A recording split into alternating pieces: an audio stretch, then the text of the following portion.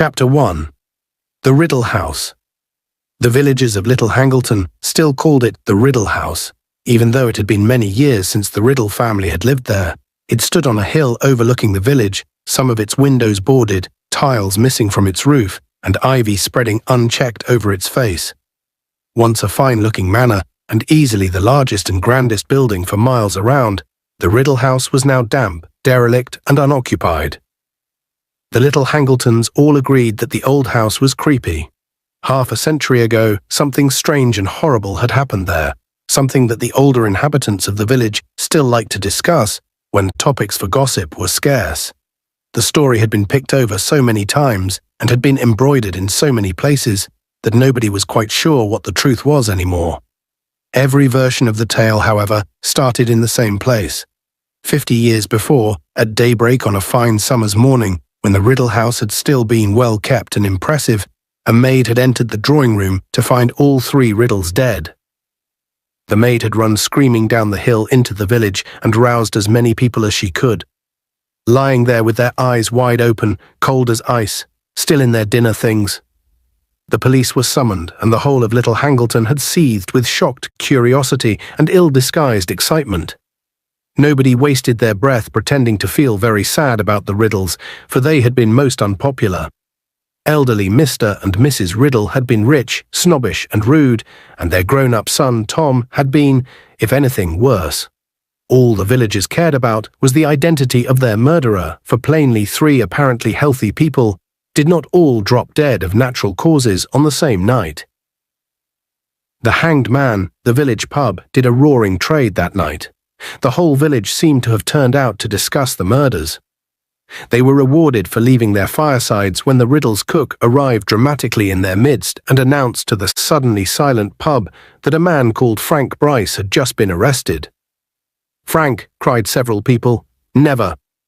Frank Bryce was the Riddle's gardener. He lived alone in a run-down cottage on the grounds of the Riddle House. Frank had come back from the war with a very stiff leg and a great dislike of crowds and loud noises, and had been working for the Riddles ever since. There was a rush to buy the cook drinks and hear more details. "Always thought he was odd," she told the eagerly listening villagers after her fourth sherry, unfriendly-like. "I'm sure if I've offered him a cuppa once, I've offered it 100 times. Never wanted to mix. He didn't." "Ah now," said a woman at the bar, "he had a hard war, Frank. He likes the quiet life. That's no reason to—" "Who else had a key to the back door then?" barked the cook. "There's been a spare key hanging in the gardener's cottage far back as I can remember. Nobody forced the door last night. No broken windows. All Frank had to do was creep up to the big house while we was all sleeping." The villagers exchanged dark looks. "I always thought he had a nasty look about him." "Right enough," grunted a man at the bar. "War turned him funny, if you ask me," said the landlord. "Told you I wouldn't like to get on the wrong side of Frank, didn't I, Dot?" said an excited woman in the corner. "Horrible temper," said Dot, nodding fervently. "I remember when he was a kid." By the following morning, hardly anyone in Little Hangleton doubted that Frank Bryce had killed the Riddles. But over in the neighbouring town of Great Hangleton, in the dark and dingy police station, Frank was stubbornly repeating, again and again, that he was innocent, and that the only person he had seen near the house on the day of the Riddles' deaths had been a teenage boy. A stranger, dark-haired and pale. Nobody else in the village had seen any such boy, and the police were quite sure that Frank had invented him. Then, just when things were looking very serious for Frank, the report on the Riddles' bodies came back and changed everything. The police had never read an odder report. A team of doctors had examined the bodies and had concluded that none of the Riddles had been poisoned, stabbed, shot, strangled, suffocated, or, as far as they could tell, harmed at all. In fact, the report continued, in a tone of unmistakable bewilderment, the Riddles all appeared to be in perfect health apart from the fact that they were all dead. The doctors did note, as though determined to find something wrong with the bodies, that each of the Riddles had a look of terror upon his or her face. But as the frustrated police said, whoever heard of 3 people being frightened to death? As there was no proof that the Riddles had been murdered at all, the police were forced to let Frank go. The Riddles were buried in the Little Hangleton churchyard, and their graves remained objects of curiosity for a while. To everyone's surprise, and amid a cloud of suspicion, Frank Bryce returned to his cottage on the grounds of the Riddle house. "As far as I'm concerned, he killed them, and I don't care what the police say," said Dot in The Hanged Man. "And if he had any decency, he'd leave here, knowing as how we knows he did it." But Frank did not leave. He stayed to tend the garden for the next family who lived in the Riddle house, and then the next, for neither family stayed long. Perhaps it was partly because of Frank that the new owners said there was a nasty feeling about the place, which in the absence of inhabitants started to fall into disrepair. The wealthy man who owned the Riddle house these days neither lived there nor put it to any use. They said in the village that he kept it for tax reasons, though nobody was very clear what these might be. The wealthy owner continued to pay Frank to do the gardening, however. Frank was nearing his 77th birthday now, very deaf, his bad leg stiffer than ever, but could be seen pottering around the flower beds in fine weather, even though the weeds were starting to creep up on him, try as he might to suppress them. Weeds were not the only things Frank had to contend with either. Boys from the village made a habit of throwing stones through the windows of the Riddle house. They rode their bicycles over the lawns Frank worked so hard to keep smooth. Once or twice they broke into the old house for a dare. They knew that old Frank's devotion to the house and grounds amounted almost to an obsession, and it amused them to see him limping across the garden, brandishing his stick and yelling croakily at them. Frank, for his part, believed the boys tormented him because they, like their parents and grandparents, thought him a murderer. So when Frank awoke one night in August and saw something very odd up at the old house, he merely assumed that the boys had gone one step further in their attempts to punish him. It was Frank's bad leg that woke him. It was paining him worse than ever in his old age. He got up and limped downstairs into the kitchen with the idea of refilling his hot water bottle to ease the stiffness in his knee. Standing at the sink, filling the kettle, he looked up at the Riddle house and saw lights glimmering in its upper windows. Frank knew at once what was going on. The boys had broken into the house again, and judging by the flickering quality of the light, they had started a fire. Frank had no telephone, and in any case, he had deeply mistrusted the police ever since they had taken him in for questioning about the Riddle's deaths. He put down the kettle at once, hurried back upstairs as fast as his bad leg would allow, and was soon back in his kitchen, fully dressed and removing a rusty old key from its hook by the door.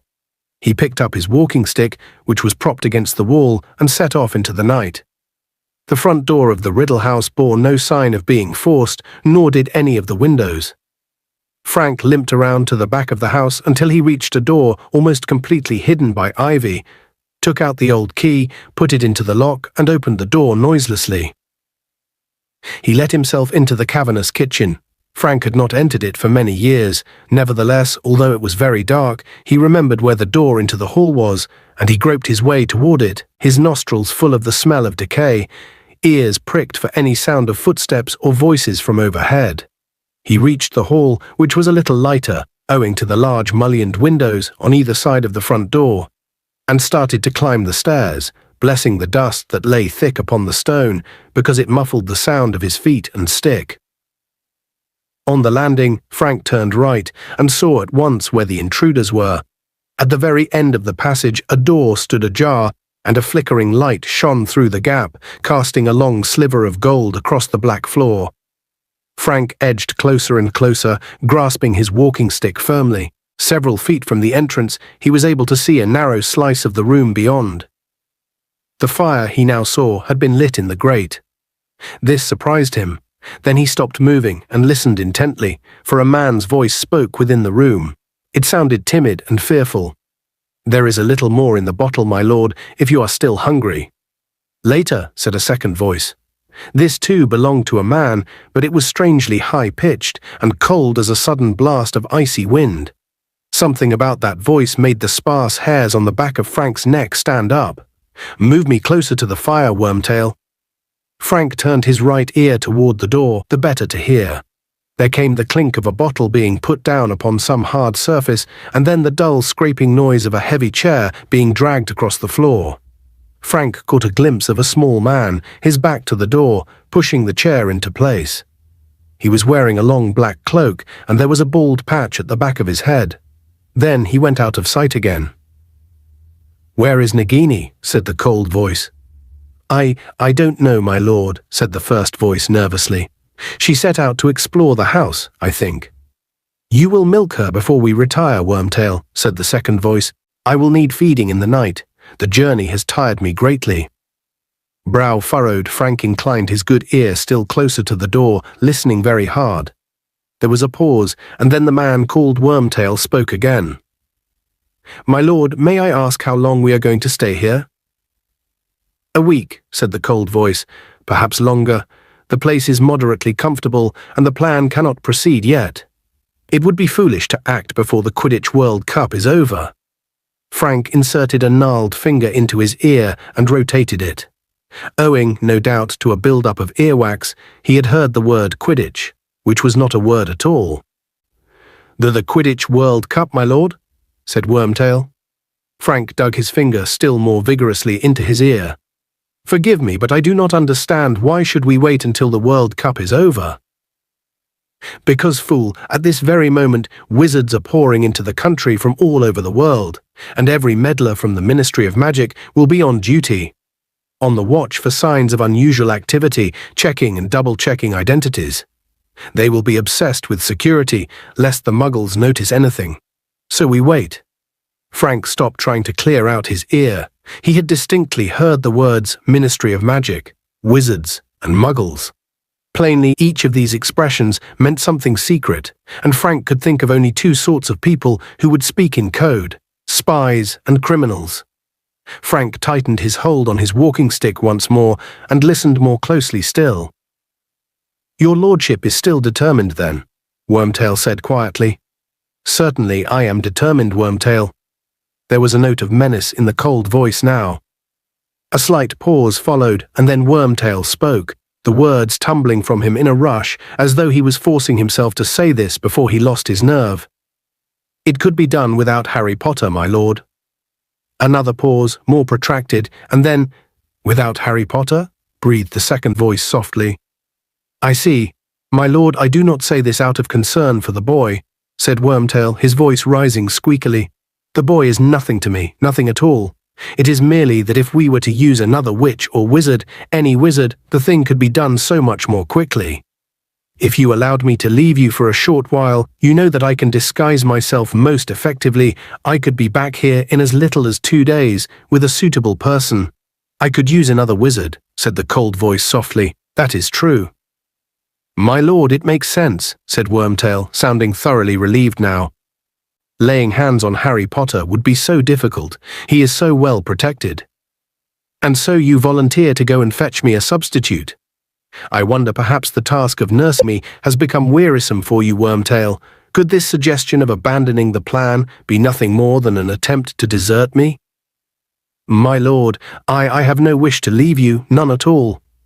"Do not lie to me," hissed the second voice. "I can always tell, Wormtail. You are regretting that you ever returned to me. I revolt you. I see you flinch when you look at me, feel you shudder when you touch me. No, my devotion to your lordship. Your devotion is nothing more than cowardice.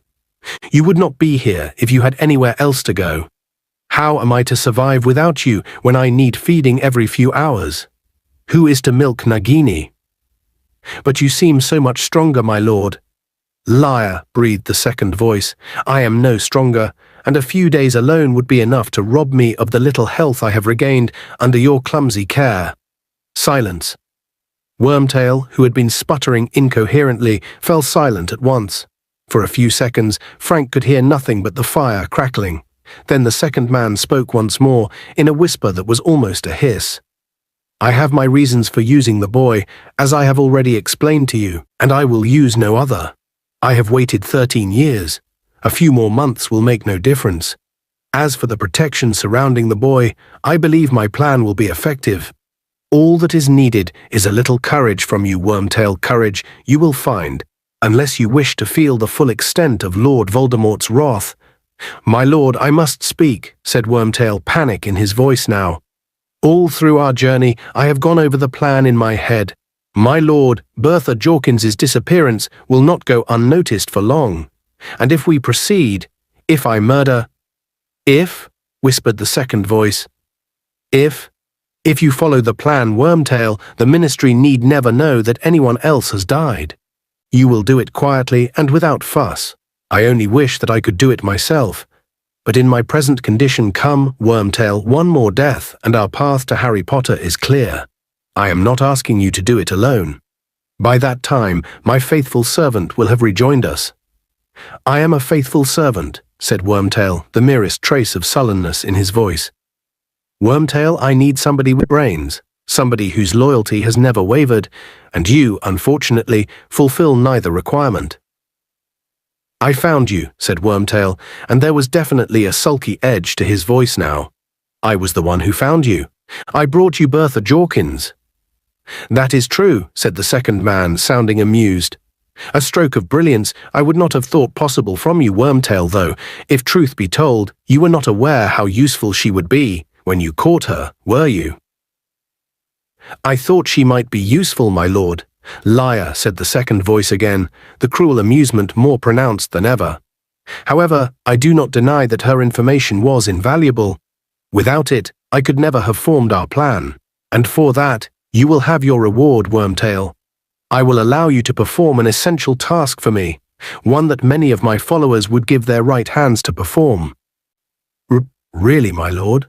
What Wormtail sounded terrified again. Ah, Wormtail, you don't want me to spoil the surprise.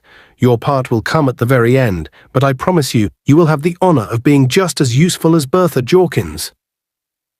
You, Wormtail's voice suddenly sounded hoarse, as though his mouth had gone very dry. You are going to kill me too?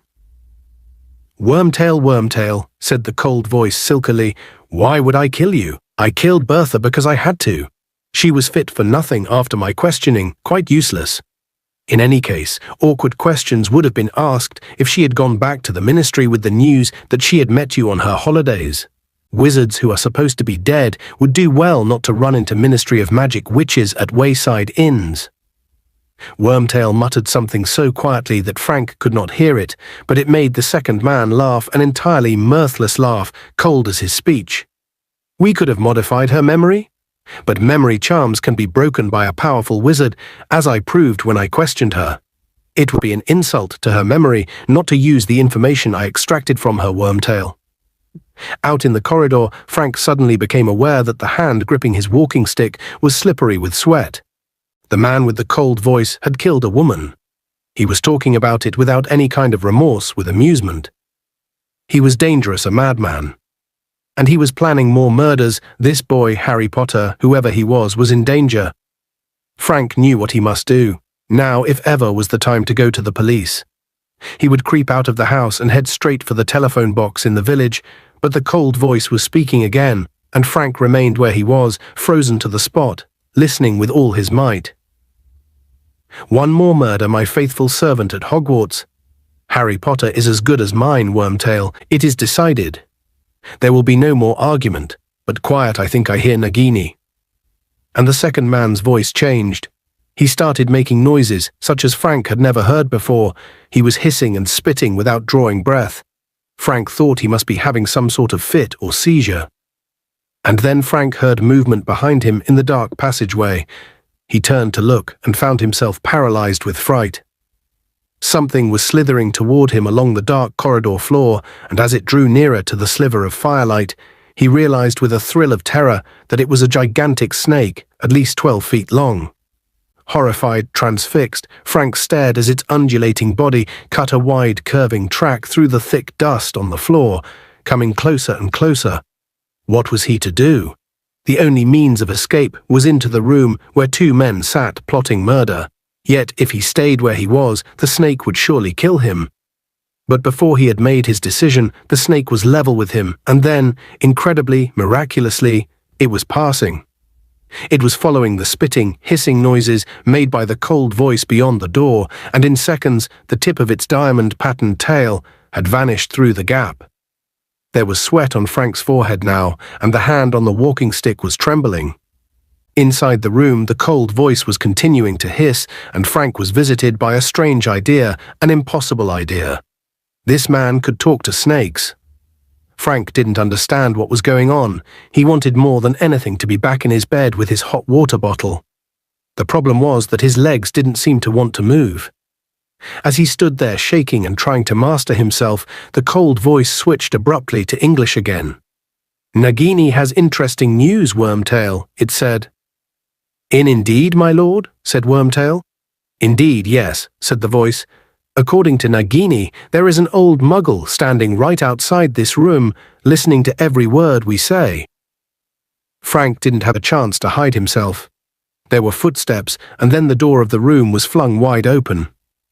A short, balding man with greying hair, a pointed nose and small, watery eyes stood before Frank, a mixture of fear and alarm in his face. "Invite him inside, Wormtail. Where are your manners?" The cold voice was coming from the ancient armchair before the fire, but Frank couldn't see the speaker. The snake, on the other hand, was curled up on the rotting hearth rug like some horrible travesty of a pet dog. Wormtail beckoned Frank into the room. Though still deeply shaken, Frank took a firmer grip upon his walking stick and limped over the threshold. The fire was the only source of light in the room. It cast long, spidery shadows upon the walls. Frank stared at the back of the armchair. The man inside it seemed to be even smaller than his servant, for Frank couldn't even see the back of his head. "You heard everything, Muggle?" said the cold voice. "What's that you're calling me?" said Frank defiantly, for now that he was inside the room, now that the time had come for some sort of action, he felt braver. It had always been so in the war. "I am calling you a Muggle," said the voice coolly. "It means that you are not a wizard." "I don't know what you mean by wizard," said Frank, his voice growing steadier. "All I know is I've heard enough to interest the police tonight, I have. You've done murder, and you're planning more. And I'll tell you this too," he added on a sudden inspiration. "My wife knows I'm up here, and if I don't come back—" "You have no wife," said the cold voice very quietly. "Nobody knows you are here. You told nobody that you were coming. Do not lie to Lord Voldemort, Muggle, for he knows he always knows." "Is that right?" said Frank roughly. "Lord, is it? Well, I don't think much of your manners, my lord. Turn round and face me like a man, why don't you?" "But I am not a man, Muggle," said the cold voice, barely audible now over the crackling of the flames. "I am much, much more than a man. However, why not? I will face you. Wormtail, come turn my chair around." The servant gave a whimper. "You heard me, Wormtail." Slowly, with his face screwed up, as though he would rather have done anything than approach his master and the hearthrug where the snake lay, the small man walked forward and began to turn the chair. The snake lifted its ugly triangular head and hissed slightly as the legs of the chair snagged on its rug. And then the chair was facing Frank, and he saw what was sitting in it. His walking stick fell to the floor with a clatter. He opened his mouth and let out a scream. He was screaming so loudly that he never heard the words. The thing in the chair spoke as it raised a wand. There was a flash of green light, a rushing sound, and Frank Bryce crumpled. He was dead before he hit the floor. 200 miles away, the boy called Harry Potter woke with a start. Chapter 2. The Scar. Harry lay flat on his back, breathing hard as though he had been running. He had awoken from a vivid dream, with his hands pressed over his face. The old scar on his forehead, which was shaped like a bolt of lightning, was burning beneath his fingers, as though someone had just pressed a white-hot wire to his skin. He sat up, one hand still on his scar, the other reaching out in the darkness for his glasses, which were on the bedside table. He put them on, and his bedroom came into clearer focus, lit by a faint, misty orange light that was filtering through the curtains from the street lamp outside the window. Harry ran his fingers over the scar again. It was still painful. He turned on the lamp beside him, scrambled out of bed, crossed the room, opened his wardrobe, and peered into the mirror on the inside of the door. A skinny boy of 14 looked back at him, his bright green eyes puzzled under his untidy black hair. He examined the lightning bolt scar of his reflection more closely. It looked normal, but it was still stinging. Harry tried to recall what he had been dreaming about before he had awoken. It had seemed so real. There had been 2 people he knew and one he didn't. He concentrated hard, frowning, trying to remember. The dim picture of a darkened room came to him. There had been a snake on a hearthrug, a small man called Peter, nicknamed Wormtail, and a cold, high voice, the voice of Lord Voldemort.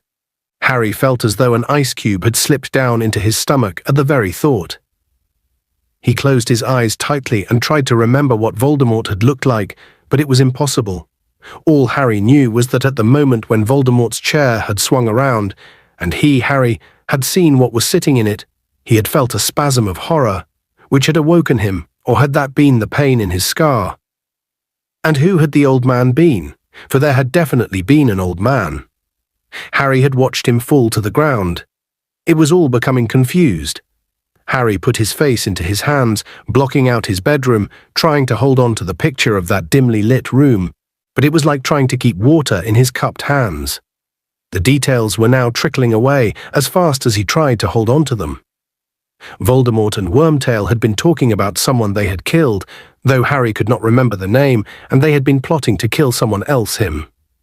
Harry took his face out of his hands, opened his eyes and stared around his bedroom as though expecting to see something unusual there. As it happened, there were an extraordinary number of unusual things in this room. A large wooden trunk stood open at the foot of his bed, revealing a cauldron, broomstick, black robes and assorted spellbooks. Rolls of parchment littered that part of his desk that was not taken up by the large, empty cage in which his snowy owl, Hedwig, usually perched. On the floor beside his bed, a book lay open. Harry had been reading it before he fell asleep last night. The pictures in this book were all moving. Men in bright orange robes were zooming in and out of sight on broomsticks, throwing a red ball to one another. Harry walked over to the book, picked it up and watched one of the wizards score a spectacular goal by putting the ball through a 50-foot-high hoop. Then he snapped the book shut. Even Quidditch, in Harry's opinion, the best sport in the world, couldn't distract him at the moment. He placed Flying with the Cannons on his bedside table, crossed to the window and drew back the curtains to survey the street below. Privet Drive looked exactly as a respectable suburban street would be expected to look in the early hours of Saturday morning. All the curtains were closed. As far as Harry could see through the darkness, there wasn't a living creature in sight, not even a cat. And yet Harry went restlessly back to the bed and sat down on it, running a finger over his scar again. It wasn't the pain that bothered him. Harry was no stranger to pain and injury. He had lost all the bones from his right arm once and had them painfully regrown in a night. The same arm had been pierced by a venomous foot-long fang not long afterward. Only last year, Harry had fallen 50 feet from an airborne broomstick. He was used to bizarre accidents and injuries. They were unavoidable if you attended Hogwarts School of Witchcraft and Wizardry and had a knack for attracting a lot of trouble. No, the thing that was bothering Harry was that the last time his scar had hurt him, it had been because Voldemort had been close by. But Voldemort couldn't be here now. The idea of Voldemort lurking in Privet Drive was absurd, impossible. Harry listened closely to the silence around him. Was he half expecting to hear the creak of a stair or the swish of a cloak? And then he jumped slightly as he heard his cousin Dudley give a tremendous grunting snore from the next room. Harry shook himself mentally. He was being stupid. There was no one in the house with him except Uncle Vernon, Aunt Petunia and Dudley. And they were plainly still asleep, their dreams untroubled and painless. Asleep was the way Harry liked the Dursleys best. It wasn't as though they were ever any help to him awake. Uncle Vernon, Aunt Petunia and Dudley were Harry's only living relatives. They were muggles who hated and despised magic in any form, which meant that Harry was about as welcome in their house as dry rot. They had explained away Harry's long absences at Hogwarts over the last 3 years by telling everyone that he went to St. Brutus's secure centre for incurably criminal boys. They knew perfectly well that as an underage wizard, Harry wasn't allowed to use magic outside Hogwarts, but they were still apt to blame him for anything that went wrong about the house. Harry had never been able to confide in them or tell them anything about his life in the wizarding world. The very idea of going to them when they awoke and telling them about his scar hurting him and about his worries about Voldemort was laughable. And yet it was because of Voldemort that Harry had come to live with the Dursleys in the first place. If it hadn't been for Voldemort, Harry would not have had the lightning scar on his forehead. If it hadn't been for Voldemort, Harry would still have had parents. Harry had been a year old the night that Voldemort, the most powerful dark wizard for a century, a wizard who had been gaining power steadily for 11 years, arrived at his house and killed his father and mother. Voldemort had then turned his wand on Harry. He had performed the curse that had disposed of many full-grown witches and wizards in his steady rise to power, and incredibly, it had not worked. Instead of killing the small boy, the curse had rebounded upon Voldemort. Harry had survived with nothing but a lightning-shaped cut on his forehead, and Voldemort had been reduced to something barely alive. His powers gone, his life almost extinguished, Voldemort had fled. The terror in which the secret community of witches and wizards had lived for so long had lifted. Voldemort's followers had disbanded, and Harry Potter had become famous. It had been enough of a shock for Harry to discover, on his 11th birthday, that he was a wizard. It had been even more disconcerting to find out that everyone in the hidden wizarding world knew his name. Harry had arrived at Hogwarts to find that heads turned and whispers followed him wherever he went. But he was used to it now. At the end of this summer, he would be starting his 4th year at Hogwarts, and Harry was already counting the days until he would be back at the castle again. But there was still a fortnight to go before he went back to school. He looked hopelessly around his room again, and his eye paused on the birthday cards his 2 best friends had sent him at the end of July. What would they say if Harry wrote to them and told them about his scar hurting? At once, Hermione Granger's voice seemed to fill his head, shrill and panicky. "Your scar hurt? Harry, that's really serious. Write to Professor Dumbledore, and I'll go and check common magical ailments and afflictions. Maybe there's something in there about curse scars." Yes, that would be Hermione's advice. Go straight to the headmaster of Hogwarts, and in the meantime, consult a book. Harry stared out of the window at the inky blue-black sky. He doubted very much whether a book could help him now. As far as he knew, he was the only living person to have survived a curse like Voldemort's. It was highly unlikely, therefore, that he would find his symptoms listed in common magical ailments and afflictions. As for informing the headmaster, Harry had no idea where Dumbledore went during the summer holidays. He amused himself for a moment, picturing Dumbledore with his long silver beard, full-length wizard's robes and pointed hat, stretched out on a beach somewhere, rubbing suntan lotion onto his long, crooked nose. Wherever Dumbledore was, though, Harry was sure that Hedwig would be able to find him. Harry's owl had never yet failed to deliver a letter to anyone, even without an address. But what would he write? "Dear Professor Dumbledore, sorry to bother you, but my scar hurt this morning. Yours sincerely, Harry Potter." Even inside his head the words sounded stupid. And so he tried to imagine his other best friend, Ron Weasley's reaction, and in a moment, Ron's red hair and long-nosed, freckled face seemed to swim before Harry, wearing a bemused expression. "Your scar hurt? But you know who can't be near you now, can he? I mean, you'd know, wouldn't you? He'd be trying to do you in again, wouldn't he?" "I don't know, Harry. Maybe curse scars always twinge a bit. I'll ask Dad." Mr. Weasley was a fully qualified wizard who worked in the misuse of Muggle artifacts office at the Ministry of Magic, but he didn't have any particular expertise in the matter of curses as far as Harry knew. In any case, Harry didn't like the idea of the whole Weasley family knowing that he, Harry, was getting jumpy about a few moments' pain. Mrs. Weasley would fuss worse than Hermione, and Fred and George, Ron's 16-year-old twin brothers, might think Harry was losing his nerve. The Weasleys were Harry's favourite family in the world. He was hoping that they might invite him to stay any time now. Ron had mentioned something about the Quidditch World Cup, and he somehow didn't want his visit punctuated with anxious inquiries about his scar. Harry kneaded his forehead with his knuckles. What he really wanted, and it felt almost shameful to admit it to himself, was someone like a parent, an adult wizard whose advice he could ask without feeling stupid, someone who cared about him, who had had experience with dark magic. And then the solution came to him. It was so simple and so obvious that he couldn't believe it had taken so long. Serious. Harry leapt up from the bed, hurried across the room, and sat down at his desk. He pulled a piece of parchment toward him, loaded his eagle feather quill with ink, wrote "Dear Sirius," then paused, wondering how best to phrase his problem, still marveling at the fact that he hadn't thought of Sirius straight away. But then perhaps it wasn't so surprising after all. He had only found out that Sirius was his godfather 2 months ago.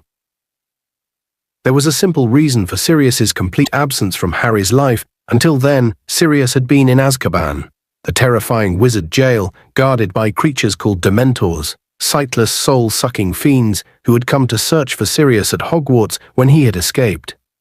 Yet Sirius had been innocent. The murders for which he had been convicted had been committed by Wormtail, Voldemort's supporter, whom nearly everybody now believed dead.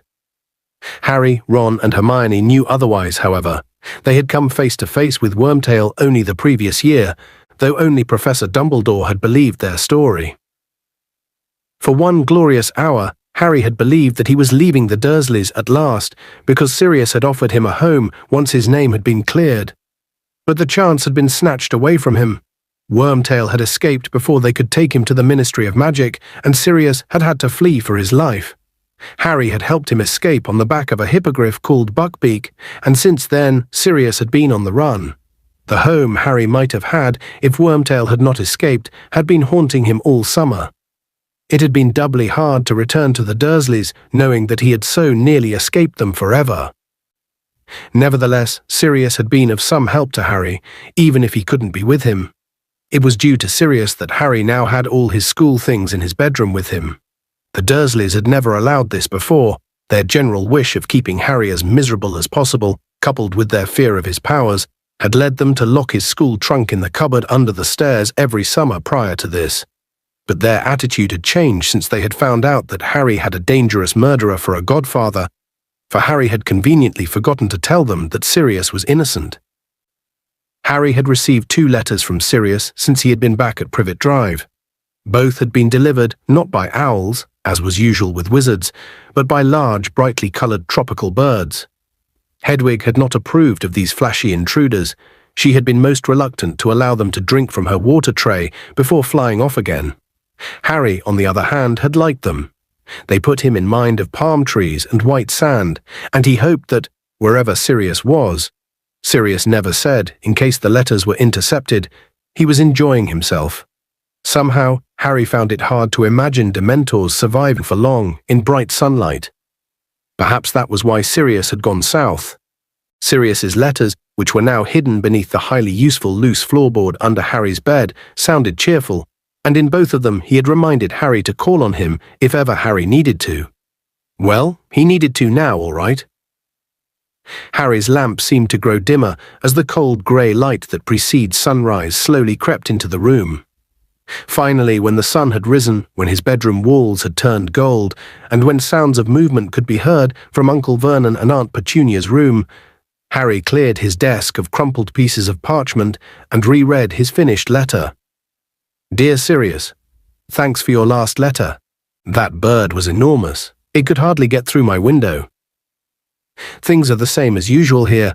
Dudley's diet isn't going too well. My aunt found him smuggling donuts into his room yesterday. They told him they'd have to cut his pocket money if he keeps doing it, so he got really angry and chucked his PlayStation out of the window. That's a sort of computer thing you can play games on. Bit stupid, really. Now he hasn't even got Mega Mutilation Part 3 to take his mind off things. I'm okay, mainly because the Dursleys are terrified you might turn up and turn them all into bats if I ask you to. A weird thing happened this morning, though. My scar hurt again. Last time that happened, it was because Voldemort was at Hogwarts. But I don't reckon he can be anywhere near me now, can he? Do you know if curse scars sometimes hurt years afterward? I'll send this with Hedwig when she gets back. She's off hunting at the moment. Say hello to Buckbeak for me. Yes, thought Harry, that looked all right. There was no point putting in the dream. He didn't want it to look as though he was too worried. He folded up the parchment and laid it aside on his desk, ready for when Hedwig returned. Then he got to his feet, stretched, and opened his wardrobe once more. Without glancing at his reflection, he started to get dressed before going down to breakfast. Chapter 3. The Invitation.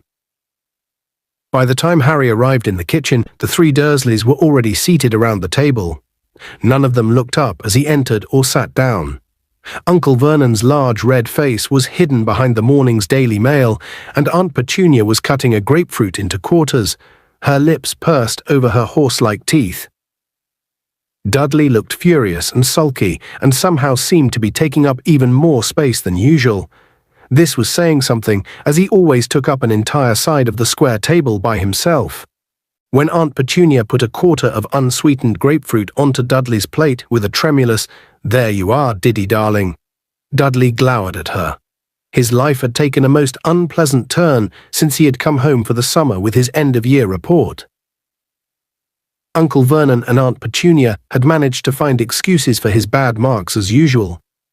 Aunt Petunia always insisted that Dudley was a very gifted boy whose teachers didn't understand him, while Uncle Vernon maintained that he didn't want some swotty little Nancy boy for a son anyway. They also skated over the accusations of bullying in the report.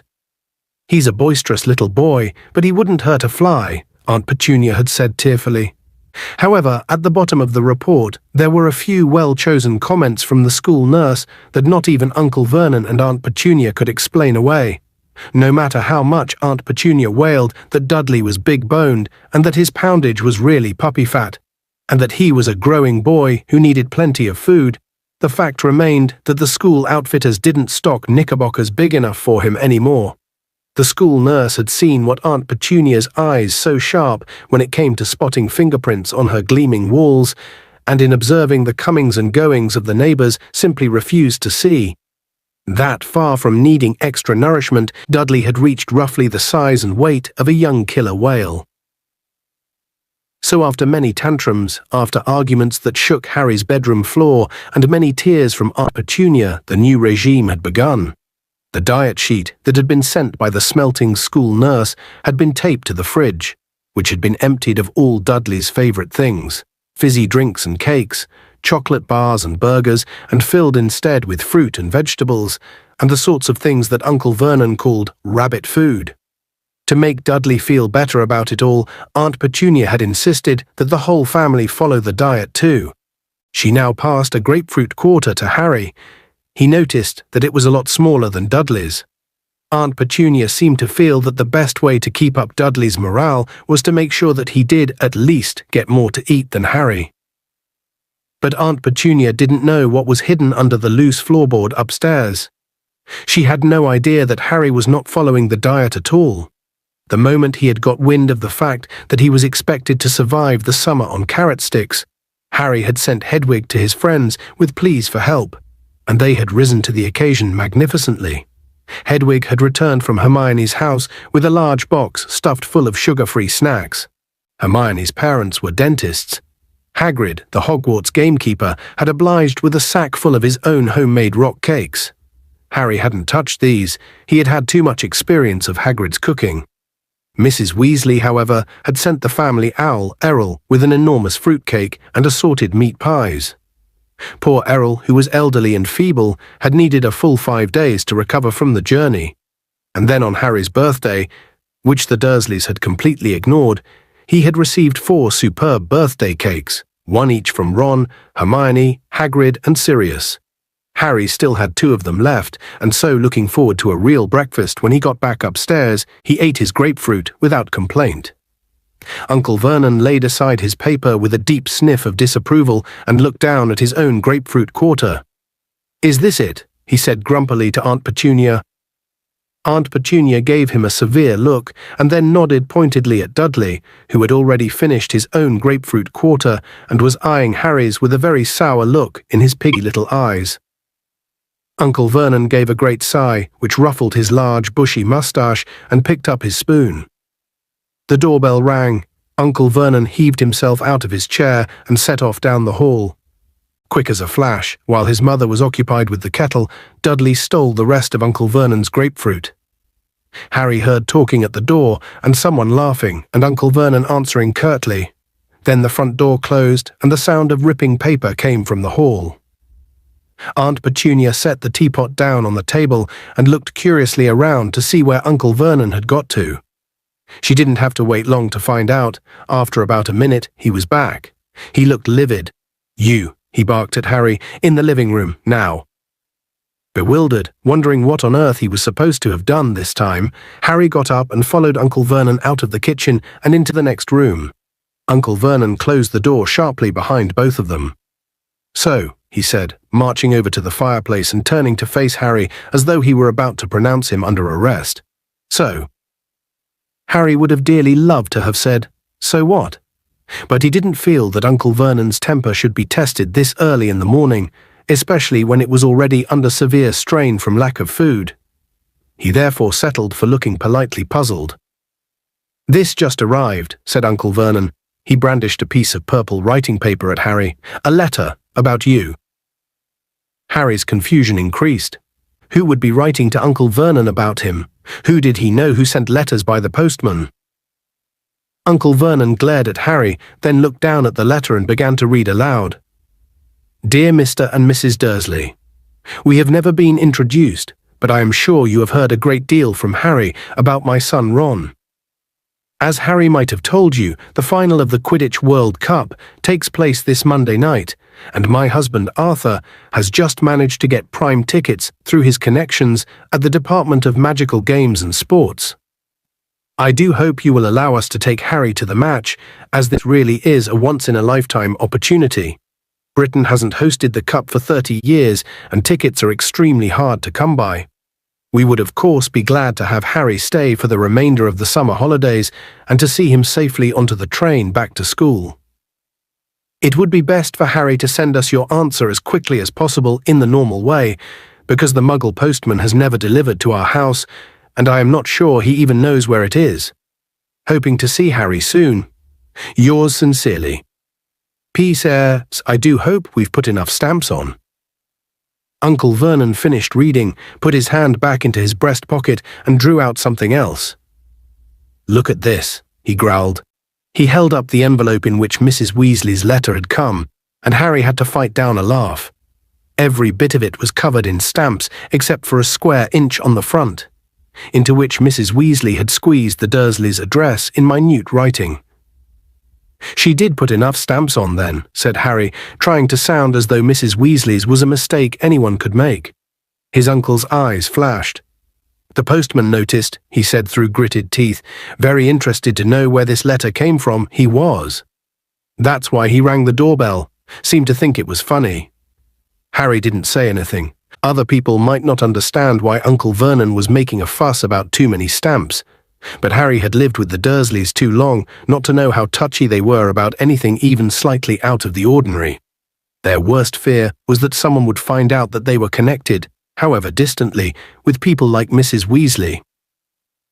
Uncle Vernon was still glaring at Harry, who tried to keep his expression neutral. If he didn't do or say anything stupid, he might just be in for the treat of a lifetime. He waited for Uncle Vernon to say something, but he merely continued to glare. Harry decided to break the silence. "So can I go then?" he asked. A slight spasm crossed Uncle Vernon's large purple face, the moustache bristled. Harry thought he knew what was going on behind the moustache. A furious battle as two of Uncle Vernon's most fundamental instincts came into conflict. Allowing Harry to go would make Harry happy, something Uncle Vernon had struggled against for 13 years. On the other hand, allowing Harry to disappear to the Weasleys for the rest of the summer would get rid of him 2 weeks earlier than anyone could have hoped.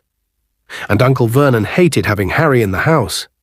To give himself thinking time, it seemed, he looked down at Mrs. Weasley's letter again. "Who is this woman?" he said, staring at the signature with distaste. "You've seen her," said Harry. "She's my friend Ron's mother. She was meeting him off the school train at the end of last term." He had almost said Hogwarts Express, and that was a sure way to get his uncle's temper up. Nobody ever mentioned the name of Harry's school aloud in the Dursley household. Uncle Vernon screwed up his enormous face as though trying to remember something very unpleasant. "Dumpy sort of woman," he growled finally. "Load of children with red hair." Harry frowned. He thought it was a bit rich of Uncle Vernon to call anyone dumpy, when his own son, Dudley, had finally achieved what he'd been threatening to do since the age of 3 and become wider than he was tall. Uncle Vernon was perusing the letter again. "Quidditch," he muttered under his breath.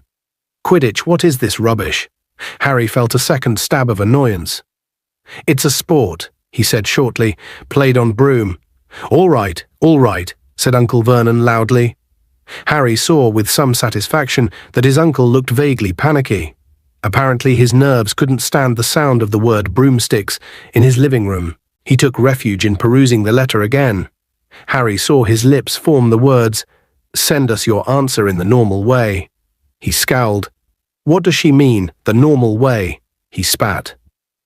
Normal for us, said Harry, and before his uncle could stop him, he added, You know, owl post. That's what's normal for wizards.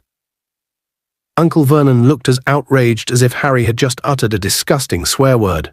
Shaking with anger, he shot a nervous look through the window, as though expecting to see some of the neighbors with their ears pressed against the glass. How many times do I have to tell you not to mention that unnaturalness under my roof? He hissed, his face now a rich plum color.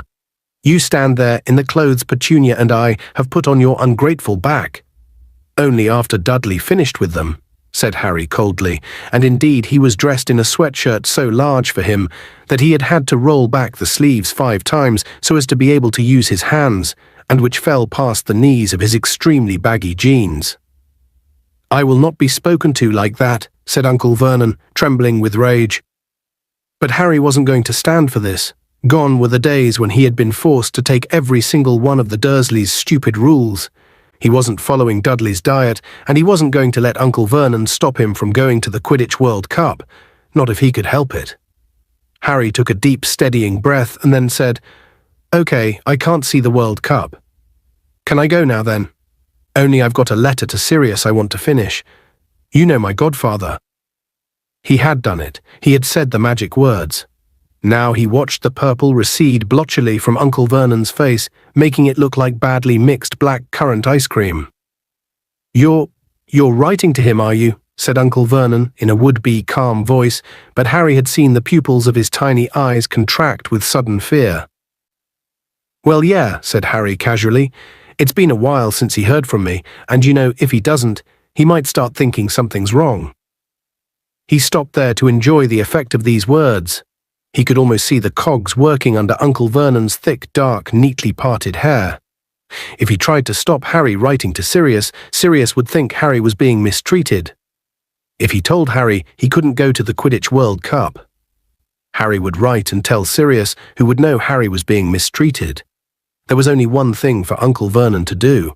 Harry could see the conclusion forming in his uncle's mind as though the great moustached face were transparent. Harry tried not to smile, to keep his own face as blank as possible. And then, well, all right then, you can go to this ruddy, this stupid, this World Cup thing. You write and tell these Weasleys they're to pick you up, mind. I haven't got time to go dropping you off all over the country. And you can spend the rest of the summer there. And you can tell your godfather, tell him you're going. Okay then, said Harry brightly. He turned and walked toward the living room door, fighting the urge to jump into the air and whoop. He was going. He was going to the Weasleys. He was going to watch the Quidditch World Cup. Outside in the hall, he nearly ran into Dudley, who had been lurking behind the door, clearly hoping to overhear Harry being told off. He looked shocked to see the broad grin on Harry's face. That was an excellent breakfast, wasn't it? Said Harry. I feel really full, don't you? Laughing at the astonished look on Dudley's face, Harry took the stairs 3 at a time and hurled himself back into his bedroom. The first thing he saw was that Hedwig was back. She was sitting in her cage, staring at Harry with her enormous amber eyes and clicking her beak in the way that meant she was annoyed about something. Exactly what was annoying her became apparent almost at once. Ouch, said Harry, as what appeared to be a small, grey, feathery tennis ball collided with the side of his head.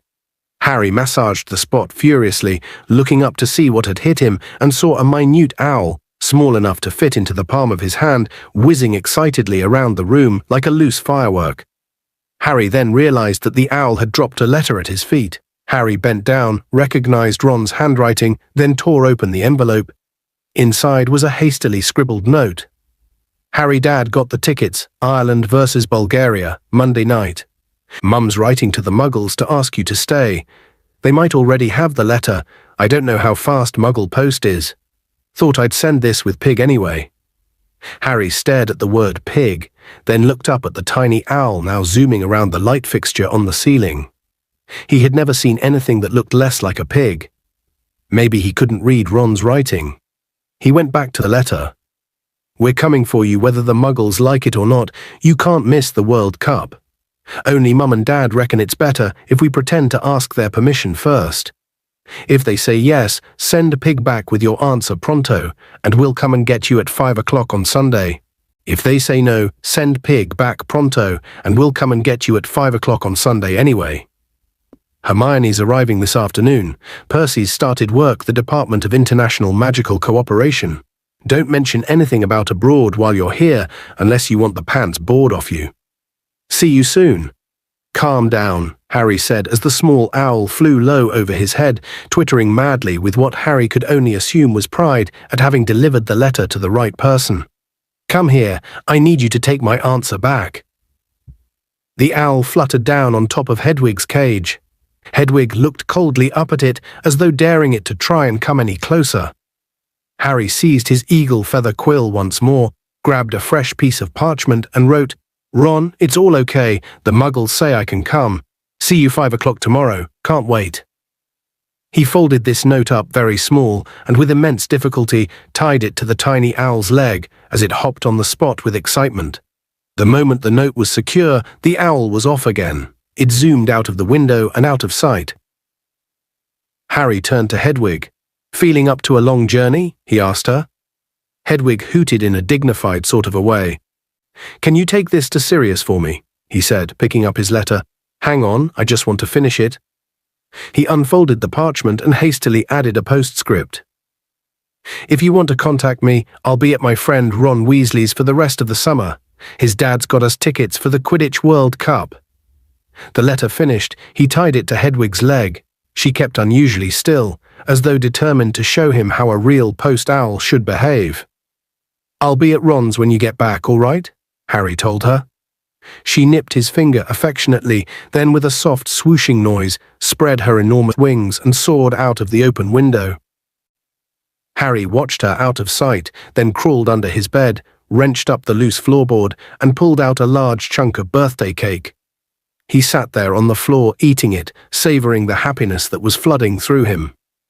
He had cake and Dudley had nothing but grapefruit. It was a bright summer's day. He would be leaving Privet Drive tomorrow, his scar felt perfectly normal again, and he was going to watch the Quidditch World Cup. It was hard, just now, to feel worried about anything, even Lord Voldemort. Chapter 4. Back to the Burrow.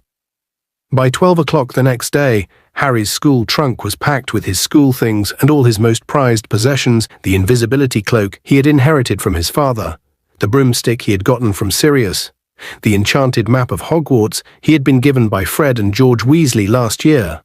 He had emptied his hiding place under the loose floorboard of all food, double-checked every nook and cranny of his bedroom for forgotten spellbooks or quills, and taken down the chart on the wall counting down the days to September the 1st, on which he liked to cross off the days remaining until his return to Hogwarts. The atmosphere inside number 4, Privet Drive, was extremely tense. The imminent arrival at their house of an assortment of wizards was making the Dursleys uptight and irritable. Uncle Vernon had looked downright alarmed when Harry informed him that the Weasleys would be arriving at 5 o'clock the very next day. "I hope you told them to dress properly, these people," he snarled at once. "I've seen the sort of stuff your lot wear. They'd better have the decency to put on normal clothes, that's all." Harry felt a slight sense of foreboding. He had rarely seen Mr. or Mrs. Weasley wearing anything that the Dursleys would call normal. Their children might don Muggle clothing during the holidays, but Mr. and Mrs. Weasley usually wore long robes in varying states of shabbiness. Harry wasn't bothered about what the neighbours would think, but he was anxious about how rude the Dursleys might be to the Weasleys if they turned up looking like their worst idea of wizards. Uncle Vernon had put on his best suit. To some people, this might have looked like a gesture of welcome, but Harry knew it was because Uncle Vernon wanted to look impressive and intimidating. Dudley, on the other hand, looked somehow diminished. This was not because the diet was at last taking effect, but due to fright.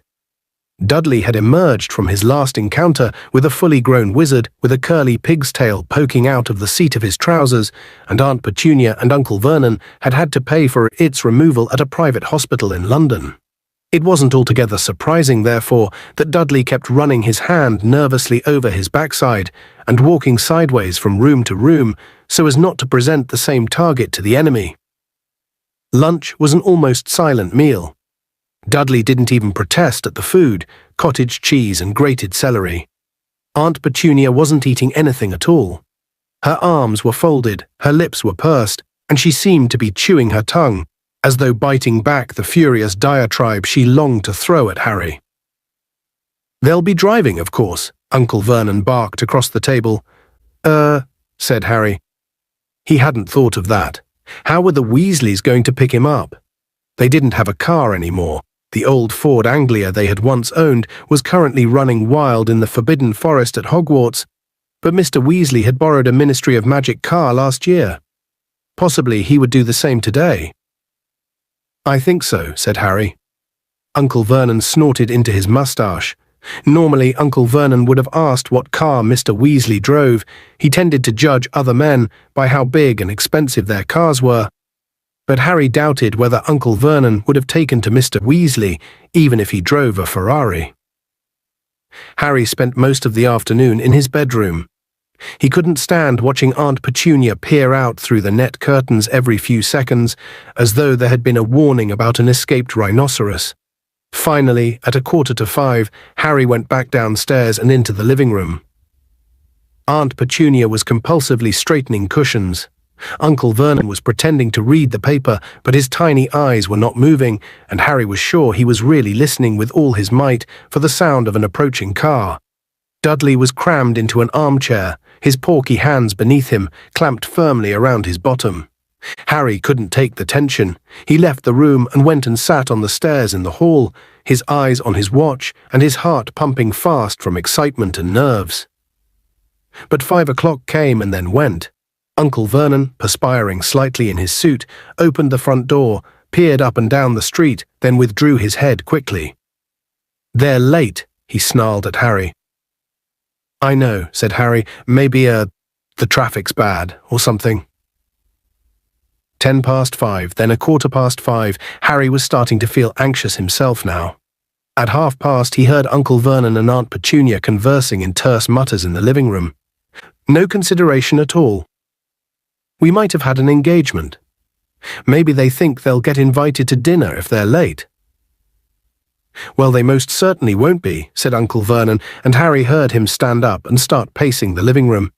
"They'll take the boy and go. There'll be no hanging around. That's if they're coming at all.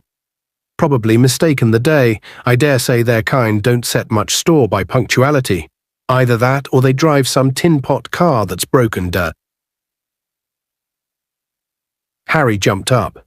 From the other side of the living room door came the sounds of the three Dursleys scrambling, panic-stricken, across the room. Next moment, Dudley came flying into the hall, looking terrified. "What happened?" said Harry. "What's the matter?" But Dudley didn't seem able to speak. Hands still clamped over his buttocks, he waddled as fast as he could into the kitchen. Harry hurried into the living room. Loud bangings and scrapings were coming from behind the Dursleys' boarded-up fireplace, which had a fake coal fire plugged in front of it. "What is it?" gasped Aunt Petunia, who had backed into the wall and was staring, terrified, toward the fire. "What is it, Vernon?" But they were left in doubt barely a second longer. Voices could be heard from inside the blocked fireplace. "Ouch! Fred, no, go back. Go back. There's been some kind of mistake. Tell George not to ouch." "George, no, there's no room. Go back quickly and tell Ron. Maybe Harry can hear us. Dad, maybe he'll be able to let us out." There was a loud hammering of fists on the boards behind the electric fire. Harry, can you hear us?" The Dursleys rounded on Harry like a pair of angry wolverines.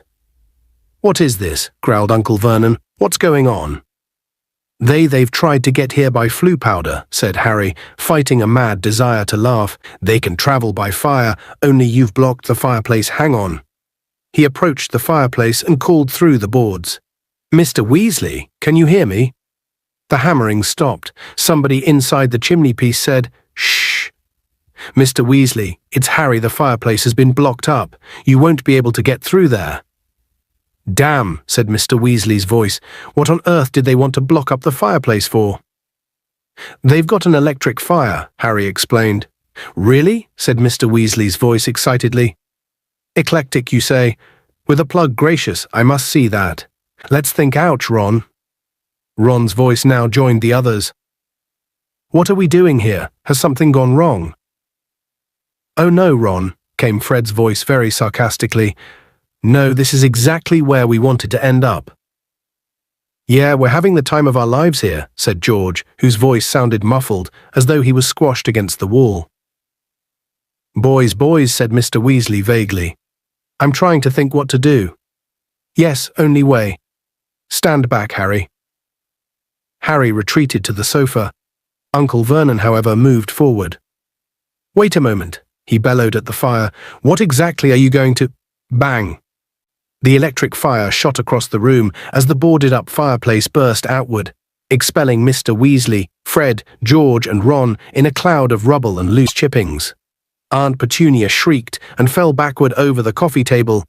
Uncle Vernon caught her before she hit the floor and gaped, speechless, at the Weasleys, all of whom had bright red hair, including Fred and George, who were identical to the last freckle. That's better, panted Mr. Weasley, brushing dust from his long green robes and straightening his glasses. Ah, you must be Harry's aunt and uncle. Tall, thin, and balding, he moved toward Uncle Vernon, his hand outstretched, but Uncle Vernon backed away several paces, dragging Aunt Petunia. Words utterly failed Uncle Vernon.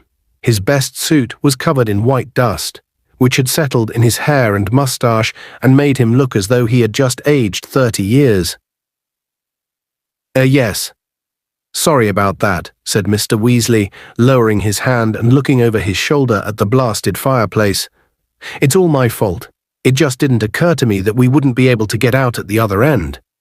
I had your fireplace connected to the flu network. You see, just for an afternoon, so we could get Harry.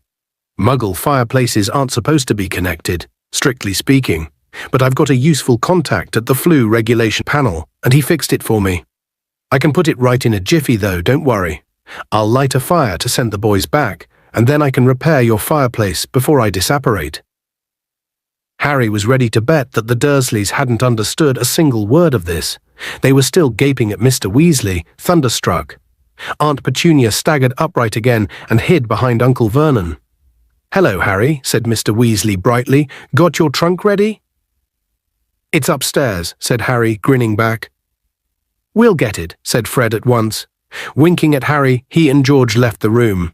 They knew where Harry's bedroom was, having once rescued him from it in the dead of night. Harry suspected that Fred and George were hoping for a glimpse of Dudley. They had heard a lot about him from Harry.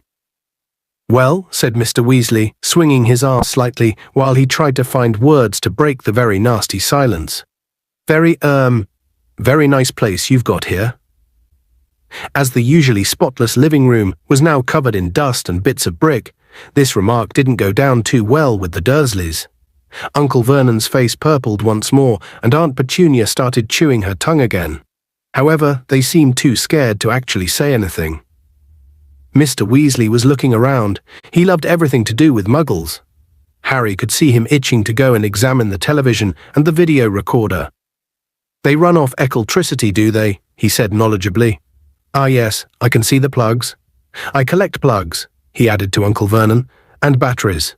Got a very large collection of batteries. My wife thinks I'm mad, but there you are. Uncle Vernon clearly thought Mr. Weasley was mad too.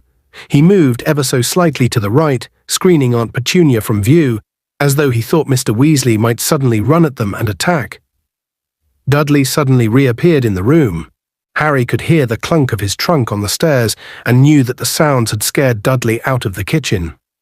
Dudley edged along the wall, gazing at Mr. Weasley with terrified eyes, and attempted to conceal himself behind his mother and father. Unfortunately, Uncle Vernon's bulk, while sufficient to hide bony Aunt Petunia, was nowhere near enough to conceal Dudley.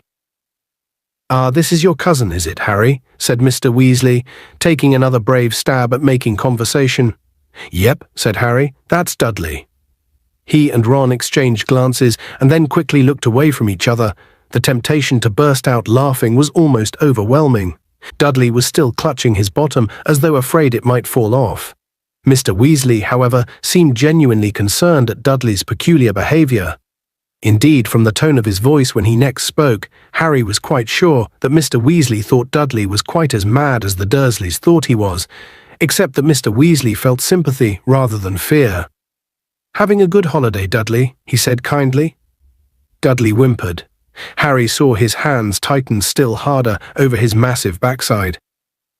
Fred and George came back into the room, carrying Harry's school trunk. They glanced around as they entered and spotted Dudley. Their faces cracked into identical evil grins. "Ah, right," said Mr. Weasley. "Better get cracking then." He pushed up the sleeves of his robes and took out his wand. Harry saw the Dursleys draw back against the wall as one. "Incendio," said Mr. Weasley, pointing his wand at the hole in the wall behind him. Flames rose at once in the fireplace, crackling merrily as though they had been burning for hours. Mr. Weasley took a small drawstring bag from his pocket, untied it, took a pinch of the powder inside, and threw it onto the flames, which turned emerald green and roared higher than ever. "Off you go then, Fred," said Mr. Weasley. "Coming," said Fred. "Oh no, hang on." A bag of sweets had spilled out of Fred's pocket, and the contents were now rolling in every direction, big fat toffees in brightly coloured wrappers. Fred scrambled around, cramming them back into his pocket, then gave the Dursleys a cheery wave, stepped forward and walked right into the fire, saying, "The burrow." Aunt Petunia gave a little shuddering gasp. There was a whooshing sound, and Fred vanished. "Right then, George," said Mr. Weasley, "you and the trunk." Harry helped George carry the trunk forward into the flames and turn it onto its end so that he could hold it better. Then, with a second whoosh, George had cried, "The burrow," and vanished too. "Ron, you next," said Mr. Weasley. "See you," said Ron brightly to the Dursleys. He grinned broadly at Harry, then stepped into the fire, shouted, "The burrow," and disappeared. Now Harry and Mr. Weasley alone remained. "Well, bye then," Harry said to the Dursleys. They didn't say anything at all. Harry moved toward the fire, but just as he reached the edge of the hearth, Mr. Weasley put out a hand and held him back. He was looking at the Dursleys in amazement. "Harry said goodbye to you," he said. "Didn't you hear him?" "It doesn't matter," Harry muttered to Mr. Weasley. "Honestly, I don't care." Mr. Weasley did not remove his hand from Harry's shoulder. "You aren't going to see your nephew till next summer," he said to Uncle Vernon in mild indignation. "Surely you're going to say goodbye." Uncle Vernon's face worked furiously. The idea of being taught consideration by a man who had just blasted away half his living room wall seemed to be causing him intense suffering. But Mr. Weasley's wand was still in his hand, and Uncle Vernon's tiny eyes darted to it once, before he said very resentfully, "Goodbye then." "You," said Harry, putting one foot forward into the green flames, which felt pleasantly like warm breath. At that moment, however, a horrible gagging sound erupted behind him, and Aunt Petunia started to scream. Harry wheeled around. Dudley was no longer standing behind his parents. He was kneeling beside the coffee table, and he was gagging and sputtering on a foot-long purple slimy thing that was protruding from his mouth. One bewildered second later, Harry realized that the foot-long thing was Dudley's tongue, and that a brightly colored toffee wrapper lay on the floor before him. Aunt Petunia hurled herself onto the ground beside Dudley, seized the end of his swollen tongue, and attempted to wrench it out of his mouth. Unsurprisingly, Dudley yelled and sputtered worse than ever, trying to fight her off. Uncle Vernon was bellowing and waving his arms around, and Mr. Weasley had to shout to make himself heard. "Not to worry, I can sort him out," he yelled, advancing on Dudley with his wand outstretched. But Aunt Petunia screamed worse than ever and threw herself on top of Dudley, shielding him from Mr. Weasley. "No, really," said Mr. Weasley desperately. "It's a simple process. It was the toffee my son Fred. Real practical joker, but it's only an engorgement charm at least. I think it is.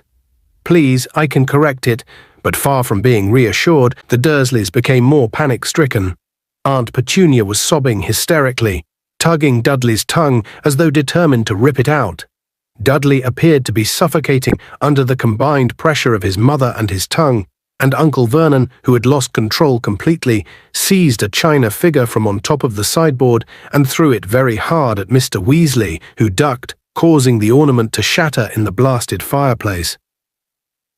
"Now really," said Mr. Weasley angrily, brandishing his wand, "I'm trying to help." Bellowing like a wounded hippo, Uncle Vernon snatched up another ornament. "Harry, go. Just go," Mr. Weasley shouted, his wand on Uncle Vernon. "I'll sort this out."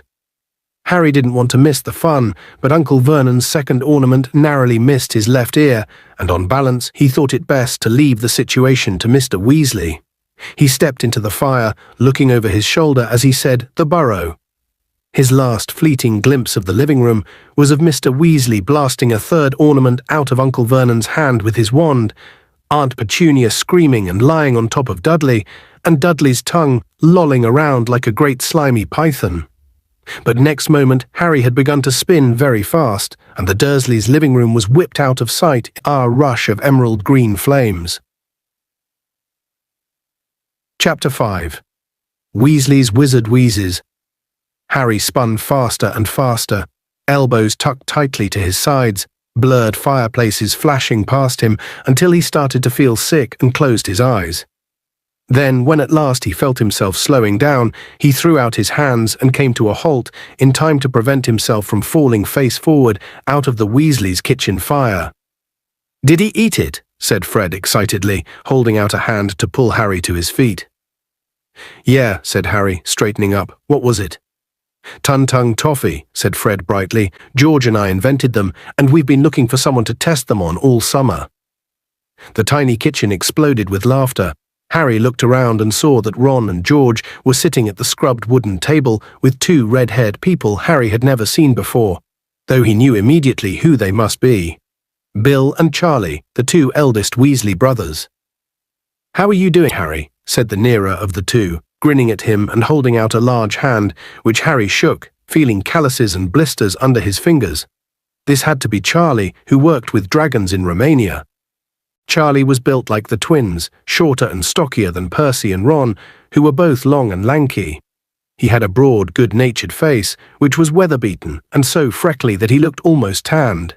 His arms were muscular, and one of them had a large, shiny burn on it. Bill got to his feet smiling and also shook Harry's hand.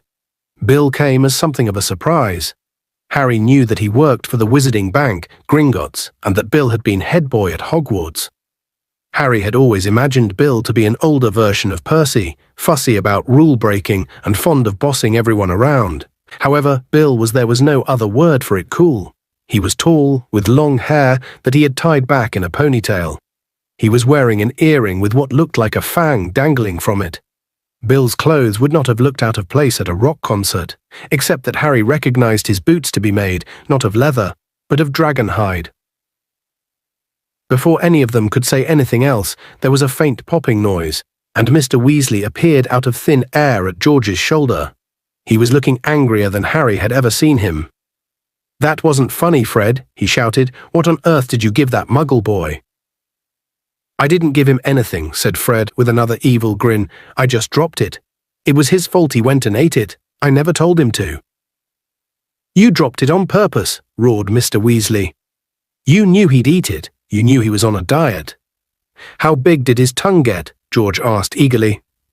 "It was 4 feet long before his parents would let me shrink it." Harry and the Weasleys roared with laughter again. "It isn't funny," Mr. Weasley shouted. "That sort of behavior seriously undermines wizard-muggle relations. I spend half my life campaigning against the mistreatment of muggles and my own sons." "We didn't give it to him because he's a muggle," said Fred indignantly. "No, we gave it to him because he's a great bullying git," said George. "Isn't he, Harry?" "Yeah, he is, Mr. Weasley," said Harry earnestly. "That's not the point," raged Mr. Weasley. "You wait until I tell your mother." "Tell me what?" said a voice behind them. Mrs. Weasley had just entered the kitchen. She was a short, plump woman with a very kind face, though her eyes were presently narrowed with suspicion. "Oh, hello, Harry dear," she said, spotting him and smiling. Then her eyes snapped back to her husband. "Tell me what, Arthur?" Mr. Weasley hesitated. Harry could tell that however angry he was with Fred and George, he hadn't really intended to tell Mrs. Weasley what had happened. There was a silence, while Mr. Weasley eyed his wife nervously. Then two girls appeared in the kitchen doorway behind Mrs. Weasley. One, with very bushy brown hair and rather large front teeth, was Harry's and Ron's friend, Hermione Granger. The other, who was small and red-haired, was Ron's younger sister, Ginny. Both of them smiled at Harry, who grinned back, which made Ginny go scarlet. She had been very taken with Harry ever since his first visit to the Burrow. "Tell me what, Arthur?" Mrs. Weasley repeated in a dangerous sort of voice. "It's nothing, Molly," mumbled Mr. Weasley. "Fred and George just... but I've had words with them." "What have they done this time?" said Mrs. Weasley. "If it's got anything to do with Weasley's wizard wheezes..." "Why don't you show Harry where he's sleeping, Ron?" said Hermione from the doorway. "He knows where he's sleeping," said Ron. "In my room. He slept there last." "We can all go," said Hermione pointedly. "Oh," said Ron, cottoning on. "Right." "Yeah, we'll come too," said George. "You stay where you are," snarled Mrs. Weasley. Harry and Ron edged out of the kitchen, and they, Hermione and Ginny, set off along the narrow hallway and up the rickety staircase that zigzagged through the house to the upper stories. "What are Weasley's wizard wheezes?" Harry asked as they climbed. Ron and Ginny both laughed, although Hermione didn't. "Mum found this stack of order forms when she was cleaning Fred and George's room," said Ron quietly. "Great long price lists for stuff they've invented. Joke stuff, you know. Fake wands and trick sweets, loads of stuff. It was brilliant. I never knew they'd been inventing all that. We've been hearing explosions out of their room for ages, but we never thought they were actually making things," said Ginny. "We thought they just liked the noise." "Only most of the stuff, well, all of it really was a bit dangerous," said Ron. "And you know, they were planning to sell it at Hogwarts to make some money, and Mum went mad at them. Told them they weren't allowed to make any more of it, and burned all the order forms. She's furious at them anyway. They didn't get as many OWLs as she expected." OWLs were ordinary wizarding levels, the examinations Hogwarts students took at the age of 15. "And then there was this big row," Ginny said, "because Mum wants them to go into the Ministry of Magic like Dad, and they told her all they want to do is open a joke shop." Just then a door on the second landing opened, and a face poked out wearing horn-rimmed glasses and a very annoyed expression. "Hi, Percy," said Harry. "Oh, hello, Harry," said Percy. "I was wondering who was making all the noise. I'm trying to work in here. You know, I've got a report to finish for the office, and it's rather difficult to concentrate when people keep thundering up and down the stairs." "We're not thundering," said Ron irritably. "We're walking. Sorry if we've disturbed the top-secret workings of the Ministry of Magic." "What are you working on?" said Harry. "A report for the Department of International Magical Cooperation," said Percy smugly. "We're trying to standardize cauldron thickness. Some of these foreign imports are just a shade too thin. Leakages have been increasing at a rate of almost 3% a year." "That'll change the world, that report will," said Ron. "Front page of the Daily Prophet, I expect. Cauldron leaks." Percy went slightly pink. "You might sneer, Ron," he said heatedly, "but unless some sort of international law is imposed, we might well find the market flooded with flimsy, shallow-bottom products that seriously endanger—" Yeah, all right," said Ron, and he started off upstairs again. Percy slammed his bedroom door shut. As Harry, Hermione, and Ginny followed Ron up 3 more flights of stairs, shouts from the kitchen below echoed up to them. It sounded as though Mr. Weasley had told Mrs. Weasley about the toffees. The room at the top of the house where Ron slept looked much as it had the last time that Harry had come to stay. The same posters of Ron's favourite Quidditch team, the Chudley Cannons, were whirling and waving on the walls and sloping ceiling, and the fish tank on the windowsill, which had previously held frog spawn, now contained one extremely large frog. Ron's old rat, Scabbers, was here no more, but instead there was the tiny grey owl that had delivered Ron's letter to Harry in Privet Drive. It was hopping up and down in a small cage and twittering madly. "Shut up, pig," said Ron, edging his way between 2 of the 4 beds that had been squeezed into the room. "Fred and George are in here with us because Bill and Charlie are in their room," he told Harry. "Percy gets to keep his room all to himself because he's got to work." "Why are you calling that owl pig?" Harry asked Ron. Because he's being stupid, said Ginny. Its proper name is Pigwidgeon. Yeah, and that's not a stupid name at all, said Ron sarcastically. Ginny named him, he explained to Harry. She reckons it's sweet, and I tried to change it, but it was too late. He won't answer to anything else. So now he's Pig. I've got to keep him up here because he annoys Errol and Hermes. He annoys me too, come to that. Pigwidgeon zoomed happily around his cage, hooting shrilly. Harry knew Ron too well to take him seriously. He had moaned continually about his old rat, Scabbers, but had been most upset when Hermione's cat, Crookshanks, appeared to have eaten him. Where's Crookshanks? Harry asked Hermione now. Out in the garden, I expect, she said. He likes chasing gnomes. He's never seen any before. Percy's enjoying work then, said Harry, sitting down on one of the beds and watching the Chudley cannons zooming in and out of the posters on the ceiling. Enjoying it? Said Ron darkly. I don't reckon he'd come home if Dad didn't make him. He's obsessed. Just don't get him onto the subject of his boss. According to Mr. Crouch, as I was saying to Mr. Crouch is of the opinion Mr. Crouch was telling me they'll be announcing their engagement any day now. Have you had a good summer, Harry? Said Hermione. Did you get our food parcels and everything? Yeah, thanks a lot, said Harry. They saved my life, those cakes. And have you heard from Ron? Began, but at a look from Hermione he fell silent. Harry knew Ron had been about to ask about Sirius. Ron and Hermione had been so deeply involved in helping Sirius escape from the Ministry of Magic that they were almost as concerned about Harry's godfather as he was. However, discussing him in front of Ginny was a bad idea. Nobody but themselves and Professor Dumbledore knew about how Sirius had escaped, or believed in his innocence. I think they've stopped arguing, said Hermione, to cover the awkward moment, because Ginny was looking curiously from Ron to Harry. Shall we go down and help your mum with dinner? Yeah, all right, said Ron. The four of them left Ron's room and went back downstairs to find Mrs. Weasley alone in the kitchen, looking extremely bad-tempered. We're eating out in the garden, she said when they came in. There's just not room for 11 people in here. Could you take the plates outside, girls? Bill and Charlie are setting up the tables.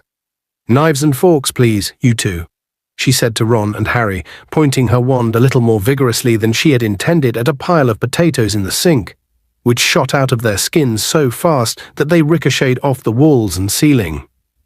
Oh, for heaven's sake, she snapped, now directing her wand at a dustpan which hopped off the sideboard and started skating across the floor, scooping up the potatoes. Those two, she burst out savagely, now pulling pots and pans out of a cupboard, and Harry knew she meant Fred and George. I don't know what's going to happen to them, I really don't. No ambition, unless you count making as much trouble as they possibly can. Mrs. Weasley slammed a large copper saucepan down on the kitchen table and began to wave her wand around inside it. A creamy sauce poured from the wand tip as she stirred. It's not as though they haven't got brains, she continued irritably, taking the saucepan over to the stove and lighting it with a further poke of her wand. But they're wasting them, and unless they pull themselves together soon, they'll be in real trouble. I've had more owls from Hogwarts about them than the rest put together. If they carry on the way they're going, they'll end up in front of the improper use of magic office. Mrs. Weasley jabbed her wand at the cutlery drawer, which shot open.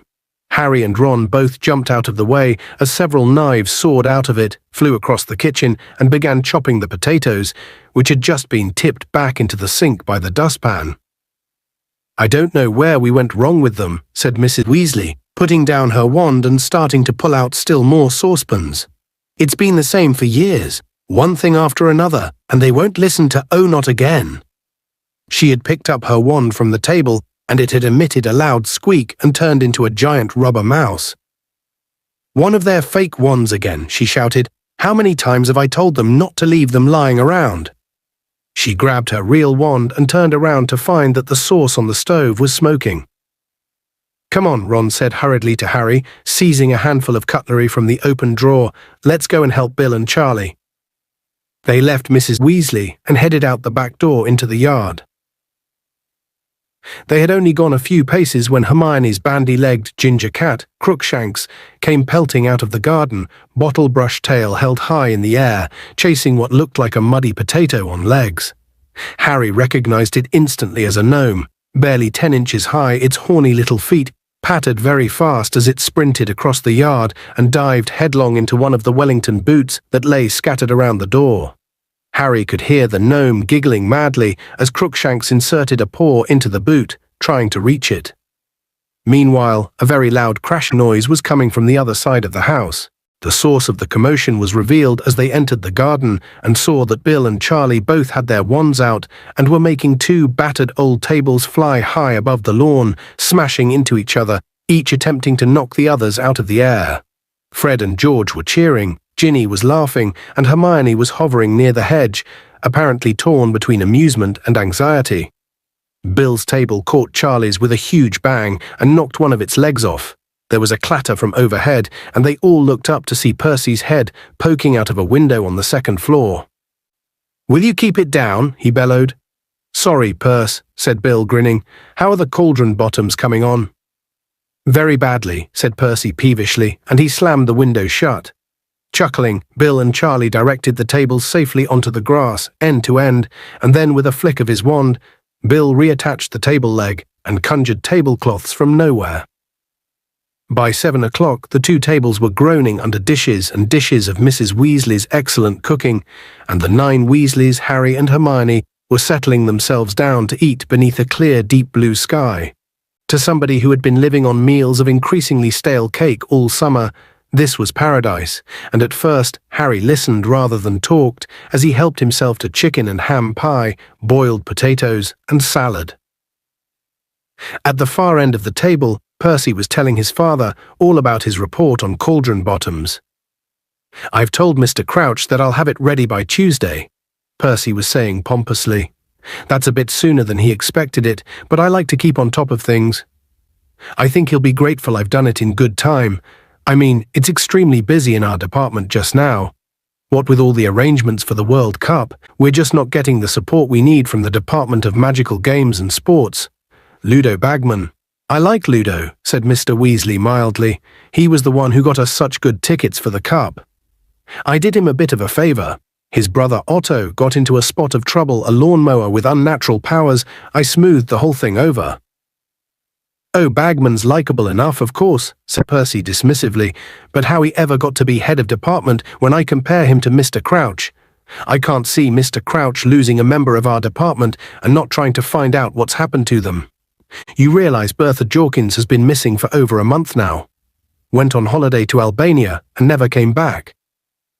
"Yes, I was asking Ludo about that," said Mr. Weasley, frowning. "He says Bertha's gotten lost plenty of times before now, though I must say if it was someone in my department, I'd be worried." "Oh, Bertha's hopeless, all right," said Percy. "I hear she's been shunted from department to department for years. Much more trouble than she's worth, but all the same, Bagman ought to be trying to find her. Mr. Crouch has been taking a personal interest. She worked in our department at one time, you know, and I think Mr. Crouch was quite fond of her, but Bagman just keeps laughing and saying she probably misread the map and ended up in Australia instead of Albania. However," Percy heaved an impressive sigh and took a deep swig of elderflower wine, "we've got quite enough on our plates at the Department of International Magical Cooperation without trying to find members of other departments too. As you know, we've got another big event to organize right after the World Cup." Percy cleared his throat significantly and looked down toward the end of the table where Harry, Ron, and Hermione were sitting. "You know the one I'm talking about, Father?" He raised his voice slightly. "The top secret one." Ron rolled his eyes and muttered to Harry and Hermione, "He's been trying to get us to ask what that event is ever since he started work. Probably an exhibition of thick-bottomed cauldrons." In the middle of the table, Mrs. Weasley was arguing with Bill about his earring, which seemed to be a recent acquisition, with a horrible great fang on it. "Really, Bill, what do they say at the bank?" "Mum, no one at the bank gives a damn how I dress as long as I bring home plenty of treasure," said Bill patiently. "And your hair's getting silly, dear," said Mrs. Weasley, fingering her wand lovingly. "I wish you'd let me give it a trim." "I like it," said Ginny, who was sitting beside Bill. "You're so old-fashioned, Mum. Anyway, it's nowhere near as long as Professor Dumbledore's." Next to Mrs. Weasley, Fred, George, and Charlie were all talking spiritedly about the World Cup. "It's got to be Ireland," said Charlie thickly through a mouthful of potato. "They flattened Peru in the semi-finals." "Bulgaria has got Victor Krum, though," said Fred. "Krum's one decent player. Ireland has got 7, said Charlie shortly. "I wish England had got through. That was embarrassing, that was." "What happened?" said Harry eagerly, regretting more than ever his isolation from the wizarding world when he was stuck on Privet Drive. "Went down to Transylvania, 390-10, said Charlie gloomily. "Shocking performance, and Wales lost to Uganda, and Scotland was slaughtered by Luxembourg." Harry had been on the Gryffindor House Quidditch team ever since his first year at Hogwarts and owned one of the best racing brooms in the world, a Firebolt.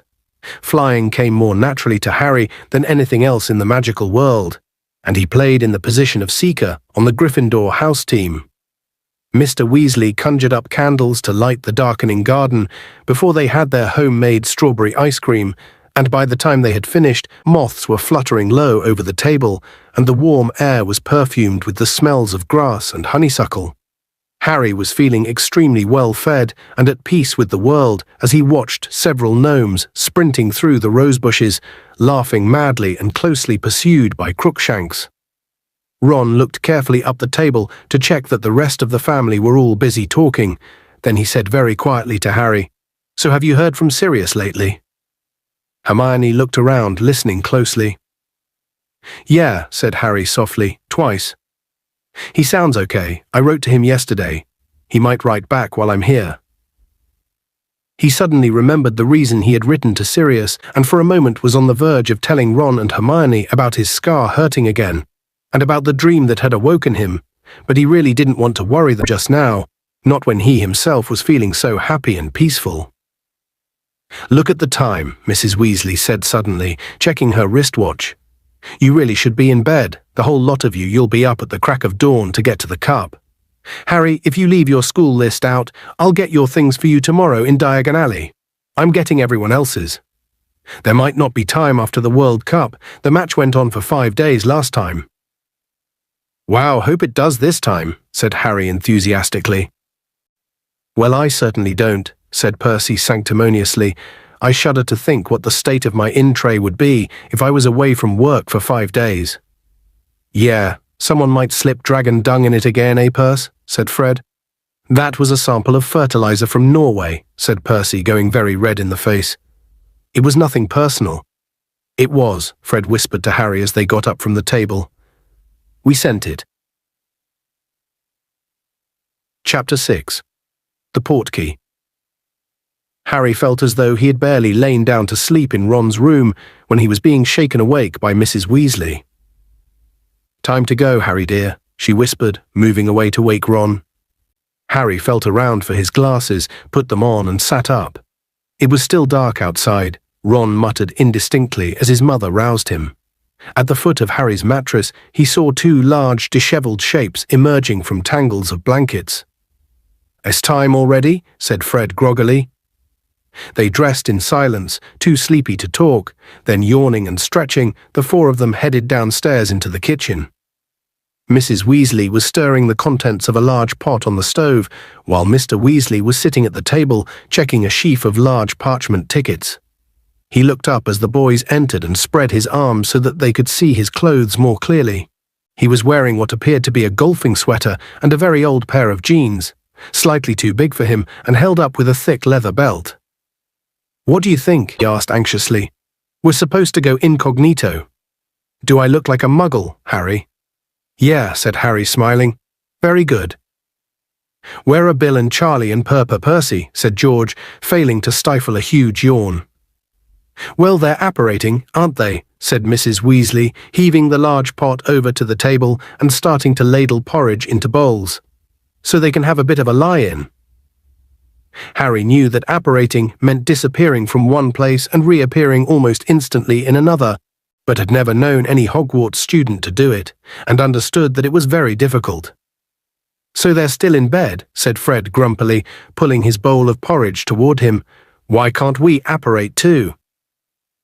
"Because you're not of age and you haven't passed your test," snapped Mrs. Weasley. "And where have those girls got to?" She bustled out of the kitchen and they heard her climbing the stairs. "You have to pass a test to apparate?" Harry asked. "Oh yes," said Mr. Weasley, tucking the ticket safely into the back pocket of his jeans. "The Department of Magical Transportation had to fine a couple of people the other day for apparating without a license. It's not easy apparition, and when it's not done properly, it can lead to nasty complications. This pair I'm talking about went and splinched themselves." Everyone around the table except Harry winced. Splinched," said Harry. "They left half of themselves behind," said Mr. Weasley, now spooning large amounts of treacle onto his porridge. "So of course they were stuck. Couldn't move either way. Had to wait for the accidental magic reversal squad to sort them out. Meant a fair old bit of paperwork, I can tell you, what with the muggles who spotted the body parts they'd left behind." Harry had a sudden vision of a pair of legs and an eyeball lying abandoned on the pavement of Privet Drive. "Were they okay?" he asked, startled. "Oh yes," said Mr. Weasley, matter-of-factly, "but they got a heavy fine, and I don't think they'll be trying it again in a hurry. You don't mess around with apparition. There are plenty of adult wizards who don't bother with it, prefer brooms slower but safer. But Bill and Charlie and Percy can all do it." "Charlie had to take the test twice," said Fred, grinning. "He failed the first time, apparated 5 miles south of where he meant to, right on top of some poor old dear doing her shopping, remember?" "Yes, well, he passed the second time," said Mrs. Weasley, marching back into the kitchen amid hearty sniggers. "Percy only passed 2 weeks ago," said George. "He's been apparating downstairs every morning since, just to prove he can." There were footsteps down the passageway, and Hermione and Ginny came into the kitchen, both looking pale and drowsy. "Why do we have to be up so early?" Ginny said, rubbing her eyes and sitting down at the table. "We've got a bit of a walk," said Mr. Weasley. "Walk?" said Harry. "What? Are we walking to the World Cup?" No, that's miles away," said Mr. Weasley, smiling. "We only need to walk a short way. It's just that it's very difficult for a large number of wizards to congregate without attracting Muggle attention. We have to be very careful about how we travel at the best of times, and on a huge occasion like the Quidditch World Cup." "George," said Mrs. Weasley sharply, and they all jumped. "What?" said George in an innocent tone that deceived nobody. "What is that in your pocket?" "Nothing." "Don't you lie to me." Mrs. Weasley pointed her wand at George's pocket and said, "Accio." Several small, brightly coloured objects zoomed out of George's pocket. He made a grab for them, but missed, and they sped right into Mrs. Weasley's outstretched hand. "We told you to destroy them," said Mrs. Weasley furiously, holding up what were unmistakably more Tung-Tung toffees. "We told you to get rid of the lot. Empty your pockets, go on, both of you." It was an unpleasant scene. The twins had evidently been trying to smuggle as many toffees out of the house as possible, and it was only by using her summoning charm that Mrs. Weasley managed to find them all. "Accio, Accio, Accio," she shouted, and toffees zoomed from all sorts of unlikely places, including the lining of George's jacket and the turn-ups of Fred's jeans. "We spent 6 months developing those," Fred shouted at his mother as she threw the toffees away. "Oh, a fine way to spend 6 months," she shrieked. "No wonder you didn't get more OWLs." All in all, the atmosphere was not very friendly as they took their departure. Mrs. Weasley was still glowering as she kissed Mr. Weasley on the cheek, though not nearly as much as the twins, who had each hoisted their rucksacks onto their backs and walked out without a word to her. "Well, have a lovely time," said Mrs. Weasley, "and behave yourselves," she called after the twins' retreating backs, but they did not look back or answer. "I'll send Bill, Charlie, and Percy along around midday," Mrs. Weasley said to Mr. Weasley as he, Harry, Ron, Hermione, and Ginny set off across the dark yard after Fred and George.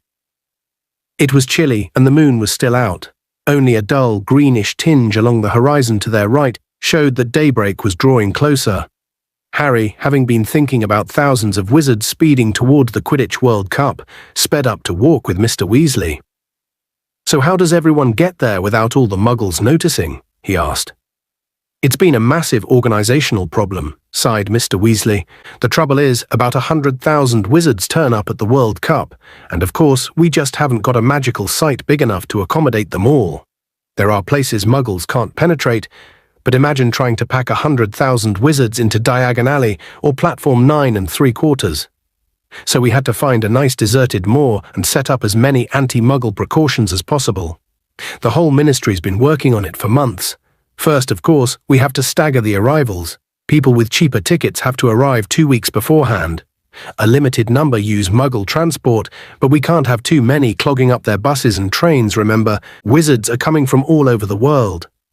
Some apparate, of course, but we have to set up safe points for them to appear, well away from muggles. I believe there's a handy wood they're using as the apparition point. For those who don't want to apparate or can't, we use portkeys. They're objects that are used to transport wizards from one spot to another at a prearranged time. You can do large groups at a time if you need to. There have been 200 portkeys placed at strategic points around Britain, and the nearest one to us is up at the top of Stoatshead Hill, so that's where we're headed. Mr. Weasley pointed ahead of them where a large black mass rose beyond the village of Ottery St. Catchpole. "What sort of objects are portkeys?" said Harry curiously. "Well, they can be anything," said Mr. Weasley. "Unobtrusive things, obviously, so muggles don't go picking them up and playing with them stuff they'll just think is litter." They trudged down the dark, dank lane toward the village, the silence broken only by their footsteps. The sky lightened very slowly as they made their way through the village, its inky blackness diluting to deepest blue. Harry's hands and feet were freezing. Mr. Weasley kept checking his watch. They didn't have breath to spare for talking as they began to climb Stoatshead Hill, stumbling occasionally in hidden rabbit holes, slipping on thick black tuffets of grass. Each breath Harry took was sharp in his chest, and his legs were starting to seize up when, at last, his feet found level ground. "Woo," panted Mr. Weasley, taking off his glasses and wiping them on his sweater. "Well, we've made good time. We've got 10 minutes. Hermione came over the crest of the hill last, clutching a stitch in her side. "Now we just need the portkey," said Mr. Weasley, replacing his glasses and squinting around at the ground. "It won't be big. Come on." They spread out, searching. They had only been at it for a couple of minutes, however, when a shout rent the still air. "Over here, Arthur. Over here, son. We've got it." Two tall figures were silhouetted against the starry sky on the other side of the hilltop. "Amos," said Mr. Weasley, smiling as he strode over to the man who had shouted. The rest of them followed. Mr. Weasley was shaking hands with a ruddy-faced wizard with a scrubby brown beard who was holding a mouldy-looking old boot in his other hand. "This is Amos Diggory, everyone," said Mr. Weasley. "He works for the Department for the Regulation and Control of Magical Creatures, and I think you know his son, Cedric. Cedric Diggory was an extremely handsome boy of around 17. He was captain and seeker of the Hufflepuff House Quidditch team at Hogwarts." "Hi," said Cedric, looking around at them all.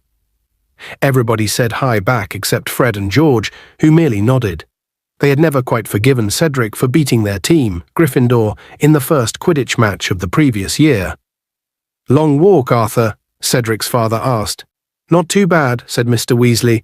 "We live just on the other side of the village there." "You had to get up at 2, didn't we?" said. "I tell you, I'll be glad when he's got his apparition test. Still not complaining Quidditch World Cup. Wouldn't miss it for a sack full of galleons, and the tickets cost about that. Mind you, looks like I got off easy." Amos Diggory peered good-naturedly around at the 3 Weasley boys, Harry, Hermione, and Ginny. "All these yours, Arthur?" "Oh no, only the redheads," said Mr. Weasley, pointing out his children. "This is Hermione, friend of Ron's and Harry, another friend." "Merlin's beard," said Amos Diggory, his eyes widening. Harry Potter?" Yeah," said Harry. Harry was used to people looking curiously at him when they met him, used to the way their eyes moved at once to the lightning scar on his forehead, but it always made him feel uncomfortable. "Ced's talked about you, of course," said Amos Diggory. "Told us all about playing against you last year. I said to him, Ced, that'll be something to tell your grandchildren, that will. You beat Harry Potter." Harry couldn't think of any reply to this, so he remained silent. Fred and George were both scowling again. Cedric looked slightly embarrassed. "Harry fell off his broom, Dad," he muttered. "I told you it was an accident." Yes, but you didn't fall off, did you? Roared Amos genially, slapping his son on the back. Always modest, I said, always the gentleman, but the best man won. I'm sure Harry'd say the same, wouldn't you, eh? One falls off his broom, one stays on. You don't need to be a genius to tell which one's the better flyer. Must be nearly time, said Mr. Weasley quickly, pulling out his watch again. Do you know whether we're waiting for any more, Amos? No, the Lovegoods have been there for a week already, and the Fawcett's couldn't get tickets, said Mr. Diggory. There aren't any more of us in this area, are there? Not that I know of, said Mr. Weasley. Yes, it's a minute off. We'd better get ready. He looked around at Harry and Hermione. You just need to touch the portkey, that's all. A finger will do. With difficulty, owing to their bulky backpacks, the 9 of them crowded around the old boot held out by Amos Diggory. They all stood there in a tight circle as a chill breeze swept over the hilltop. Nobody spoke. It suddenly occurred to Harry how odd this would look if a muggle were to walk up here, now 9 people, 2 of them grown men, clutching this manky old boot in the semi-darkness, waiting. 3, muttered Mr. Weasley, one eye still on his watch. 2-1. It happened immediately. Harry felt as though a hook, just behind his navel, had been suddenly jerked irresistibly forward. His feet left the ground. He could feel Ron and Hermione on either side of him, their shoulders banging into his. They were all speeding forward in a howl of wind and swirling colour. His forefinger was stuck to the boot as though it was pulling him magnetically onward, and then his feet slammed into the ground. Ron staggered into him and he fell over. The portkey hit the ground near his head with a heavy thud. Harry looked up. Mr. Weasley, Mr. Diggory and Cedric were still standing, though looking very windswept. Everybody else was on the ground. 5:07 from Stoatshead Hill, said a voice. Chapter 7. Bagman and Crouch. Harry disentangled himself from Ron and got to his feet. They had arrived on what appeared to be a deserted stretch of misty moor. In front of them were a pair of tired and grumpy-looking wizards, one of whom was holding a large gold watch, the other a thick roll of parchment and a quill. Both were dressed as muggles, though very inexpertly. The man with the watch wore a tweed suit with thigh-length galoshes, his colleague a kilt and a poncho. "Morning, Basil," said Mr. Weasley, picking up the boot and handing it to the kilted wizard, who threw it into a large box of used portkeys beside him. Harry could see an old newspaper, an empty drinks can, and a punctured football. "Hello there, Arthur," said Basil wearily. "Not on duty, eh?" "It's all right for some. We've been here all night. You'd better get out of the way. We've got a big party coming in from the Black Forest at 5:15. Hang on, I'll find your campsite." Weasley, he consulted his parchment list. "About a quarter of a mile's walk over there, first field you come to. Site manager's called Mr. Roberts. Diggory second field, ask for Mr. Payne." "Thanks, Basil," said Mr. Weasley, and he beckoned everyone to follow him. They set off across the deserted moor, unable to make out much through the mist. After about 20 minutes, a small stone cottage next to a gate swam into view. Beyond it, Harry could just make out the ghostly shapes of hundreds and hundreds of tents, rising up the gentle slope of a large field toward a dark wood on the horizon. They said goodbye to the Diggorys and approached the cottage door. A man was standing in the doorway, looking out at the tents. Harry knew at a glance that this was the only real muggle for several acres. When he heard their footsteps, he turned his head to look at them. "Morning," said Mr. Weasley brightly. "Morning," said the muggle. "Would you be Mr. Roberts?" "Aye, I would," said Mr. Roberts. "And who are you?" "Weasley 2 tents, booked a couple of days ago." "Aye," said Mr. Roberts, consulting a list tacked to the door. "You've got a space up by the wood there, just the one night?" "That's it," said Mr. Weasley. "You'll be paying now then," said Mr. Roberts. "Ah, right, certainly," said Mr. Weasley. He retreated a short distance from the cottage and beckoned Harry toward him. "Help me, Harry," he muttered, pulling a roll of muggle money from his pocket and starting to peel the notes apart. "This one's a 10. Ah, yes, I see the little number on it now. So this is a 5. A 20.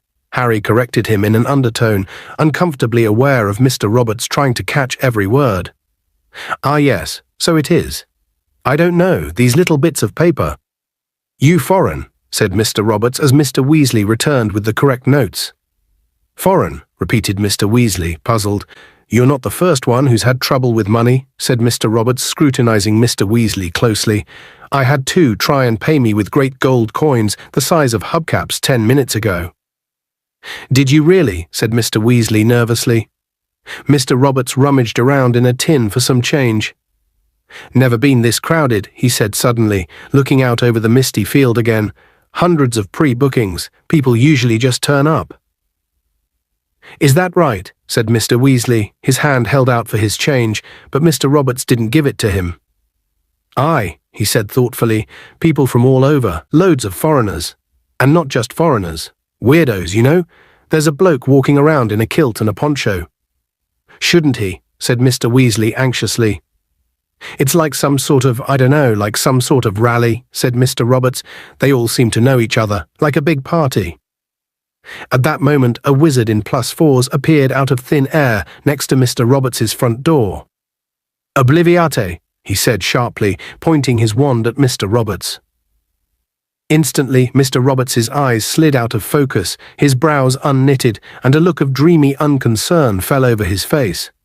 Harry recognized the symptoms of one who had just had his memory modified. A map of the campsite for you, Mr. Roberts said placidly to Mr. Weasley. And your change. Thanks very much, said Mr. Weasley. The wizard in +4 accompanied them toward the gate to the campsite. He looked exhausted. His chin was blue with stubble, and there were deep purple shadows under his eyes. Once out of earshot of Mr. Roberts, he muttered to Mr. Weasley, Been having a lot of trouble with him. Needs a memory charm 10 times a day to keep him happy. And Ludo Bagman's not helping. Trotting around talking about bludgers and quaffles at the top of his voice. Not a worry about anti-muggle security. Blimey, I'll be glad when this is over. See you later, Arthur. He disapparated. I thought Mr. Bagman was head of magical games and sports, said Ginny, looking surprised. He should know better than to talk about bludgers near muggles, shouldn't he? He should, said Mr. Weasley, smiling and leading them through the gates into the campsite, but Ludo's always been a bit lax about security. You couldn't wish for a more enthusiastic head of the sports department, though. He played Quidditch for England himself, you know, and he was the best beater the Wimborne Wasps ever had. They trudged up the misty field between long rows of tents. Most looked almost ordinary. Their owners had clearly tried to make them as muggle-like as possible, but had slipped up by adding chimneys or bell pulls or weather vanes. However, here and there was a tent so obviously magical that Harry could hardly be surprised that Mr. Roberts was getting suspicious. Halfway up the field stood an extravagant confection of striped silk like a miniature palace, with several live peacocks tethered at the entrance. A little farther on, they passed a tent that had 3 floors and several turrets, and a short way beyond that was a tent that had a front garden attached, complete with birdbath, sundial, and fountain. Always the same, said Mr. Weasley, smiling.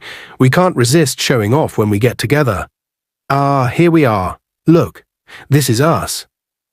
They had reached the very edge of the wood at the top of the field, and here was an empty space, with a small sign hammered into the ground that read Weasley. Couldn't have a better spot, said Mr. Weasley happily. The field is just on the other side of the wood there. We're as close as we could be. He hoisted his backpack from his shoulders. Right, he said excitedly. No magic allowed, strictly speaking, not when we're out in these numbers on Muggle land. We'll be putting these tents up by hand. Shouldn't be too difficult. Muggles do it all the time. Here, Harry, where do you reckon we should start? Harry had never been camping in his life. The Dursleys had never taken him on any kind of holiday, preferring to leave him with Mrs. Figg, an old neighbour. However, he and Hermione worked out where most of the poles and pegs should go, and though Mr. Weasley was more of a hindrance than a help, because he got thoroughly overexcited when it came to using the mallet, they finally managed to erect a pair of shabby 2-man tents. All of them stood back to admire their handiwork. Nobody looking at these tents would guess they belonged to wizards, Harry thought, but the trouble was that once Bill, Charlie, and Percy arrived, they would be a party of 10. Hermione seemed to have spotted this problem too. She gave Harry a quizzical look as Mr. Weasley dropped to his hands and knees and entered the first tent. "We'll be a bit cramped," he called, "but I think we'll all squeeze in. Come and have a look." Harry bent down, ducked under the tent flap, and felt his jaw drop. He had walked into what looked like an old-fashioned 3-room flat, complete with bathroom and kitchen. Oddly enough, it was furnished in exactly the same sort of style as Mrs. Figg's house. There were crocheted covers on the mismatched chairs and a strong smell of cats. "Well, it's not for long," said Mr. Weasley, mopping his bald patch with a handkerchief and peering in at the 4 bunk beds that stood in the bedroom. "I borrowed this from Perkins at the office. Doesn't camp much anymore, poor fellow. He's got lumbago." He picked up the dusty kettle and peered inside it. "We'll need water." "There's a tap marked on this map the Muggle gave us," said Ron, who had followed Harry inside the tent and seemed completely unimpressed by its extraordinary inner proportions.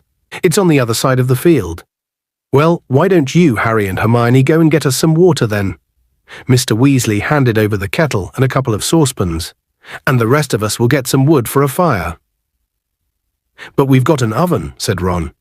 "Why can't we just—" "Ron, anti-Muggle security," said Mr. Weasley, his face shining with anticipation. "When real Muggles camp, they cook on fires outdoors. I've seen them at it." After a quick tour of the girls' tent, which was slightly smaller than the boys', though without the smell of cats, Harry, Ron and Hermione set off across the campsite with the kettle and saucepans. Now, with the sun newly risen and the mist lifting, they could see the city of tents that stretched in every direction. They made their way slowly through the rows, staring eagerly around. It was only just dawning on Harry how many witches and wizards there must be in the world. He had never really thought much about those in other countries. Their fellow campers were starting to wake up. First to stir were the families with small children. Harry had never seen witches and wizards this young before. A tiny boy no older than 2 was crouched outside a large pyramid-shaped tent, holding a wand and poking happily at a slug in the grass, which was swelling slowly to the size of a salami. As they drew level with him, his mother came hurrying out of the tent. "How many times, Kevin? You don't touch Daddy's wand, yek!" She had trodden on the giant slug, which burst. Her scolding carried after them on the still air, mingling with the little boy's yells, "You bust slug! You bust slug!" A short way farther on, they saw 2 little witches, barely older than Kevin, who were riding toy broomsticks that rose only high enough for the girls' toes to skim the dewy grass. A ministry wizard had already spotted them. As he hurried past Harry, Ron and Hermione, he muttered distractedly, "In broad daylight. Parents having a lie-in, I suppose." Here and there adult wizards and witches were emerging from their tents and starting to cook breakfast. Some, with furtive looks around them, conjured fires with their wands. Others were striking matches with dubious looks on their faces, as though sure this couldn't work. 3 African wizards sat in serious conversation, all of them wearing long white robes and roasting what looked like a rabbit on a bright purple fire, while a group of middle-aged American witches sat gossiping happily beneath a spangled banner stretched between their tents that read, "The Salem Witches Institute." Harry caught snatches of conversation in strange languages. From the inside of tents they passed, and though he couldn't understand a word, the tone of every single voice was excited. "Or is it my eyes, or has everything gone green?" said Ron. It wasn't just Ron's eyes. They had walked into a patch of tents that were all covered with a thick growth of shamrocks, so that it looked as though small, oddly shaped hillocks had sprouted out of the earth. Grinning faces could be seen under those that had their flaps open. Then, from behind them, they heard their names. Harry, Ron, Hermione. It was Seamus Finnegan, their fellow Gryffindor 4th year. He was sitting in front of his own shamrock-covered tent, with a sandy-haired woman who had to be his mother, and his best friend, Dean Thomas, also of Gryffindor. "Like the decorations," said Seamus, grinning. "The ministry's not too happy." Why shouldn't we show our colours?" said Mrs. Finnegan. "You should see what the Bulgarians have got dangling all over their tents. You'll be supporting Ireland, of course," she added, eyeing Harry, Ron and Hermione beadily. When they had assured her that they were indeed supporting Ireland, they set off again. Though, as Ron said, "Like we'd say anything else surrounded by that lot." "I wonder what the Bulgarians have got dangling all over their tents," said Hermione. "Let's go and have a look," said Harry, pointing to a large patch of tents upfield, where the Bulgarian flag, white, green and red, was fluttering in the breeze. The tents here had not been bedecked with plant life, but each and every one of them had the same poster attached to it, a poster of a very surly face with heavy black eyebrows. The picture was, of course, moving, but all it did was blink and scowl. "Crumb," said Ron quietly. "What?" said Hermione. "Crumb," said Ron. "Victor Crumb, the Bulgarian seeker." "He looks really grumpy," said Hermione, looking around at the many crumbs blinking and scowling at them. "Really grumpy?" Ron raised his eyes to the heavens. "Who cares what he looks like? He's unbelievable. He's really young too. Only just 18 or something. He's a genius. You wait until tonight. You'll see." There was already a small queue for the tap in the corner of the field. Harry, Ron and Hermione joined it, right behind a pair of men who were having a heated argument. One of them was a very old wizard who was wearing a long flowery nightgown. The other was clearly a ministry wizard. He was holding out a pair of pinstriped trousers and almost crying with exasperation. "Just put them on, Archie. There's a good chap. You can't walk around like that. The muggle at the gate's already getting suspicious." "I bought this in a muggle shop," said the old wizard stubbornly. "Muggles wear them." "Muggle women wear them, Archie, not the men. They wear these," said the ministry wizard, and he brandished the pinstriped trousers. "I'm not putting them on," said old Archie in indignation. "I like a healthy breeze round my privates, thanks." Hermione was overcome with such a strong fit of the giggles at this point that she had to duck out of the queue and only returned when Archie had collected his water and moved away. Walking more slowly now because of the weight of the water, they made their way back through the campsite. Here and there they saw more familiar faces, other Hogwarts students with their families. Oliver Wood, the old captain of Harry's house Quidditch team, who had just left Hogwarts, dragged Harry over to his parents' tent to introduce him, and told him excitedly that he had just been signed to the Puddlemere United Reserve team. Next they were hailed by Ernie Macmillan, a Hufflepuff fourth year, and a little farther on they saw Cho Chang, a very pretty girl who played Seeker on the Ravenclaw team. She waved and smiled at Harry, who slopped quite a lot of water down his front as he waved back. More to stop Ron from smirking than anything, Harry hurriedly pointed out a large group of teenagers whom he had never seen before. "Who do you reckon they are?" he said. "They don't go to Hogwarts, do they?" "'Spect they go to some foreign school," said Ron. "I know there are others. Never met anyone who went to one, though. Bill had a pen friend at a school in Brazil. This was years and years ago, and he wanted to go on an exchange trip, but Mum and Dad couldn't afford it. His pen friend got all offended when he said he wasn't going and sent him a cursed hat. It made his ears shrivel up." Harry laughed but didn't voice the amazement he felt at hearing about other wizarding schools. He supposed, now that he saw representatives of so many nationalities in the campsite, that he had been stupid never to realize that Hogwarts couldn't be the only one. He glanced at Hermione, who looked utterly unsurprised by the information. No doubt she had run across the news about other wizarding schools in some book or other. "You've been ages," said George when they finally got back to the Weasleys' tents. "Met a few people," said Ron, setting the water down. "You not got that fire started yet?" "Dad's having fun with the matches," said Fred. Mr. Weasley was having no success at all in lighting the fire, but it wasn't for lack of trying. Splintered matches littered the ground around him, but he looked as though he was having the time of his life. "Oops," he said as he managed to light a match and promptly dropped it in surprise. "Come here, Mr. Weasley," said Hermione kindly, taking the box from him and showing him how to do it properly. At last they got the fire lit, though it was at least another hour before it was hot enough to cook anything. There was plenty to watch while they waited, however. Their tent seemed to be pitched right alongside a kind of thoroughfare to the field, and ministry members kept hurrying up and down it, greeting Mr. Weasley cordially as they passed. Mr. Weasley kept up a running commentary, mainly for Harry's and Hermione's benefit. His own children knew too much about the ministry to be greatly interested. That was Cuthbert Mockridge, head of the Goblin Liaison Office. Here comes Gilbert Wimple. He's with the Committee on Experimental Charms. He's had those horns for a while now. Hello, Arnie Arnold Peasgood. He's an Obliviator member of the Accidental Magic Reversal Squad, you know. And that's Bode and Croker. They're unspeakables. They're what? From the Department of Mysteries, top secret, no idea what they get up to. At last the fire was ready, and they had just started cooking eggs and sausages when Bill, Charlie, and Percy came strolling out of the woods toward them. "Just apparated, Dad," said Percy loudly. "Our excellent lunch." They were halfway through their plates of eggs and sausages when Mr. Weasley jumped to his feet, waving and grinning at a man who was striding toward them. "Aha!" he said. "The man of the moment. Ludo."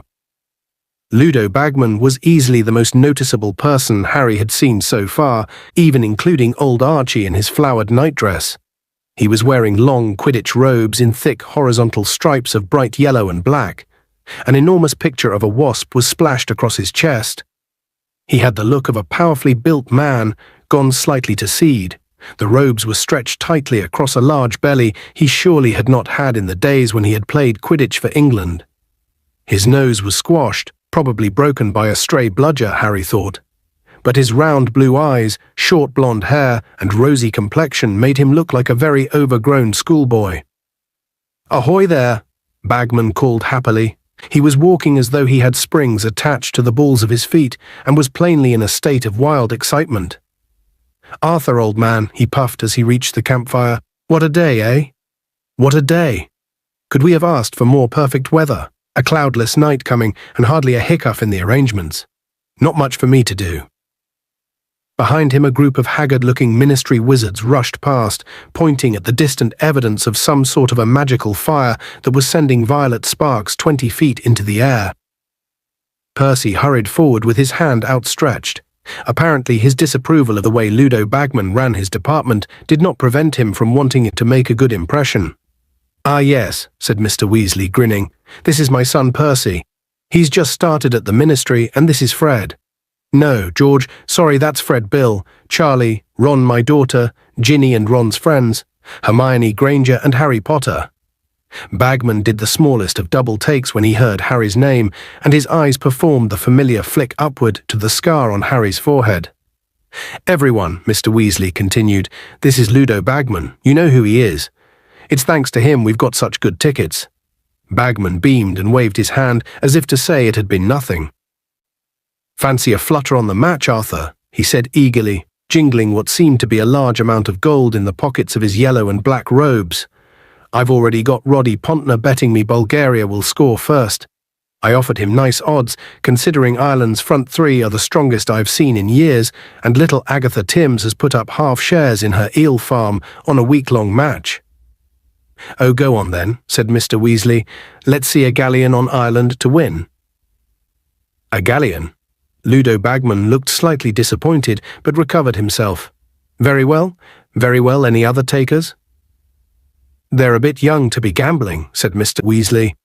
"Molly wouldn't like—" "We'll bet 37 galleons, 15 sickles, 3 nuts," said Fred as he and George quickly pooled all their money, "that Ireland wins, but Victor Crumb gets the snitch. Oh, and we'll throw in a fake wand." "You don't want to go showing Mr. Bagman rubbish like that," Percy hissed, but Bagman didn't seem to think the wand was rubbish at all. On the contrary, his boyish face shone with excitement as he took it from Fred, and when the wand gave a loud squawk and turned into a rubber chicken, Bagman roared with laughter. "Excellent! I haven't seen one that convincing in years. I'd pay 5 galleons for that." Percy froze in an attitude of stunned disapproval. "Boys," said Mr. Weasley under his breath, "I don't want you betting. That's all your savings." "Your mother—" "Don't be a spoil-sport, Arthur," boomed Ludo Bagman, rattling his pockets excitedly. "They're old enough to know what they want. You reckon Ireland will win, but Crumm'll get the snitch. Not a chance, boys, not a chance. I'll give you excellent odds on that one. We'll add 5 galleons for the funny wand then, shall we?" Mr. Weasley looked on helplessly as Ludo Bagman whipped out a notebook and quill and began jotting down the twins' names. "Cheers," said George, taking the slip of parchment Bagman handed him and tucking it away carefully. Bagman turned most cheerfully back to Mr. Weasley. "Couldn't do me a brew, I suppose. I'm keeping an eye out for Barty Crouch. My Bulgarian opposite number's making difficulties, and I can't understand a word he's saying. Barty'll be able to sort it out. He speaks about 150 languages. Mr. Crouch, said Percy, suddenly abandoning his look of poker-stiff disapproval and positively writhing with excitement. He speaks over 200, Mermish and gobbledygook and troll. Anyone can speak troll, said Fred dismissively. All you have to do is point and grunt. Percy threw Fred an extremely nasty look and stoked the fire vigorously to bring the kettle back to the boil. "Any news of Bertha Jorkins yet, Ludo?" Mr. Weasley asked as Bagman settled himself down on the grass beside them all. "Not a dicky bird," said Bagman comfortably, "but she'll turn up. Poor old Bertha, memory like a leaky cauldron and no sense of direction. Lost, you take my word for it. She'll wander back into the office sometime in October, thinking it's still July." "You don't think it might be time to send someone to look for her?" Mr. Weasley suggested tentatively as Percy handed Bagman his tea. "Barty Crouch keeps saying that," said Bagman, his round eyes widening innocently, "but we really can't spare anyone at the moment. Oh, talk of the devil, Barty!" A wizard had just apparated at their fireside, and he could not have made more of a contrast with Ludo Bagman, sprawled on the grass in his old wasp robes. Barty Crouch was a stiff, upright, elderly man, dressed in an impeccably crisp suit and tie. The parting in his short grey hair was almost unnaturally straight, and his narrow toothbrush moustache looked as though he trimmed it using a slide rule. His shoes were very highly polished. Harry could see at once why Percy idolized him. Percy was a great believer in rigidly following rules, and Mr. Crouch had complied with the rule about Muggle dressing so thoroughly that he could have passed for a bank manager. Harry doubted even Uncle Vernon would have spotted him for what he really was. "Pull up a bit of grass, Barty," said Ludo brightly, patting the ground beside him. "No thank you, Ludo," said Crouch, and there was a bite of impatience in his voice. "I've been looking for you everywhere. The Bulgarians are insisting we add another 12 seats to the top box." "Oh, is that what they're after?" said Bagman. "I thought the chap was asking to borrow a pair of tweezers. Bit of a strong accent." "Mr. Crouch," said Percy breathlessly, sunk into a kind of half-bow that made him look like a hunchback. "Would you like a cup of tea?" "Oh," said Mr. Crouch, looking over at Percy in mild surprise. "Yes. Thank you, Weatherby." Fred and George choked into their own cups. Percy, very pink around the ears, busied himself with the kettle. "Oh, and I've been wanting a word with you too, Arthur," said Mr. Crouch, his sharp eyes falling upon Mr. Weasley. "Ali Bashir's on the warpath. He wants a word with you about your embargo on flying carpets." Mr. Weasley heaved a deep sigh. "I sent him an owl about that just last week. If I've told him once, I've told him 100 times. Carpets are defined as a Muggle artifact by the Registry of Prescribed Charmable Objects, but will he listen?" "I doubt it," said Mr. Crouch, accepting a cup from Percy. "He's desperate to export here." "Well, they'll never replace brooms in Britain, will they?" said Bagman. "Ali thinks there's a niche in the market for a family vehicle," said Mr. Crouch. "I remember my grandfather had an Axminster that could seat 12, but that was before carpets were banned, of course." He spoke as though he wanted to leave nobody in any doubt that all his ancestors had abided strictly by the law. "So, been keeping busy, Barty?" said Bagman breezily. "Fairly," said Mr. Crouch dryly. "Organizing portkeys across 5 continents is no mean feat, Ludo." "I expect you'll both be glad when this is over," said Mr. Weasley. Ludo Bagman looked shocked. "Glad? Don't know when I've had more fun. Still, it's not as though we haven't got anything to look forward to, eh, Barty? Eh? Plenty left to organize, eh?" Mr. Crouch raised his eyebrows at Bagman. "We agreed not to make the announcement until all the details." "Oh, details," said Bagman, waving the word away like a cloud of midges. "They've signed, haven't they? They've agreed, haven't they? I bet you anything these kids'll know soon enough anyway. I mean, it's happening at Hogwarts. Ludo, we need to meet the Bulgarians, you know," said Mr. Crouch sharply, cutting Bagman's remark short. "Thank you for the tea, Weatherby." He pushed his undrunk tea back at Percy and waited for Ludo to rise.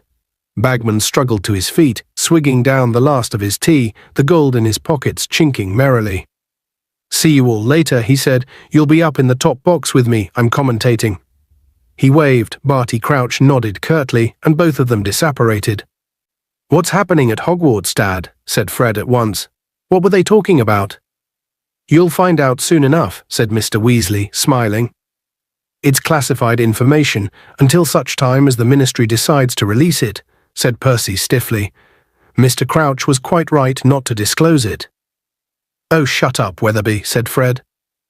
A sense of excitement rose like a palpable cloud over the campsite as the afternoon wore on.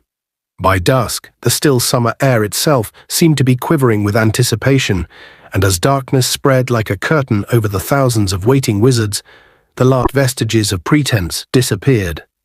The Ministry seemed to have bowed to the inevitable and stopped fighting the signs of blatant magic now breaking out everywhere. Salesmen were apparating every few feet, carrying trays and pushing carts full of extraordinary merchandise. There were luminous rosettes, green for Ireland, red for Bulgaria, which were squealing the names of the players. Pointed green hats bedecked with dancing shamrocks, Bulgarian scarves adorned with lions that really roared, flags from both countries that played their national anthems as they were waved. There were tiny models of firebolts that really flew, and collectible figures of famous players which strolled across the palm of your hand, preening themselves. "Been saving my pocket money all summer for this," Ron told Harry as they and Hermione strolled through the salesman, buying souvenirs. Though Ron purchased a dancing shamrock hat and a large green rosette, he also bought a small figure of Victor Crumb, the Bulgarian seeker. The miniature Crumb walked backward and forward over Ron's hand, scowling up at the green rosette above him. "Wow, look at these," said Harry, hurrying over to a cart piled high with what looked like brass binoculars, except that they were covered with all sorts of weird knobs and dials. "Omnioculars," said the sales wizard eagerly. "You can replay action, slow everything down, and they flash up a play-by-play breakdown if you need it. Bargain 10 galleons each." "Wish I hadn't bought this now," said Ron, gesturing at his dancing shamrock hat and gazing longingly at the omnioculars. "3 pairs," said Harry firmly to the wizard. "No, don't bother," said Ron, going red. He was always touchy about the fact that Harry, who had inherited a small fortune from his parents, had much more money than he did. "You won't be getting anything for Christmas," Harry told him, thrusting omnioculars into his and Hermione's hands. "For about 10 years, mind." "Fair enough," said Ron, grinning. "Ooh, thanks, Harry," said Hermione. "And I'll get us some programs. Look." Their money bags considerably lighter, they went back to the tents. Bill, Charlie and Ginny were all sporting green rosettes too, and Mr. Weasley was carrying an Irish flag. Fred and George had no souvenirs, as they had given Bagman all their gold. And then a deep, booming gong sounded somewhere beyond the woods, and at once green and red lanterns blazed into life in the trees, lighting a path to the field. "It's time," said Mr. Weasley, looking as excited as any of them. "Come on, let's go." Chapter 8. The Quidditch World Cup. Clutching their purchases, Mr. Weasley in the lead, they all hurried into the wood, following the lantern-lit trail. They could hear the sounds of thousands of people moving around them, shouts and laughter, snatches of singing. The atmosphere of feverish excitement was highly infectious. Harry couldn't stop grinning. They walked through the wood for 20 minutes, talking and joking loudly, until at last they emerged on the other side and found themselves in the shadow of a gigantic stadium. Though Harry could see only a fraction of the immense gold walls surrounding the field, he could tell that 10 cathedrals would fit comfortably inside it. "Seats 100,000, said Mr. Weasley, spotting the awestruck look on Harry's face. "Ministry task force of 500 have been working on it all year. Muggle repelling charms on every inch of it. Every time Muggles have got anywhere near here all year, they've suddenly remembered urgent appointments and had to dash away again, bless them," he added fondly, leading the way toward the nearest entrance, which was already surrounded by a swarm of shouting witches and wizards. "Prime seats," said the Ministry witch at the entrance when she checked their tickets. "Top box, straight upstairs, Arthur, and as high as you can go." The stairs into the stadium were carpeted in rich purple. They clambered upward with the rest of the crowd, which slowly filtered away through doors into the stands to their left and right. Mr. Weasley's party kept climbing, and at last they reached the top of the staircase and found themselves in a small box, set at the highest point of the stadium and situated exactly halfway between the golden goalposts. About 20 purple and gilt chairs stood in 2 rows here, and Harry, filing into the front seats with the Weasleys, looked down upon a scene the likes of which he could never have imagined. 100,000 witches and wizards were taking their places in the seats, which rose in levels around the long oval field. Everything was suffused with a mysterious golden light, which seemed to come from the stadium itself. The field looked smooth as velvet from their lofty position. At either end of the field stood 3 goal hoops 50 feet high. Right opposite them, almost at Harry's eye level, was a gigantic blackboard. Gold writing kept dashing across it as though an invisible giant's hand was scrawling upon the blackboard and then wiping it off again. Watching it, Harry saw that it was flashing advertisements across the field. The Blue Bottle. A broom for all the family. Safe, reliable, and with built-in anti-burglar buzzer, Mrs. Scour's all-purpose magical mess remover. No pain, no stain. Glad rags, wizard wear. London, Paris, Hogsmeade. Harry tore his eyes away from the sign and looked over his shoulder to see who else was sharing the box with them. So far it was empty, except for a tiny creature sitting in the second from last seat at the end of the row behind them. The creature, whose legs were so short they stuck out in front of it on the chair, was wearing a tea towel draped like a toga, and it had its face hidden in its hands. Yet those long bat-like ears were oddly familiar. "Dobby?" said Harry incredulously. The tiny creature looked up and stretched its fingers, revealing enormous brown eyes and a nose the exact size and shape of a large tomato. It wasn't Dobby, it was, however, unmistakably a house elf, as Harry's friend Dobby had been. Harry had set Dobby free from his old owners, the Malfoy family. "Did Sir just call me Dobby?" squeaked the elf curiously from between its fingers. Its voice was higher even than Dobby's had been, a teeny quivering squeak of a voice. And Harry suspected, though it was very hard to tell with a house elf, that this one might just be female. Ron and Hermione spun around in their seats to look. Though they had heard a lot about Dobby from Harry, they had never actually met him. Even Mr. Weasley looked around in interest. "Sorry," Harry told the elf, "I just thought you were someone I knew." "But I knows Dobby too, sir," squeaked the elf. She was shielding her face, as though blinded by light, though the top box was not brightly lit. "My name is Winky, sir, and you, sir?" Her dark brown eyes widened to the size of side plates as they rested upon Harry's scar. "You is surely Harry Potter." "Yeah, I am," said Harry. "But Dobby talks of you all the time, sir," she said, lowering her hands very slightly and looking awestruck. "How is he?" said Harry. "How's freedom suiting him?" "Ah, sir," said Winky, shaking her head. "Ah, sir, meaning no disrespect, sir. But I is not sure you did Dobby a favour, sir, when you were setting him free." "Why?" said Harry, taken aback. "What's wrong with him?" "Freedom is going to Dobby's head, sir," said Winky sadly. "Ideas above his station, sir. Can't get another position, sir." "Why not?" said Harry. Winky lowered her voice by a half octave and whispered, "He is wanting paying for his work, sir." "Paying?" said Harry blankly. "Well, why shouldn't he be paid?" Winky looked quite horrified at the idea and closed her fingers slightly so that her face was half hidden again. "House elves is not paid, sir," she said in a muffled squeak. "No, no, no. I says to Dobby, I says go find yourself a nice family and settle down, Dobby. He is getting up to all sorts of high jinks, sir. What is unbecoming to a house elf? You goes racketing around like this, Dobby, I says, and next thing I hear you's up in front of the department for the regulation and control of magical creatures like some common goblin." "Well, it's about time he had a bit of fun," said Harry. "House elves is not supposed to have fun, Harry Potter," said Winky firmly from behind her hands. "House elves does what they is told. I is not liking heights at all, Harry Potter." She glanced toward the edge of the box and gulped. "But my master sends me to the top box, and I comes, sir." "Why's he sent you up here, if he knows you don't like heights?" said Harry, frowning. Master wants me to save him a seat, Harry Potter. He is very busy," said Winky, tilting her head toward the empty space beside her.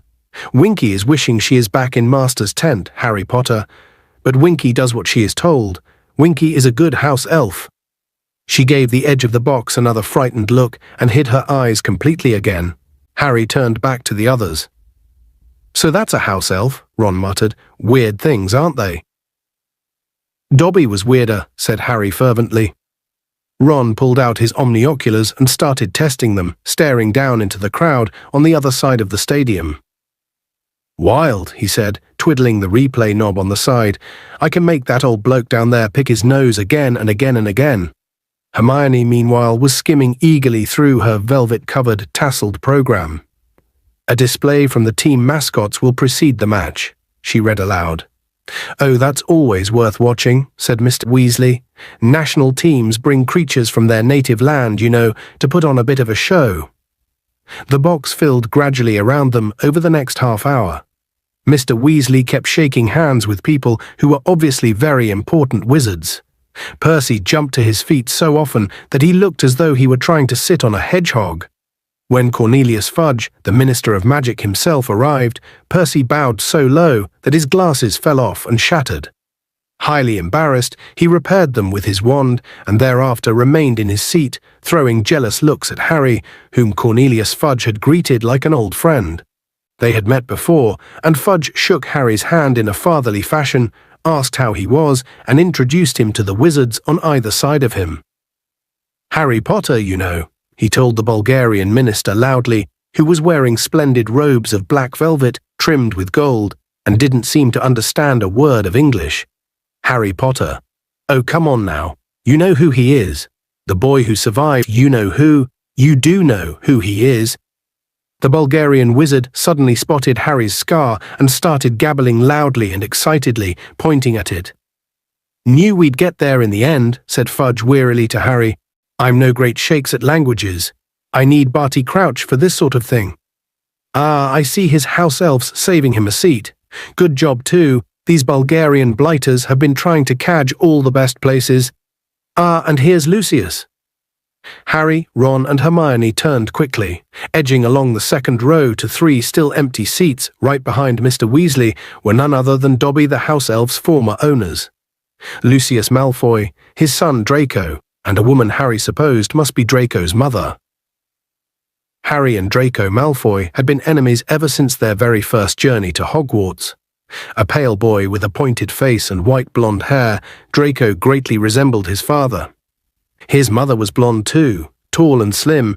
She would have been nice-looking if she hadn't been wearing a look that suggested there was a nasty smell under her nose. "Ah, Fudge," said Mr. Malfoy, holding out his hand as he reached the Minister of Magic. "How are you? I don't think you've met my wife, Narcissa, or our son, Draco." "How do you do? How do you do?" said Fudge, smiling and bowing to Mrs. Malfoy. "And allow me to introduce you to Mr. Obolonsk, Mr. Well, he's the Bulgarian Minister of Magic, and he can't understand a word I'm saying anyway, so never mind. And let's see who else you know, Arthur Weasley, I dare say." It was a tense moment. Mr. Weasley and Mr. Malfoy looked at each other, and Harry vividly recalled the last time they had come face to face. It had been in Flourish and Blot's bookshop, and they had had a fight. Mr. Malfoy's cold grey eyes swept over Mr. Weasley and then up and down the row. "Good Lord, Arthur," he said softly, "what did you have to sell to get seats in the top box? Surely your house wouldn't have fetched this much." Fudge, who wasn't listening, said, "Lucius has just given a very generous contribution to St. Mungo's Hospital for Magical Maladies and Injuries, Arthur. He's here as my guest." How nice," said Mr. Weasley with a very strained smile. Mr. Malfoy's eyes had returned to Hermione, who went slightly pink, but stared determinedly back at him. Harry knew exactly what was making Mr. Malfoy's lip curl like that. The Malfoys prided themselves on being purebloods. In other words, they considered anyone of Muggle descent, like Hermione, second class. However, under the gaze of the Minister of Magic, Mr. Malfoy didn't dare say anything. He nodded sneeringly to Mr. Weasley and continued down the line to his seats. Draco shot Harry, Ron and Hermione one contemptuous look, then settled himself between his mother and father. "Slimy gits," Ron muttered as he, Harry and Hermione turned to face the field again. Next moment, Ludo Bagman charged into the box. "Everyone ready?" he said, his round face gleaming like a great excited Edam. "Minister ready to go?" "Ready when you are, Ludo," said Fudge comfortably. Ludo whipped out his wand, directed it at his own throat, and said sonorous, and then spoke over the roar of sound that was now filling the packed stadium. His voice echoed over them, booming into every corner of the stands. "Ladies and gentlemen, welcome. Welcome to the final of the 422nd Quidditch World Cup." The spectators screamed and clapped, thousands of flags waved, adding their discordant national anthems to the racket. The huge blackboard opposite them was wiped clear of its last message, Bertie Bott's, every flavour beans, a risk with every mouthful. And now showed Bulgaria, 0, Ireland, 0. And now, without further ado, allow me to introduce the Bulgarian national team mascots. The right-hand side of the stands, which was a solid block of scarlet, roared its approval. "I wonder what they've brought," said Mr. Weasley, leaning forward in his seat. "Ah!" He suddenly whipped off his glasses and polished them hurriedly on his robes. "Vila!" What are veal? But 100 Vila were now gliding out onto the field, and Harry's question was answered for him. Vila were women, the most beautiful women Harry had ever seen. Except that they couldn't be human. This puzzled Harry for a moment while he tried to guess what exactly they could be. What could make their skin shine moonbright like that, or their white gold hair fan out behind them without wind? But then the music started, and Harry stopped worrying about them not being human. In fact, he stopped worrying about anything at all. The Vila had started to dance, and Harry's mind had gone completely and blissfully blank. All that mattered in the world was that he kept watching the Vila, because if they stopped dancing, terrible things would happen. And as the Vila danced faster and faster, wild, half-formed thoughts started chasing through Harry's dazed mind. He wanted to do something very impressive right now. Jumping from the box into the stadium seemed a good idea, but would it be good enough? "Harry, what are you doing?" said Hermione's voice from a long way off. The music stopped. Harry blinked. He was standing up, and one of his legs was resting on the wall of the box. Next to him, Ron was frozen in an attitude that looked as though he were about to dive from a springboard. Angry yells were filling the stadium. The crowd didn't want the Vila to go.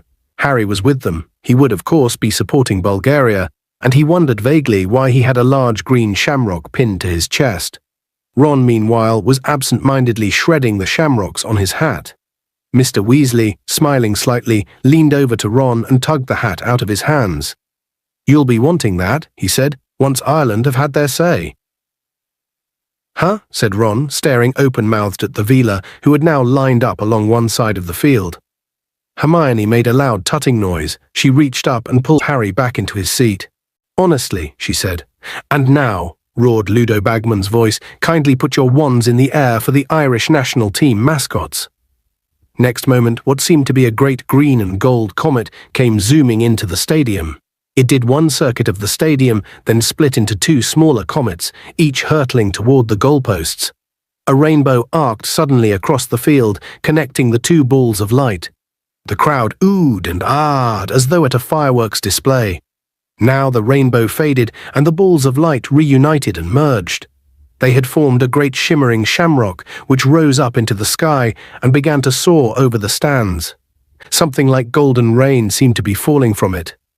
"Excellent," yelled Ron, as the shamrock soared over them and heavy gold coins rained from it, bouncing off their heads and seats. Squinting up at the shamrock, Harry realized that it was actually comprised of thousands of tiny little bearded men with red vests, each carrying a minute lamp of gold or green. "Leprechauns," said Mr. Weasley, over the tumultuous applause of the crowd, many of whom were still fighting and rummaging around under their chairs to retrieve the gold. "There you go," Ron yelled happily, stuffing a fistful of gold coins into Harry's hand, "for the omnioculars. Now you've got to buy me a Christmas present, ha?"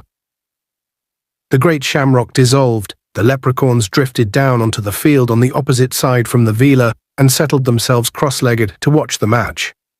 "And now, ladies and gentlemen, kindly welcome the Bulgarian national Quidditch team. I give you Dimitrov."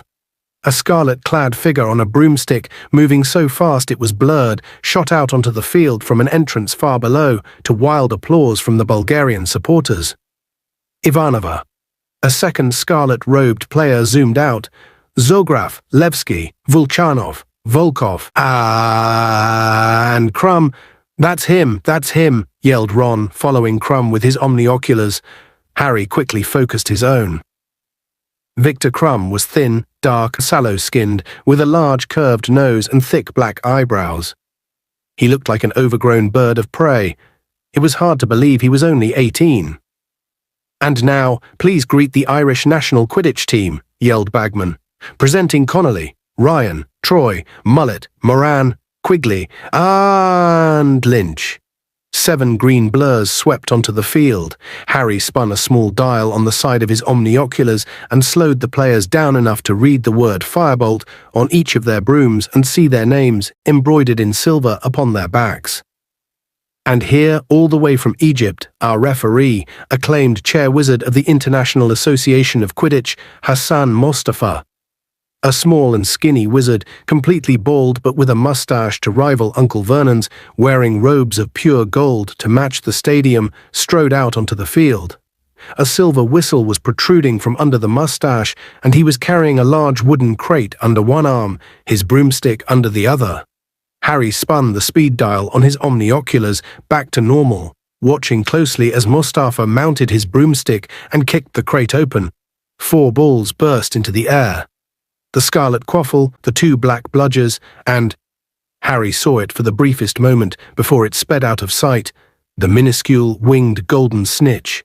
With a sharp blast on his whistle, Mustafa shot into the air after the balls. "The year off!" screamed Bagman. "And it's Mullet, Troy, Moran, Dimitrov, back to Mullet, Troy, Levski, Moran." It was Quidditch as Harry had never seen it played before. He was pressing his omnioculars so hard to his glasses that they were cutting into the bridge of his nose. The speed of the players was incredible. The chasers were throwing the quaffle to one another so fast that Bagman only had time to say their names.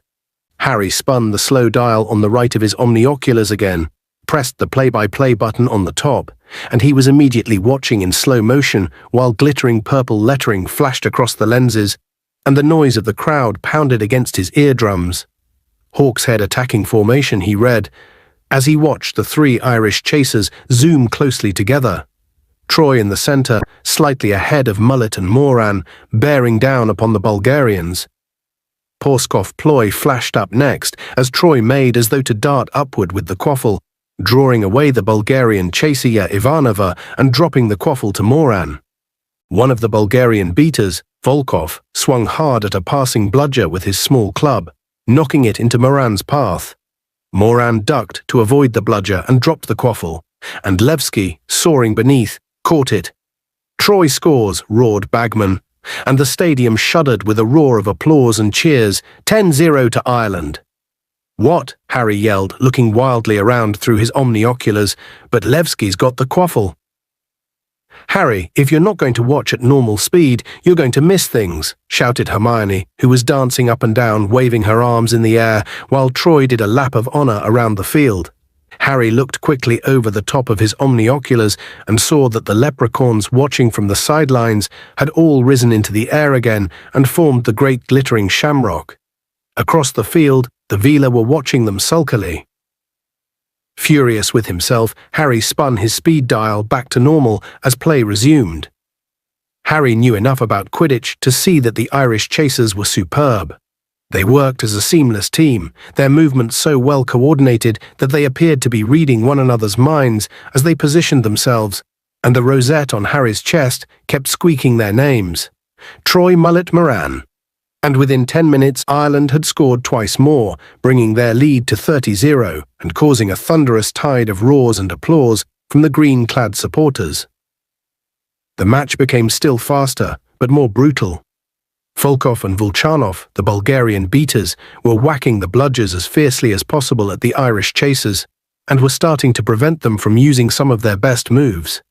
Twice they were forced to scatter, and then, finally, Ivanova managed to break through their ranks, dodge the keeper Ryan, and score Bulgaria's first goal. Fingers in your ears, bellowed Mr. Weasley as the Veela started to dance in celebration. Harry screwed up his eyes too. He wanted to keep his mind on the game. After a few seconds, he chanced a glance at the field. The Veela had stopped dancing, and Bulgaria was again in possession of the quaffle. Dimitrov, Levski. Dimitrov, Ivanova, oh I say, roared Bagman. 100,000 wizards gasped as the two seekers, Crumb and Lynch, plummeted through the center of the chasers so fast that it looked as though they had just jumped from airplanes without parachutes. Harry followed their descent through his omnioculars, squinting to see where the snitch was. "They're going to crash," screamed Hermione next to Harry. She was half right at the very last second. Victor Crumb pulled out of the dive and spiraled off. Lynch, however, hit the ground with a dull thud that could be heard throughout the stadium. A huge groan rose from the Irish seats. "Fool," moaned Mr. Weasley. "Crumb was fainting." "It's time out," yelled Bagman's voice as trained Medawizards hurry onto the field to examine Aidan Lynch. "He'll be okay. He only got ploughed," Charlie said reassuringly to Ginny, who was hanging over the side of the box, looking horror-struck. Which is what Crumb was after, of course. Harry hastily pressed the replay and play-by-play buttons on his omnioculars, twiddled the speed dial, and put them back up to his eyes. He watched as Crumb and Lynch dived again in slow motion. Wronski defensive, feint, dangerous seeker diversion read the shining purple lettering across his lenses. He saw Crumb's face contorted with concentration as he pulled out of the dive just in time, while Lynch was flattened, and he understood Crumb hadn't seen the snitch at all. He was just making Lynch copy him. Harry had never seen anyone fly like that. Crumb hardly looked as though he was using a broomstick at all. He moved so easily through the air that he looked unsupported and weightless.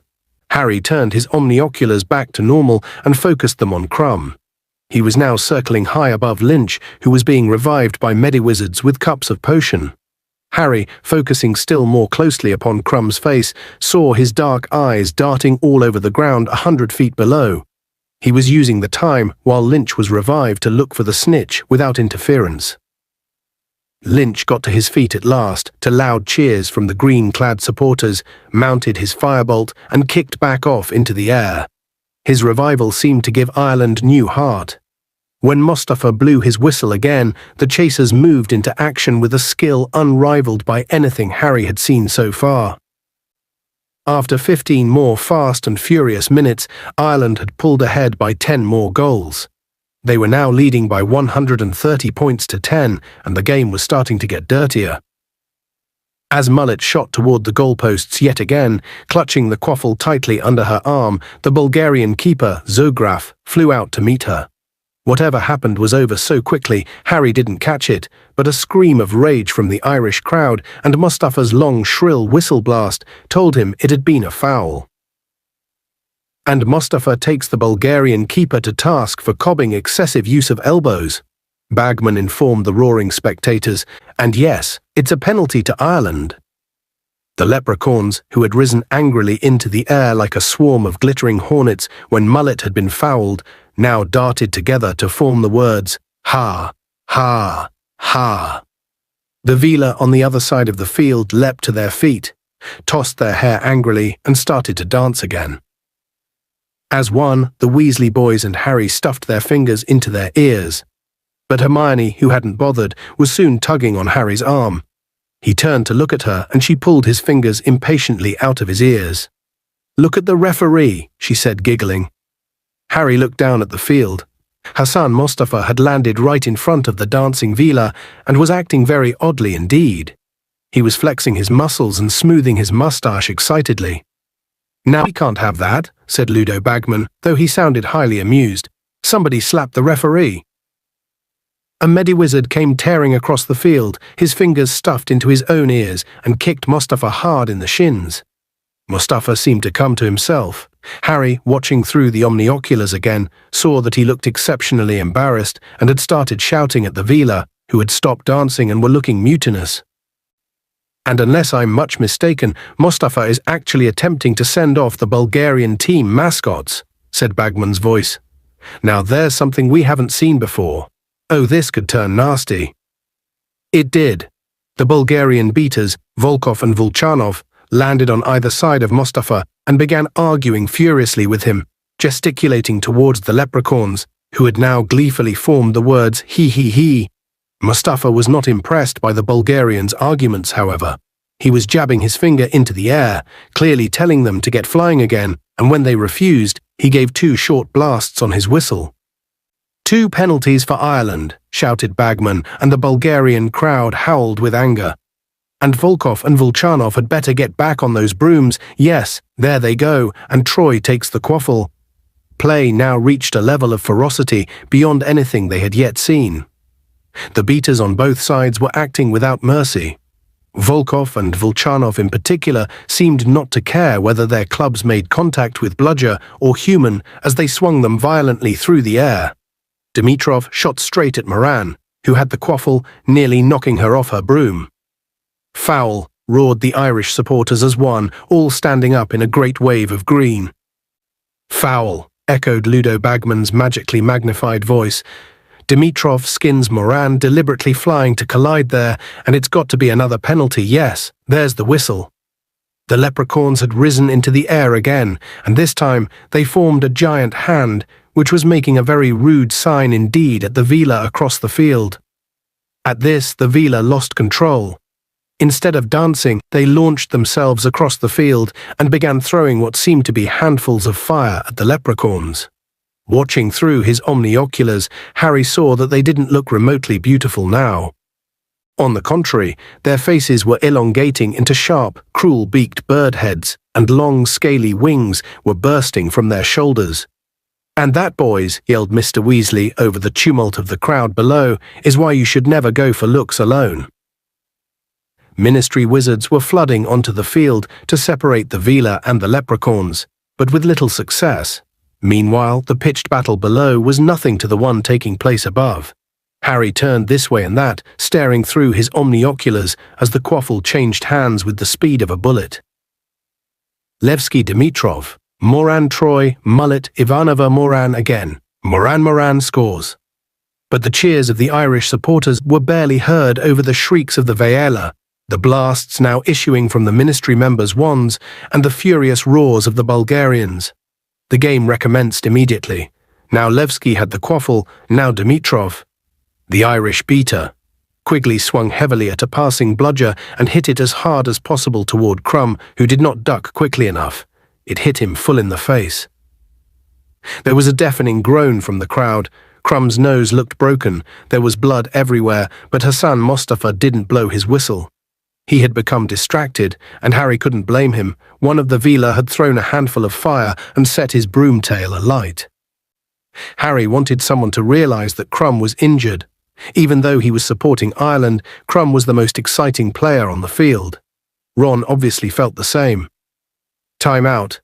Ah, come on, he can't play like that. Look at him." "Look at Lynch," Harry yelled. For the Irish seeker had suddenly gone into a dive, and Harry was quite sure that this was no Wronski feint. This was the real thing. "He's seen the snitch," Harry shouted. "He's seen it. Look at him go." Half the crowd seemed to have realized what was happening. The Irish supporters rose in another great wave of green, screaming their seeker on, but Crumb was on his tail. How he could see where he was going, Harry had no idea. There were flecks of blood flying through the air behind him, but he was drawing level with Lynch now as the pair of them hurtled toward the ground again. "They're going to crash," shrieked Hermione. "They're not," roared Ron.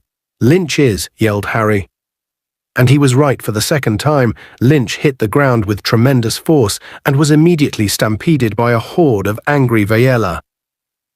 "The snitch, where's the snitch?" bellowed Charlie along the row. "He's got it, Crumbs." "Got it, it's all over," shouted Harry. Crumb, his red robes shining with blood from his nose, was rising gently into the air, his fist held high, a glint of gold in his hand. The scoreboard was flashing. Bulgaria, 160. Ireland, 170 across the crowd, who didn't seem to have realized what had happened. Then, slowly, as though a great jumbo jet were revving up, the rumbling from the Ireland supporters grew louder and erupted into screams of delight.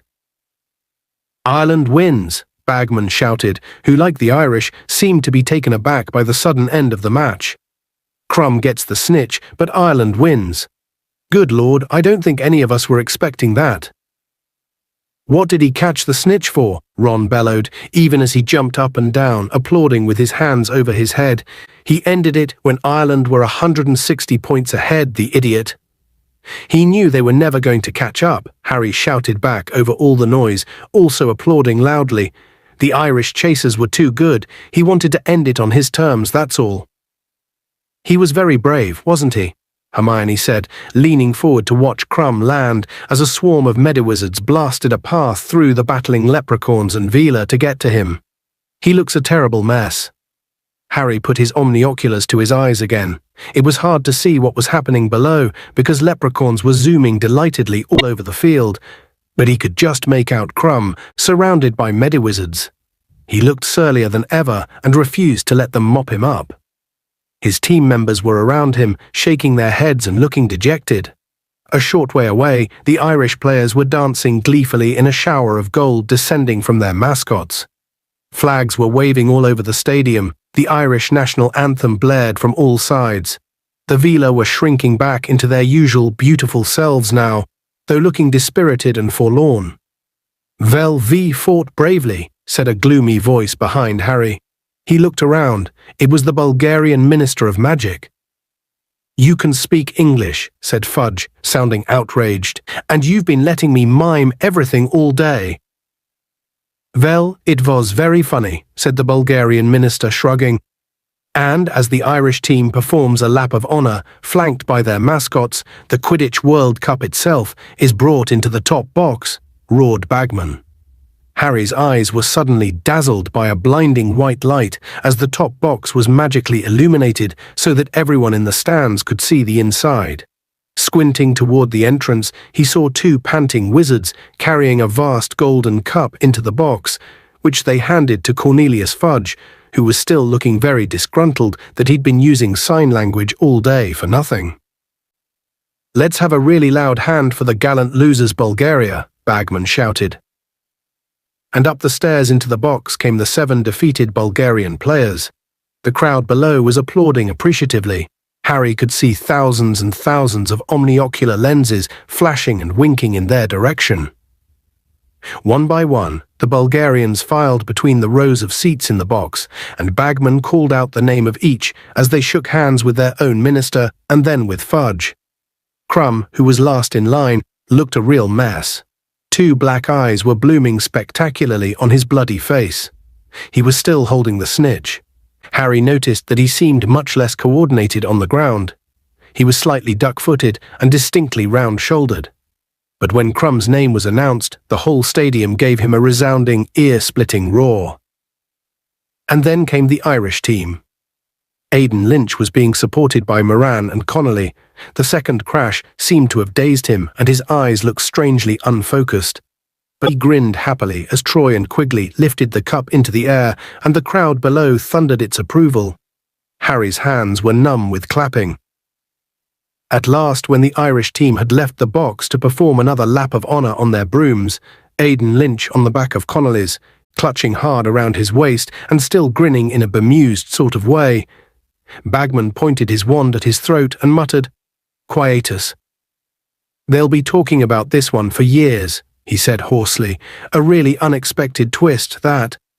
Shame it couldn't have lasted longer. Ah, yes. Yes, I owe you how much." For Fred and George had just scrambled over the backs of their seats and were standing in front of Ludo Bagman with broad grins on their faces, their hands outstretched. Chapter 9. The Dark Mark. "Don't tell your mother you've been gambling," Mr. Weasley implored Fred and George as they all made their way slowly down the purple-carpeted stairs. "Don't worry, Dad," said Fred gleefully. "We've got big plans for this money. We don't want it confiscated." Mr. Weasley looked for a moment as though he was going to ask what these big plans were, but seemed to decide, upon reflection, that he didn't want to know. They were soon caught up in the crowds now flooding out of the stadium and back to their campsites. Raucous singing was borne toward them on the night air as they retraced their steps along the lantern-lit path. and leprechauns kept shooting over their heads, cackling and waving their lanterns. When they finally reached the tents, nobody felt like sleeping at all, and given the level of noise around them, Mr. Weasley agreed that they could all have one last cup of cocoa together before turning in. They were soon arguing enjoyably about the match. Mr. Weasley got drawn into a disagreement about cobbing with Charlie, and it was only when Ginny fell asleep right at the tiny table and spilled hot chocolate all over the floor that Mr. Weasley called a halt to the verbal replays and insisted that everyone go to bed. Hermione and Ginny went into the next tent, and Harry and the rest of the Weasleys changed into pajamas and clambered into their bunks. From the other side of the campsite, they could still hear much singing and the odd echoing bang. "Oh, I am glad I'm not on duty," muttered Mr. Weasley sleepily. "I wouldn't fancy having to go and tell the Irish they've got to stop celebrating." Harry, who was on a top bunk above Ron, lay staring up at the canvas ceiling of the tent, watching the glow of an occasional leprechaun lantern flying overhead, and picturing again some of Crumb's more spectacular moves. He was itching to get back on his own firebolt and try out the Wronski feint. Somehow Oliver Wood had never managed to convey with all his wriggling diagrams what that move was supposed to look like. Harry saw himself in robes that had his name on the back and imagined the sensation of hearing 100,000-strong crowd roar as Ludo Bagman's voice echoed throughout the stadium, "I give you Potter." Harry never knew whether or not he had actually dropped off to sleep. His fantasies of flying like Crumb might well have slipped into actual dreams. All he knew was that quite suddenly, Mr. Weasley was shouting, "Get up! Ron, Harry, come on now! Get up! This is urgent!" Harry sat up quickly and the top of his head hit canvas. "Es matter?" he said. Dimly, he could tell that something was wrong. The noises in the campsite had changed. The singing had stopped. He could hear screams and the sound of people running. He slipped down from the bunk and reached for his clothes, but Mr. Weasley, who had pulled on his jeans over his own pajamas, said, "No time. Harry, just grab a jacket and get outside quickly." Harry did as he was told and hurried out of the tent, Ron at his heels. By the light of the few fires that were still burning, he could see people running away into the woods, fleeing something that was moving across the field toward them, something that was emitting odd flashes of light and noises like gunfire. Loud jeering, roars of laughter and drunken yells were drifting toward them.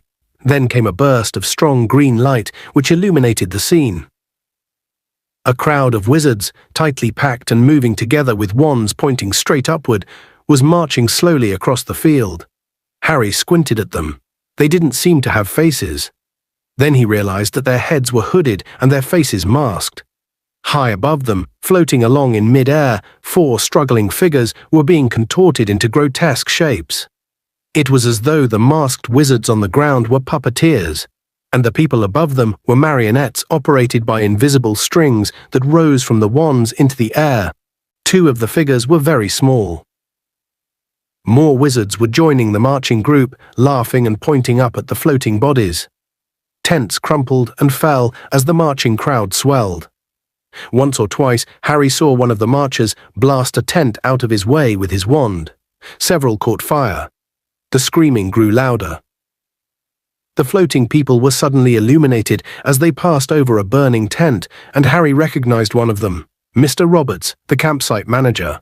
The other 3 looked as though they might be his wife and children. One of the marchers below flipped Mrs. Roberts upside down with his wand. Her nightdress fell down to reveal voluminous drawers, and she struggled to cover herself up as the crowd below her screeched and hooted with glee. "That's sick," Ron muttered, watching the smallest Muggle child, who had begun to spin like a top, 60 feet above the ground, his head flopping limply from side to side. "That is really sick." Hermione and Ginny came hurrying toward them, pulling coats over their nightdresses, with Mr. Weasley right behind them. At the same moment, Bill, Charlie and Percy emerged from the boys' tent, fully dressed, with their sleeves rolled up and their wands out. "We're going to help the ministry," Mr. Weasley shouted over all the noise, rolling up his own sleeves. "You lot get into the woods and stick together. I'll come and fetch you when we've sorted this out." Bill, Charlie and Percy were already sprinting away toward the oncoming marchers. Mr. Weasley tore after them. Ministry wizards were dashing from every direction toward the source of the trouble. The crowd beneath the Roberts family was coming ever closer. "Come on," said Fred, grabbing Ginny's hand and starting to pull her toward the wood. Harry, Ron, Hermione, and George followed. They all looked back as they reached the trees. The crowd beneath the Roberts family was larger than ever. They could see the Ministry wizards trying to get through it to the hooded wizards in the center, but they were having great difficulty. It looked as though they were scared to perform any spell that might make the Roberts family fall. The colored lanterns that had lit the path to the stadium had been extinguished. Dark figures were blundering through the trees, children were crying, anxious shouts and panicked voices were reverberating around them in the cold night air. Harry felt himself being pushed hither and thither by people whose faces he could not see. Then he heard Ron yell with pain. "What happened?" said Hermione anxiously, stopping so abruptly that Harry walked into her. "Ron, where are you? Oh, this is stupid Lumos." She illuminated her wand and directed its narrow beams across the path. Ron was lying sprawled on the ground. "Tripped over a tree root," he said angrily, getting to his feet again. "Well, with feet that size, hard not to," said a drawling voice from behind them. Harry, Ron, and Hermione turned sharply. Draco Malfoy was standing alone nearby, leaning against a tree, looking utterly relaxed. His arms folded, he seemed to have been watching the scene at the campsite through a gap in the trees. Ron told Malfoy to do something that Harry knew he would never have dared say in front of Mrs. Weasley. "Language, Weasley," said Malfoy, his pale eyes glittering.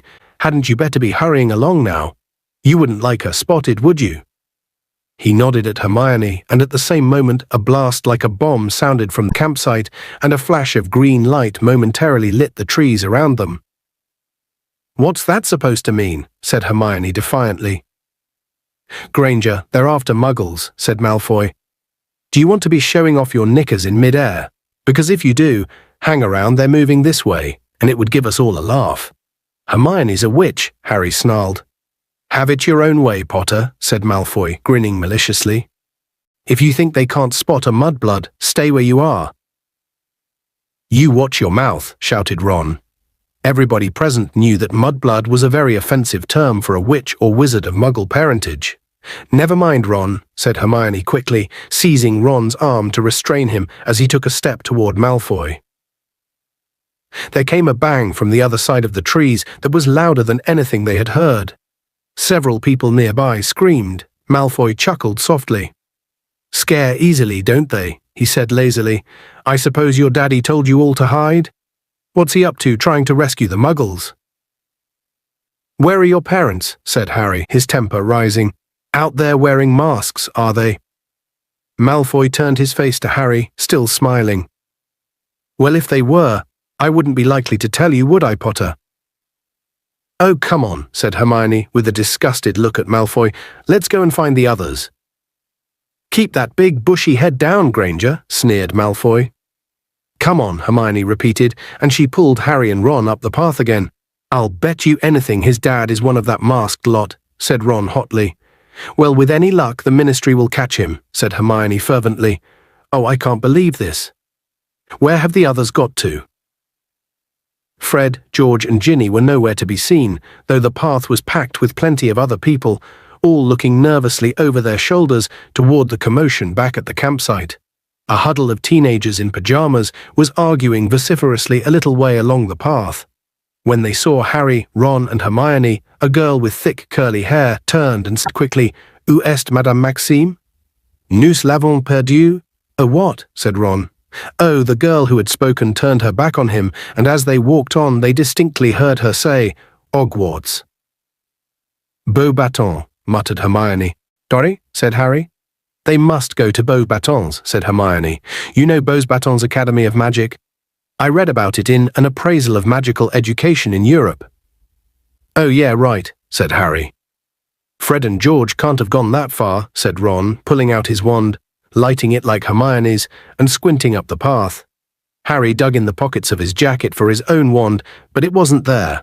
The only thing he could find was his omnioculars. "Ah, no, I don't believe it. I've lost my wand." "You're kidding." Ron and Hermione raised their wands high enough to spread the narrow beams of light farther on the ground. Harry looked all around him, but his wand was nowhere to be seen. Maybe it's back in the tent, said Ron. Maybe it fell out of your pocket when we were running, Hermione suggested anxiously. Yeah, said Harry, maybe. He usually kept his wand with him at all times in the wizarding world, and finding himself without it in the midst of a scene like this made him feel very vulnerable. A rustling noise nearby made all three of them jump. Winky the house elf was fighting her way out of a clump of bushes nearby. She was moving in a most peculiar fashion, apparently with great difficulty. It was as though someone invisible were trying to hold her back. There is bad wizards about, she squeaked distractedly as she leaned forward and labored to keep running. People high, high in the air. Winky is getting out of the way. And she disappeared into the trees on the other side of the path, panting and squeaking as she fought the force that was restraining her.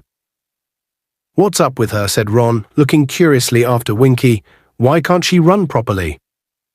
Bet she didn't ask permission to hide, said Harry. He was thinking of Dobby. Every time he had tried to do something the Malfoys wouldn't like, the house elf had been forced to start beating himself up. You know, house elves get a very raw deal, said Hermione indignantly.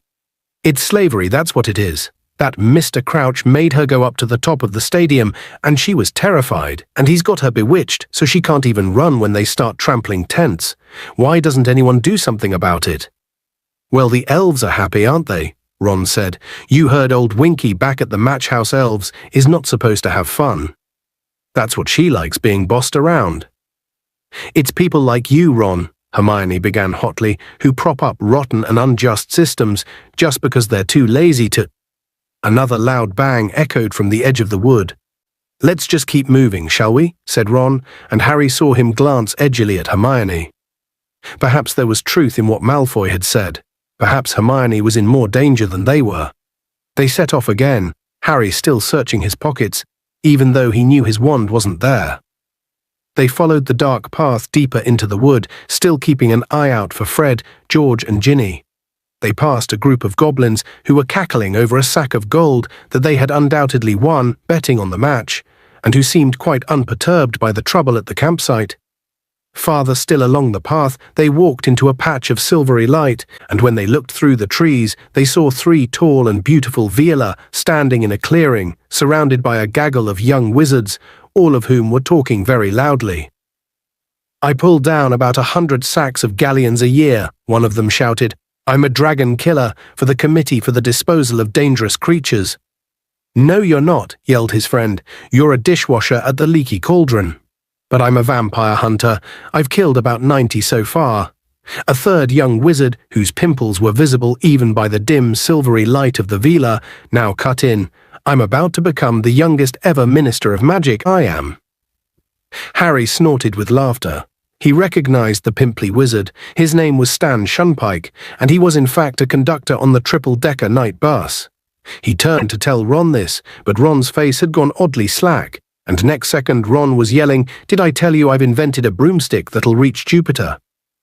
Honestly, said Hermione, and she and Harry grabbed Ron firmly by the arms, wheeled him around and marched him away. By the time the sounds of the Veela and their admirers had faded completely, they were in the very heart of the wood. They seemed to be alone now. Everything was much quieter. Harry looked around. I reckon we can just wait here, you know. We'll hear anyone coming a mile off. The words were hardly out of his mouth when Ludo Bagman emerged from behind a tree right ahead of them. Even by the feeble light of the two wands, Harry could see that a great change had come over Bagman. He no longer looked buoyant and rosy-faced. There was no more spring in his step. He looked very white and strained. Who's that? He said, blinking down at them, trying to make out their faces. What are you doing in here, all alone? They looked at one another, surprised. Well, there's a sort of riot going on, said Ron. Bagman stared at him. What? At the campsite, some people have got hold of a family of muggles. Bagman swore loudly. Damn them, he said, looking quite distracted, and without another word, he disapparated with a small pop. Not exactly on top of things, Mr. Bagman, is he? Said Hermione, frowning. He was a great beater, though, said Ron, leading the way off the path into a small clearing and sitting down on a patch of dry grass at the foot of a tree. The Wimborne Wasps won the league 3 times in a row while he was with them. He took his small figure of Crumb out of his pocket, set it down on the ground, and watched it walk around. Like the real Crumb, the model was slightly duck-footed and round-shouldered, much less impressive on his splayed feet than on his broomstick. Harry was listening for noise from the campsite. Everything seemed much quieter. Perhaps the riot was over. "I hope the others are okay," said Hermione after a while. "They'll be fine," said Ron. "Imagine if your dad catches Lucius Malfoy," said Harry, sitting down next to Ron and watching the small figure of Crumb slouching over the fallen leaves. "He's always said he'd like to get something on him." "That'd wipe the smirk off old Draco's face all right," said Ron. "Those poor muggles, though," said Hermione nervously. "What if they can't get them down?" "They will," said Ron reassuringly. "They'll find a way." "Mad, though, to do something like that when the whole Ministry of Magic's out here tonight," said Hermione. "I mean, how do they expect to get away with it? Do you think they've been drinking? Or are they just—" But she broke off abruptly and looked over her shoulder. Harry and Ron looked quickly around too. It sounded as though someone was staggering toward their clearing. They waited, listening to the sounds of the uneven steps behind the dark trees. But the footsteps came to a sudden halt. "Hello?" called Harry. There was silence. Harry got to his feet and peered around the tree. It was too dark to see very far, but he could sense somebody standing just beyond the range of his vision. "Who's there?" he said. And then, without warning, the silence was rent by a voice unlike any they had heard in the wood, and it uttered not a panicked shout, but what sounded like a spell. "Mors Mordra." And something vast, green and glittering erupted from the patch of darkness Harry's eyes had been struggling to penetrate. It flew up over the treetops and into the sky. "What the?" gasped Ron as he sprang to his feet again, staring up at the thing that had appeared. For a split second, Harry thought it was another leprechaun formation. Then he realized that it was a colossal skull, comprised of what looked like emerald stars, with a serpent protruding from its mouth like a tongue. As they watched, it rose higher and higher, blazing in a haze of greenish smoke, etched against the black sky like a new constellation. Suddenly, the wood all around them erupted with screams. Harry didn't understand why, but the only possible cause was the sudden appearance of the skull, which had now risen high enough to illuminate the entire wood like some grisly neon sign. He scanned the darkness for the person who had conjured the skull, but he couldn't see anyone. "Who's there?" he called again. "Harry, come on, move." Hermione had seized the collar of his jacket and was tugging him backward. "What's the matter?" Harry said, startled to see her face so white and terrified. "It's the dark mark, Harry," Hermione moaned, pulling him as hard as she could. "You know whose sign." "Voldemort's." "Harry, come on." Harry turned. Ron was hurriedly scooping up his miniature Crumb. The three of them started across the clearing, but before they had taken a few hurried steps, a series of popping noises announced the arrival of 20 wizards appearing from thin air surrounding them. Harry whirled around, and in an instant he registered one fact. Each of these wizards had his wand out, and every wand was pointing right at himself, Ron and Hermione. Without pausing to think, he yelled, "Duck!" He seized the other two and pulled them down onto the ground. "Stupefy!" roared 20 voices. There was a blinding series of flashes, and Harry felt the hair on his head ripple as though a powerful wind had swept the clearing. Raising his head a fraction of an inch, he saw jets of fiery red light flying over them from the wizards' wands, crossing one another, bouncing off tree trunks, rebounding into the darkness. "Stop!" yelled a voice he recognized. "Stop, that's my son." Harry's hair stopped blowing about. He raised his head a little higher. The wizard in front of him had lowered his wand. He rolled over and saw Mr. Weasley striding toward them, looking terrified. "Ron, Harry." His voice sounded shaky. "Hermione, are you all right?" "Out of the way, Arthur," said a cold, curt voice. It was Mr. Crouch. He and the other Ministry wizards were closing in on them. Harry got to his feet to face them. Mr. Crouch's face was taut with rage. "Which of you did it?" he snapped, his sharp eyes darting between them. "Which of you conjured the dark mark?" "We didn't do that," said Harry, gesturing up at the skull. "We didn't do anything," said Ron, who was rubbing his elbow and looking indignantly at his father. What did you want to attack us for?" "Do not lie, sir," shouted Mr. Crouch. His wand was still pointing directly at Ron, and his eyes were popping. He looked slightly mad. "You have been discovered at the scene of the crime." "Barty," whispered a witch in a long woolen dressing gown. "They're kids, Barty. They'd never have been able to." "Where did the mark come from, you three?" said Mr. Weasley quickly. "Over there," said Hermione shakily, pointing at the place where they had heard the voice. "There was someone behind the trees. They shouted words and incantation." "Oh, stood over there, did they?" said Mr. Crouch, turning his popping eyes on Hermione now. Disbelief etched all over his face. "Said an incantation, did they? You seem very well informed about how that mark is summoned, Missy. But none of the Ministry wizards, apart from Mr. Crouch, seemed to think it remotely likely that Harry, Ron, or Hermione had conjured the skull. On the contrary, at Hermione's words, they had all raised their wands again and were pointing in the direction she had indicated, squinting through the dark trees. "We're too late," said the witch in the woolen dressing gown, shaking her head. "They'll have disapparated." "I don't think so," said a wizard with a scrubby brown beard. "It was Amos Diggory, Cedric's father. Our stunners went right through those trees. There's a good chance we got them." "Amos, be careful," said a few of the wizards warningly as Mr. Diggory squared his shoulders, raised his wand, marched across the clearing, and disappeared into the darkness. Hermione watched him vanish with her hands over her mouth. A few seconds later they heard Mr. Diggory shout, "Yes, we got them. There's someone here, unconscious. It's but blimey." "You've got someone?" shouted Mr. Crouch, sounding highly disbelieving. Who is it?" They heard snapping twigs, the rustling of leaves, and then crunching footsteps as Mr. Diggory re-emerged from behind the trees. He was carrying a tiny, limp figure in his arms. Harry recognized the tea towel at once. It was Winky. Mr. Crouch did not move or speak as Mr. Diggory deposited his elf on the ground at his feet. The other Ministry wizards were all staring at Mr. Crouch. For a few seconds, Crouch remained transfixed, his eyes blazing in his white face as he stared down at Winky. Then he appeared to come to life again. "This cannot be," he said jerkily. "No." He moved quickly around Mr. Diggory and strode off toward the place where he had found Winky. "No point, Mr. Crouch," Mr. Diggory called after him. "There's no one else there." But Mr. Crouch did not seem prepared to take his word for it. They could hear him moving around and the rustling of leaves as he pushed the bushes aside, searching. "Bit embarrassing," Mr. Diggory said grimly, looking down at Winky's unconscious form. "Barty Crouch's house elf, I mean to say." "Come off it, Amos," said Mr. Weasley quietly. "You don't seriously think it was the elf? The dark mark's a wizard's sign. It requires a wand." "Yeah," said Mr. Diggory, "and she had a wand." "What?" said Mr. Weasley. "Here, look."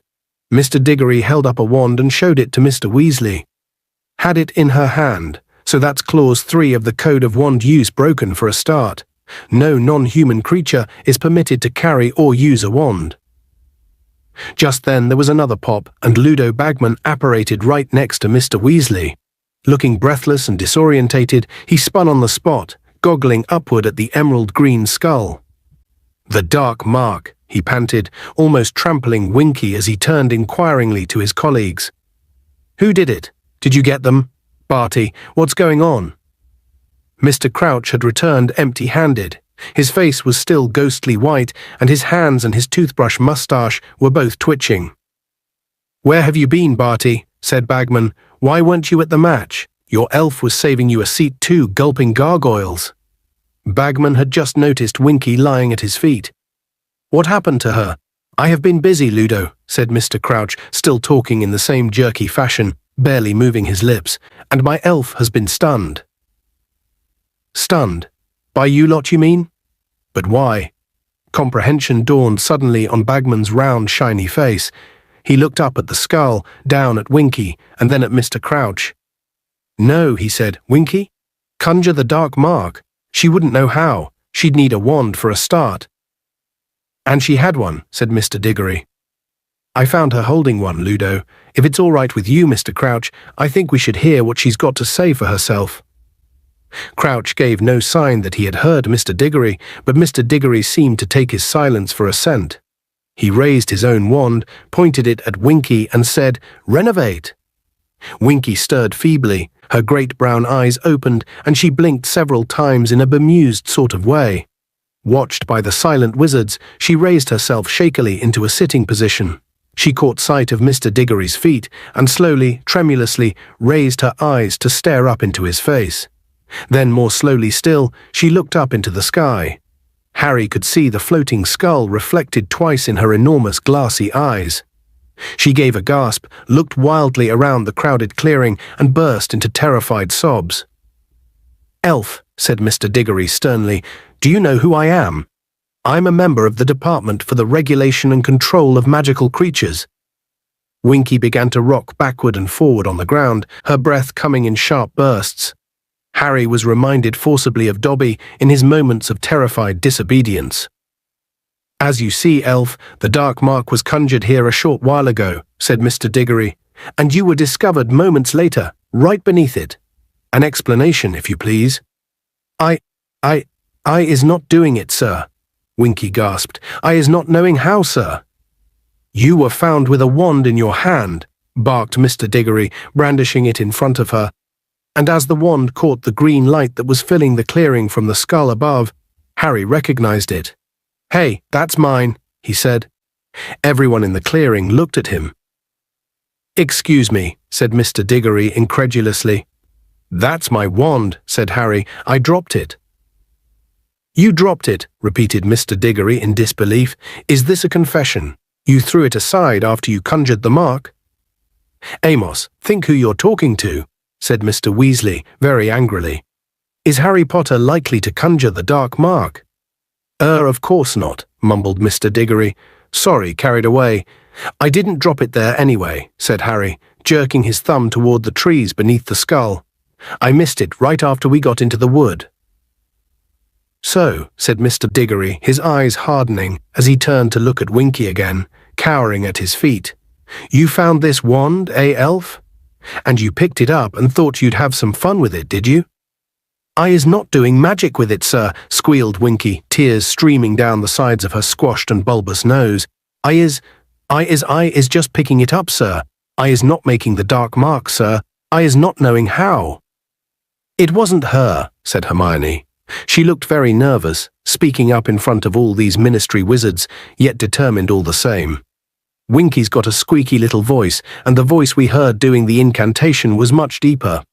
She looked around at Harry and Ron, appealing for their support.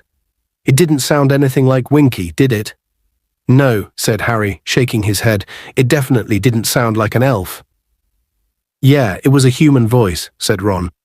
"Well, we'll soon see," growled Mr. Diggory, looking unimpressed. "There's a simple way of discovering the last spell a wand performed, Elf.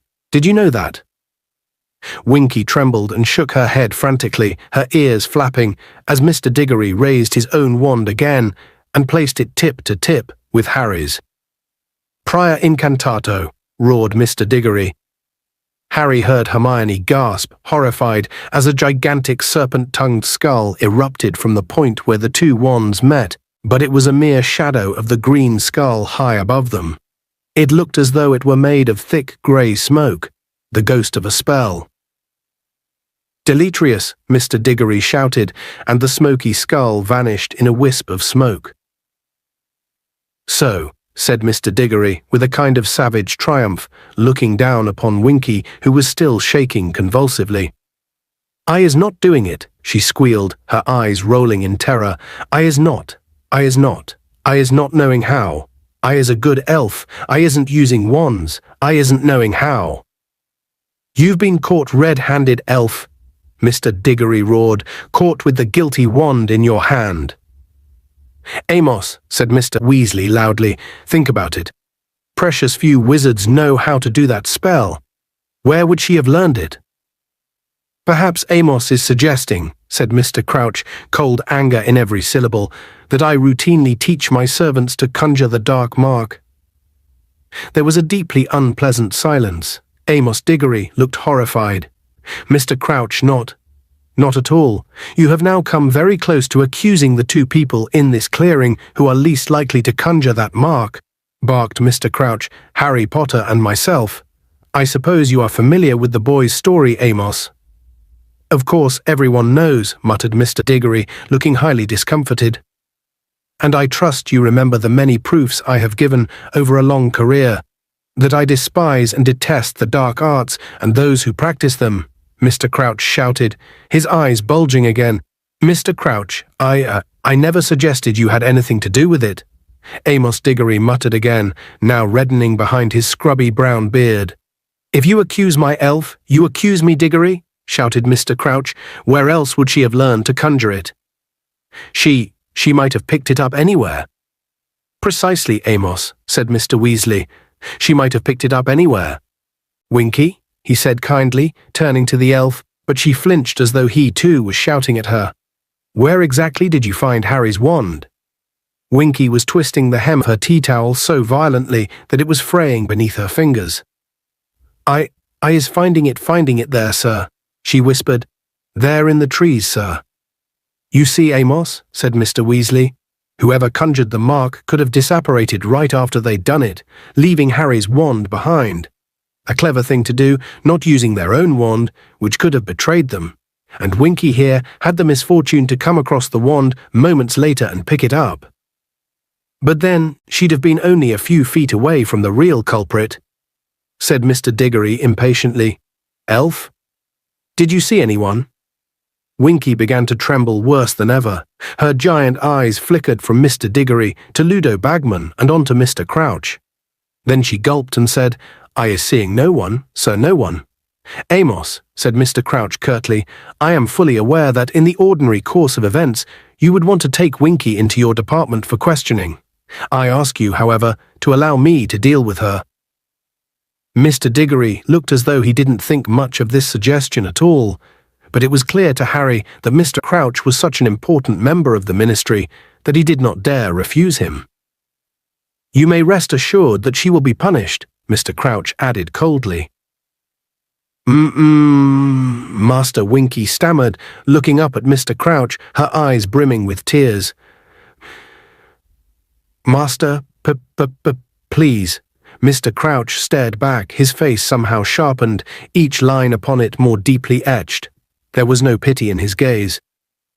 Winky has behaved tonight in a manner I would not have believed possible, he said slowly. I told her to remain in the tent. I told her to stay there while I went to sort out the trouble. And I find that she disobeyed me. This means clothes. No, shrieked Winky, prostrating herself at Mr. Crouch's feet. No, master. Not clothes, not clothes. Harry knew that the only way to turn House Elf free was to present it with proper garments. It was pitiful to see the way Winky clutched at her tea towel as she sobbed over Mr. Crouch's feet. But she was frightened, Hermione burst out angrily, glaring at Mr. Crouch. Your elf's scared of heights, and those wizards in masks were levitating people. You can't blame her for wanting to get out of their way. Mr. Crouch took a step backward, freeing himself from a contact with the elf, whom he was surveying as though she was something filthy and rotten that was contaminating his overshined shoes. I have no use for a house elf who disobeys me, he said coldly, looking over at Hermione. I have no use for a servant who forgets what is due to her master, and to her master's reputation. Winky was crying so hard that her sobs echoed around the clearing. There was a very nasty silence, which was ended by Mr. Weasley, who said quietly, Well, I think I'll take my lot back to the tent, if nobody's got any objections.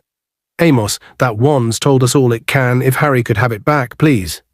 Mr. Diggory handed Harry his wand, and Harry pocketed it. Come on, you three, Mr. Weasley said quietly, but Hermione didn't seem to want to move. Her eyes were still upon the sobbing elf. Hermione, Mr. Weasley said more urgently. She turned and followed Harry and Ron out of the clearing and off through the trees. What's going to happen to Winky? Said Hermione, the moment they had left the clearing. I don't know, said Mr. Weasley. The way they were treating her, said Hermione furiously. Mr. Diggory calling her elf all the time, and Mr. Crouch. He knows she didn't do it, and he's still going to sack her. He didn't care how frightened she'd been, or how upset she was. It was like she wasn't even human. Well, she's not, said Ron. Hermione rounded on him. That doesn't mean she hasn't got feelings, Ron. It's disgusting the way— Hermione, I agree with you, said Mr. Weasley quickly, beckoning her on, but now is not the time to discuss elf rights. I want to get back to the tent as fast as we can. What happened to the others? We lost them in the dark, said Ron. Dad, why was everyone so uptight about that skull thing? I'll explain everything back at the tent, said Mr. Weasley tensely. But when they reached the edge of the wood, their progress was impeded. A large crowd of frightened-looking witches and wizards was congregated there, and when they saw Mr. Weasley coming toward them, many of them surged forward. What's going on in there? Who conjured it? Arthur, it's not him. Of course it's not him, said Mr. Weasley impatiently. We don't know who it was. It looks like they disapparated. Now, excuse me, please. I want to get to bed. He led Harry, Ron, and Hermione through the crowd and back into the campsite. All was quiet now. There was no sign of the masked wizards, though several ruined tents were still smoking. Charlie's head was poking out of the boys' tent. Dad, what's going on? He called through the dark. Fred, George, and Ginny got back okay, but the others— I've got them here, said Mr. Weasley, bending down and entering the tent. Harry, Ron, and Hermione entered after him. Bill was sitting at the small kitchen table, holding a bedsheet to his arm, which was bleeding profusely. Charlie had a large rip in his shirt, and Percy was sporting a bloody nose. Fred, George, and Ginny looked unhurt, though shaken. Did you get them, Dad? Said Bill sharply. The person who conjured the mark? No, said Mr. Weasley. We found Barty Crouch's elf holding Harry's wand, but we're none the wiser about who actually conjured the mark. What? Said Bill, Charlie, and Percy together. Harry's wand, said Fred. Mr. Crouch's elf, said Percy, sounding thunderstruck. With some assistance from Harry, Ron, and Hermione, Mr. Weasley explained what had happened in the woods. When they had finished their story, Percy swelled indignantly. Well, Mr. Crouch is quite right to get rid of an elf like that, he said, running away when he'd expressly told her not to embarrassing him in front of the whole ministry. How would that have looked if she'd been brought up in front of the Department for the Regulation and Control? She didn't do anything, she was just in the wrong place at the wrong time, Hermione snapped at Percy, who looked very taken aback. Hermione had always got on fairly well with Percy, better indeed than any of the others. Hermione, a wizard in Mr. Crouch's position, can't afford a house elf who's going to run amok with a wand, said Percy pompously, recovering himself. She didn't run amok, shouted Hermione. She just picked it up off the ground. Look, can someone just explain what that skull thing was? Said Ron impatiently. It wasn't hurting anyone. Why is it such a big deal? I told you, it's you-know-whose symbol, Ron, said Hermione before anyone else could answer. I read about it in the Rise and Fall of the Dark Arts. And it hasn't been seen for 13 years, said Mr. Weasley quietly. Of course people panicked. It was almost like seeing you-know-who back again. I don't get it, said Ron, frowning. I mean, it's still only a shape in the sky. Ron, you-know-who and his followers sent the dark mark into the air whenever they killed, said Mr. Weasley. The terror it inspired, you have no idea. You're too young. Just picture coming home and finding the dark mark hovering over your house and knowing what you're about to find inside. Mr. Weasley winced. Everyone's worst fear, the very worst.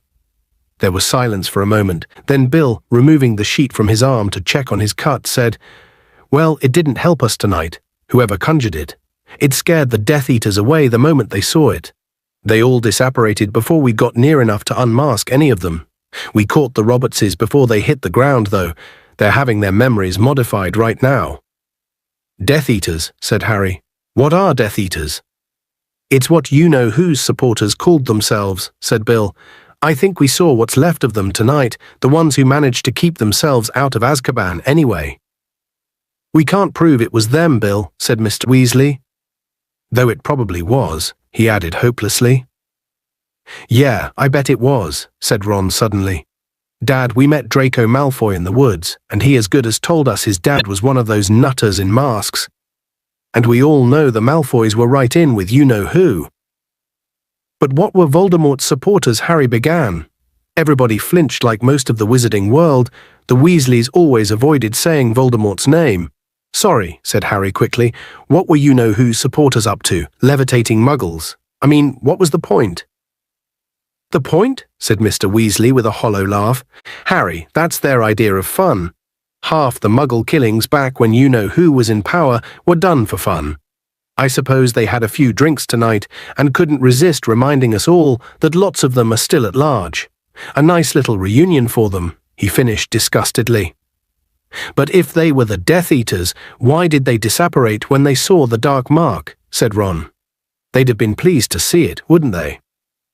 "Use your brains, Ron," said Bill.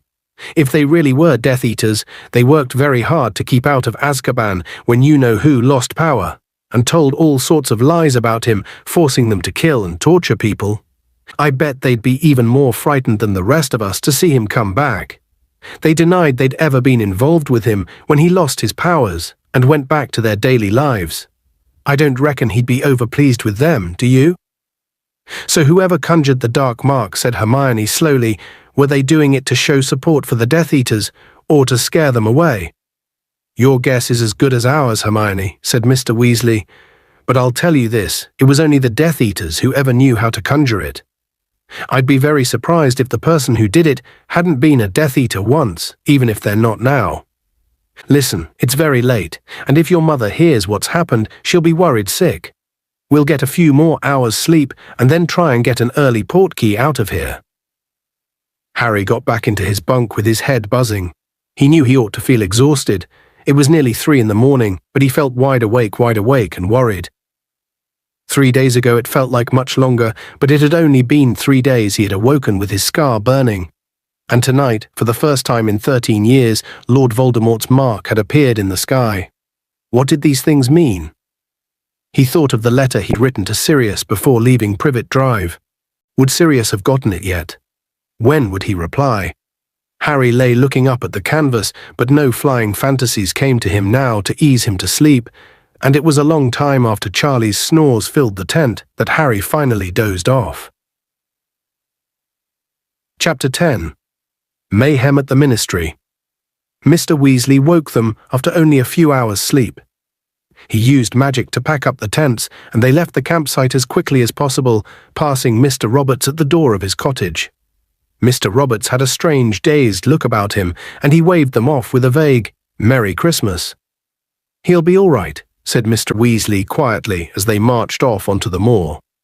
Sometimes, when a person's memory's modified, it makes him a bit disorientated for a while, and that was a big thing they had to make him forget.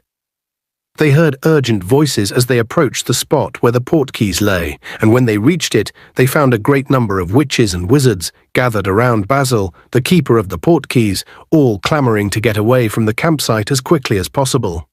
Mr. Weasley had a hurried discussion with Basil. They joined the queue and were able to take an old rubber tire back to Stoatshead Hill before the sun had really risen. They walked back through Ottery St. Catchpole and up the damp lane toward the burrow in the dawn light, talking very little because they were so exhausted and thinking longingly of their breakfast. As they rounded the corner and the burrow came into view, a cry echoed along the lane. "Oh, thank goodness, thank goodness." Mrs. Weasley, who had evidently been waiting for them in the front yard, came running toward them, still wearing her bedroom slippers, her face pale and strained, a rolled-up copy of the Daily Prophet clutched in her hand. "Arthur, I've been so worried. So worried."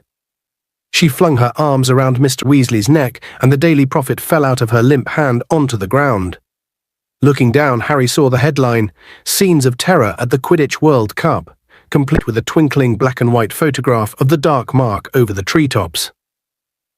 "You're all right," Mrs. Weasley muttered distractedly, releasing Mr. Weasley and staring around at them all with red eyes. "You're alive." "Oh, boys." And to everybody's surprise, she seized Fred and George and pulled them both into such a tight hug that their heads banged together.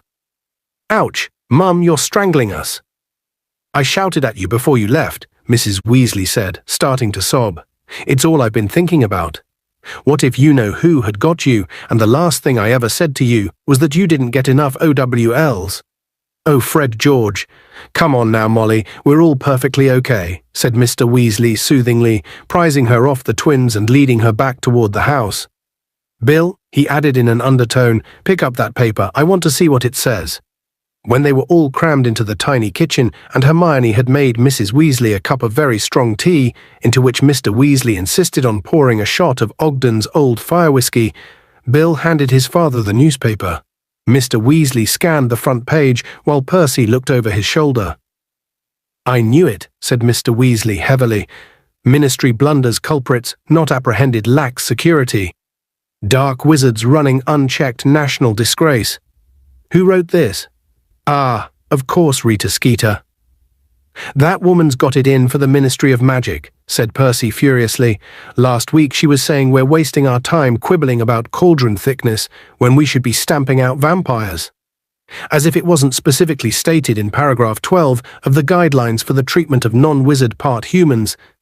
Do us a favor, Percy, said Bill, yawning, and shut up. I'm mentioned, said Mr. Weasley, his eyes widening behind his glasses as he reached the bottom of the Daily Prophet article.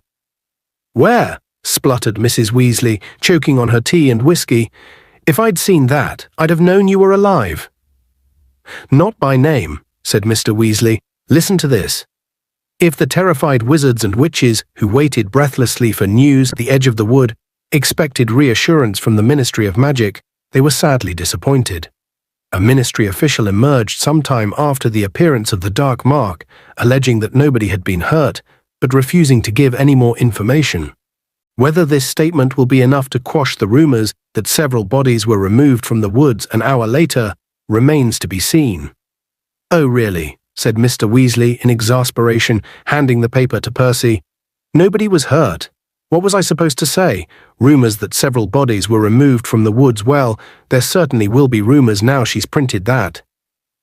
He heaved a deep sigh. Molly, I'm going to have to go into the office. This is going to take some smoothing over. I'll come with you, Father, said Percy importantly.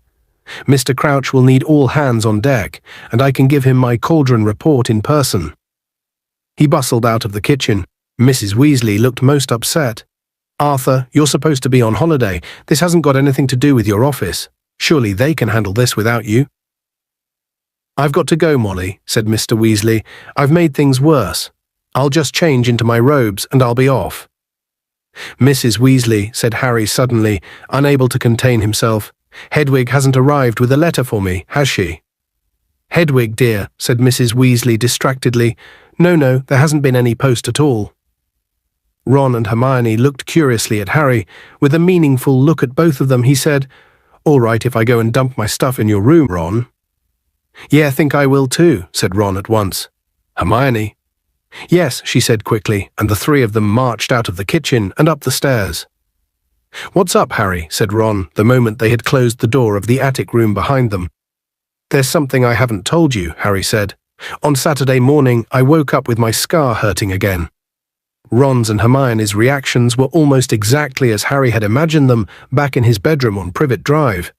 Hermione gasped and started making suggestions at once, mentioning a number of reference books and everybody from Albus Dumbledore to Madame Pumphrey, the Hogwarts nurse. Ron simply looked dumbstruck. But he wasn't there, was he? You know who? I mean, last time your scar kept hurting. He was at Hogwarts, wasn't he? I'm sure he wasn't on Privet Drive, said Harry, but I was dreaming about him and Peter, you know, Wormtail. I can't remember all of it now, but they were plotting to kill someone. He had teetered for a moment on the verge of saying me, but couldn't bring himself to make Hermione look any more horrified than she already did. It was only a dream, said Ron bracingly, just a nightmare. Yeah, but was it though, said Harry, turning to look out of the window at the brightening sky. It's weird, isn't it? My scar hurts, and 3 days later the Death Eaters are on the march, and Voldemort's signs up in the sky again. Don't say his name, Ron hissed through gritted teeth. And remember what Professor Trelawney said, Harry went on, ignoring Ron. At the end of last year. Professor Trelawney was their divination teacher at Hogwarts. Hermione's terrified look vanished as she let out a derisive snort. Oh, Harry, you aren't going to pay attention to anything that old fraud says? You weren't there, said Harry. You didn't hear her. This time was different. I told you, she went into a trance, a real one. And she said the Dark Lord would rise again, greater and more terrible than ever before, and he'd manage it because his servant was going to go back to him, and that night Wormtail escaped. There was a silence in which Ron fidgeted absent-mindedly with a hole in his Chudley Cannon's bedspread. "Why were you asking if Hedwig had come, Harry?" Hermione asked. "Are you expecting a letter?" "I told Sirius about my scar," said Harry, shrugging. "I'm waiting for his answer." "Good thinking," said Ron, his expression clearing. "I bet Sirius'll know what to do." "I hoped he'd get back to me quickly," said Harry. "But we don't know where Sirius is. He could be in Africa or somewhere, couldn't he?" said Hermione reasonably. "Hedwig's not going to manage that journey in a few days." "Yeah, I know," said Harry, but there was a leaden feeling in his stomach as he looked out of the window at the Hedwig-free sky. "Come and have a game of Quidditch in the orchard, Harry," said Ron. "Come on 3-on-3, Bill and Charlie and Fred and George will play. You can try out the Wronski feint."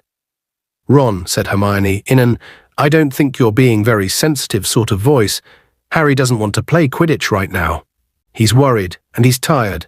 We all need to go to bed." "Yeah, I want to play Quidditch," said Harry suddenly. "Hang on, I'll get my firebolt." Hermione left the room, muttering something that sounded very much like boys.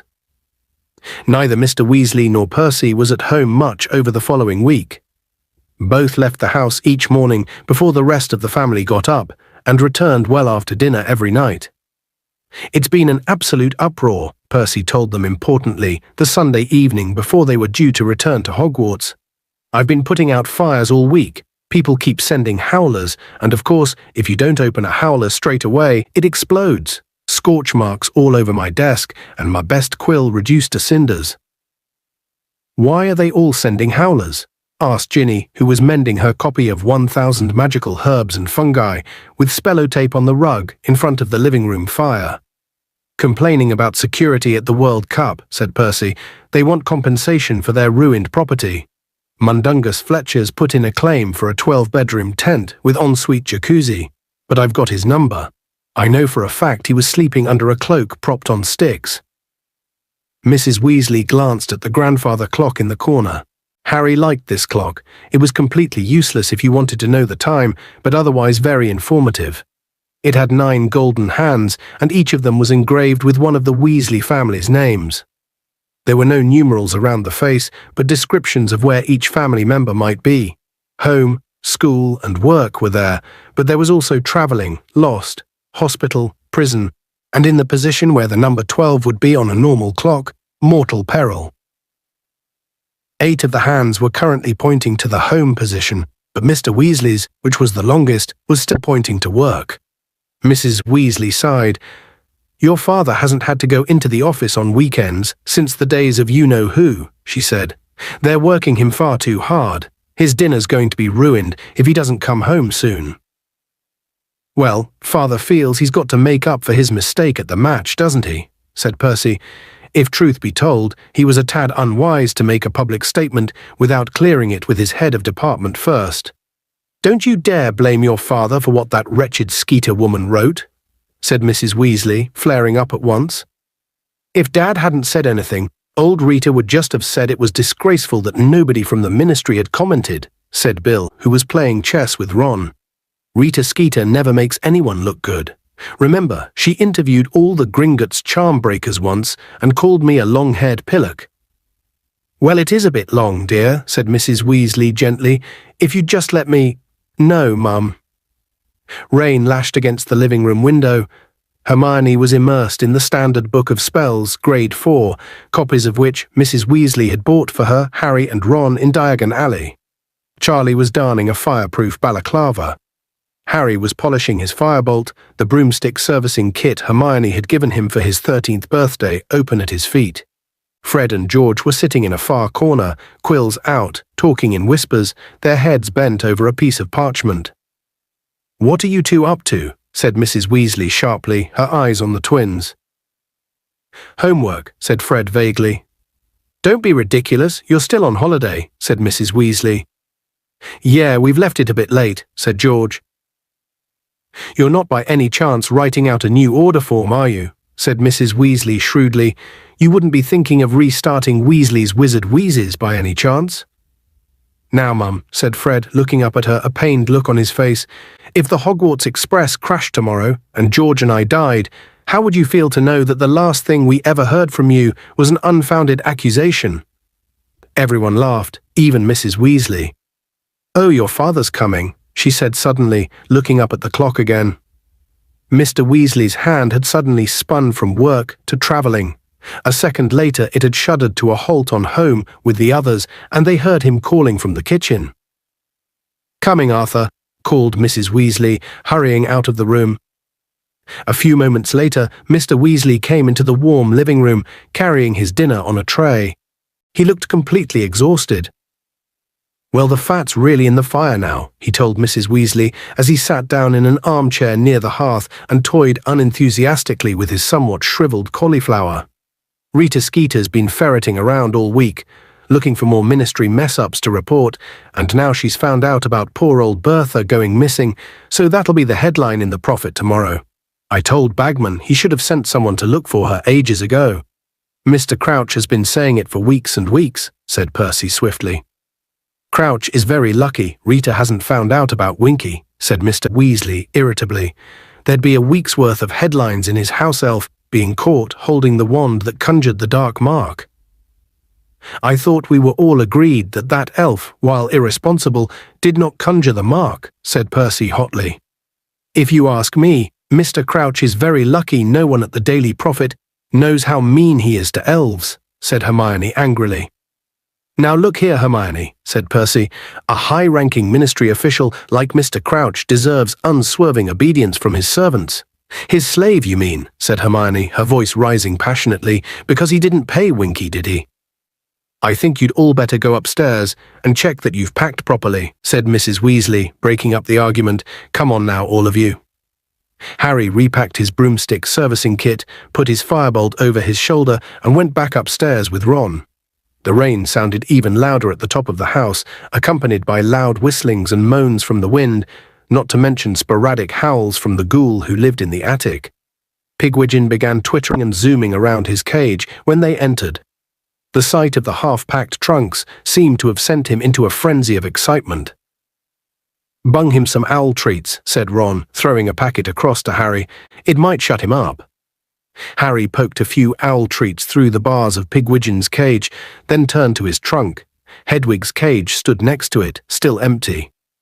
"It's been over a week," Harry said, looking at Hedwig's deserted perch. "Ron, you don't reckon Sirius has been caught, do you?" "Nah, it would have been in the Daily Prophet," said Ron. "The ministry would want to show they'd caught someone, wouldn't they?" "Yeah, I suppose.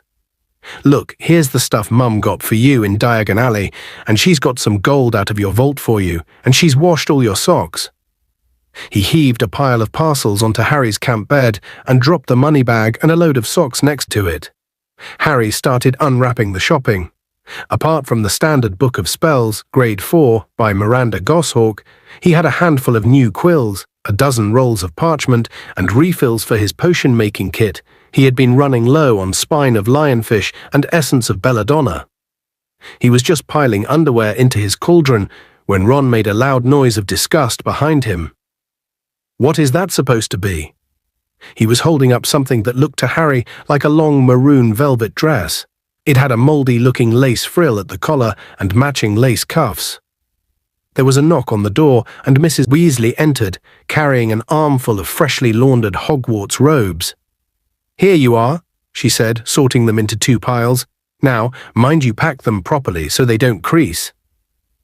"Mum, you've given me Ginny's new dress," said Ron, handing it out to her. "Of course I haven't," said Mrs. Weasley. "That's for you, dress robes." "What?" said Ron, looking horror-struck. "Dress robes," repeated Mrs. Weasley. "It says on your school list that you're supposed to have dress robes this year, robes for formal occasions." "You've got to be kidding," said Ron in disbelief. "I'm not wearing that, no way." "Everyone wears them, Ron," said Mrs. Weasley crossly. "They're all like that. Your father's got some for smart parties." "I'll go starkers before I put that on," said Ron stubbornly. "Don't be so silly," said Mrs. Weasley. "You've got to have dress robes, they're on your list." I got some for Harry too, show him, Harry. In some trepidation, Harry opened the last parcel on his camp bed. It wasn't as bad as he had expected, however. His dress robes didn't have any lace on them at all, in fact. They were more or less the same as his school ones, except that they were bottle green instead of black. I thought they'd bring out the colour of your eyes, dear, said Mrs. Weasley fondly. Well, they're okay, said Ron angrily, looking at Harry's robes. Why couldn't I have some like that?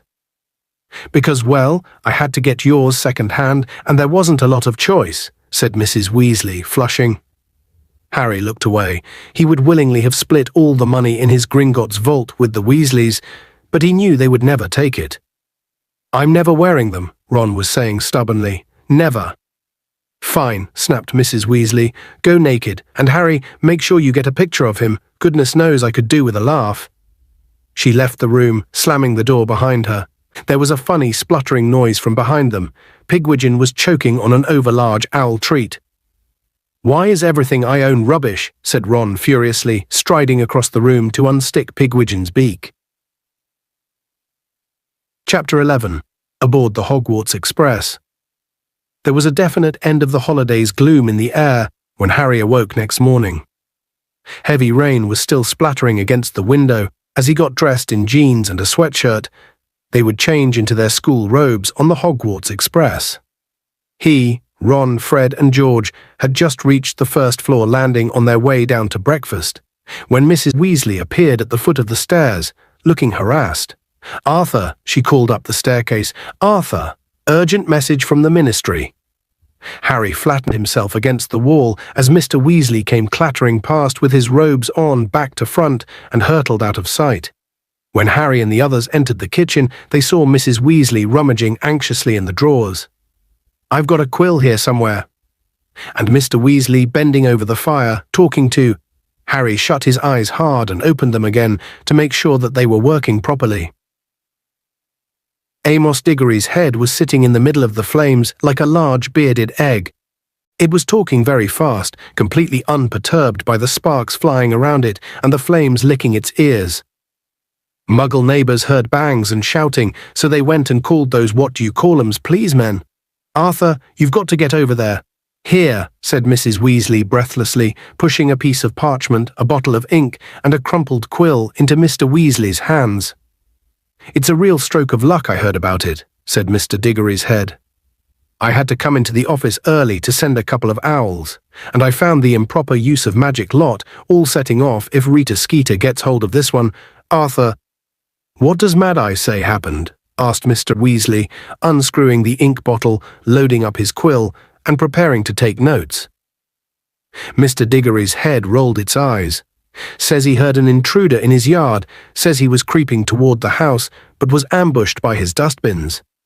What did the dustbins do? Asked Mr. Weasley, scribbling frantically. Made one hell of a noise and fired rubbish everywhere, as far as I can tell, said Mr. Diggory. Apparently one of them was still rocketing around when the please men turned up. Mr. Weasley groaned. And what about the intruder? Arthur, you know Mad Eye, said Mr. Diggory's head, rolling its eyes again. Someone creeping into his yard in the dead of night.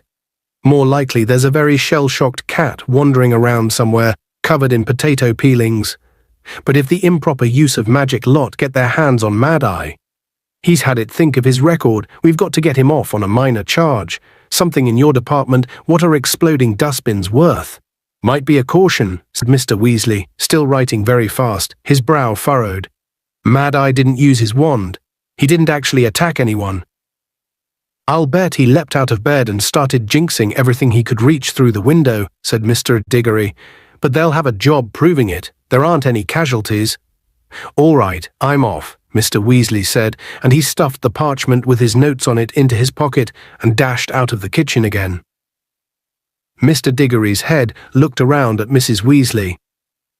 Sorry about this, Molly, it said more calmly, bothering you so early and everything, but Arthur's the only one who can get Mad Eye off, and Mad Eye's supposed to be starting his new job today.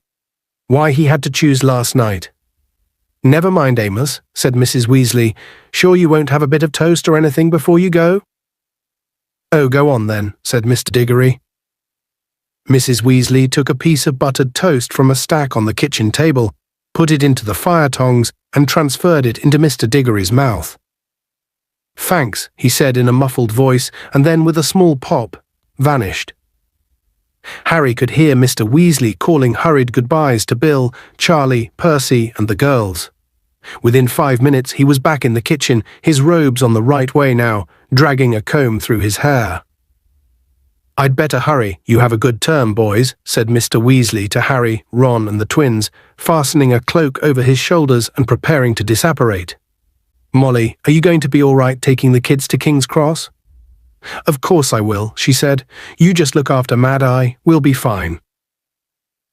As Mr. Weasley vanished, Bill and Charlie entered the kitchen. "Did someone say Mad-Eye?" Bill asked. "What's he been up to now?"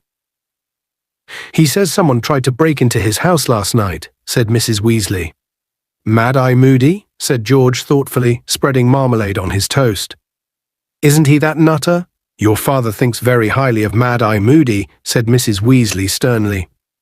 "Yeah, well, Dad collects plugs, doesn't he?" said Fred quietly as Mrs. Weasley left the room. "Birds of a feather." "Moody was a great wizard in his time," said Bill. "He's an old friend of Dumbledore's, isn't he?" said Charlie. "Dumbledore's not what you'd call normal, though, is he?" said Fred. "I mean, I know he's a genius and everything." "Who is Mad-Eye?" asked Harry. "He's retired, used to work at the ministry," said Charlie. "I met him once when Dad took me in to work with him. He was an Auror, one of the best a dark wizard catcher," he added, seeing Harry's blank look. "Half the cells in Azkaban are full because of him. He made himself loads of enemies, though the families of people he caught mainly, and I heard he's been getting really paranoid in his old age. Doesn't trust anyone anymore. Sees dark wizards everywhere." Bill and Charlie decided to come and see everyone off at King's Cross Station, but Percy, apologizing most profusely, said that he really needed to get to work. "I just can't justify taking more time off at the moment," he told them. "Mr. Crouch is really starting to rely on me." "Yeah, you know what, Percy?" said George seriously. "I reckon he'll know your name soon." Mrs. Weasley had braved the telephone in the village post office to order 3 ordinary Muggle taxis to take them into London. "Arthur tried to borrow ministry cars for us," Mrs. Weasley whispered to Harry as they stood in the rain-washed yard, watching the taxi drivers heaving 6 heavy Hogwarts trunks into their cars. "But there weren't any to spare. Oh dear, they don't look happy, do they?" Harry didn't like to tell Mrs. Weasley that Muggle taxi drivers rarely transported overexcited owls, and Pigwidgeon was making an ear-splitting racket. Nor did it help that a number of Filibuster's fabulous wet start, no-heat fireworks went off unexpectedly when Fred's trunk sprang open, causing the driver carrying it to yell with fright and pain as Crookshanks clawed his way up the man's leg. The journey was uncomfortable, owing to the fact that they were jammed in the back of the taxis with their trunks. Crookshanks took quite a while to recover from the fireworks, and by the time they entered London, Harry, Ron, and Hermione were all severely scratched.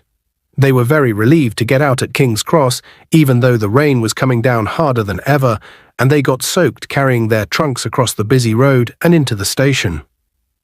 Harry was used to getting onto platform 9 3/4 by now. It was a simple matter of walking straight through the apparently solid barrier dividing platforms 9 and 10. The only tricky part was doing this in an unobtrusive way, so as to avoid attracting Muggle attention. They did it in groups today. Harry, Ron, and Hermione, the most conspicuous, since they were accompanied by Pigwidgeon and Crookshanks, went first. They leaned casually against the barrier, chatting unconcernedly, and slid sideways through it, and as they did so, platform 9 3/4 materialized in front of them. The Hogwarts Express, a gleaming scarlet steam engine, was already there, clouds of steam billowing from it, through which the many Hogwarts students and parents on the platform appeared like dark ghosts. Pigwidgeon became noisier than ever in response to the hooting of many owls through the mist. Harry, Ron, and Hermione set off to find seats and were soon stowing their luggage in a compartment halfway along the train. They then hopped back down onto the platform to say goodbye to Mrs. Weasley, Bill, and Charlie. "I might be seeing you all sooner than you think," said Charlie, grinning as he hugged Ginny goodbye. "Why?" said Fred keenly. You'll see, said Charlie. Just don't tell Percy I mentioned it. It's classified information until such time as the ministry sees fit to release it, after all. Yeah, I sort of wish I were back at Hogwarts this year, said Bill, hands in his pockets, looking almost wistfully at the train. Why? Said George impatiently. You're going to have an interesting year, said Bill, his eyes twinkling. I might even get time off to come and watch a bit of it. A bit of what, said Ron. But at that moment the whistle blew and Mrs. Weasley chivied them toward the train doors. Thanks for having us to stay, Mrs. Weasley, said Hermione as they climbed on board, closed the door and leaned out of the window to talk to her. Yeah, thanks for everything, Mrs. Weasley, said Harry. Oh, it was my pleasure, dears, said Mrs. Weasley. I'd invite you for Christmas, but well, I expect you're all going to want to stay at Hogwarts. What with one thing and another. Mum, said Ron irritably, what do you three know that we don't? You'll find out this evening, I expect, said Mrs. Weasley, smiling. It's going to be very exciting, mind you. I'm very glad they've changed the rules. What rules? Said Harry, Ron, Fred and George together. I'm sure Professor Dumbledore will tell you. Now behave, won't you? Won't you, Fred? And you, George? The pistons hissed loudly and the train began to move. Tell us what's happening at Hogwarts, Fred bellowed out of the window as Mrs. Weasley, Bill and Charlie sped away from them. What rules are they changing? But Mrs. Weasley only smiled and waved. Before the train had rounded the corner, she, Bill and Charlie had disapparated. Harry, Ron and Hermione went back to their compartment. The thick rain splattering the windows made it very difficult to see out of them. Ron undid his trunk, pulled out his maroon dress robes and flung them over Pigwidgeon's cage to muffle his hooting. Bagman wanted to tell us what's happening at Hogwarts, he said grumpily, sitting down next to Harry. At the World Cup, remember? But my own mother won't say. Wonder what? Shh, Hermione whispered suddenly, pressing her finger to her lips and pointing toward the compartment next to theirs. Harry and Ron listened and heard a familiar drawling voice drifting in through the open door. Father actually considered sending me to Durmstrang rather than Hogwarts, you know. He knows the headmaster, you see. Well, you know his opinion of Dumbledore. The man's such a mudblood lover, and Durmstrang doesn't admit that sort of riffraff. But Mother didn't like the idea of me going to school so far away. Father says Durmstrang takes a far more sensible line than Hogwarts about the dark arts. Durmstrang students actually learn them, not just the defense rubbish we do. Hermione got up, tiptoed to the compartment door and slid it shut, blocking out Malfoy's voice. So he thinks Durmstrang would have suited him, does he? She said angrily. I wish he had gone, then we wouldn't have to put up with him. Durmstrang's another wizarding school, said Harry. Yes, said Hermione sniffily, and it's got a horrible reputation. According to an appraisal of magical education in Europe, it puts a lot of emphasis on the dark arts. I think I've heard of it, said Ron vaguely. Where is it? What country? Well, nobody knows, do they? Said Hermione, raising her eyebrows. Why not? Said Harry. There's traditionally been a lot of rivalry between all the magic schools. Durmstrang and Beauxbatons like to conceal their whereabouts so nobody can steal their secrets, said Hermione matter-of-factly. Come off it, said Ron, starting to laugh. Durmstrang's got to be about the same size as Hogwarts. How are you going to hide a great big castle? But Hogwarts is hidden, said Hermione in surprise. Everyone knows that well, everyone who's read Hogwarts, a history anyway. Just you then, said Ron. So go on. How do you hide a place like Hogwarts? It's bewitched, said Hermione. If a muggle looks at it, all they see is a mouldering old ruin with a sign over the entrance saying danger, do not enter, unsafe.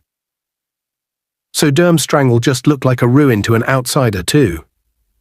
Maybe, said Hermione, shrugging, or it might have muggle-repelling charms on it, like the World Cup Stadium. And to keep foreign wizards from finding it, they'll have made it unplottable. Come again. Well, you can enchant a building, so it's impossible to plot on a map, can't you? If you say so, said Harry. But I think Durmstrang must be somewhere in the far north, said Hermione thoughtfully.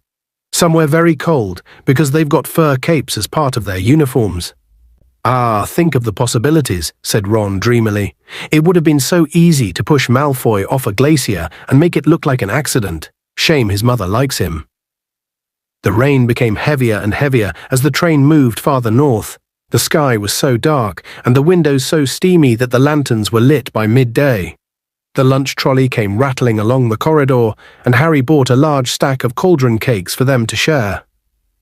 Several of their friends looked in on them as the afternoon progressed, including Seamus Finnegan, Dean Thomas and Neville Longbottom, a round-faced, extremely forgetful boy who had been brought up by his formidable witch of a grandmother. Seamus was still wearing his Ireland rosette. Some of its magic seemed to be wearing off now. It was still squeaking Troy Mullet Moran, but in a very feeble and exhausted sort of way. After half an hour or so, Hermione, growing tired of the endless Quidditch talk, buried herself once more in the Standard Book of Spells, Grade 4, and started trying to learn a summoning charm. Neville listened jealously to the others' conversation as they relived the cup match. Gran didn't want to go, he said miserably. Wouldn't buy tickets. It sounded amazing, though. It was, said Ron. Look at this, Neville. He rummaged in his trunk up in the luggage rack and pulled out the miniature figure of Victor Crumb. Oh, wow, said Neville enviously as Ron tipped Crumb onto his pudgy hand. We saw him right up close as well, said Ron. We were in the top box. For the first and last time in your life, Weasley. Draco Malfoy had appeared in the doorway. Behind him stood Crabbe and Goyle, his enormous thuggish cronies, both of whom appeared to have grown at least a foot during the summer. Evidently they had overheard the conversation through the compartment door, which Dean and Seamus had left ajar. Don't remember asking you to join us, Malfoy, said Harry coolly. Weasley. What is that, said Malfoy, pointing at Pigwidgeon's cage. A sleeve of Ron's dress robes was dangling from it, swaying with the motion of the train, the mouldy lace cuff very obvious. Ron made to stuff the robes out of sight, but Malfoy was too quick for him. He seized the sleeve and pulled. Look at this, said Malfoy in ecstasy, holding up Ron's robes and showing Crabbe and Goyle. Weasley, you weren't thinking of wearing these, were you? I mean, they were very fashionable in about 1890. Eat dung, Malfoy, said Ron, the same colour as the dress robes as he snatched them back out of Malfoy's grip.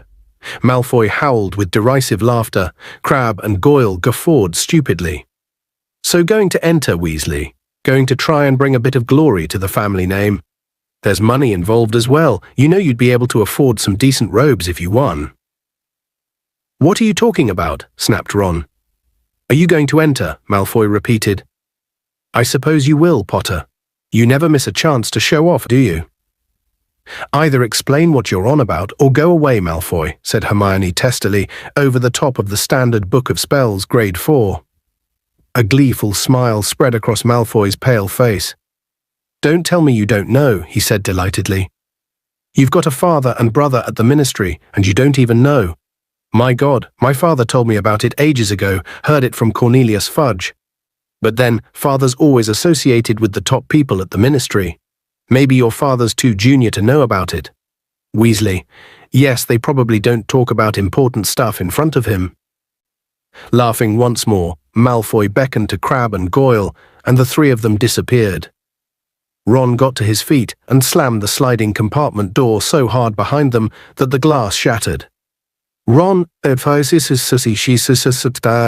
said Hermione reproachfully, and she pulled out her wand, muttered reparo, and the glass shards flew back into a single pane and back into the door.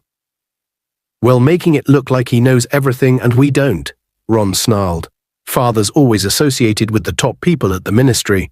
Dad could have got a promotion any time, he just likes it where he is. Of course he does, said Hermione quietly. Don't let Malfoy get to you, Ron. Him. Get to me. As if, said Ron, picking up one of the remaining cauldron cakes and squashing it into a pulp. Ron's bad mood continued for the rest of the journey.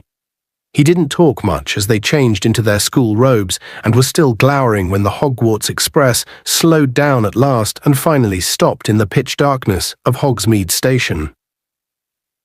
As the train doors opened, there was a rumble of thunder overhead. Hermione bundled up Crookshanks in her cloak, and Ron left his dress robes over Pigwidgeon as they left the train, heads bent and eyes narrowed against the downpour. The rain was now coming down so thick and fast that it was as though buckets of ice-cold water were being emptied repeatedly over their heads. "Hi, Hagrid," Harry yelled, seeing a gigantic silhouette at the far end of the platform. "All right, Harry?" Hagrid bellowed back, waving. "See you at the feast if we don't drown." First years traditionally reached Hogwarts Castle by sailing across the lake with Hagrid. "Ooh, I wouldn't fancy crossing the lake in this weather," said Hermione fervently, shivering as they inched slowly along the dark platform with the rest of the crowd. 100 horseless carriages stood waiting for them outside the station. Harry, Ron, Hermione, and Neville climbed gratefully into one of them, the door shut with a snap. And a few moments later, with a great lurch, the long procession of carriages was rumbling and splashing its way up the track toward Hogwarts Castle. Chapter 12. The Triwizard Tournament. Through the gates, flanked with statues of winged boars, and up the sweeping drive the carriages trundled, swaying dangerously in what was fast becoming a gale. Leaning against the window, Harry could see Hogwarts coming nearer, its many lighted windows blurred and shimmering behind the thick curtain of rain. Lightning flashed across the sky as their carriage came to a halt before the great oak front doors, which stood at the top of a flight of stone steps. People who had occupied the carriages in front were already hurrying up the stone steps into the castle. Harry, Ron, Hermione, and Neville jumped down from their carriage and dashed up the steps too, looking up only when they were safely inside the cavernous, torch-lit entrance hall with its magnificent marble staircase. "Blimey," said Ron, shaking his head and sending water everywhere. "If that keeps up, the lake's going to overflow. I'm so-car." A large red water-filled balloon had dropped from out of the ceiling onto Ron's head and exploded. Drenched and sputtering, Ron staggered sideways into Harry. Just as a second water bomb dropped, narrowly missing Hermione, it burst at Harry's feet, sending a wave of cold water over his sneakers into his socks. People all around them shrieked and started pushing one another in their efforts to get out of the line of fire. Harry looked up and saw, floating 20 feet above them, Peeves the poltergeist, a little man in a bell-covered hat and orange bow tie, his wide, malicious face contorted with concentration as he took aim again. "Peeves!" yelled an angry voice. "Peeves, come down here at once!" Professor McGonagall, deputy headmistress and head of Gryffindor House, had come dashing out of the great hall. She skidded on the wet floor and grabbed Hermione around the neck to stop herself from falling. "Ouch, sorry, Miss Granger." "That's all right, Professor," Hermione gasped, massaging her throat. "Peeves, get down here now," barked Professor McGonagall, straightening her pointed hat and glaring upward through her square-rimmed spectacles. "Not doing nothing," cackled Peeves, lobbing a water bomb at several fifth-year girls, who screamed and dived into the great hall. "Already wet, aren't they? Little squirts. Whee!" And he aimed another bomb at a group of second years who had just arrived. "I shall call the headmaster," shouted Professor McGonagall. "I'm warning you, Peeves." Peeves stuck out his tongue, threw the last of his water bombs into the air, and zoomed off up the marble staircase, cackling insanely. "Well, move along then," said Professor McGonagall sharply to the bedraggled crowd. "Into the great hall, come on." Harry, Ron, and Hermione slipped and slid across the entrance hall and through the double doors on the right, Ron muttering furiously under his breath as he pushed his sopping hair off his face. The great hall looked its usual splendid self, decorated for the start-of-term feast. Golden plates and goblets gleamed by the light of hundreds and hundreds of candles, floating over the tables in mid-air. The 4 long house tables were packed with chattering students. At the top of the hall, the staff sat along one side of a 5th table, facing their pupils. It was much warmer in here. Harry, Ron, and Hermione walked past the Slytherins, the Ravenclaws, and the Hufflepuffs, and sat down with the rest of the Gryffindors at the far side of the hall, next to nearly headless Nick, the Gryffindor ghost. Pearly white and semi-transparent, Nick was dressed tonight in his usual doublet, but with a particularly large ruff, which served the dual purpose of looking extra festive and ensuring that his head didn't wobble too much on his partially severed neck. "Good evening," he said, beaming at them. "Says who?" said Harry, taking off his sneakers and emptying them of water. "Hope they hurry up with the sorting." I'm starving." The sorting of the new students into houses took place at the start of every school year, but by an unlucky combination of circumstances, Harry hadn't been present at one since his own. He was quite looking forward to it. Just then, a highly excited, breathless voice called down the table. "Hiya, Harry." It was Colin Creevy, a third year to whom Harry was something of a hero. "Hi, Colin," said Harry warily. "Harry, guess what?" "Guess what, Harry? My brother's starting. My brother Dennis." Good," said Harry. "He's really excited," said Colin, practically bouncing up and down in his seat. "I just hope he's in Gryffindor. Keep your fingers crossed, eh, Harry?" Yeah, all right," said Harry. He turned back to Hermione, Ron, and nearly headless Nick. "Brothers and sisters usually go in the same houses, don't they?" he said. He was judging by the Weasleys, all 7 of whom had been put into Gryffindor. "Oh no, not necessarily," said Hermione. "Parvati Patil's twins are Ravenclaw, and they're identical. You'd think they'd be together, wouldn't you?" Harry looked up at the staff table. There seemed to be rather more empty seats there than usual. Hagrid, of course, was still fighting his way across the lake with the first years. Professor McGonagall was presumably supervising the drying of the entrance hall floor, but there was another empty chair too, and Harry couldn't think who else was missing. "Where's the new Defense Against the Dark Arts teacher?" said Hermione, who was also looking up at the teachers. They had never yet had a Defense Against the Dark Arts teacher who had lasted more than 3 terms. Harry's favourite by far had been Professor Lupin, who had resigned last year. He looked up and down the staff table. There was definitely no new face there. "Maybe they couldn't get anyone," said Hermione, looking anxious. Harry scanned the table more carefully. Tiny little Professor Flitwick, the charms teacher, was sitting on a large pile of cushions beside Professor Sprout, the herbology teacher, whose hat was askew over her flyaway grey hair. She was talking to Professor Sinistra of the astronomy department. On Professor Sinistra's other side was the sallow-faced, hook-nosed, greasy-haired potions master, Snape, Harry's least favourite person at Hogwarts. Harry's loathing of Snape was matched only by Snape's hatred of him, a hatred which had, if possible, intensified last year when Harry had helped Sirius escape right under Snape's overlarge nose. Snape and Sirius had been enemies since their own school days. On Snape's other side was an empty seat, which Harry guessed was Professor McGonagall's. Next to it, and in the very centre of the table, sat Professor Dumbledore, the headmaster, his sweeping silver hair and beard shining in the candlelight, his magnificent deep green robes embroidered with many stars and moons. The tips of Dumbledore's long, thin fingers were together, and he was resting his chin upon them, staring up at the ceiling through his half-moon spectacles, as though lost in thought. Harry glanced up at the ceiling too. It was enchanted to look like the sky outside, and he had never seen it look this stormy. Black and purple clouds were swirling across it, and as another thunderclap sounded outside, a fork of lightning flashed across it. "Oh, hurry up," Ron moaned beside Harry. "I could eat a hippogriff." The words were no sooner out of his mouth than the doors of the great hall opened and silence fell. Professor McGonagall was leading a long line of first years up to the top of the hall. If Harry, Ron, and Hermione were wet, it was nothing to how these first years looked. They appeared to have swum across the lake rather than sailed. All of them were shivering with a combination of cold and nerves as they filed along the staff table and came to a halt in a line facing the rest of the school, all of them except the smallest of the lot, a boy with mousy hair who was wrapped in what Harry recognized as Hagrid's moleskin overcoat. The coat was so big for him that it looked as though he were draped in a furry black circus tent. His small face protruded from over the collar, looking almost painfully excited.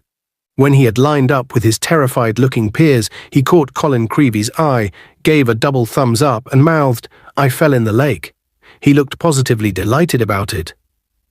Professor McGonagall now placed a 4-legged stool on the ground before the first years, and, on top of it, an extremely old, dirty, patched wizard's hat. The first years stared at it. So did everyone else. For a moment, there was silence. Then a long tear near the brim opened wide like a mouth, and the hat broke into song.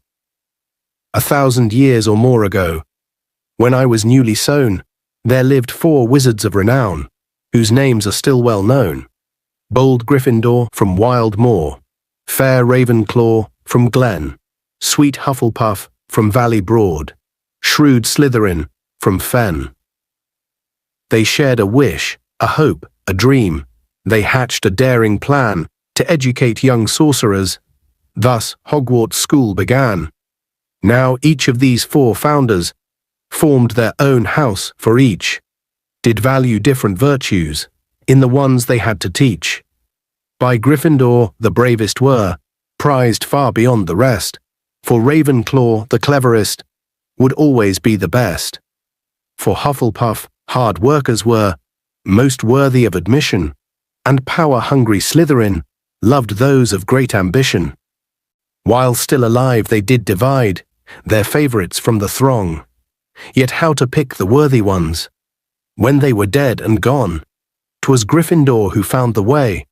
He whipped me off his head. The founders put some brains in me, so I could choose instead. Now slip me snug about your ears. I've never yet been wrong. I'll have a look inside your mind and tell where you belong. The great hall rang with applause as the Sorting Hat finished. That's not the song it sang when it sorted us, said Harry, clapping along with everyone else. Sings a different one every year, said Ron. It's got to be a pretty boring life, hasn't it, being a hat? I suppose it spends all year making up the next one. Professor McGonagall was now unrolling a large scroll of parchment. When I call out your name, you will put on the hat and sit on the stool, she told the first years. When the hat announces your house, you will go and sit at the appropriate table. Ackley, Stuart. A boy walked forward, visibly trembling from head to foot, picked up the Sorting Hat, put it on, and sat down on the stool. Ravenclaw, shouted the hat. Stuart Ackley took off the hat and hurried into a seat at the Ravenclaw table, where everyone was applauding him. Harry caught a glimpse of Cho, the Ravenclaw seeker, cheering Stuart Ackley as he sat down. For a fleeting second, Harry had a strange desire to join the Ravenclaw table too. Baddock Malcolm, Slytherin. The table on the other side of the hall erupted with cheers. Harry could see Malfoy clapping as Baddock joined the Slytherins. Harry wondered whether Baddock knew that Slytherin House had turned out more dark witches and wizards than any other. Fred and George hissed Malcolm Baddock as he sat down. Branstone Eleanor, Hufflepuff. Caldwell Owen, Hufflepuff. Creevey Dennis. Tiny Dennis Creevey staggered forward, tripping over Hagrid's moleskin, just as Hagrid himself sidled into the hall through a door behind the teacher's table. About twice as tall as a normal man, and at least 3 times as broad, Hagrid, with his long, wild, tangled black hair and beard, looked slightly alarming, a misleading impression, for Harry, Ron and Hermione knew Hagrid to possess a very kind nature. He winked at them as he sat down at the end of the staff table and watched Dennis Creevey putting on the Sorting Hat. The rip at the brim opened wide. Gryffindor, the hat shouted. Hagrid clapped along with the Gryffindors as Dennis Creevey, beaming widely, took off the hat, placed it back on the stool, and hurried over to join his brother. Colin, I fell in, he said shrilly, throwing himself into an empty seat. It was brilliant. And something in the water grabbed me and pushed me back in the boat. Cool, said Colin, just as excitedly. It was probably the giant squid, Dennis. Wow, said Dennis, as though nobody in their wildest dreams could hope for more than being thrown into a storm-tossed, fathoms-deep lake and pushed out of it again by a giant sea monster. Dennis, see that boy down there? The one with the black hair and glasses. See him. Know who he is, Dennis? Harry looked away, staring very hard at the Sorting Hat, now sorting Emma Dobbs. The sorting continued, boys and girls with varying degrees of fright on their faces, moving one by one to the 4-legged stool, the line dwindling slowly as Professor McGonagall passed the L's. Oh, hurry up, Ron moaned, massaging his stomach. Now, Ron, the sorting's much more important than food, said nearly headless Nick, as madly Laura became a Hufflepuff. Course it is, if you're dead, snapped Ron. I do hope this year's batch of Gryffindors are up to scratch, said nearly headless Nick, applauding as MacDonald Natalie joined Gryffindor table. We don't want to break our winning streak, do we? Gryffindor had won the Inter-House Championship for the last 3 years in a row. Pritchard, Graham.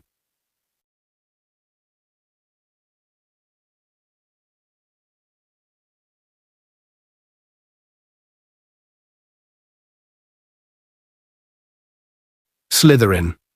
Quirk, Orla, Ravenclaw. And finally with Whitby, Kevin, Hufflepuff. The sorting ended. Professor McGonagall picked up the hat and the stool and carried them away. "About time," said Ron, seizing his knife and fork and looking expectantly at his golden plate. Professor Dumbledore had gotten to his feet. He was smiling around at the students, his arms opened wide in welcome. "I have only 2 words to say to you," he told them, his deep voice echoing around the hall. "Tuck in." "Here, here," said Harry and Ron loudly as the empty dishes filled magically before their eyes. Nearly headless Nick watched mournfully as Harry, Ron and Hermione loaded their own plates. "Ah, at's bear," said Ron with his mouth full of mashed potato. "You're lucky there's a feast at all tonight, you know," said nearly headless Nick. "There was trouble in the kitchens earlier." "Why, what happened?" said Harry through a sizable chunk of steak. "Peeves, of course," said nearly headless Nick, shaking his head, which wobbled dangerously. He pulled his ruff a little higher up on his neck. "The usual argument, you know. He wanted to attend the feast well, it's quite out of the question. You know what he's like, utterly uncivilized, can't see a plate of food without throwing it. We held a ghosts' council, the fat friar was all for giving him the chance, but most wisely, in my opinion, the Bloody Baron put his foot down." The Bloody Baron was the Slytherin ghost, a gaunt and silent spectre covered in silver bloodstains. He was the only person at Hogwarts who could really control Peeves. "Yeah, we thought Peeves seemed hacked off about something," said Ron darkly. "So what did he do in the kitchens?" "Oh, the usual," said nearly headless Nick, shrugging. "Wreaked havoc and mayhem, pots and pans everywhere, place swimming in soup, terrified the house elves out of their wits." Clang. Hermione had knocked over her golden goblet. Pumpkin juice spread steadily over the tablecloth, staining several feet of white linen orange. But Hermione paid no attention. "There are house elves here," she said, staring horror-struck at nearly headless Nick. "Here at Hogwarts?" "Certainly," said nearly headless Nick, looking surprised at her reaction. "The largest number in any dwelling in Britain, I believe. Over 100. "I've never seen one," said Hermione. "Well, they hardly ever leave the kitchen by day, do they?" said nearly headless Nick. "They come out at night to do a bit of cleaning, see to the fires and so on. I mean, you're not supposed to see them, are you? That's the mark of a good house elf, isn't it? That you don't know it's there." Hermione stared at him. "But they get paid," she said. "They get holidays, don't they? And sick leave and pensions and everything?" Nearly headless Nick chortled so much that his ruff slipped and his head flopped off, dangling on the inch or so of ghostly skin and muscle that still attached it to his neck. "Sick leave and pensions?" he said, pushing his head back onto his shoulders and securing it once more with his ruff. "House elves don't want sick leave and pensions." Hermione looked down at her hardly touched plate of food, then put her knife and fork down upon it and pushed it away from her. "Oh, come on, my knee," said Ron, accidentally spraying Harry with bits of Yorkshire pudding. "Oops, sorry, Harry." He swallowed. "You won't get them sick leave by starving yourself." "Slave labor," said Hermione, breathing hard through her nose. "That's what made this dinner, slave labor." And she refused to eat another bite. The rain was still drumming heavily against the high, dark glass. Another clap of thunder shook the windows, and the stormy ceiling flashed, illuminating the golden plates as the remains of the first course vanished and were replaced, instantly, with puddings. "Treacle tart, Hermione," said Ron, deliberately wafting its smell toward her. "Spotted Dick, look, chocolate gâteau." But Hermione gave him a look so reminiscent of Professor McGonagall that he gave up. When the puddings too had been demolished and the last crumbs had faded off the plates, leaving them sparkling clean, Albus Dumbledore got to his feet again. The buzz of chatter filling the hall ceased almost at once, so that only the howling wind and pounding rain could be heard. "So," said Dumbledore, smiling around at them all, Now that we are all fed and watered, said Hermione, I must once more ask for your attention while I give out a few notices. Mr. Filch, the caretaker, has asked me to tell you that the list of objects forbidden inside the castle has this year been extended to include screaming yo-yos, fanged frisbees, and ever-bashing boomerangs. The full list comprises some 437 items, I believe, and can be viewed in Mr. Filch's office, if anybody would like to check it. The corners of Dumbledore's mouth twitched. He continued, As ever, I would like to remind you all that the forest on the grounds is out of bounds to students, as is the village of Hogsmeade to all below third year. It is also my painful duty to inform you that the Inter-House Quidditch Cup will not take place this year. What? Harry gasped. He looked around at Fred and George, his fellow members of the Quidditch team. They were mouthing soundlessly at Dumbledore, apparently too appalled to speak. Dumbledore went on, This is due to an event that will be starting in October and continuing throughout the school year, taking up much of the teachers' time and energy, but I am sure you will all enjoy it immensely. I have great pleasure in announcing that this year at Hogwarts. But at that moment there was a deafening rumble of thunder and the doors of the great hall banged open. A man stood in the doorway, leaning upon a long staff, shrouded in a black travelling cloak. Every head in the great hall swiveled toward the stranger, suddenly brightly illuminated by a fork of lightning that flashed across the ceiling. He lowered his hood, shook out a long mane of grizzled dark grey hair, then began to walk up toward the teacher's table. A dull clunk echoed through the hall on his every other step. He reached the end of the top table, turned right, and limped heavily toward Dumbledore. Another flash of lightning crossed the ceiling. Hermione gasped. The lightning had thrown the man's face into sharp relief, and it was a face unlike any Harry had ever seen. It looked as though it had been carved out of weathered wood by someone who had only the vaguest idea of what human faces are supposed to look like, and was none too skilled with a chisel. Every inch of skin seemed to be scarred, the mouth looked like a diagonal gash, and a large chunk of the nose was missing. But it was the man's eyes that made him frightening. One of them was small, dark and beady. The other was large, round as a coin, and a vivid electric blue. The blue eye was moving ceaselessly, without blinking, and was rolling up, down and from side to side, quite independently of the normal eye, and then it rolled right over, pointing into the back of the man's head so that all they could see was whiteness. The stranger reached Dumbledore. He stretched out a hand that was as badly scarred as his face, and Dumbledore shook it, muttering words Harry couldn't hear. He seemed to be making some inquiry of the stranger, who shook his head unsmilingly and replied in an undertone. Dumbledore nodded and gestured the man to the empty seat on his right-hand side.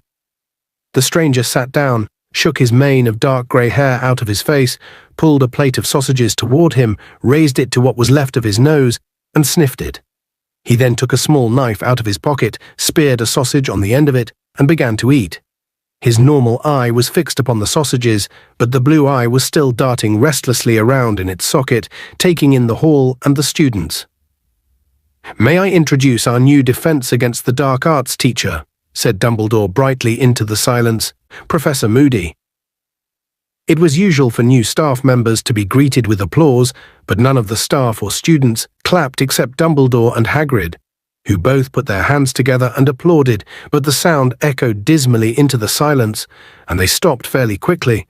Everyone else seemed too transfixed by Moody's bizarre appearance to do more than stare at him. "Moody?" Harry muttered to Ron. "Mad-Eye Moody? The one your dad went to help this morning?" "Must be," said Ron in a low, awed voice. "What happened to him?" Hermione whispered. "What happened to his face?" "Dunno," Ron whispered back, watching Moody with fascination. Moody seemed totally indifferent to his less than warm welcome. Ignoring the jug of pumpkin juice in front of him, he reached again into his travelling cloak, pulled out a hip flask, and took a long draught from it. As he lifted his arm to drink, his cloak was pulled a few inches from the ground, and Harry saw below the table several inches of carved wooden leg, ending in a clawed foot. Dumbledore cleared his throat. "As I was saying," he said, smiling at the sea of students before him, all of whom were still gazing transfixed at Mad-Eye Moody, We are to have the honor of hosting a very exciting event over the coming months, an event that has not been held for over a century. It is my very great pleasure to inform you that the Triwizard Tournament will be taking place at Hogwarts this year." "You're joking," said Fred Weasley loudly. The tension that had filled the hall ever since Moody's arrival suddenly broke. Nearly everyone laughed, and Dumbledore chuckled appreciatively. "I am not joking, Mr. Weasley," he said, "though now that you mention it, I did hear an excellent one over the summer about a troll, a hag, and a leprechaun who all go into a bar." Professor McGonagall cleared her throat loudly. But maybe this is not the time." "No," said Dumbledore. "Where was I? Ah yes, the Triwizard Tournament. Well, some of you will not know what this tournament involves, so I hope those who do know will forgive me for giving a short explanation and allow their attention to wander freely. The Triwizard Tournament was first established some 700 years ago as a friendly competition between the three largest European schools of wizardry, Hogwarts, Beauxbatons, and Durmstrang. A champion was selected to represent each school, and the three champions competed in 3 magical tasks. The schools took it in turns to host the tournament once every 5 years, and it was generally agreed to be a most excellent way of establishing ties between young witches and wizards of different nationalities, until that is, the death toll mounted so high that the tournament was discontinued. "Death toll," Hermione whispered, looking alarmed, but her anxiety did not seem to be shared by the majority of students in the hall. Many of them were whispering excitedly to one another, and Harry himself was far more interested in hearing about the tournament than in worrying about deaths that had happened hundreds of years ago. "There have been several attempts over the centuries to reinstate the tournament," Dumbledore continued, "none of which has been very successful. However, our own departments of international magical cooperation and magical games and sports have decided the time is ripe for another attempt. We have worked hard over the summer to ensure that this time no champion will find himself or herself in mortal danger. The heads of Beauxbatons and Durmstrang will be arriving with their shortlisted contenders in October, and the selection of the 3 champions will take place at Halloween. An impartial judge will decide which students are most worthy to compete for the Triwizard Cup, the glory of their school, and 1,000 galleons, personal prize money." "I'm going for it," Fred Weasley hissed down the table, his face lit with enthusiasm at the prospect of such glory and riches. He was not the only person who seemed to be visualizing himself as the Hogwarts champion. At every house table, Harry could see people either gazing raptly at Dumbledore or else whispering fervently to their neighbors. But then Dumbledore spoke again, and the hall quieted once more. "Eager though I know all of you will be to bring the Triwizard Cup to Hogwarts," he said, "the heads of the participating schools, along with the Ministry of Magic, have agreed to impose an age restriction on contenders this year. Only students who are of age, that is to say 17 years or older, will be allowed to put forward their names for consideration." This, Dumbledore raised his voice slightly, for several people had made noises of outrage at these words, and the Weasley twins were suddenly looking furious. "Is a measure we feel is necessary, given that the tournament tasks will still be difficult and dangerous, whatever precautions we take, and it is highly unlikely that students below 6th and 7th year will be able to cope with them.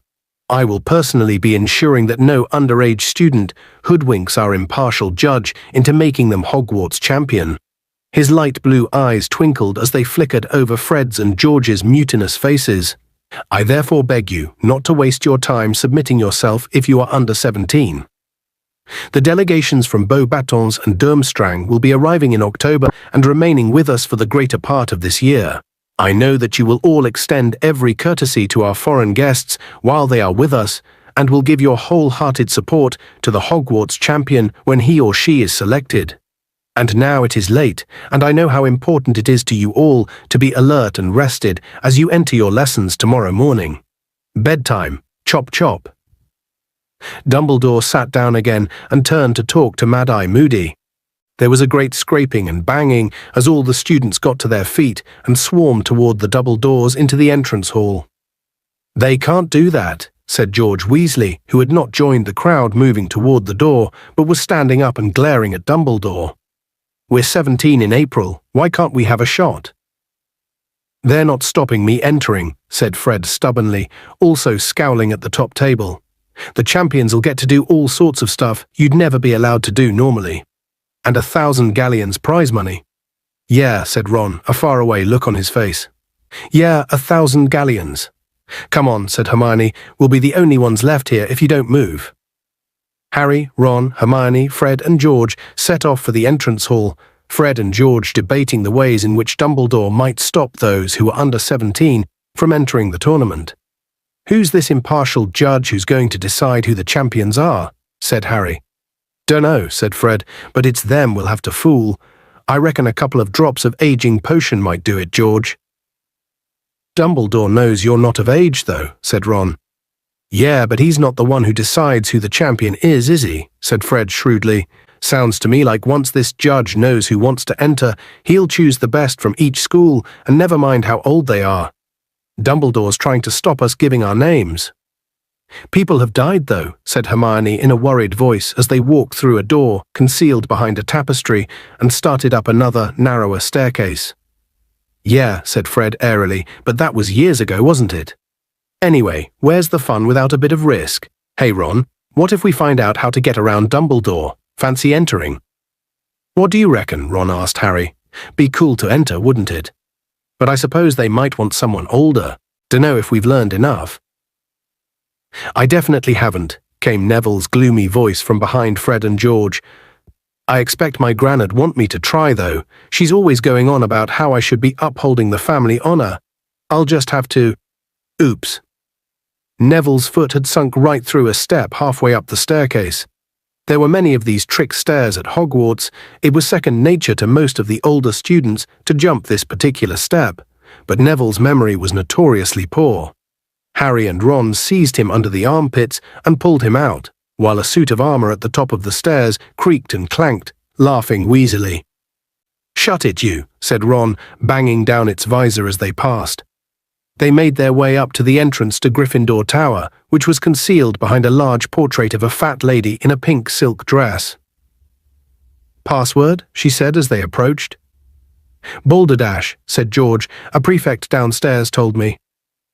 The portrait swung forward to reveal a hole in the wall through which they all climbed. A crackling fire warmed the circular common room, which was full of squashy armchairs and tables. Hermione cast the merrily dancing flames a dark look, and Harry distinctly heard her mutter slave labor, before bidding them good night and disappearing through the doorway to the girls' dormitory. Harry, Ron, and Neville climbed up the last spiral staircase until they reached their own dormitory, which was situated at the top of the tower. 5 four-poster beds with deep crimson hangings stood against the walls, each with its owner's trunk at the foot. Dean and Seamus were already getting into bed. Seamus had pinned his Ireland rosette to his headboard, and Dean had tacked up a poster of Victor Crumb over his bedside table. His old poster of the West Ham football team was pinned right next to it. Mental, Ron sighed, shaking his head at the completely stationary soccer players. Harry, Ron, and Neville got into their pajamas and into bed. Someone, a house elf, no doubt had placed warming pans between the sheets. It was extremely comfortable, lying there in bed and listening to the storm raging outside. I might go in for it, you know, Ron said sleepily through the darkness. If Fred and George find out how to the tournament, you never know, do you? Suppose not. Harry rolled over in bed, a series of dazzling new pictures forming in his mind's eye. He had hoodwinked the impartial judge into believing he was 17. He had become Hogwarts champion. He was standing on the grounds, his arms raised in triumph in front of the whole school, all of whom were applauding and screaming he had just won the Tri-Wizard tournament. Cho's face stood out particularly clearly in the blurred crowd, her face glowing with admiration. Harry grinned into his pillow, exceptionally glad that Ron couldn't see what he could. Chapter 13. Mad-Eye Moody. The storm had blown itself out by the following morning, though the ceiling in the great hall was still gloomy. Heavy clouds of pewter grey swirled overhead as Harry, Ron, and Hermione examined their new course schedules at breakfast. A few seats along, Fred, George, and Lee Jordan were discussing magical methods of aging themselves and bluffing their way into the Tri-Wizard tournament. "Today's not bad outside all morning," said Ron, who was running his finger down his schedule. "Herbology with the Hufflepuffs and care of magical creatures, damn it. We're still with the Slytherins." "Double divination this afternoon," Harry groaned, looking down. Divination was his least favourite subject, apart from potions. Professor Trelawney kept predicting Harry's death, which he found extremely annoying. "You should have given it up like me, shouldn't you?" said Hermione briskly, buttering herself some toast. "Then you'd be doing something sensible like arithmancy." "You're eating again, I notice," said Ron, watching Hermione adding liberal amounts of jam to her toast too.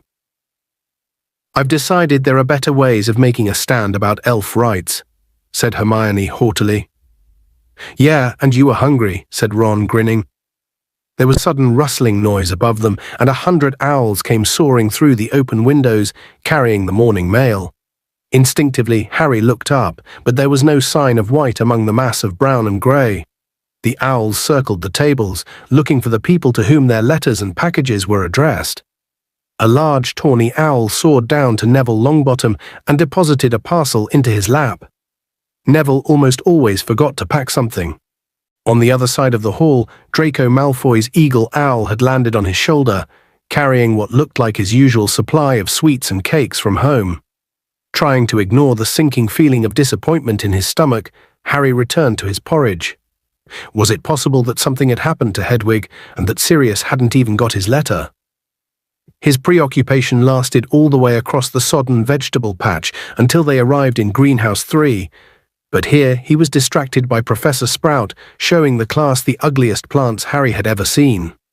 Indeed, they looked less like plants than thick, black, giant slugs protruding vertically out of the soil. Each was squirming slightly and had a number of large, shiny swellings upon it, which appeared to be full of liquid.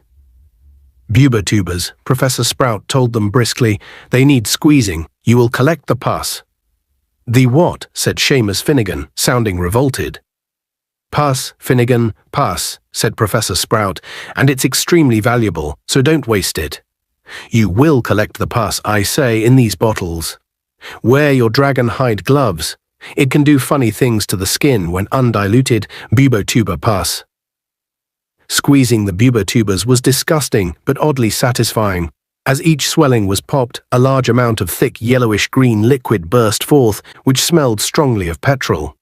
They caught it in the bottles, as Professor Sprout had indicated, and by the end of the lesson had collected several pints. "This'll keep Madame Pumphrey happy," said Professor Sprout, stoppering the last bottle with a cork. "An excellent remedy for the more stubborn forms of acne, bubatuber pus. Should stop students resorting to desperate measures to rid themselves of pimples." "Like poor Eloise Midgen," said Hannah Abbott, a Hufflepuff, in a hushed voice. "She tried to curse hers off." "Silly girl," said Professor Sprout, shaking her head, but Madame Pumphrey fixed her nose back on in the end. A booming bell echoed from the castle across the wet grounds, signalling the end of the lesson, and the class separated, the Hufflepuffs climbing the stone steps for Transfiguration and the Gryffindors heading in the other direction, down the sloping lawn toward Hagrid's small wooden cabin, which stood on the edge of the Forbidden Forest. Hagrid was standing outside his hut, one hand on the collar of his enormous black boarhound, Fang. There were several open wooden crates on the ground at his feet, and Fang was whimpering and straining at his collar, apparently keen to investigate the contents more closely. As they drew nearer, an odd rattling noise reached their ears, punctuated by what sounded like minor explosions. "Mornin'," Hagrid said, grinning at Harry, Ron and Hermione. "Bear wait for the Slytherins. They won't want to miss this blast-ended Scroots." "Come again," said Ron. Hagrid pointed down into the crates. "You," squealed Lavender Brown, jumping backward. "You" just about summed up the blast-ended Scroots in Harry's opinion. They looked like deformed, shell-less lobsters, horribly pale and slimy-looking, with legs sticking out in very odd places and no visible heads. There were about 100 of them in each crate, each about 6 inches long, crawling over one another, bumping blindly into the sides of the boxes. They were giving off a very powerful smell of rotting fish. Every now and then, sparks would fly out of the end of a scroot, and with a small foot, it would be propelled forward several inches. "Only just hatched," said Hagrid proudly, "so you'll be able to raise 'em yourselves. Thought we'd make a bit of a project of it." "And why would we want to raise them?" said a cold voice. The Slytherins had arrived. The speaker was Draco Malfoy. Crabbe and Goyle were chuckling appreciatively at his words. Hagrid looked stumped at the question. "I mean, what do they do?" asked Malfoy. "What is the point of them?" Hagrid opened his mouth, apparently thinking hard. There was a few seconds' pause, then he said roughly, "That's next lesson, Malfoy. You're just feeding 'em today. Now you'll want to try 'em on a few different things. I've never had 'em before. Not sure what they'll go for. I got ant eggs and frog livers and a bit of grass snake. Just try 'em out with a bit of each." "First pass, and now this," muttered Seamus. Nothing but deep affection for Hagrid could have made Harry, Ron and Hermione pick up squelchy handfuls of frog liver and lower them into the crates to tempt the blast-ended scroots. Harry couldn't suppress the suspicion that the whole thing was entirely pointless, because the scroots didn't seem to have mouths. "Ouch," yelled Dean Thomas after about 10 minutes. "It got me." Hagrid hurried over to him, looking anxious. "Its end exploded," said Dean angrily, showing Hagrid a burn on his hand. "Ah, yeah, that can happen when they blast off," said Hagrid, nodding.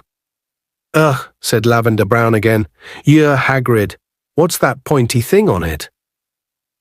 "Ah, some of 'em have got stings," said Hagrid enthusiastically. Lavender quickly withdrew her hand from the box. "I reckon they're the males.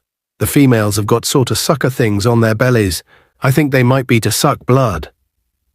"Well, I can certainly see why we're trying to keep them alive," said Malfoy sarcastically. "Who wouldn't want pets that can burn, sting and bite all at once?" "Just because they're not very pretty, it doesn't mean they're not useful," Hermione snapped. "Dragon blood's amazingly magical, but you wouldn't want a dragon for a pet, would you?" Harry and Ron grinned at Hagrid, who gave them a furtive smile from behind his bushy beard. Hagrid would have liked nothing better than a pet dragon. As Harry, Ron and Hermione knew only too well, he had owned one for a brief period during their first year, a vicious Norwegian ridgeback by the name of Norbert. Hagrid simply loved monstrous creatures. The more lethal, the better. "Well, at least the scroots are small," said Ron as they made their way back up to the castle for lunch an hour later. "They are now," said Hermione in an exasperated voice, "but once Hagrid's found out what they eat, I expect they'll be 6 feet long." "Well, that won't matter if they turn out to cure seasickness or something, will it?" said Ron, grinning slyly at her. "You know perfectly well I only said that to shut Malfoy up," said Hermione. "As a matter of fact, I think he's right. The best thing to do would be to stamp on the lot of them before they start attacking us all." They sat down at the Gryffindor table and helped themselves to lamb chops and potatoes. Hermione began to eat so fast that Harry and Ron stared at her. "Or is this the new stand on elf rights?" said Ron. "You're going to make yourself puke instead." "No," said Hermione, with as much dignity as she could muster, with her mouth bulging with sprouts. "I just want to get to the library." "What?" said Ron in disbelief. "Hermione, it's the first day back. We haven't even got homework yet." Hermione shrugged and continued to shovel down her food as though she had not eaten for days. Then she leapt to her feet, said, "See you at dinner," and departed at high speed. When the bell rang to signal the start of afternoon lessons, Harry and Ron set off for North Tower, where, at the top of a tightly spiralling staircase, a silver stepladder led to a circular trapdoor in the ceiling and the room where Professor Trelawney lived. The familiar sweet perfume spreading from the fire met their nostrils as they emerged at the top of the stepladder. As ever, the curtains were all closed. The circular room was bathed in a dim reddish light, cast by the many lamps, which were all draped with scarves and shawls.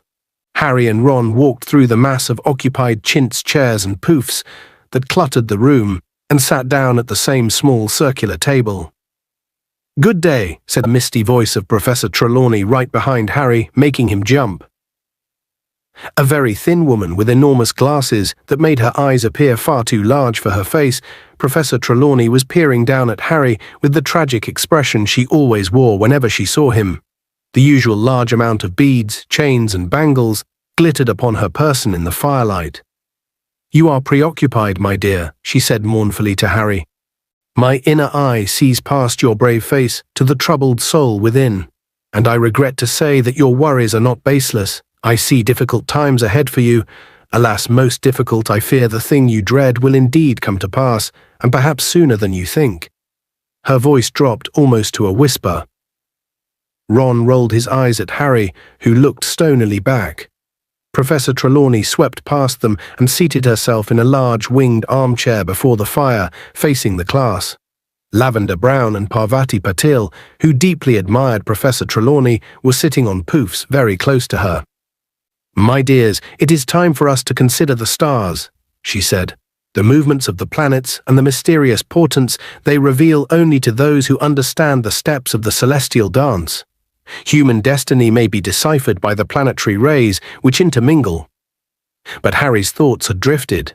The perfumed fire always made him feel sleepy and dull-witted, and Professor Trelawney's rambling talks on fortune-telling never held him exactly spellbound, though he couldn't help thinking about what she had just said to him.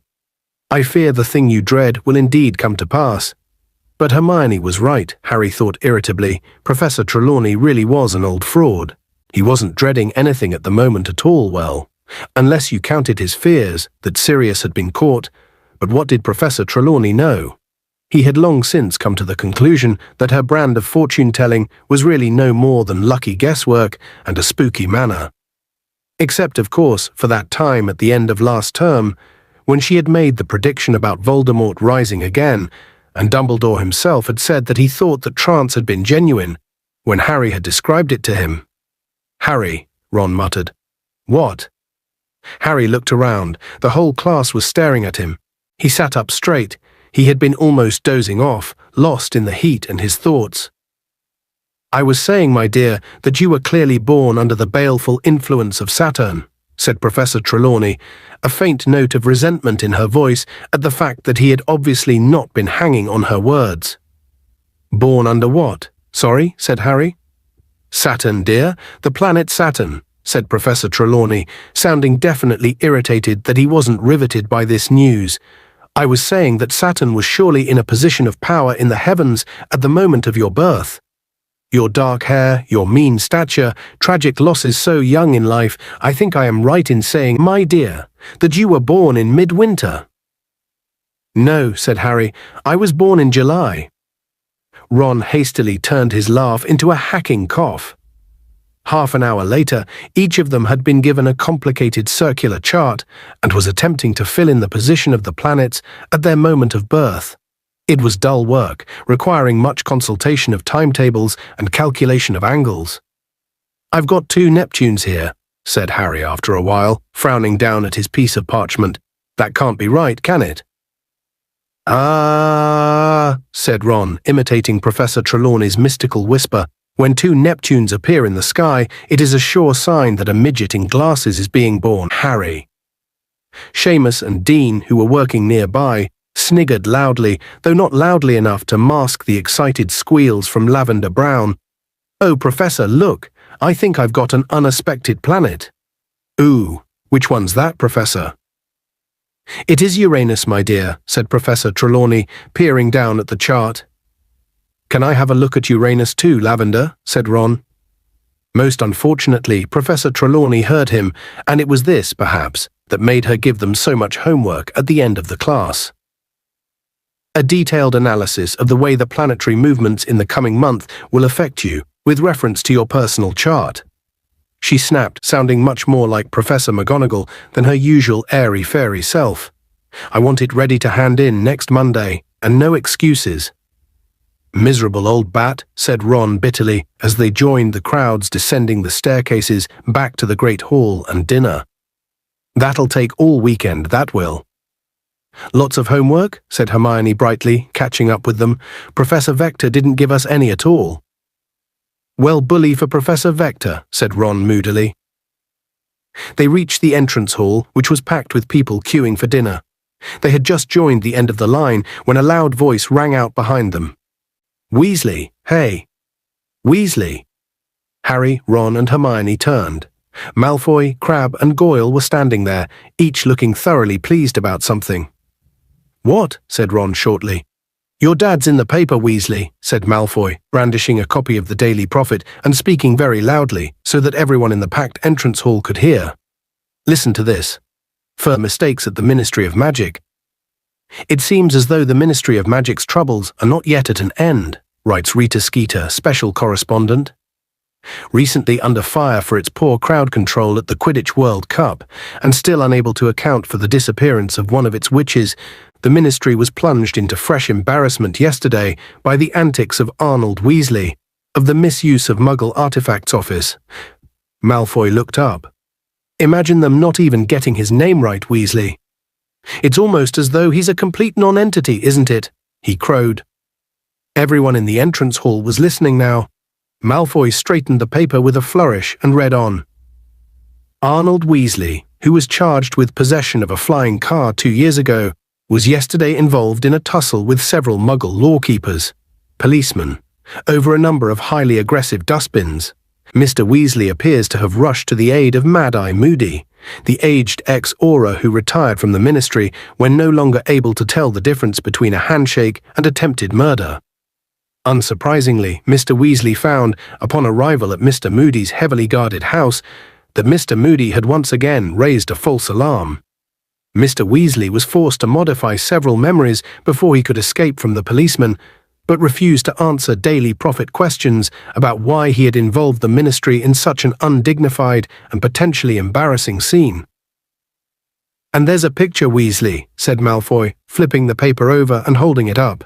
"A picture of your parents outside their house, if you can call it a house. Your mother could do with losing a bit of weight, couldn't she?" Ron was shaking with fury. Everyone was staring at him. "Get stuffed, Malfoy," said Harry. "Come on, Ron." "Oh yeah, you were staying with them this summer, weren't you, Potter?" sneered Malfoy. "So tell me, is his mother really that porky, or is it just the picture?" "You know your mother, Malfoy," said Harry. Both he and Hermione had grabbed the back of Ron's robes to stop him from launching himself at Malfoy. "That expression she's got, like she's got dung under her nose. Has she always looked like that, or was it just because you were with her?" Malfoy's pale face went slightly pink. "Don't you dare insult my mother, Potter."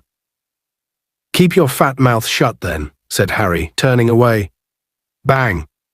Several people screamed. Harry felt something white-hot graze the side of his face. He plunged his hand into his robes for his wand, but before he'd even touched it, he heard a second loud bang, and a roar that echoed through the entrance hall. "Oh no you don't, laddie." Harry spun around. Professor Moody was limping down the marble staircase. His wand was out and it was pointing right at a pure white ferret which was shivering on the stone-flagged floor, exactly where Malfoy had been standing. There was a terrified silence in the entrance hall. Nobody but Moody was moving a muscle. Moody turned to look at Harry at least. His normal eye was looking at Harry. The other one was pointing into the back of his head. "Did he get you?" Moody growled. His voice was low and gravelly. "No," said Harry, "missed." "Leave it," Moody shouted. "Leave what?" Harry said, bewildered. "Not you him," Moody growled, jerking his thumb over his shoulder at Crabbe, who had just frozen, about to pick up the white ferret. It seemed that Moody's rolling eye was magical and could see out of the back of his head. Moody started to limp toward Crabbe, Goyle, and the ferret, which gave a terrified squeak and took off, streaking toward the dungeons. "I don't think so," roared Moody, pointing his wand at the ferret again. It flew 10 feet into the air, fell with a smack to the floor, and then bounced upward once more. "I don't like people who attack when their opponent's back's turned," growled Moody as the ferret bounced higher and higher, squealing in pain. "Stinking, cowardly, scummy thing to do." The ferret flew through the air, its legs and tail flailing helplessly. "Never do that again," said Moody, speaking each word as the ferret hit the stone floor and bounced upward again. "Professor Moody," said a shocked voice. Professor McGonagall was coming down the marble staircase with her arms full of books. "Hello, Professor McGonagall," said Moody calmly, bouncing the ferret still higher. What are you doing?" said Professor McGonagall, her eyes following the bouncing ferret's progress through the air. Teaching, said Moody. Teach Moody, is that a student? Shrieked Professor McGonagall, the book spilling out of her arms. Yep, said Moody. No, cried Professor McGonagall, running down the stairs and pulling out her wand. A moment later, with a loud snapping noise, Draco Malfoy had reappeared, lying in a heap on the floor with his sleek blonde hair all over his now brilliantly pink face. He got to his feet, wincing. Moody, we never use transfiguration as a punishment, said Professor McGonagall weakly. Surely Professor Dumbledore told you that. He might have mentioned it, yeah, said Moody, scratching his chin unconcernedly, but I thought a good sharp shock. We give detentions, Moody, or speak to the offender's head of house. I'll do that then, said Moody, staring at Malfoy with great dislike. Malfoy, whose pale eyes were still watering with pain and humiliation, looked malevolently up at Moody and muttered something in which the words, "my father," were distinguishable. Oh yeah, said Moody quietly, limping forward a few steps, the dull clunk of his wooden leg echoing around the hall. Well, I know your father of old, boy. You tell him Moody's keeping a close eye on his son. You tell him that from me. Now, your head of house'll be Snape, will it? Yes, said Malfoy resentfully. Another old friend, growled Moody. I've been looking forward to a chat with old Snape. Come on, you. And he seized Malfoy's upper arm and marched him off toward the dungeons. Professor McGonagall stared anxiously after them for a few moments, then waved her wand at her fallen books, causing them to soar up into the air and back into her arms. Don't talk to me, Ron said quietly to Harry and Hermione as they sat down at the Gryffindor table a few minutes later, surrounded by excited talk on all sides about what had just happened. Why not? Said Hermione in surprise. Because I want to fix that in my memory forever, said Ron, his eyes closed and an uplifted expression on his face. Draco Malfoy, the amazing bouncing ferret. Harry and Hermione both laughed, and Hermione began doling beef casserole onto each of their plates. He could have really hurt Malfoy, though, she said. It was good, really, that Professor McGonagall stopped it. Hermione, said Ron furiously, his eyes snapping open again, you're ruining the best moment of my life. Hermione made an impatient noise and began to eat at top speed again. Don't tell me you're going back to the library this evening, said Harry, watching her. Got to, said Hermione thickly, loads to do. But you told us, Professor Vector. It's not schoolwork, she said. Within 5 minutes she had cleared her plate and departed. No sooner had she gone than her seat was taken by Fred Weasley. Moody, he said, how cool is he? Beyond cool, said George, sitting down opposite Fred. Super cool, said the twins' best friend, Lee Jordan, sliding into the seat beside George. We had him this afternoon, he told Harry and Ron. What was it like? Said Harry eagerly. Fred, George and Lee exchanged looks full of meaning. Never had a lesson like it, said Fred. He knows, man, said Lee. Knows what? Said Ron, leaning forward. Knows what it's like to be out there doing it, said George impressively. Doing what? Said Harry. Fighting the dark arts, said Fred. He's seen it all, said George. Amazing, said Lee.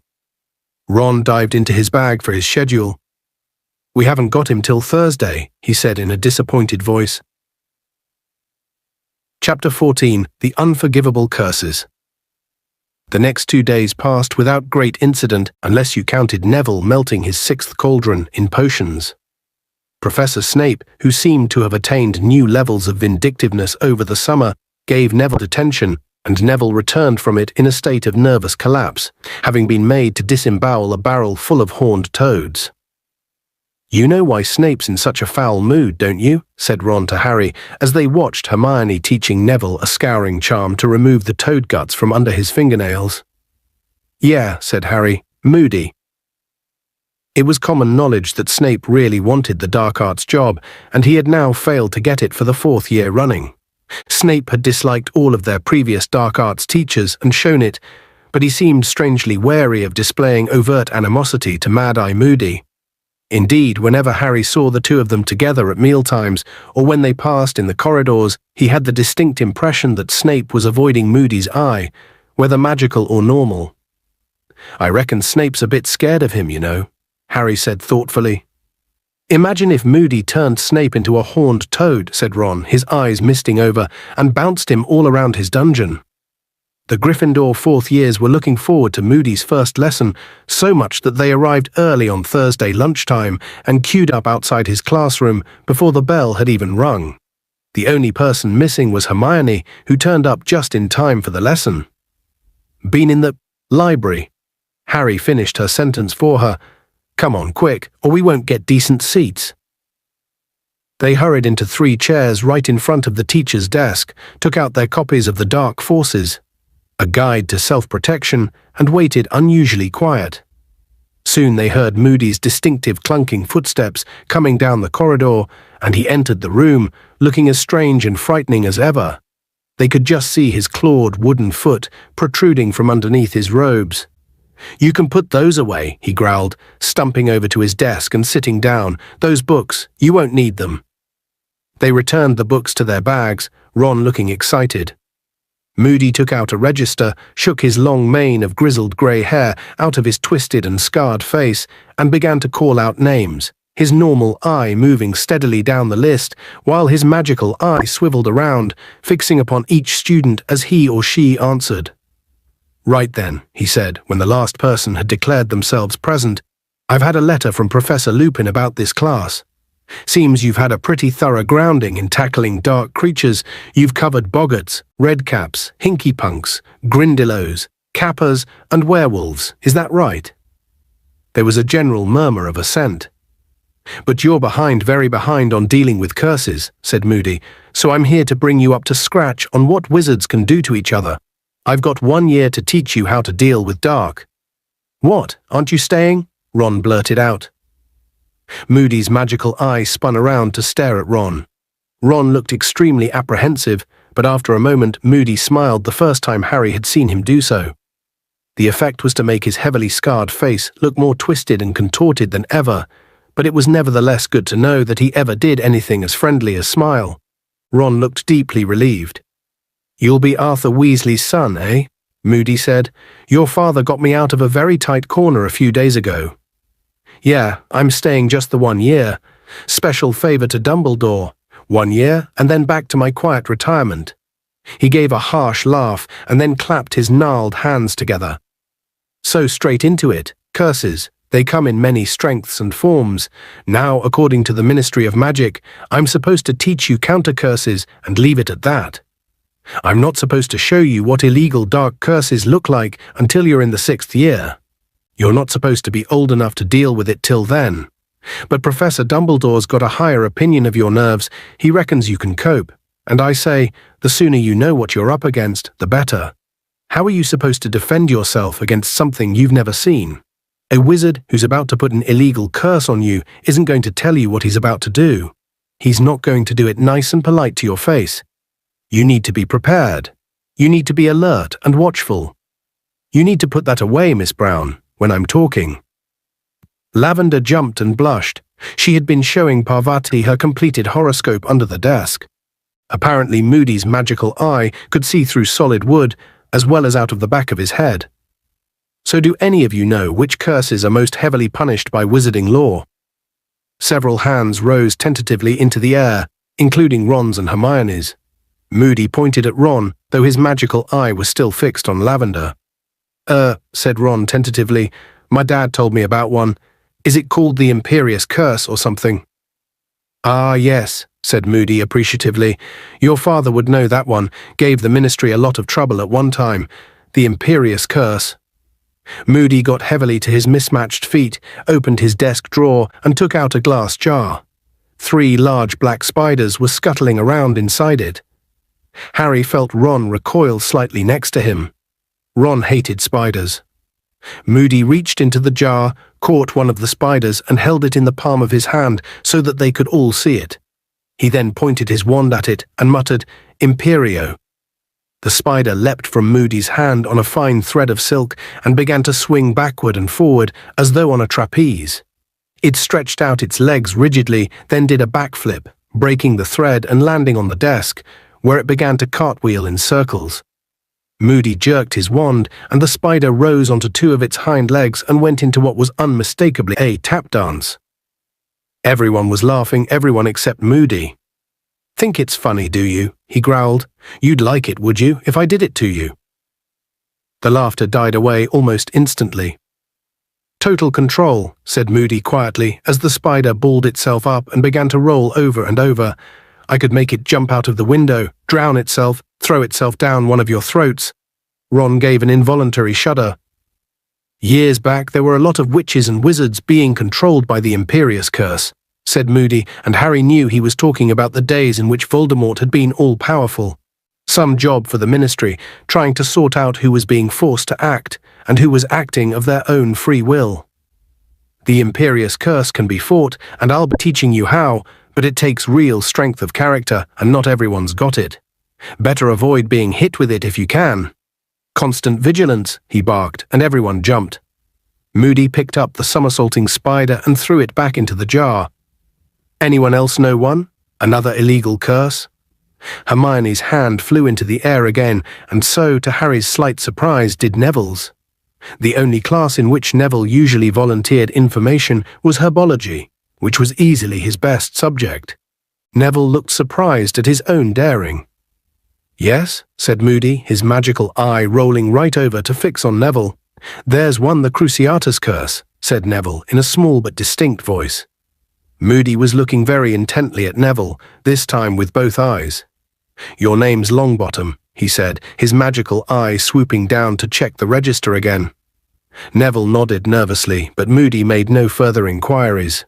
Turning back to the class at large, he reached into the jar for the next spider and placed it upon the desktop, where it remained motionless, apparently too scared to move. "The Cruciatus Curse," said Moody. "Needs to be a bit bigger for you to get the idea," he said, pointing his wand at the spider. "Engorgio." The spider swelled. It was now larger than a tarantula. Abandoning all pretense, Ron pushed his chair backward, as far away from Moody's desk as possible. Moody raised his wand again, pointed it at the spider and muttered, "Crucio." At once the spider's legs bent in upon its body. It rolled over and began to twitch horribly, rocking from side to side. No sound came from it, but Harry was sure that if it could have given voice, it would have been screaming. Moody did not remove his wand, and the spider started to shudder and jerk more violently. "Stop it," Hermione said shrilly. Harry looked around at her. She was looking not at the spider, but at Neville, and Harry, following her gaze, saw that Neville's hands were clenched upon the desk in front of him, his knuckles white, his eyes wide and horrified. Moody raised his wand. The spider's legs relaxed, but it continued to twitch. "Reducio," Moody muttered, and the spider shrank back to its proper size. He put it back into the jar. "Pain," said Moody softly. "You don't need thumbscrews or knives to torture someone if you can perform the Cruciatus Curse. That one was very popular once, too." "Right. Anyone know any others?" Harry looked around. From the looks on everyone's faces, he guessed they were all wondering what was going to happen to the last spider. Hermione's hand shook slightly as, for the third time, she raised it into the air. "Yes," said Moody, looking at her. "Avada Kedavra," Hermione whispered. Several people looked uneasily around at her, including Ron. "Ah," said Moody, another slight smile twisting his lopsided mouth. "Yes, the last and worst. Avada Kedavra, the killing curse." He put his hand into the glass jar, and almost as though it knew what was coming, the third spider scuttled frantically around the bottom of the jar, trying to evade Moody's fingers, but he trapped it and placed it upon the desktop. It started to scuttle frantically across the wooden surface. Moody raised his wand, and Harry felt a sudden thrill of foreboding. "Avada Kedavra," Moody roared.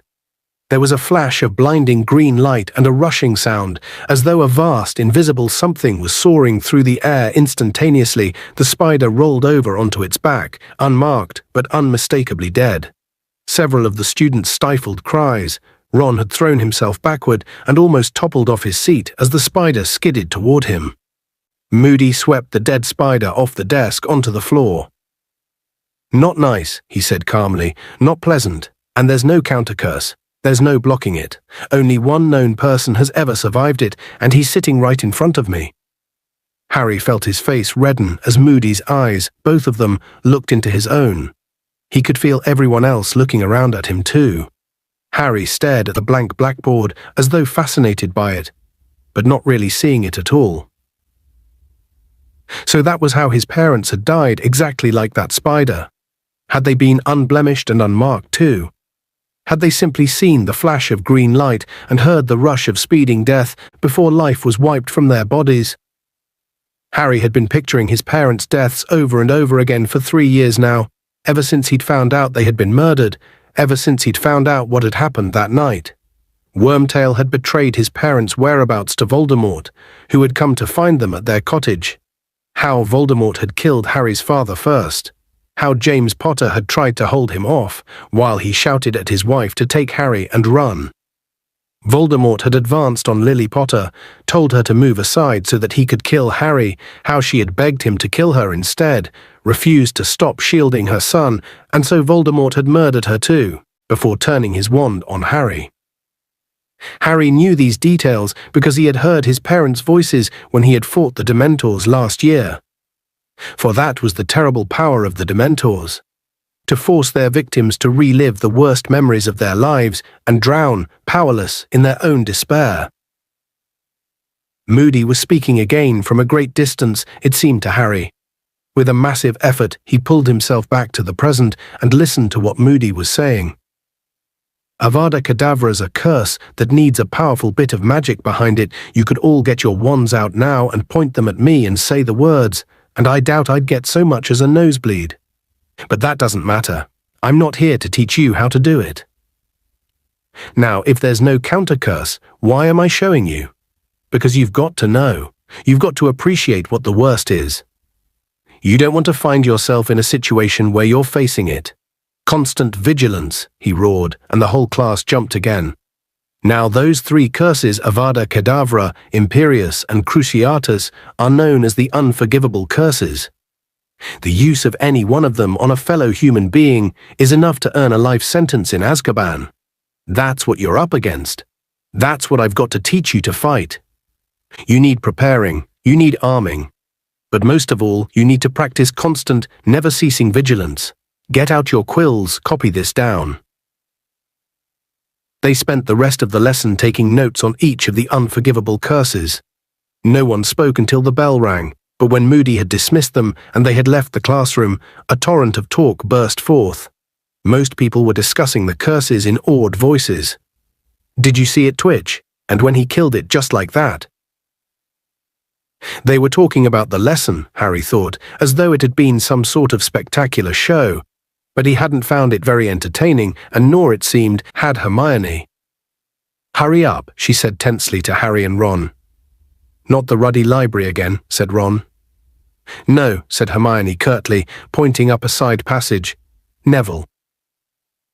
Neville was standing alone, halfway up the passage, staring at the stone wall opposite him, with the same horrified, wide-eyed look he had worn when Moody had demonstrated the Cruciatus curse.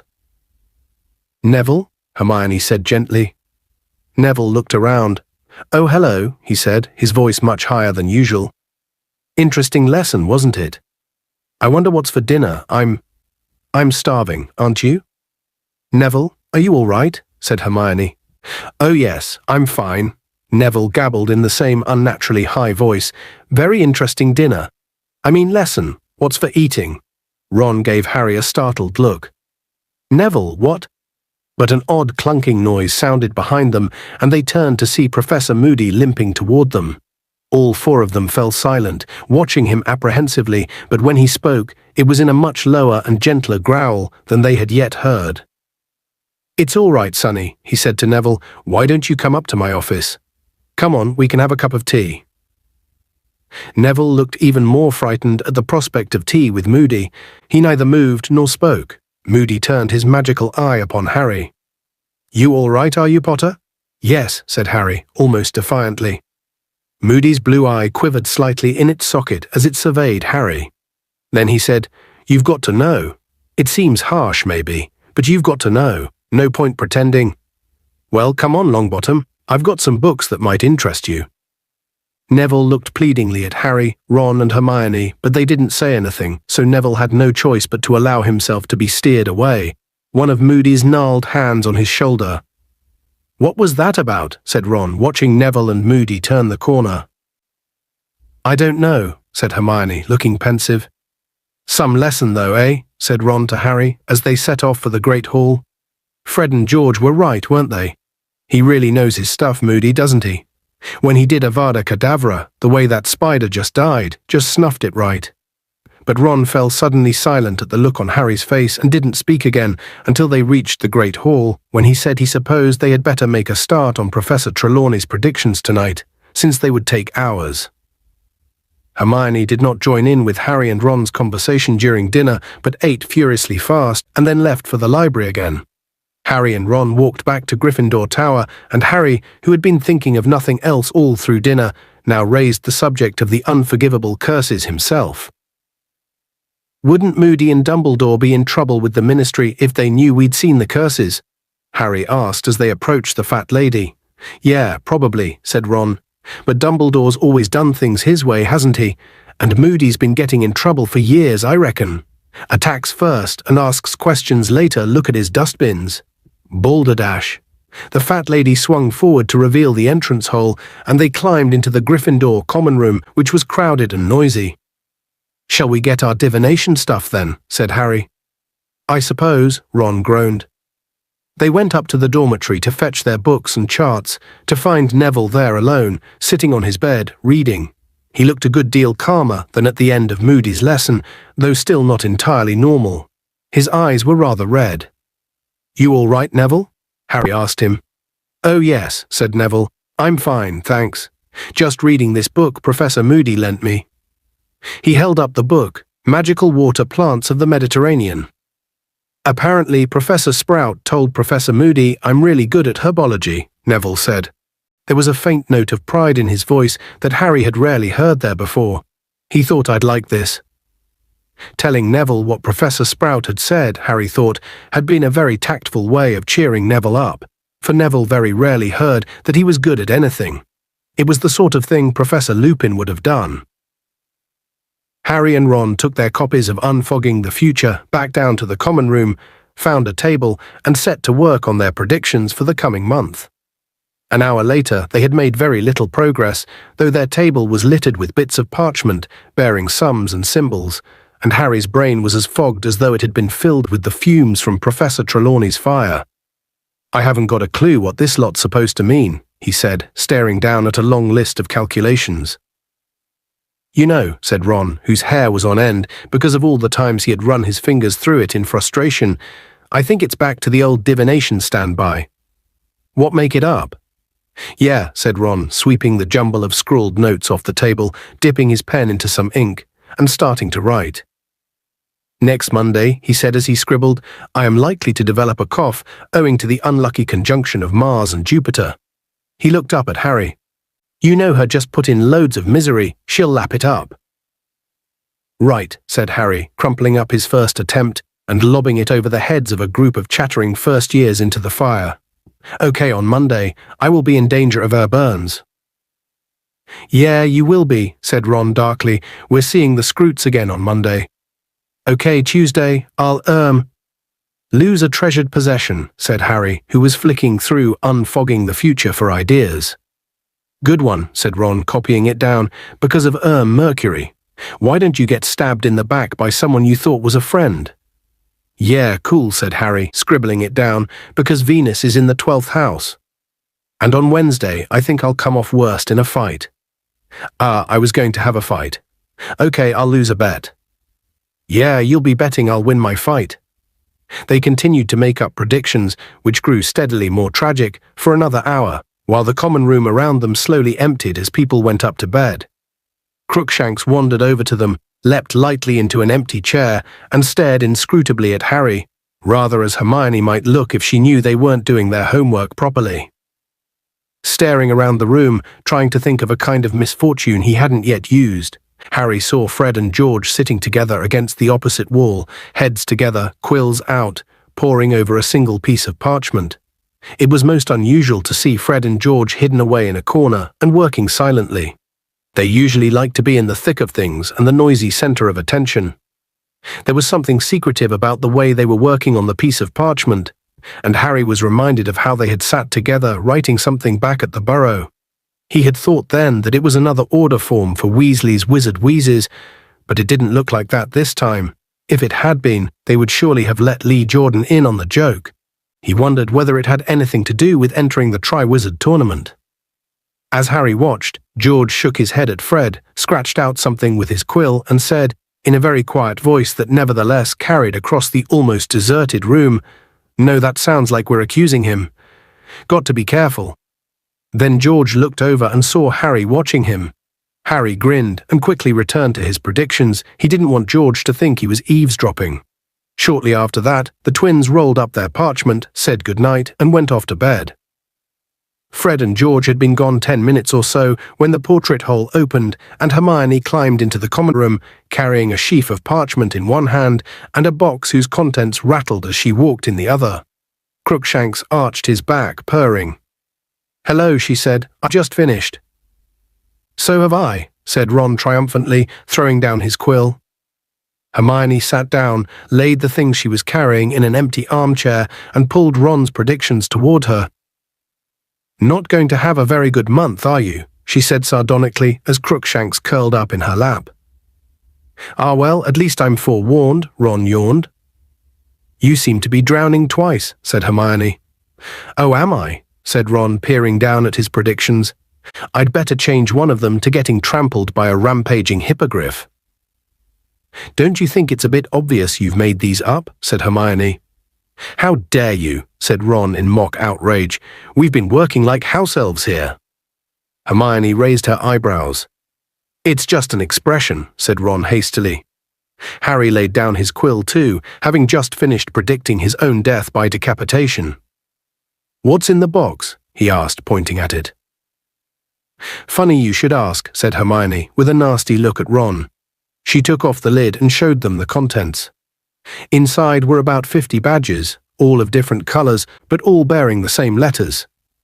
"Spew." "Spew," said Harry, picking up a badge and looking at it. "What's this about?" "Not spew," said Hermione impatiently. "It's SPEW, stands for the Society for the Promotion of Elfish Welfare." "Never heard of it," said Ron. "Well, of course you haven't," said Hermione briskly. "I've only just started it." "Yeah," said Ron in mild surprise. "How many members have you got?" "Well, if you two join 3, said Hermione. "And you think we want to walk around wearing badges saying spew, do you?" said Ron. "SPEW, said Hermione hotly. "I was going to put stop the outrageous abuse of our fellow magical creatures and campaign for a change in their legal status, but it wouldn't fit, so that's the heading of our manifesto." She brandished the sheaf of parchment at them. "I've been researching it thoroughly in the library. Elf enslavement goes back centuries. I can't believe no one's done anything about it before now." "Hermione, open your ears," said Ron loudly. They like it. They like being enslaved." "Our short-term aims," said Hermione, speaking even more loudly than Ron and acting as though she hadn't heard a word, "are to secure house elves fair wages and working conditions. Our long-term aims include changing the law about non-wand use and trying to get an elf into the department for the regulation and control of magical creatures because they're shockingly underrepresented." "And how do we do all this?" Harry asked. "We start by recruiting members," said Hermione happily. "I thought 2 sickles to join that buys a badge and the proceeds can fund our leaflet campaign. You're treasurer, Ron. I've got you a collecting tin upstairs. And Harry, you're secretary, so you might want to write down everything I'm saying now as a record of our first meeting." There was a pause in which Hermione beamed at the pair of them, and Harry sat, torn between exasperation at Hermione and amusement at the look on Ron's face.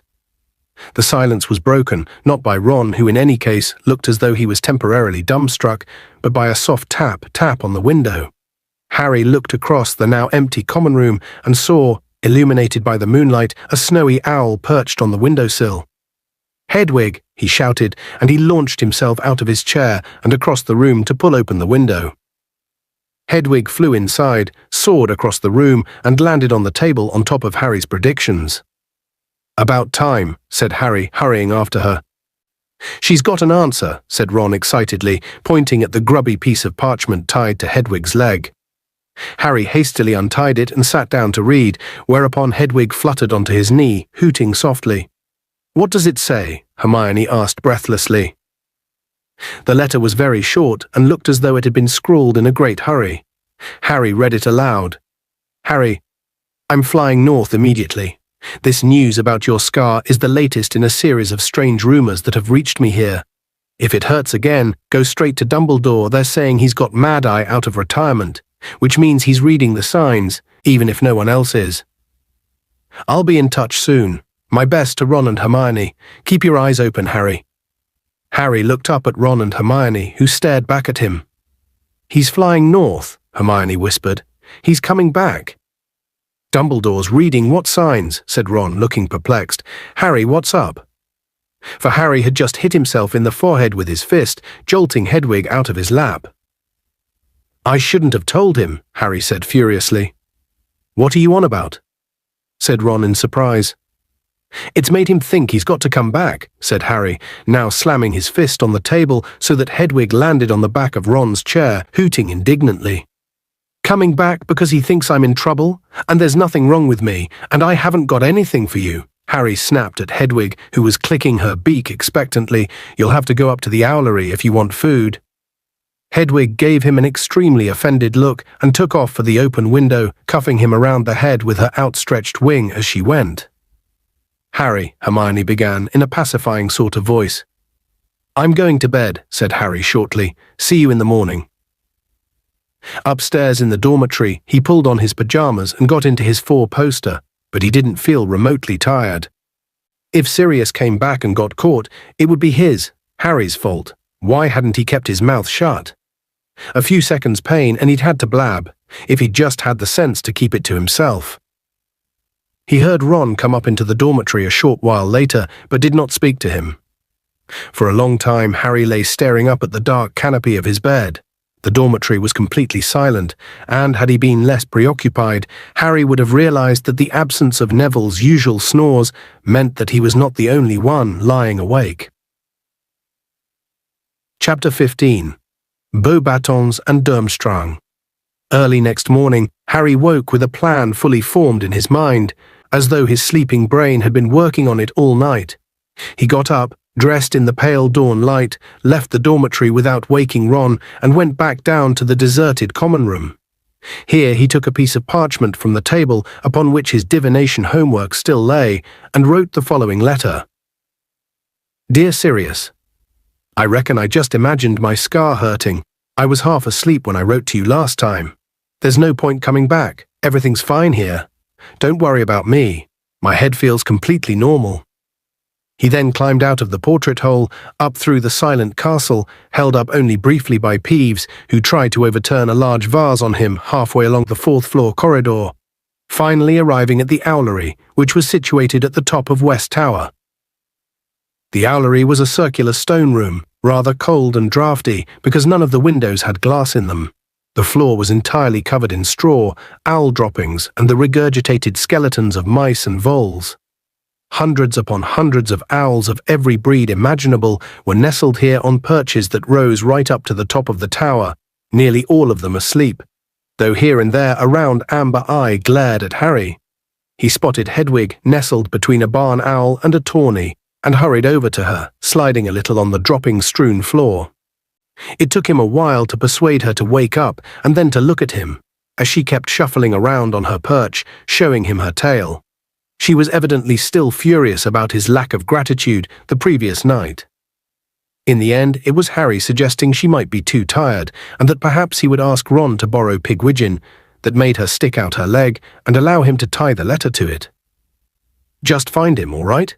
Harry said, stroking her back as he carried her on his arm to one of the holes in the wall. Before the Dementors do. She nipped his finger, perhaps rather harder than she would ordinarily have done, but hooted softly in a reassuring sort of way all the same. Then she spread her wings and took off into the sunrise. Harry watched her fly out of sight with the familiar feeling of unease back in his stomach. He had been so sure that Sirius's reply would alleviate his worries rather than increasing them. That was a lie, Harry, said Hermione sharply over breakfast. When he told her and Ron what he had done, you didn't imagine your scar hurting, and you know it. So what? Said Harry. He's not going back to Azkaban because of me. Drop it, said Ron sharply to Hermione as she opened her mouth to argue some more, and for once Hermione heeded him and fell silent. Harry did his best not to worry about Sirius over the next couple of weeks. True, he could not stop himself from looking anxiously around every morning when the post owls arrived, nor late at night before he went to sleep prevent himself from seeing horrible visions of Sirius, cornered by Dementors down some dark London street. But between times he tried to keep his mind off his godfather. He wished he still had Quidditch to distract him. Nothing worked so well on a troubled mind as a good, hard training session. On the other hand, their lessons were becoming more difficult and demanding than ever before, particularly Moody's defense against the dark arts. To their surprise, Professor Moody had announced that he would be putting the Imperious Curse on each of them in turn to demonstrate its power and to see whether they could resist its effects.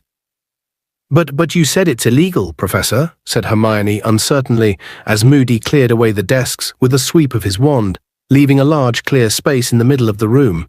"You said to use it against another human was—" "Dumbledore wants you taught what it feels like," said Moody, his magical eye swiveling onto Hermione and fixing her with an eerie, unblinking stare. "If you'd rather learn the hard way when someone's putting it on you so they can control you, completely fine by me. You're excused. Off you go." He pointed one gnarled finger toward the door.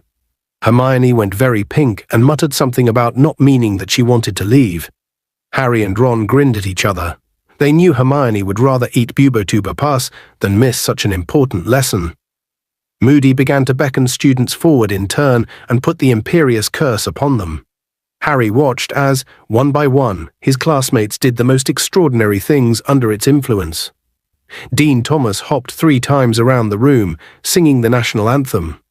Lavender Brown imitated a squirrel. Neville performed a series of quite astonishing gymnastics he would certainly not have been capable of in his normal state. Not one of them seemed to be able to fight off the curse, and each of them recovered only when Moody had removed it. "Potter," Moody growled, "you next." Harry moved forward into the middle of the classroom, into the space that Moody had cleared of desks. Moody raised his wand, pointed it at Harry, and said, "Imperio." It was the most wonderful feeling. Harry felt a floating sensation as every thought and worry in his head was wiped gently away, leaving nothing but a vague, untraceable happiness. He stood there feeling immensely relaxed, only dimly aware of everyone watching him. And then he heard Mad-Eye Moody's voice echoing in some distant chamber of his empty brain. "Jump onto the desk. Jump onto the desk." Harry bent his knees obediently, preparing to spring. Jump onto the desk. Why, though? Another voice had awoken in the back of his brain. "Stupid thing to do, really," said the voice. "Jump onto the desk." "No, I don't think I will." "Thanks," said the other voice, a little more firmly. "No, I don't really want to." "Jump, now." The next thing Harry felt was considerable pain. He had both jumped and tried to prevent himself from jumping. The result was that he'd smashed headlong into the desk, knocking it over and, by the feeling in his legs, fractured both his kneecaps. "Now that's more like it," growled Moody's voice, and suddenly Harry felt the empty, echoing feeling in his head disappear. He remembered exactly what was happening, and the pain in his knees seemed to double. "Look at that, you lot Potter fought. He fought it and he damn near beat it. We'll try that again, Potter, and the rest of you, pay attention. Watch his eyes. That's where you see it. Very good, Potter. Very good indeed. They'll have trouble controlling you." "The way he talks," Harry muttered as he hobbled out of the Defense Against the Dark Arts class an hour later. Moody had insisted on putting Harry through his paces 4 times in a row, until Harry could throw off the curse entirely. "You'd think we were all going to be attacked any second." "Yeah, I know," said Ron, who was skipping on every alternate step. He had had much more difficulty with the curse than Harry, though Moody assured him the effects would wear off by lunchtime. Talk about paranoid. Ron glanced nervously over his shoulder to check that Moody was definitely out of earshot and went on. "No wonder they were glad to get shot of him at the Ministry. Did you hear him telling Seamus what he did to that witch who shouted boo behind him on April Fool's Day? And when are we supposed to read up on resisting the Imperious Curse with everything else we've got to do?" All the 4th years had noticed a definite increase in the amount of work they were required to do this term. Professor McGonagall explained why when the class gave a particularly loud groan at the amount of transfiguration homework she had assigned. "You are now entering a most important phase of your magical education," she told them, her eyes glinting dangerously behind her square spectacles. "Your ordinary wizarding levels are drawing closer." "We don't take OWLs till 5th year," said Dean Thomas indignantly. "Maybe not, Thomas, but believe me, you need all the preparation you can get. Miss Granger remains the only person in this class who has managed to turn a hedgehog into a satisfactory pincushion. I might remind you that your pincushion, Thomas, still curls up in fright if anyone approaches it with a pin." Hermione, who had turned rather pink again, seemed to be trying not to look too pleased with herself. Harry and Ron were deeply amused when Professor Trelawney told them that they had received top marks for their homework in their next divination class. She read out large portions of their predictions, commending them for their unflinching acceptance of the horrors in store for them, but they were less amused when she asked them to do the same thing for the month after next. Both of them were running out of ideas for catastrophes.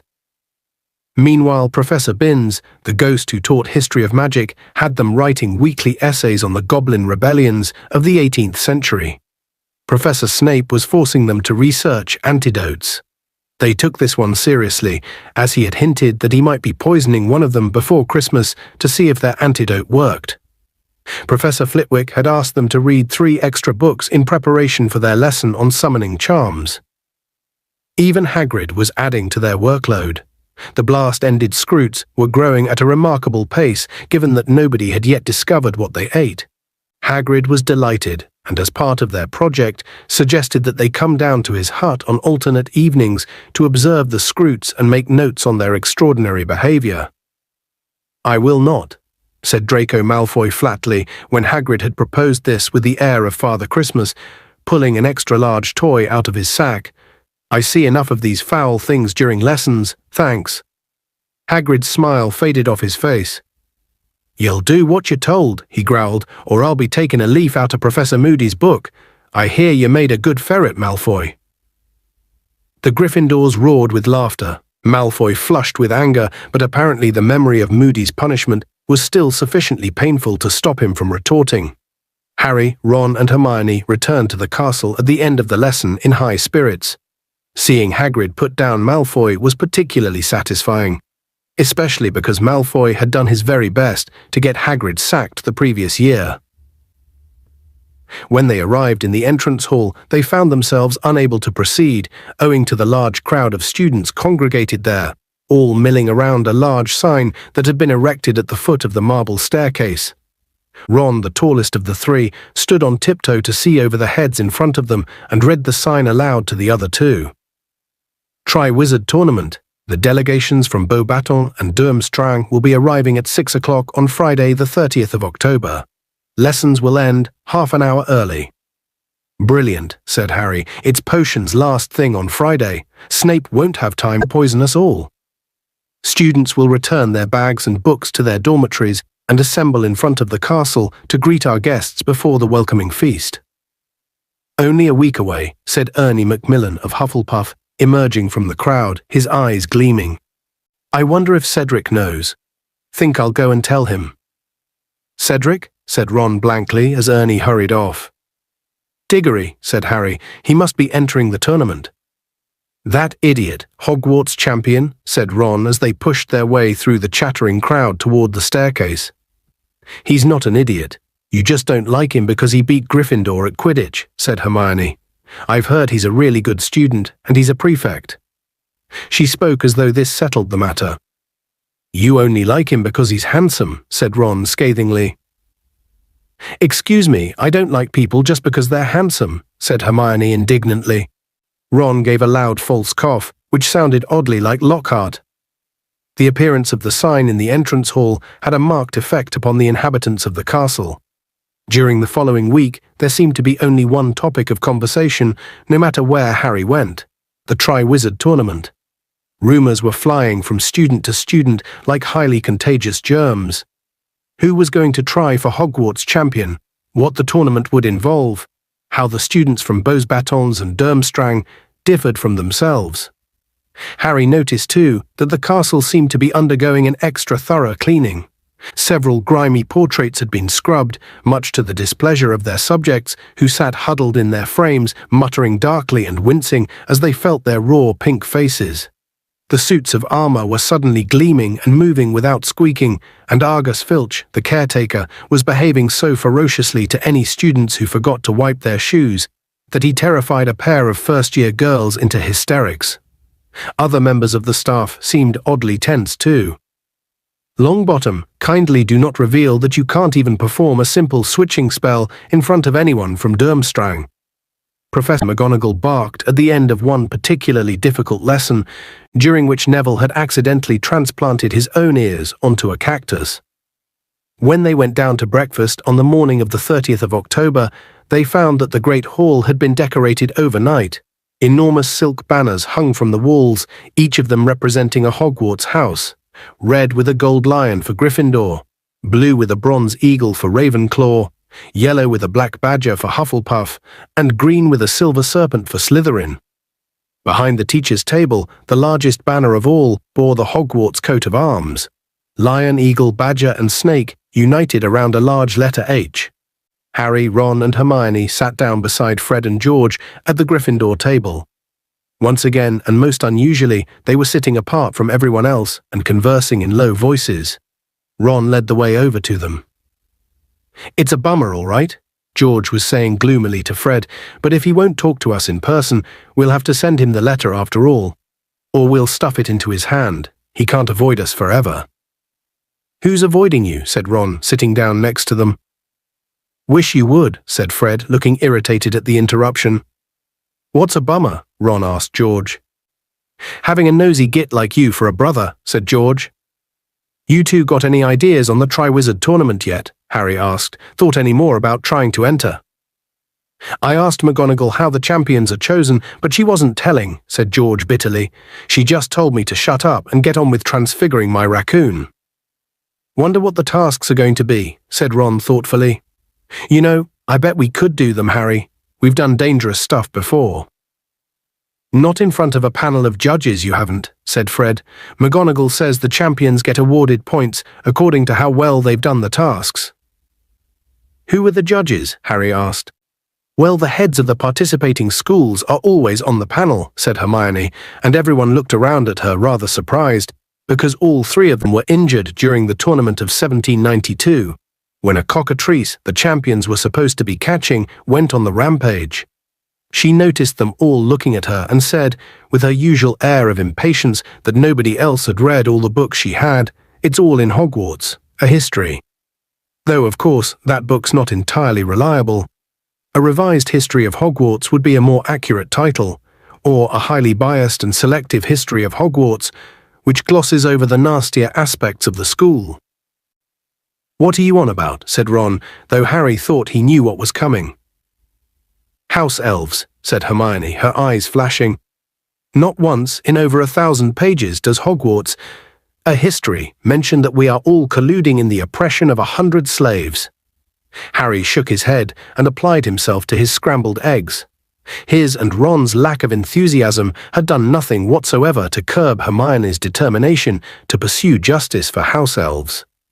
True, both of them had paid 2 sickles for a spew badge, but they had only done it to keep her quiet. Their sickles had been wasted, however. If anything, they seemed to have made Hermione more vociferous.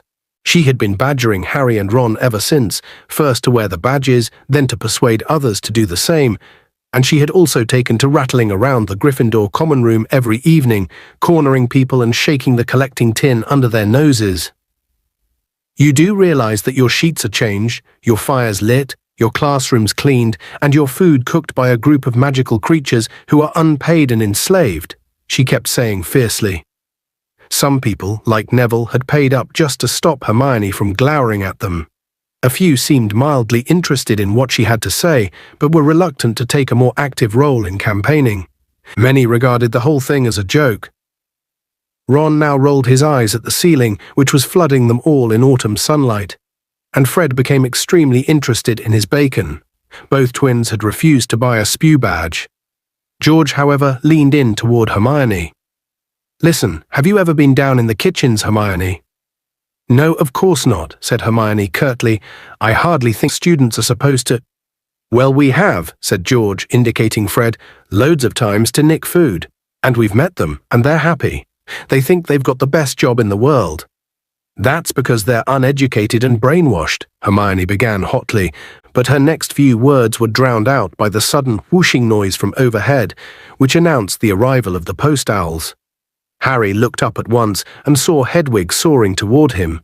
Hermione stopped talking abruptly. She and Ron watched Hedwig anxiously as she fluttered down onto Harry's shoulder, folded her wings, and held out her leg wearily. Harry pulled off Sirius's reply and offered Hedwig his bacon rinds, which she ate gratefully. Then, checking that Fred and George were safely immersed in further discussions about the Triwizard Tournament, Harry read out Sirius's letter in a whisper to Ron and Hermione. Nice try, Harry. I'm back in the country and well hidden. I want you to keep me posted on everything that's going on at Hogwarts. Don't use Hedwig, keep changing owls, and don't worry about me. Just watch out for yourself. Don't forget what I said about your scar. Why do you have to keep changing owls? Ron asked in a low voice. Hedwig will attract too much attention, said Hermione at once. She stands out, a snowy owl that keeps returning to wherever he's hiding. I mean, they're not native birds, are they? Harry rolled up the letter and slipped it inside his robes, wondering whether he felt more or less worried than before. He supposed that Sirius managing to get back without being caught was something. He couldn't deny either that the idea that Sirius was much nearer was reassuring. At least he wouldn't have to wait so long for a response every time he wrote. Thanks, Hedwig, he said, stroking her. She hooted sleepily, dipped her beak briefly into his goblet of orange juice, then took off again, clearly desperate for a good long sleep in the owlery. There was a pleasant feeling of anticipation in the air that day. Nobody was very attentive in lessons, being much more interested in the arrival that evening of the people from Beauxbatons and Durmstrang. Even potions was more bearable than usual, as it was half an hour shorter. When the bell rang early, Harry, Ron, and Hermione hurried up to Gryffindor Tower, deposited their bags and books as they had been instructed, pulled on their cloaks, and rushed back downstairs into the entrance hall. The heads of houses were ordering their students into lines. Weasley, straighten your hat, Professor McGonagall snapped at Ron. Miss Patil, take that ridiculous thing out of your hair. Parvati scowled and removed a large ornamental butterfly from the end of her plait. Follow me, please, said Professor McGonagall. First years in front, no pushing. They filed down the steps and lined up in front of the castle. It was a cold, clear evening. Dusk was falling, and a pale, transparent-looking moon was already shining over the forbidden forest. Harry, standing between Ron and Hermione in the fourth row from the front, saw Dennis Creevey positively shivering with anticipation among the other first years. Nearly 6, said Ron, checking his watch and then staring down the drive that led to the front gates. How do you reckon they're coming? The train? I doubt it, said Hermione. How then, broomsticks? Harry suggested, looking up at the starry sky. I don't think so, not from that far away. A portkey? Ron suggested. Or they could apparate. Maybe you're allowed to do it under 17, wherever they come from. You can't apparate inside the Hogwarts grounds. How often do I have to tell you? Said Hermione impatiently. They scanned the darkening grounds excitedly, but nothing was moving. Everything was still, silent, and quite as usual. Harry was starting to feel cold. He wished they'd hurry up. Maybe the foreign students were preparing a dramatic entrance. He remembered what Mr. Weasley had said back at the campsite before the Quidditch World Cup. Always the same, we can't resist showing off when we get together. And then Dumbledore called out from the back row, where he stood with the other teachers. Aha! Unless I am very much mistaken, the delegation from Beauxbatons approaches. Where? Said many students eagerly, all looking in different directions. There, yelled a 6th year, pointing over the forest. Something large, much larger than a broomstick, or indeed 100 broomsticks, was hurtling across the deep blue sky toward the castle, growing larger all the time. It's a dragon, shrieked one of the first years, losing her head completely. Don't be stupid, it's a flying house, said Dennis Creevey. Dennis's guess was closer. As the gigantic black shape skimmed over the treetops of the forbidden forest, and the lights shining from the castle windows hit it, they saw a gigantic powder-blue horse-drawn carriage the size of a large house soaring toward them, pulled through the air by a dozen winged horses, all palominos and each the size of an elephant. The front 3 rows of students drew backward as the carriage hurtled ever lower, coming into land at a tremendous speed then, with an almighty crash that made Neville jump backward onto a Slytherin 5th year's foot. The horses' hooves, larger than dinner plates, hit the ground. A second later the carriage landed too, bouncing upon its vast wheels, while the golden horses tossed their enormous heads and rolled large fiery red eyes. Harry just had time to see that the door of the carriage bore a coat of arms, 2 crossed golden wands, each emitting 3 stars, before it opened. A boy in pale blue robes jumped down from the carriage, bent forward, fumbled for a moment with something on the carriage floor, and unfolded a set of golden steps. He sprang back respectfully. Then Harry saw a shining, high-heeled black shoe emerging from the inside of the carriage, a shoe the size of a child's sled, followed almost immediately by the largest woman he had ever seen in his life. The size of the carriage and of the horses was immediately explained. A few people gasped. Harry had only ever seen one person as large as this woman in his life, and that was Hagrid.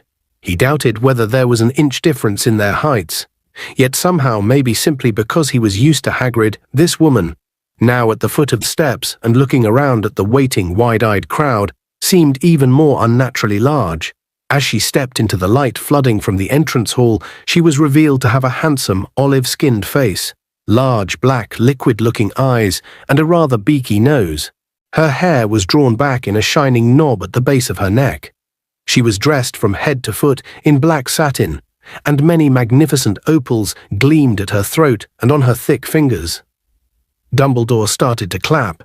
The students, following his lead, broke into applause too, many of them standing on tiptoe, the better to look at this woman. Her face relaxed into a gracious smile, and she walked forward toward Dumbledore, extending a glittering hand. Dumbledore, though tall himself, had barely to bend to kiss it.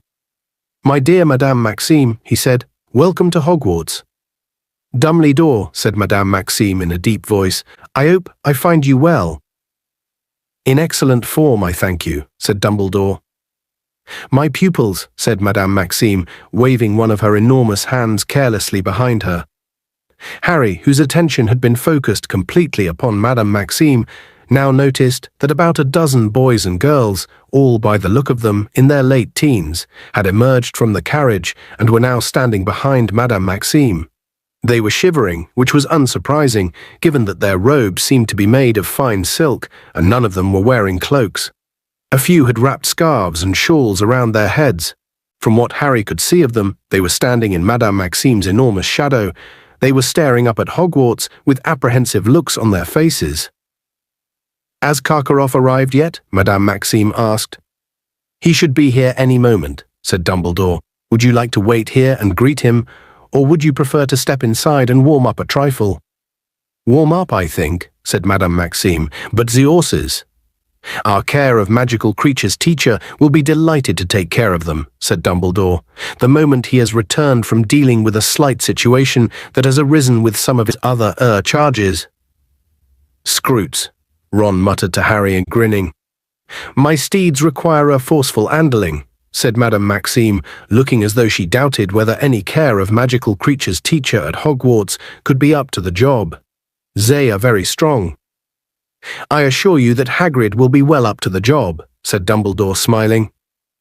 "Very well," said Madame Maxime, bowing slightly.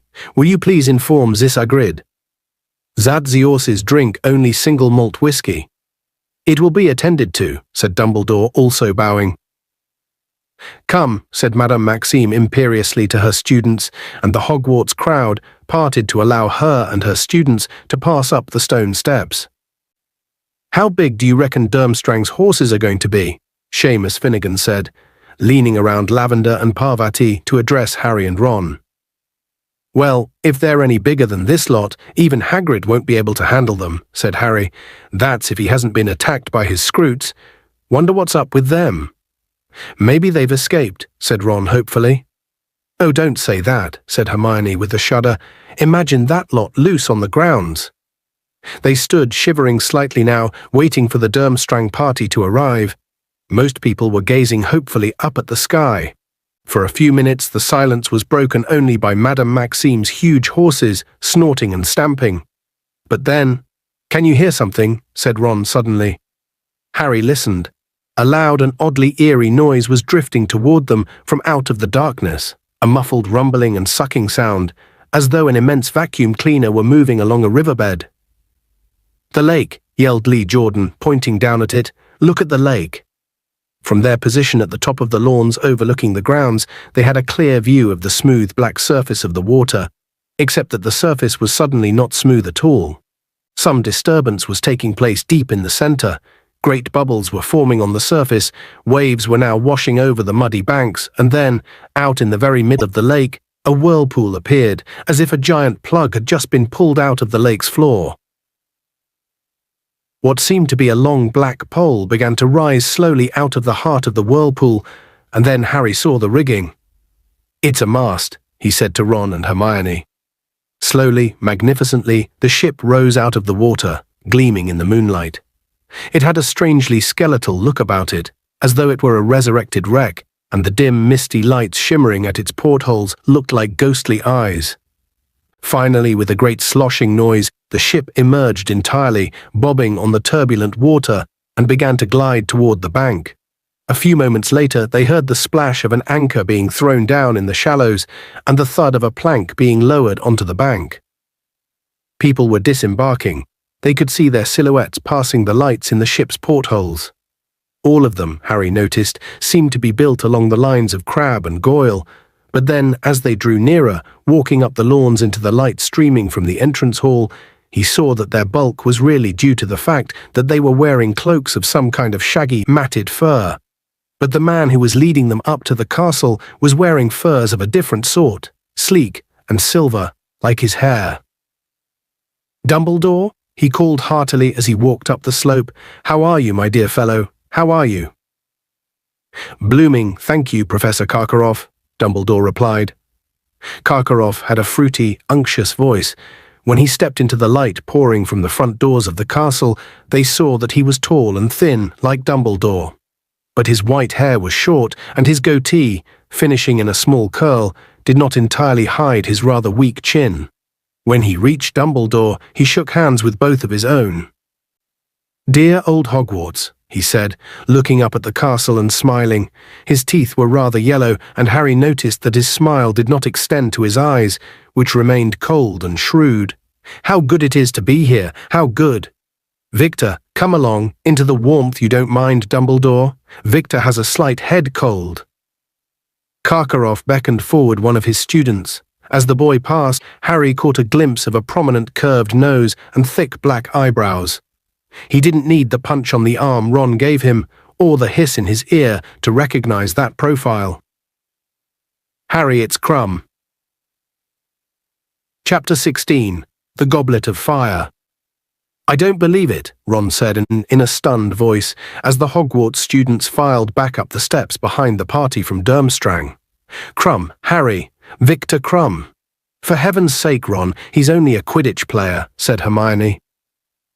"Only a Quidditch player," Ron said, looking at her as though he couldn't believe his ears. "Hermione, he's one of the best seekers in the world. I had no idea he was still at school." As they recrossed the entrance hall with the rest of the Hogwarts students heading for the Great Hall, Harry saw Lee Jordan jumping up and down on the soles of his feet to get a better look at the back of Krum's head. Several sixth-year girls were frantically searching their pockets as they walked. "Oh, I don't believe it. I haven't got a single quill on me." "Do you think he'd sign my hat in lipstick?" "Really?" Hermione said loftily as they passed the girls, now squabbling over the lipstick. "I'm getting his autograph if I can," said Ron. "You haven't got a quill, have you, Harry?" "Nope, they're upstairs in my bag," said Harry. They walked over to the Gryffindor table and sat down. Ron took care to sit on the side facing the doorway because Krum and his fellow Durmstrang students were still gathered around it, apparently unsure about where they should sit. The students from Beauxbatons had chosen seats at the Ravenclaw table. They were looking around the great hall with glum expressions on their faces. 3 of them were still clutching scarves and shawls around their heads. "It's not that cold," said Hermione defensively. "Why didn't they bring cloaks?"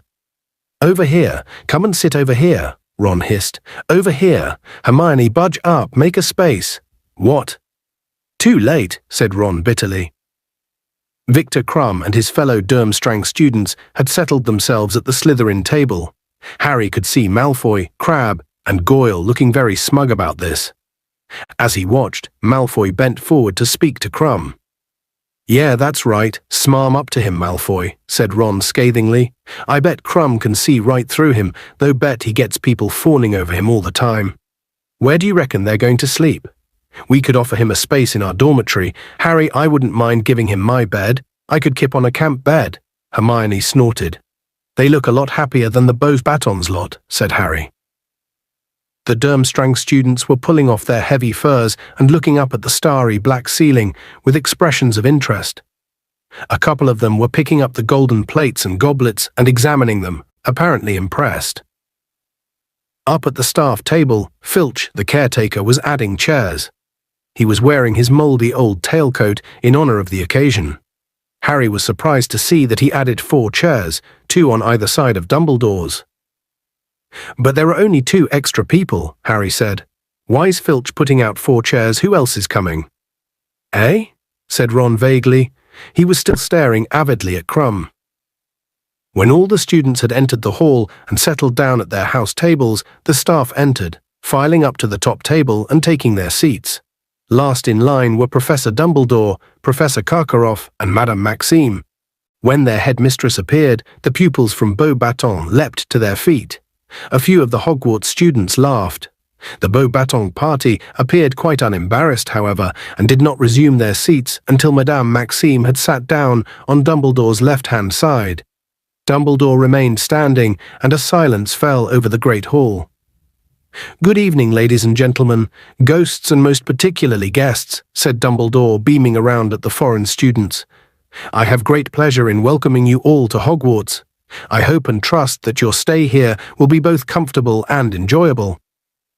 One of the Beauxbatons girls, still clutching a muffler around her head, gave what was unmistakably a derisive laugh. "No one's making you stay," Hermione whispered, bristling at her. "The tournament will be officially opened at the end of the feast," said Dumbledore. "I now invite you all to eat, drink, and make yourselves at home." He sat down, and Harry saw Karkaroff lean forward at once and engage him in conversation. The plates in front of them filled with food as usual. The house elves in the kitchen seemed to have pulled out all the stops. There was a greater variety of dishes in front of them than Harry had ever seen, including several that were definitely foreign. "What's that?" said Ron, pointing at a large dish of some sort of shellfish stew that stood beside a large steak and kidney pudding. "Bouillabaisse," said Hermione. "Bless you," said Ron. "It's French," said Hermione. "I had it on holiday summer before last. It's very nice."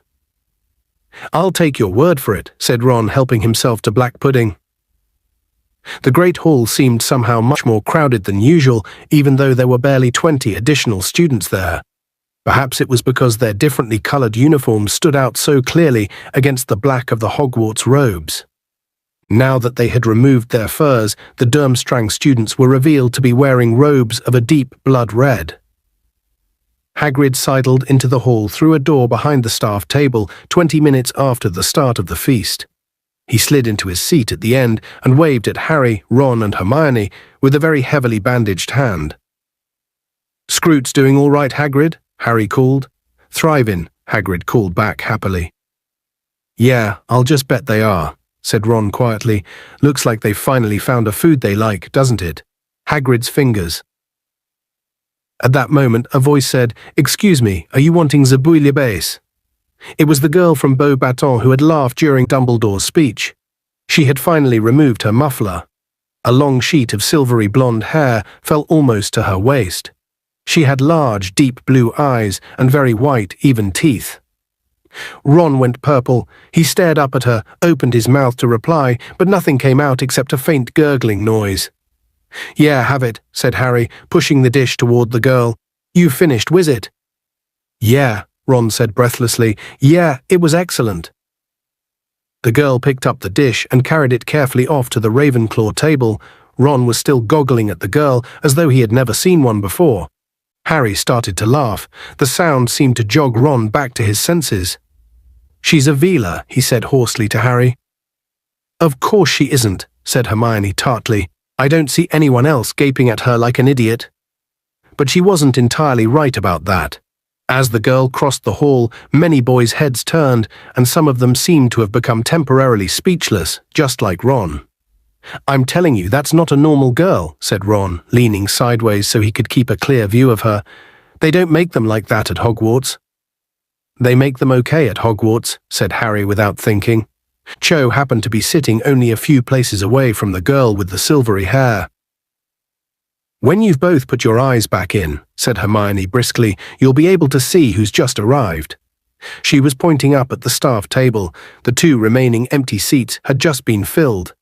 Ludo Bagman was now sitting on Professor Karkaroff's other side, while Mr. Crouch, Percy's boss, was next to Madame Maxime. "What are they doing here?" said Harry in surprise. "They organized the Triwizard Tournament, didn't they?" said Hermione. "I suppose they wanted to be here to see it start." When the second course arrived, they noticed a number of unfamiliar desserts, too. Ron examined an odd sort of pale blancmange closely, then moved it carefully a few inches to his right so that it would be clearly visible from the Ravenclaw table. The girl who looked like a Veela appeared to have eaten enough, however, and did not come over to get it. Once the golden plates had been wiped clean, Dumbledore stood up again. A pleasant sort of tension seemed to fill the hall now. Harry felt a slight thrill of excitement, wondering what was coming. Several seats down from them, Fred and George were leaning forward, staring at Dumbledore with great concentration. "The moment has come," said Dumbledore, smiling around at the sea of upturned faces. "The Triwizard Tournament is about to start. I would like to say a few words of explanation before we bring in the casket." "The what?" Harry muttered. Ron shrugged. "Just to clarify the procedure that we will be following this year. But first, let me introduce, for those who do not know them, Mr. Bartemius Crouch, head of the Department of International Magical Cooperation." There was a smattering of polite applause. "And Mr. Ludo Bagman, head of the Department of Magical Games and Sports." There was a much louder round of applause for Bagman than for Crouch, perhaps because of his fame as a beater, or simply because he looked so much more likable. He acknowledged it with a jovial wave of his hand. Bartemius Crouch did not smile or wave when his name was announced. Remembering him in his neat suit at the Quidditch World Cup, Harry thought he looked strange in wizard's robes. His toothbrush mustache and severe parting looked very odd next to Dumbledore's long white hair and beard. "Mr. Bagman and Mr. Crouch have worked tirelessly over the last few months on the arrangements for the Triwizard Tournament," Dumbledore continued, "and they will be joining myself, Professor Karkaroff, and Madame Maxime on the panel that will judge the champions' efforts." At the mention of the word champions, the attentiveness of the listening students seemed to sharpen. Perhaps Dumbledore had noticed their sudden stillness, for he smiled as he said, "The casket then, if you please, Mr. Filch." Filch, who had been lurking unnoticed in a far corner of the hall, now approached Dumbledore carrying a great wooden chest encrusted with jewels. It looked extremely old. A murmur of excited interest rose from the watching students. Dennis Creevey actually stood on his chair to see it properly, but being so tiny, his head hardly rose above anyone else's. "The instructions for the tasks the champions will face this year have already been examined by Mr. Crouch and Mr. Bagman," said Dumbledore as Filch placed the chest carefully on the table before him, "and they have made the necessary arrangements for each challenge. There will be 3 tasks, spaced throughout the school year, and they will test the champions in many different ways. Their magical prowess, their daring, their powers of deduction, and of course, their ability to cope with danger." At this last word, the hall was filled with a silence so absolute that nobody seemed to be breathing. "As you know, 3 champions compete in the tournament," Dumbledore went on calmly, "one from each of the participating schools. They will be marked on how well they perform each of the tournament tasks and the champion with the highest total after Task 3 will win the Triwizard Cup. The champions will be chosen by an impartial selector, the Goblet of Fire. Dumbledore now took out his wand and tapped 3 times upon the top of the casket. The lid creaked slowly open. Dumbledore reached inside it and pulled out a large, roughly hewn wooden cup. It would have been entirely unremarkable had it not been full to the brim with dancing blue-white flames. Dumbledore closed the casket and placed the goblet carefully on top of it, where it would be clearly visible to everyone in the hall. Anybody wishing to submit themselves as champion must write their name and school clearly upon a slip of parchment and drop it into the goblet, said Dumbledore. Aspiring champions have 24 hours in which to put their names forward. Tomorrow night, Halloween, the goblet will return the names of the 3 it has judged most worthy to represent their schools. The goblet will be placed in the entrance hall tonight, where it will be freely accessible to all those wishing to compete. To ensure that no underage student yields to temptation, said Dumbledore, I will be drawing an age line around the Goblet of Fire once it has been placed in the entrance hall. Nobody under the age of 17 will be able to cross this line. Finally, I wish to impress upon any of you wishing to compete that this tournament is not to be entered into lightly. Once a champion has been selected by the Goblet of Fire, he or she is obliged to see the tournament through to the end. The placing of your name in the goblet constitutes a binding, magical contract. There can be no change of heart once you have become a champion. Please be very sure, therefore, that you are wholeheartedly prepared to play before you drop your name into the goblet. Now, I think it is time for bed. Good night to you all. An age line, Fred Weasley said, his eyes glinting, as they all made their way across the hall to the doors into the entrance hall. Well, that should be fooled by an aging potion, shouldn't it? And once your name's in that goblet, you're laughing it can't tell whether you're 17 or not. But I don't think anyone under 17 will stand a chance, said Hermione. We just haven't learned enough. Speak for yourself, said George shortly. You'll try and get in, won't you, Harry? Harry thought briefly of Dumbledore's insistence that nobody under 17 should submit their name, but then the wonderful picture of himself winning the Triwizard tournament filled his mind again. He wondered how angry Dumbledore would be if someone younger than 17 did find a way to get over the age line. Where is he? Said Ron, who wasn't listening to a word of this conversation, but looking through the crowd to see what had become of Krum. Dumbledore didn't say where the Durmstrang people are sleeping, did he? But this query was answered almost instantly. They were level with the Slytherin table now, and Karkaroff had just bustled up to his students. Back to the ship, then, he was saying. Victor, how are you feeling? Did you eat enough? Should I send for some mulled wine from the kitchens? Harry saw Krum shake his head as he pulled his furs back on. Professor, I vooed like some vine, said one of the other Durmstrang boys hopefully. I wasn't offering it to you, Polyakov, snapped Karkaroff, his warmly paternal air vanishing in an instant. I notice you have dribbled food all down the front of your robes again, disgusting boy. Karkaroff turned and led his students toward the doors, reaching them at exactly the same moment as Harry, Ron and Hermione. Harry stopped to let him walk through first. Thank you, said Karkaroff carelessly, glancing at him. And then Karkaroff froze. He turned his head back to Harry and stared at him as though he couldn't believe his eyes. Behind their headmaster, the students from Durmstrang came to a halt too. Karkaroff's eyes moved slowly up Harry's face and fixed upon his scar. The Durmstrang students were staring curiously at Harry too. Out of the corner of his eye, Harry saw comprehension dawn on a few of their faces. The boy with food all down his front nudged the girl next to him and pointed openly at Harry's forehead. Yeah, that's Harry Potter, said a growling voice from behind them. Professor Karkaroff spun around. Mad-Eye Moody was standing there, leaning heavily on his staff, his magical eye glaring unblinkingly at the Durmstrang headmaster. The colour drained from Karkaroff's face as Harry watched. A terrible look of mingled fury and fear came over him. You, he said, staring at Moody as though unsure he was really seeing him. Me, said Moody grimly, and unless you've got anything to say to Potter, Karkaroff, you might want to move. You're blocking the doorway. It was true. Half the students in the hall were now waiting behind them, looking over one another's shoulders to see what was causing the hold-up. Without another word, Professor Karkaroff swept his students away with him. Moody watched him until he was out of sight, his magical eye fixed upon his back, a look of intense dislike upon his mutilated face. As the next day was Saturday, most students would normally have breakfasted late. Harry, Ron, and Hermione, however, were not alone in rising much earlier than they usually did on weekends. When they went down into the entrance hall, they saw about 20 people milling around it, some of them eating toast, all examining the goblet of fire.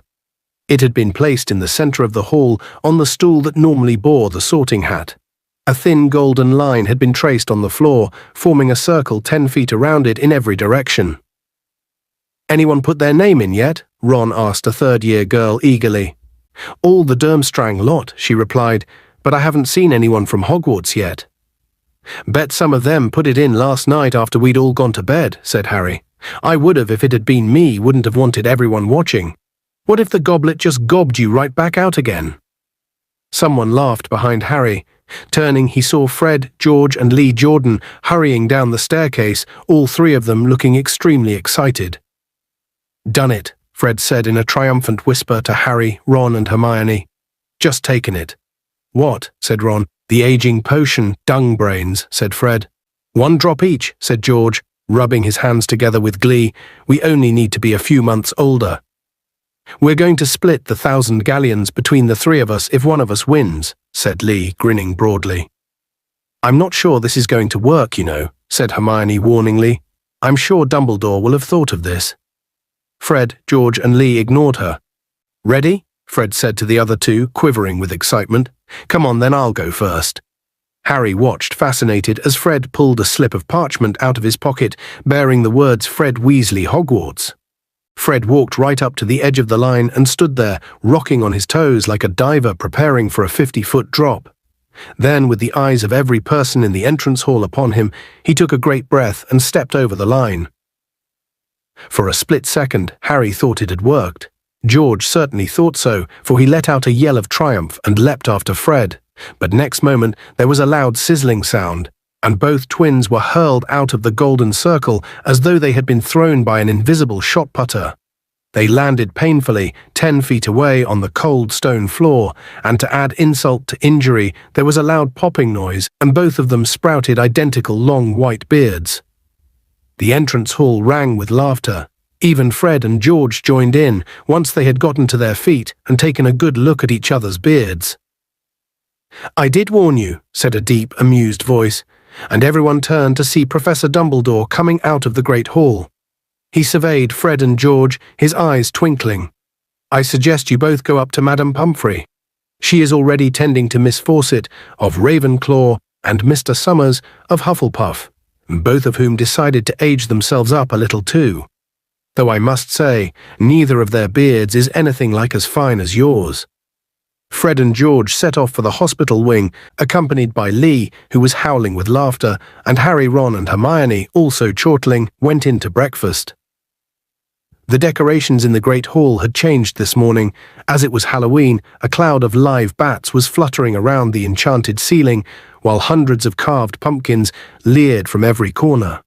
Harry led the way over to Dean and Seamus, who were discussing those Hogwarts students of 17 or over who might be entering. "There's a rumor going around that Warrington got up early and put his name in," Dean told Harry. "That big bloke from Slytherin who looks like a sloth." Harry, who had played Quidditch against Warrington, shook his head in disgust. "We can't have a Slytherin champion." "And all the Hufflepuffs are talking about Diggory," said Seamus contemptuously. "But I wouldn't have thought he'd have wanted to risk his good looks." "Listen," said Hermione suddenly. People were cheering out in the entrance hall. They all swiveled around in their seats and saw Angelina Johnson coming into the hall, grinning in an embarrassed sort of way. A tall black girl who played chaser on the Gryffindor Quidditch team. Angelina came over to them, sat down, and said, "Well, I've done it. Just put my name in." "You're kidding," said Ron, looking impressed. "Are you 17 then?" asked Harry. "Course she is. Can't see a beard, can you?" said Ron. "I had my birthday last week," said Angelina. "Well, I'm glad someone from Gryffindor's entering," said Hermione. "I really hope you get it, Angelina." "Thanks, Hermione," said Angelina, smiling at her. "Yeah, better you than Pretty Boy Diggory," said Seamus, causing several Hufflepuffs passing their table to scowl heavily at him. "What are we going to do today, then?" Ron asked Harry and Hermione when they had finished breakfast and were leaving the Great Hall.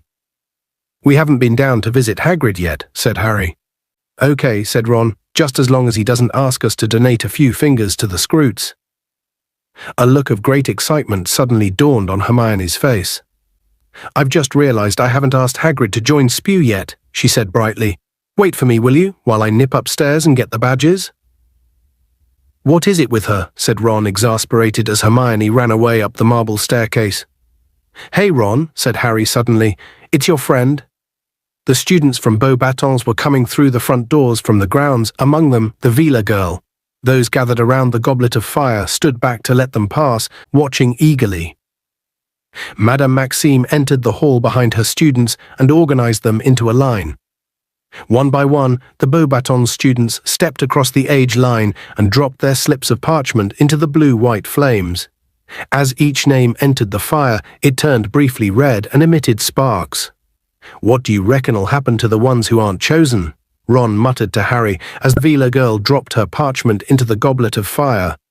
"Reckon they'll go back to school, or hang around to watch the tournament?" "Dunno," said Harry.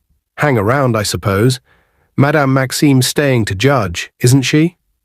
When all the Beauxbatons students had submitted their names, Madame Maxime led them back out of the hall and out onto the grounds again. "Where are they sleeping then?" said Ron, moving toward the front doors and staring after them. A loud rattling noise behind them announced Hermione's reappearance with the box of Spew badges. "Oh good, hurry up," said Ron, and he jumped down the stone steps, keeping his eyes on the back of the Vila girl, who was now halfway across the lawn with Madame Maxime. As they neared Hagrid's cabin on the edge of the Forbidden Forest, the mystery of the Beauxbatons' sleeping quarters was solved. The gigantic powder-blue carriage in which they had arrived had been parked 200 yards from Hagrid's front door, and the students were climbing back inside it. The elephantine flying horses that had pulled the carriage were now grazing in a makeshift paddock alongside it. Harry knocked on Hagrid's door, and Fang's booming barks answered instantly. "'Bout time," said Hagrid when he'd flung open the door. "Thought you lot had forgotten where I live." "We've been really busy," Hermione started to say, but then she stopped dead, looking up at Hagrid, apparently lost for words. Hagrid was wearing his best, and very horrible, hairy brown suit, plus a checked yellow and orange tie. This wasn't the worst of it, though. He had evidently tried to tame his hair, using large quantities of what appeared to be axle grease. It was now slicked down into 2 bunches. Perhaps he had tried a ponytail like Bill's, but found he had too much hair. The look didn't really suit Hagrid at all. For a moment, Hermione goggled at him. Then, obviously deciding not to comment, she said, "Where are the Scroots?" "Out by the pumpkin patch," said Hagrid happily. "They're getting massive, must be nearly 3 foot long now. Only trouble is, they've started killing each other." "Oh no, really," said Hermione, shooting a repressive look at Ron, who, staring at Hagrid's odd hairstyle, had just opened his mouth to say something about it. "Yeah," said Hagrid sadly. "It's okay, though. I've got 'em in separate boxes now. Still got about 20. "Well, that's lucky," said Ron. Hagrid missed the sarcasm. Hagrid's cabin comprised a single room, in one corner of which was a gigantic bed covered in a patchwork quilt. A similarly enormous wooden table and chairs stood in front of the fire beneath the quantity of cured hams and dead birds hanging from the ceiling. They sat down at the table while Hagrid started to make tea, and were soon immersed in yet more discussion of the Triwizard Tournament. Hagrid seemed quite as excited about it as they were. "You wait," he said, grinning. "You just wait. You're going to see some stuff you've never seen before. First task, but I'm not supposed to say." "Go on, Hagrid." Harry, Ron, and Hermione urged him, but he just shook his head, grinning. "I don't want to spoil it for you," said Hagrid, "but it's going to be spectacular, I'll tell you that. Them champions are going to have their work cut out. Never thought I'd live to see the Triwizard Tournament played again." They ended up having lunch with Hagrid, though they didn't eat much. Hagrid had made what he said was a beef casserole, but after Hermione unearthed a large talon in hers, she, Harry and Ron rather lost their appetites. However, they enjoyed themselves trying to make Hagrid tell them what the tasks in the tournament were going to be, speculating which of the entrants were likely to be selected as champions, and wondering whether Fred and George were beardless yet. A light rain had started to fall by mid-afternoon.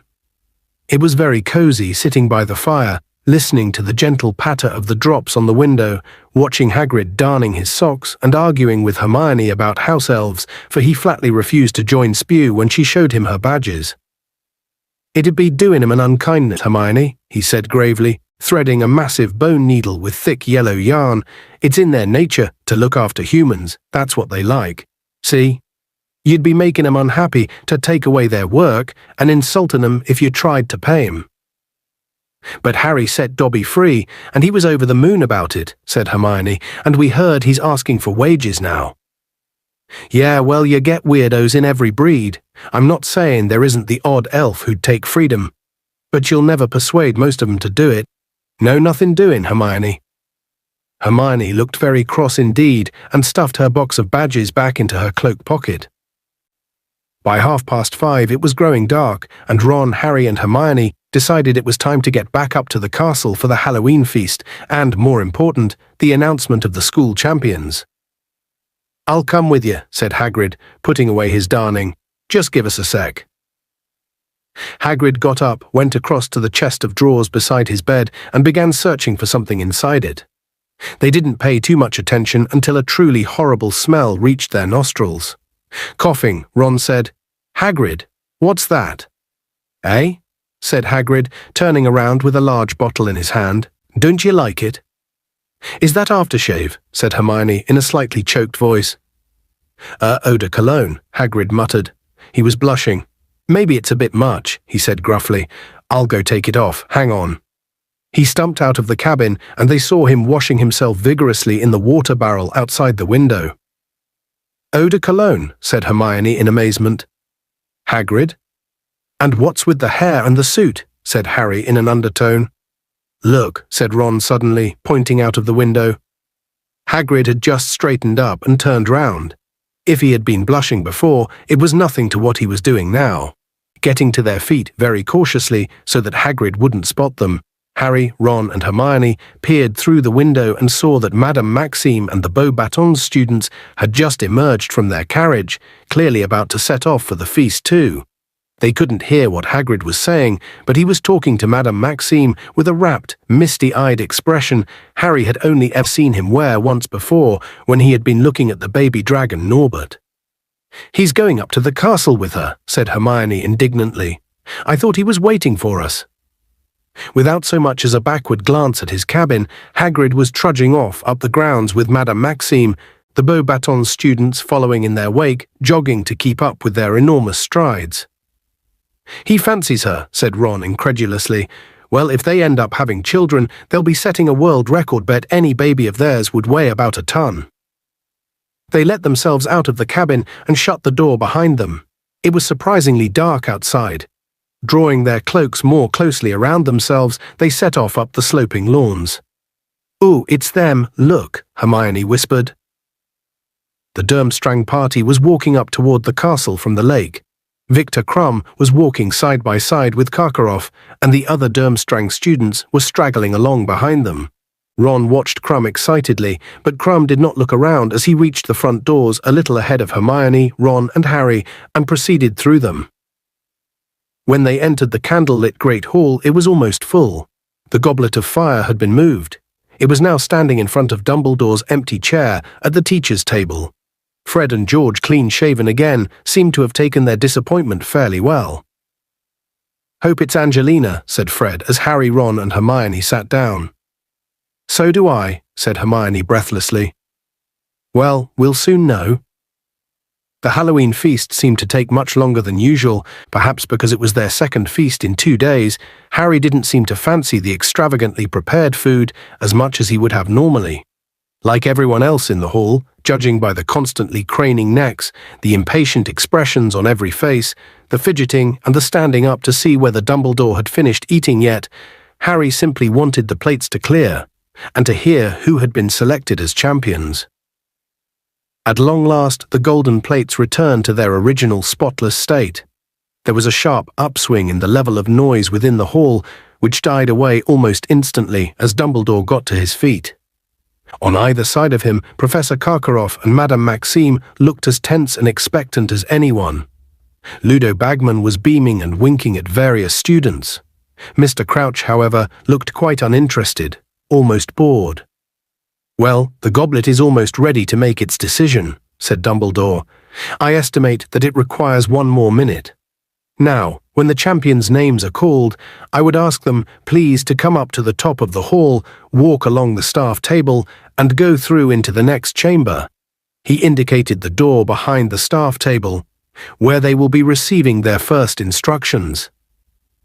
He took out his wand and gave a great sweeping wave with it. At once, all the candles except those inside the carved pumpkins were extinguished, plunging them into a state of semi-darkness. The goblet of fire now shone more brightly than anything in the whole hall, the sparkling, bright, bluey whiteness of the flames almost painful on the eyes. Everyone watched, waiting. A few people kept checking their watches. "Any second," Lee Jordan whispered, 2 seats away from Harry.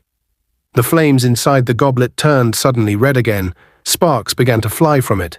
Next moment, a tongue of flame shot into the air. A charred piece of parchment fluttered out of it. The whole room gasped. Dumbledore caught the piece of parchment and held it at arm's length so that he could read it by the light of the flames, which had turned back to blue-white. "The champion for Durmstrang," he read in a strong, clear voice, "will be Victor Crumb." "No surprises there," yelled Ron as a storm of applause and cheering swept the hall. Harry saw Victor Crumb rise from the Slytherin table and slouch up toward Dumbledore. He turned right, walked along the staff table, and disappeared through the door into the next chamber. "Bravo, Victor," boomed Karkaroff so loudly that everyone could hear him, even over all the applause. "Knew you had it in you." The clapping and chatting died down. Now everyone's attention was focused again on the goblet, which seconds later turned red once more.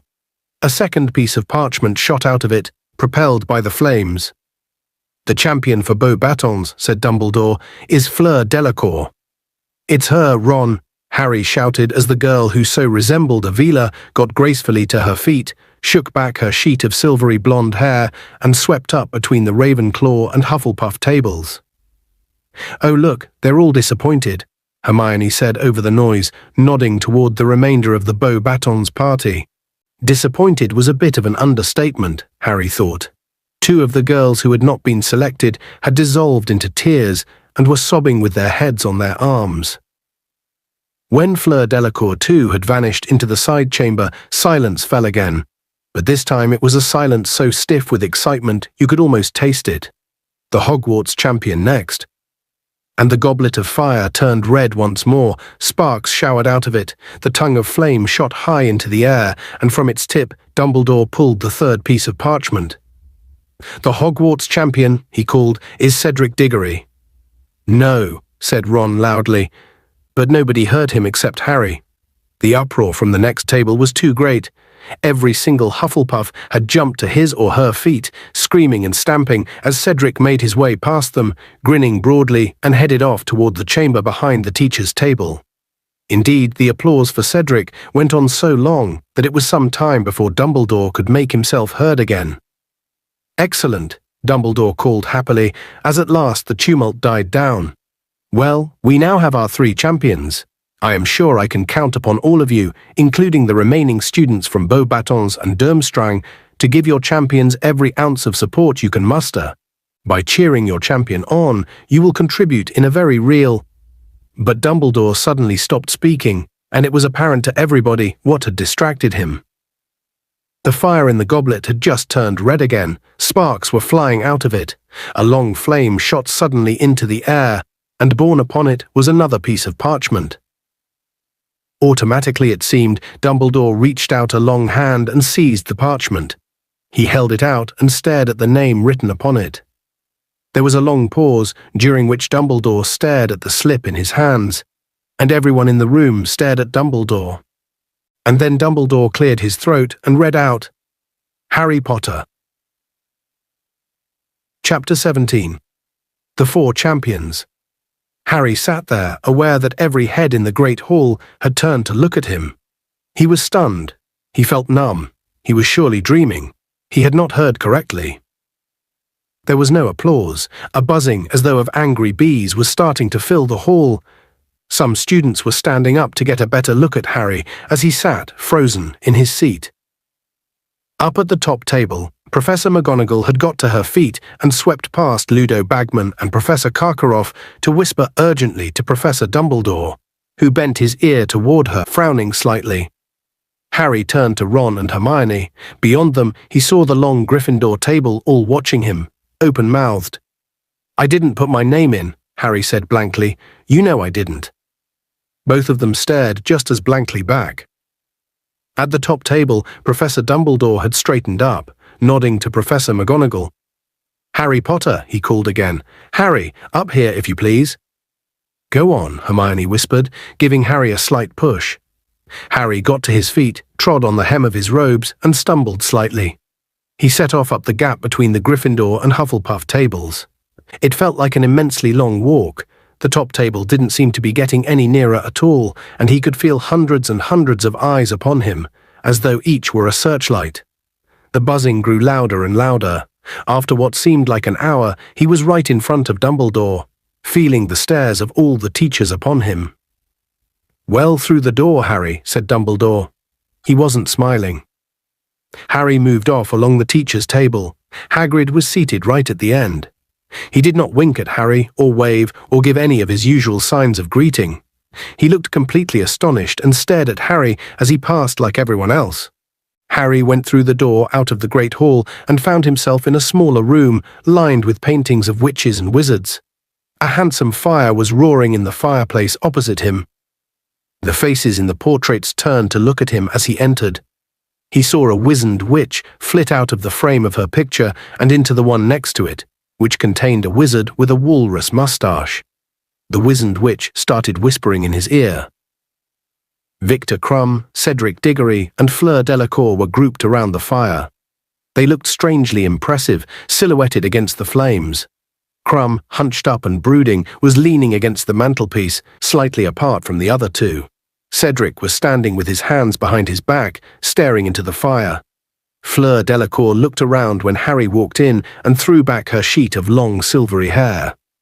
"What is it?" she said. "Does they want us back in the hall?" She thought he had come to deliver a message. Harry didn't know how to explain what had just happened. He just stood there, looking at the three champions. It struck him how very tall all of them were. There was a sound of scurrying feet behind him, and Ludo Bagman entered the room. He took Harry by the arm and led him forward. "Extraordinary," he muttered, squeezing Harry's arm. "Absolutely extraordinary."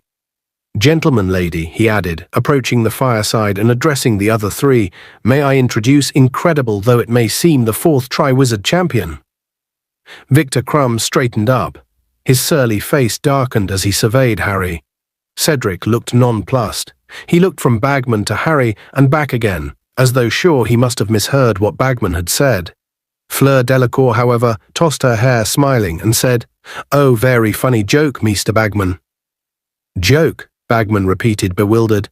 No, not at all. Harry's name just came out of the goblet of fire." Crumb's thick eyebrows contracted slightly. Cedric was still looking politely bewildered. Fleur frowned. "But evidently Zaire has been a mistake," she said contemptuously to Bagman. "He cannot compete. He is too young." "Well, it is amazing," said Bagman, rubbing his smooth chin and smiling down at Harry. "But as you know, the age restriction was only imposed this year as an extra safety measure. And as his name's come out of the goblet, I don't think there can be any ducking out at this stage. It's down in the rules. You're obliged.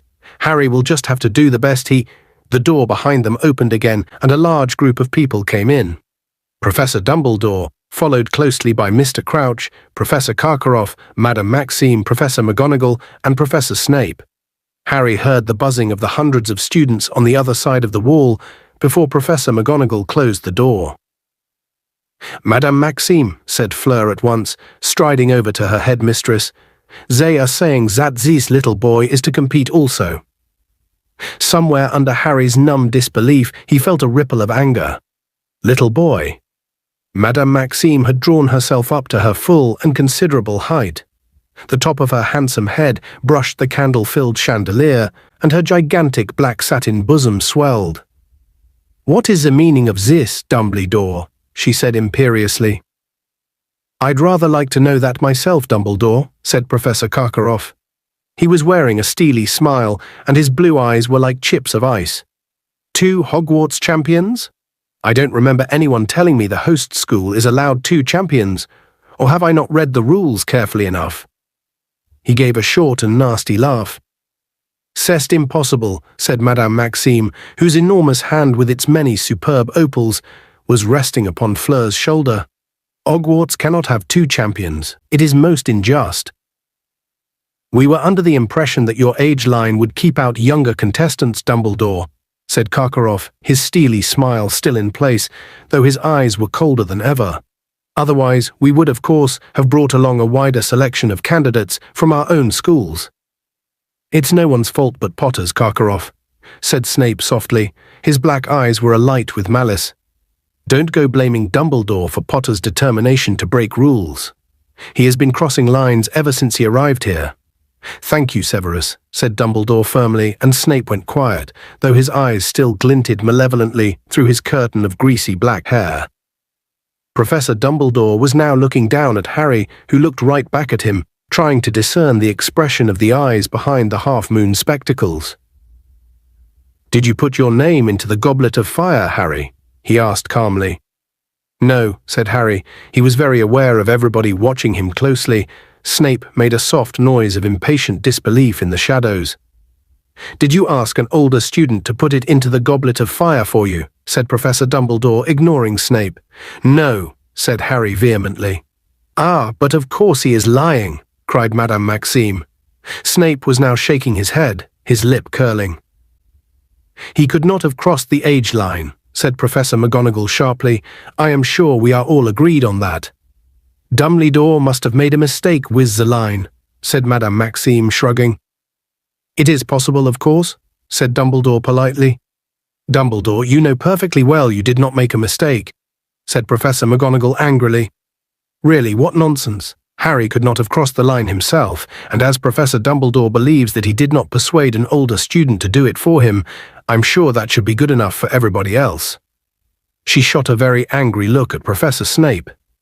"Mr. Crouch, Mr. Bagman," said Karkaroff, his voice unctuous once more, "you are our objective judges. Surely you will agree that this is most irregular." Bagman wiped his round, boyish face with his handkerchief and looked at Mr. Crouch, who was standing outside the circle of the firelight, his face half hidden in shadow. He looked slightly eerie, the half-darkness making him look much older, giving him an almost skull-like appearance. When he spoke, however, it was in his usual curt voice. "We must follow the rules, and the rules state clearly that those people whose names come out of the goblet of fire are bound to compete in the tournament." "Well, Barty knows the rule-book back to front," said Bagman, beaming and turning back to Karkaroff and Madame Maxime, as though the matter was now closed. "I insist upon resubmitting the names of the rest of my students," said Karkaroff. He had dropped his unctuous tone and his smile now. His face wore a very ugly look indeed. "You will set up the goblet of fire once more, and we will continue adding names until each school has 2 champions. It's only fair, Dumbledore." "But Karkaroff, it doesn't work like that," said Bagman.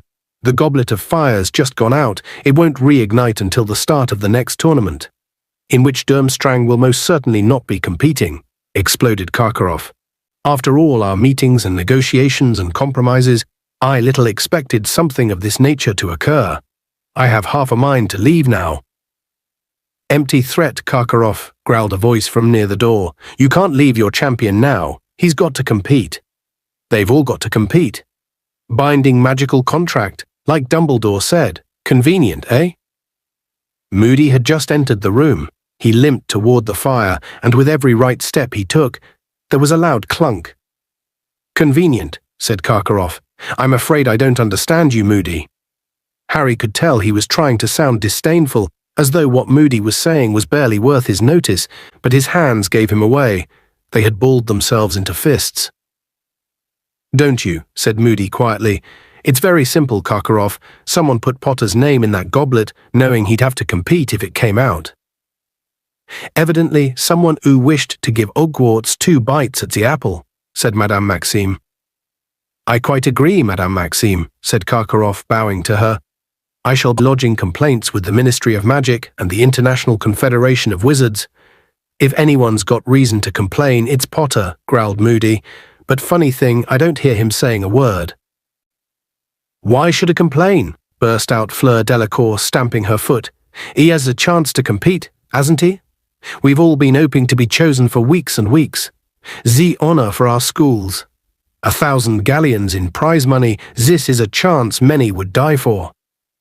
Maybe someone's hoping Potter is going to die for it, said Moody, with the merest trace of a growl. An extremely tense silence followed these words. Ludo Bagman, who was looking very anxious indeed, bounced nervously up and down on his feet and said, Moody, old man, what a thing to say. We all know Professor Moody considers the morning wasted if he hasn't discovered 6 plots to murder him before lunchtime, said Karkaroff loudly. Apparently he is now teaching his students to fear assassination too. An odd quality in a defense against the dark arts teacher, Dumbledore, but no doubt you had your reasons. Imagining things, am I? Growled Moody. Seeing things, eh? It was a skilled witch or wizard who put the boy's name in that goblet. Ah, what evidence is there of that, said Madame Maxime, throwing up her huge hands. Because they hoodwinked a very powerful magical object, said Moody. It would have needed an exceptionally strong Confundus charm to bamboozle that goblet into forgetting that only 3 schools compete in the tournament. I'm guessing they submitted Potter's name under a 4th school, to make sure he was the only one in his category. You seem to have given this a great deal of thought, Moody, said Karkaroff coldly, and a very ingenious theory it is, though of course I heard you recently got it into your head that one of your birthday presents contained a cunningly disguised basilisk egg and smashed it to pieces before realizing it was a carriage clock. So you'll understand if we don't take you entirely seriously. There are those who'll turn innocent occasions to their advantage, Moody retorted in a menacing voice. It's my job to think the way dark wizards do, Karkaroff, as you ought to remember. Alastor, said Dumbledore warningly.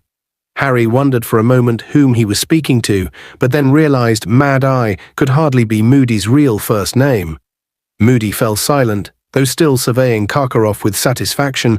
Karkaroff's face was burning. How this situation arose, we do not know, said Dumbledore, speaking to everyone gathered in the room. It seems to me, however, that we have no choice but to accept it. Both Cedric and Harry have been chosen to compete in the tournament. This, therefore, they will do. Ah, but Dumbledore, my dear Madame Maxime, if you have an alternative, I would be delighted to hear it. Dumbledore waited, but Madame Maxime did not speak. She merely glared. She wasn't the only one either. Snape looked furious, Karkaroff livid. Bagman, however, looked rather excited. Well, shall we crack on then? He said, rubbing his hands together and smiling around the room. Got to give our champions their instructions, haven't we? Barty want to do the honors. Mr. Crouch seemed to come out of a deep reverie. Yes, he said, instructions. Yes, the first task. He moved forward into the firelight. Close up, Harry thought he looked ill. There were dark shadows beneath his eyes and a thin, papery look about his wrinkled skin that had not been there at the Quidditch World Cup. The first task is designed to test your daring, he told Harry, Cedric, Fleur and Victor. So we are not going to be telling you what it is. Courage in the face of the unknown is an important quality in a wizard, very important. The first task will take place on November the 24th in front of the other students and the panel of judges. The champions are not permitted to ask for or accept help of any kind from their teachers to complete the tasks in the tournament. The champions will face the first challenge armed only with their wands. They will receive information about the second task when the first is over.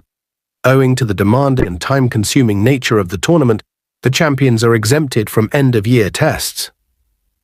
Mr. Crouch turned to look at Dumbledore. I think that's all, is it, Albus? I think so, said Dumbledore, who was looking at Mr. Crouch with mild concern. Are you sure you wouldn't like to stay at Hogwarts tonight, Barty? No, Dumbledore, I must get back to the Ministry, said Mr. Crouch. It is a very busy, very difficult time at the moment. I've left young Weatherby in charge, very enthusiastic, a little over-enthusiastic, if truth be told. You'll come and have a drink before you go, at least, said Dumbledore. Come on, Barty, I'm staying, said Bagman brightly. It's all happening at Hogwarts now, you know. Much more exciting here than at the office. I think not, Ludo, said Crouch with a touch of his old impatience. Professor Karkaroff, Madame Maxime, a nightcap, said Dumbledore. But Madame Maxime had already put her arm around Fleur's shoulders and was leading her swiftly out of the room. Harry could hear them both talking very fast in French as they went off into the great hall. Karkaroff beckoned to Crumb, and they too exited, though in silence. Harry, Cedric, I suggest you go up to bed, said Dumbledore, smiling at both of them. I am sure Gryffindor and Hufflepuff are waiting to celebrate with you, and it would be a shame to deprive them of this excellent excuse to make a great deal of mess and noise. Harry glanced at Cedric, who nodded, and they left together.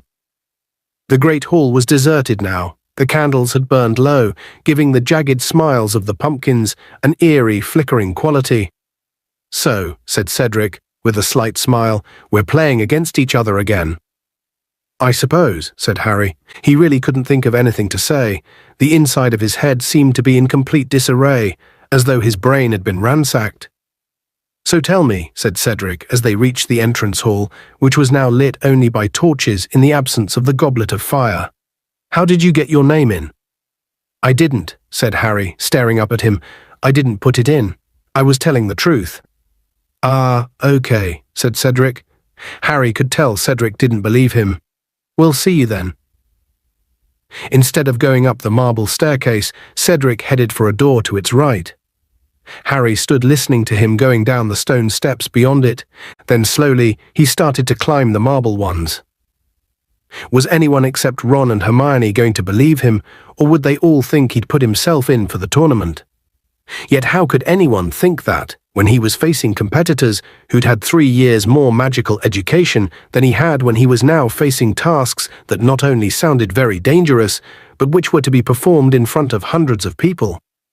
Yes, he'd thought about it, he'd fantasized about it, but it had been a joke, really, an idle sort of dream he'd never really, seriously considered entering.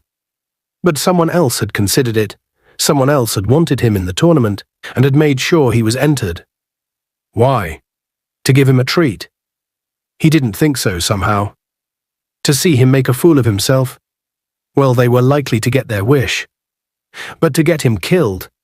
Was Moody just being his usual paranoid self? Couldn't someone have put Harry's name in the goblet as a trick? A practical joke? Did anyone really want him dead? Harry was able to answer that at once. Yes, someone wanted him dead. Someone had wanted him dead ever since he had been a year-old Lord Voldemort. But how could Voldemort have ensured that Harry's name got into the goblet of fire? Voldemort was supposed to be far away, in some distant country, in hiding, alone, feeble and powerless. Yet in that dream he had had, just before he had awoken with his scar hurting, Voldemort had not been alone. He had been talking to Wormtail, plotting Harry's murder. Harry got a shock to find himself facing the fat lady already. He had barely noticed where his feet were carrying him. It was also a surprise to see that she was not alone in her frame. The wizened witch who had flitted into her neighbour's painting when he had joined the champions downstairs was now sitting smugly beside the fat lady. She must have dashed through every picture lining 7 staircases to reach here before him. Both she and the fat lady were looking down at him with the keenest interest. Well, well, well, said the fat lady, Violet's just told me everything.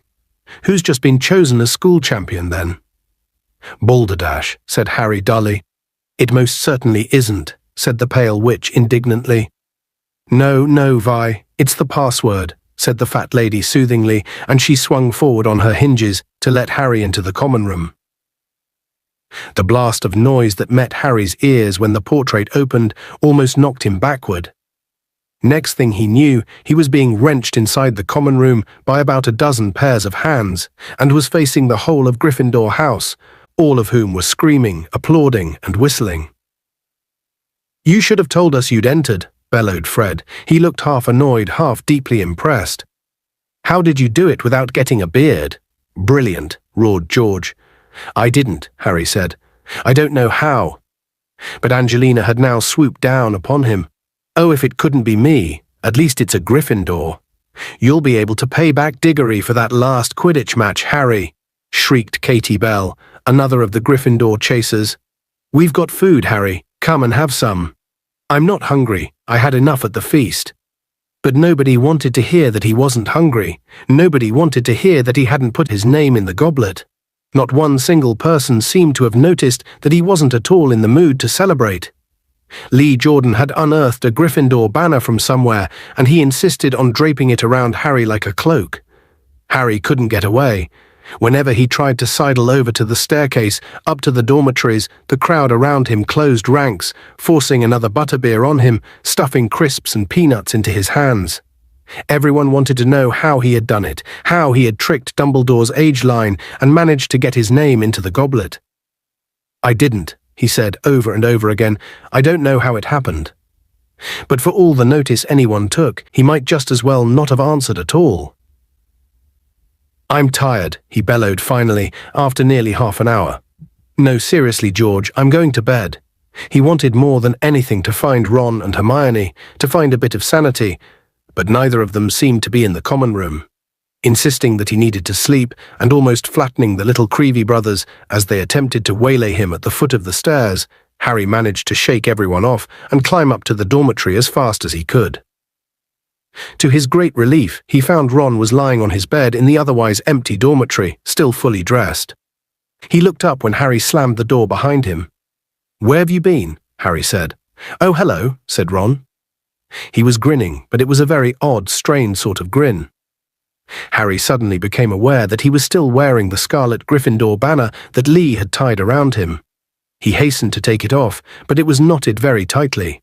Ron lay on the bed without moving, watching Harry struggle to remove it. "So," he said, when Harry had finally removed the banner and thrown it into a corner, "congratulations." "What do you mean, congratulations?" said Harry, staring at Ron. There was definitely something wrong with the way Ron was smiling. It was more like a grimace. "Well, no one else got across the age line," said Ron. "Not even Fred and George. What did you use the invisibility cloak?" "The invisibility cloak wouldn't have got me over that line," said Harry slowly. "Oh, right," said Ron. "I thought you might have told me if it was the cloak, because it would have covered both of us, wouldn't it?" "But you found another way, did you?" "Listen," said Harry, "I didn't put my name in that goblet. Someone else must have done it." Ron raised his eyebrows. "What would they do that for?" "I don't know," said Harry. He felt it would sound very melodramatic to say, "to kill me." Ron's eyebrows rose so high that they were in danger of disappearing into his hair. "It's okay, no, you can tell me the truth," he said. "If you don't want everyone else to know, fine. But I don't know why you're bothering to lie. You didn't get into trouble for it, did you? That friend of the fat lady's, that Violet, she's already told us all Dumbledore's letting you enter. 1,000 galleons prize money, eh? And you don't have to do end-of-year tests either." "I didn't put my name in that goblet," said Harry, starting to feel angry. "Yeah, okay," said Ron, in exactly the same skeptical tone as Cedric. "Only you said this morning you'd have done it last night, and no one would have seen you. I'm not stupid, you know." "You're doing a really good impression of it," Harry snapped. "Yeah," said Ron, and there was no trace of a grin, forced or otherwise, on his face now.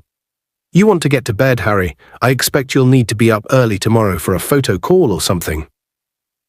He wrenched the hangings shut around his four-poster, leaving Harry standing there by the door, staring at the dark red velvet curtains, now hiding one of the few people he had been sure would believe him. Chapter 18. The Weighing of the Wands. When Harry woke up on Sunday morning, it took him a moment to remember why he felt so miserable and worried. Then the memory of the previous night rolled over him. He sat up and ripped back the curtains of his own four-poster, intending to talk to Ron, to force Ron to believe him, only to find that Ron's bed was empty. He had obviously gone down to breakfast. Harry dressed and went down the spiral staircase into the common room. The moment he appeared, the people who had already finished breakfast broke into applause again. The prospect of going down into the great hall and facing the rest of the Gryffindors, all treating him like some sort of hero, was not inviting. It was that, however, or stay here and allow himself to be cornered by the Creevy brothers, who were both beckoning frantically to him to join them. He walked resolutely over to the portrait hole, pushed it open, climbed out of it, and found himself face to face with Hermione. "Hello," she said, holding up a stack of toast, which she was carrying in a napkin. "I brought you this. Want to go for a walk?" "Good idea," said Harry gratefully. They went downstairs, crossed the entrance hall quickly without looking in at the great hall, and were soon striding across the lawn toward the lake where the Durmstrang ship was moored, reflected blackly in the water. It was a chilly morning, and they kept moving, munching their toast, as Harry told Hermione exactly what had happened after he had left the Gryffindor table the night before. To his immense relief, Hermione accepted his story without question. "Well, of course I knew you hadn't entered yourself," she said, when he'd finished telling her about the scene in the chamber off the hall. "The look on your face when Dumbledore read out your name. But the question is, who did put it in? Because Moody's right, Harry. I don't think any student could have done it. They'd never be able to fool the goblet or get over Dumbledore's—" "Have you seen Ron?" Harry interrupted. Hermione hesitated. Yes, he was at breakfast," she said. "Does he still think I entered myself?" "Well, no, I don't think so." "Not really," said Hermione awkwardly. "What's that supposed to mean?" "Not really." "Oh, Harry, isn't it obvious?" Hermione said despairingly. "He's jealous." "Jealous?" Harry said incredulously. "Jealous of what? He wants to make a prat of himself in front of the whole school, does he?" "Look," said Hermione patiently, "it's always you who gets all the attention. You know it is." "I know it's not your fault," she added quickly, seeing Harry open his mouth furiously. "I know you don't ask for it, but well, you know, Ron's got all those brothers to compete against at home, and you're his best friend. And you're really famous. He's always shunted to one side whenever people see you, and he puts up with it, and he never mentions it. But I suppose this is just one time too many." "Great," said Harry bitterly. "Really great. Tell him from me I'll swap any time he wants. Tell him from me he's welcome to it. People gawping at my forehead everywhere I go." "I'm not telling him anything," Hermione said shortly. "Tell him yourself. It's the only way to sort this out." "I'm not running around after him trying to make him grow up," Harry said, so loudly that several owls in a nearby tree took flight in alarm. "Maybe he'll believe I'm not enjoying myself once I've got my neck broken, or—" "That's not funny," said Hermione quietly. "That's not funny at all." She looked extremely anxious. "Harry, I've been thinking you know what we've got to do, don't you? Straight away, the moment we get back to the castle. Yeah, give Ron a good kick up the—" "Right to Sirius. You've got to tell him what's happened. He asked you to keep him posted on everything that's going on at Hogwarts. It's almost as if he expected something like this to happen. I brought some parchment and a quill out with me." "Come off it," said Harry, looking around to check that they couldn't be overheard, but the grounds were quite deserted. "He came back to the country just because my scar twinged. He'll probably come bursting right into the castle if I tell him someone's entered me in the Triwizard Tournament." "He'd want you to tell him," said Hermione sternly. "He's going to find out anyway." "How?" "Harry, this isn't going to be kept quiet," said Hermione very seriously. "This tournament's famous, and you're famous. I'll be really surprised if there isn't anything in the Daily Prophet about you competing. You're already in half the books about you-know-who, you know, and Sirius would rather hear it from you. I know he would." Okay, I'll write to him," said Harry, throwing his last piece of toast into the lake. They both stood and watched it floating there for a moment before a large tentacle rose out of the water and scooped it beneath the surface. Then they returned to the castle. "Whose owl am I going to use?" Harry said as they climbed the stairs. "He told me not to use Hedwig again." "Ask Ron if you can borrow—" "I'm not asking Ron for anything," Harry said flatly. "Well, borrow one of the school owls then. Anyone can use them," said Hermione. They went up to the owlery. Hermione gave Harry a piece of parchment, a quill, and a bottle of ink, then strolled around the long lines of perches, looking at all the different owls, while Harry sat down against a wall and wrote his letter. Dear Sirius, you told me to keep you posted on what's happening at Hogwarts, so here goes. I don't know if you've heard, but the Triwizard Tournament's happening this year, and on Saturday night I got picked as a 4th champion. I don't know who put my name in the Goblet of Fire because I didn't.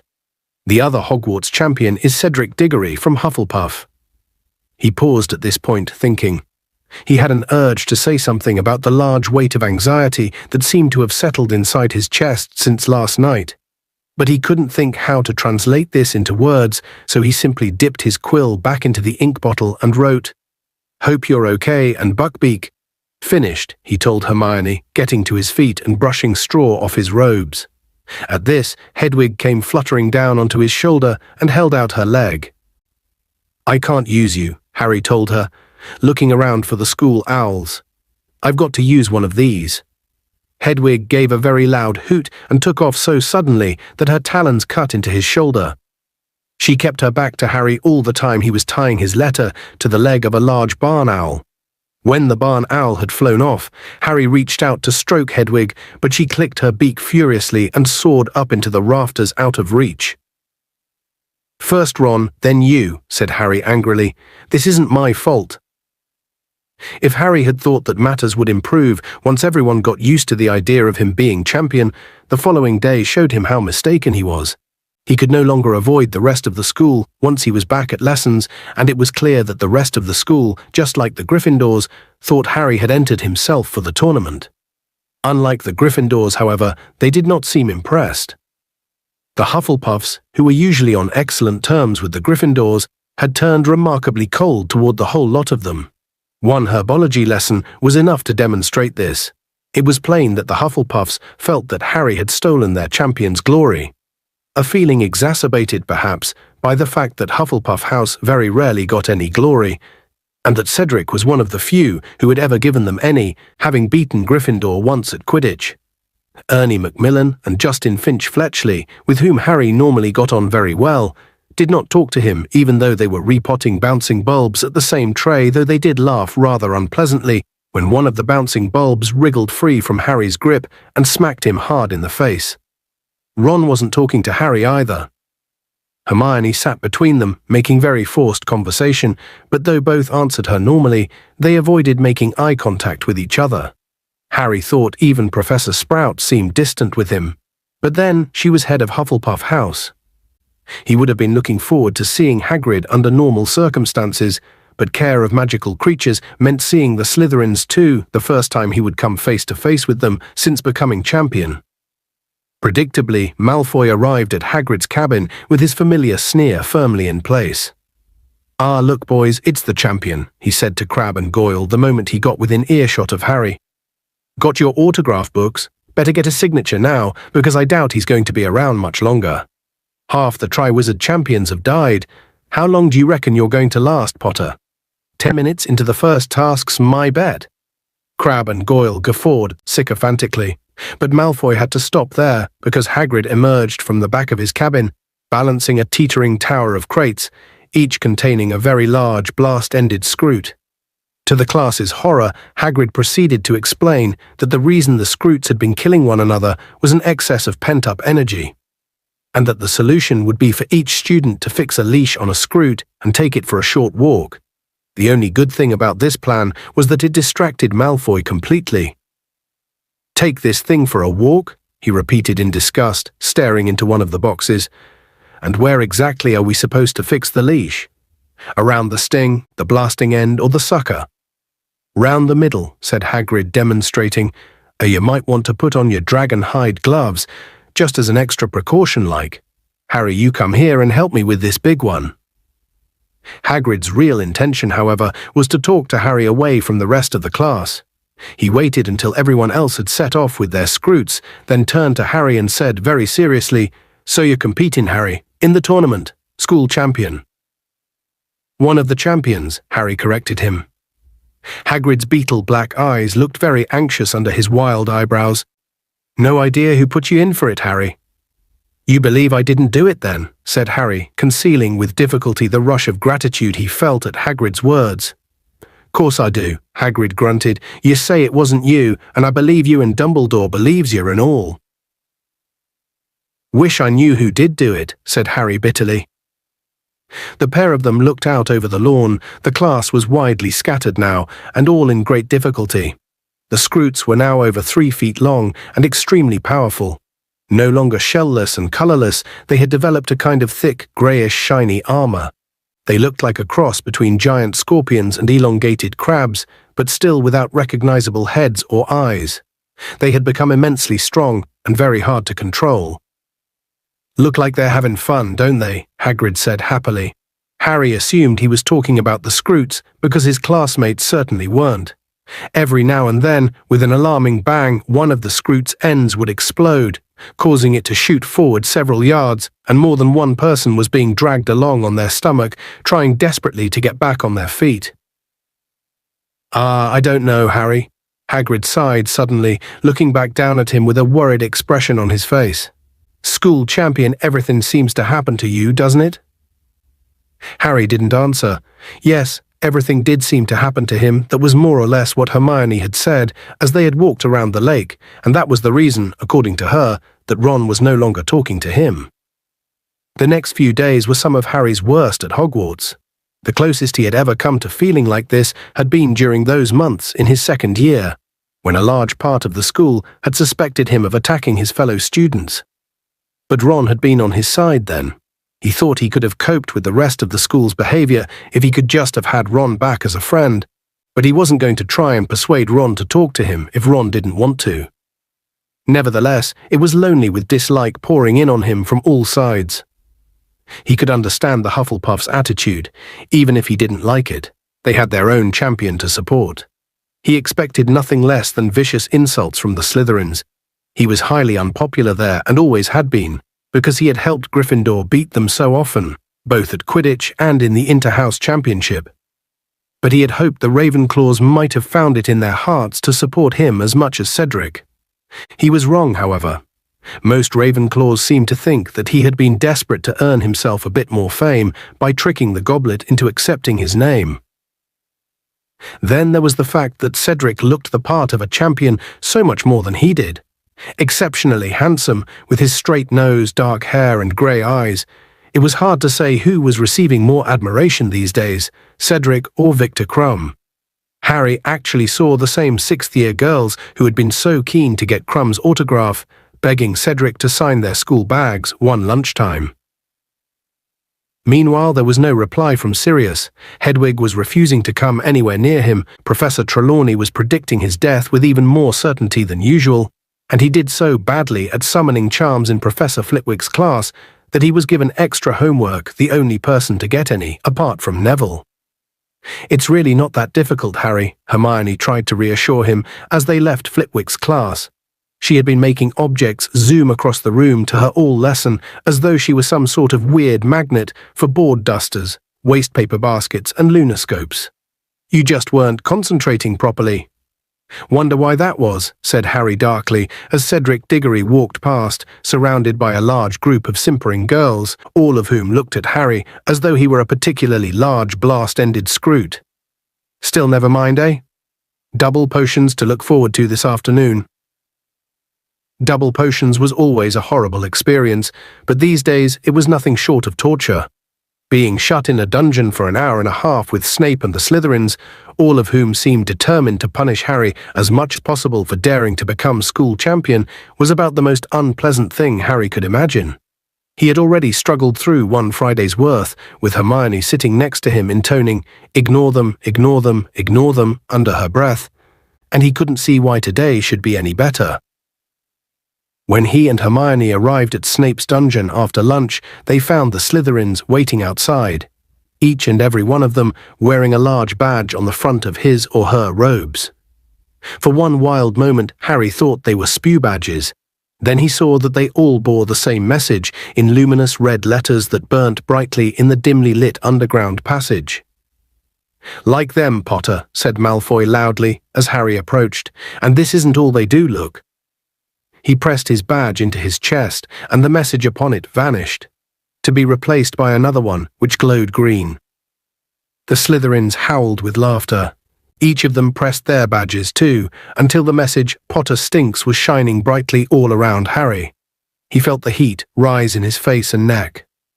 "Oh, very funny," Hermione said sarcastically to Pansy Parkinson and her gang of Slytherin girls, who were laughing harder than anyone. "Really witty." Ron was standing against the wall with Dean and Seamus. He wasn't laughing, but he wasn't sticking up for Harry either.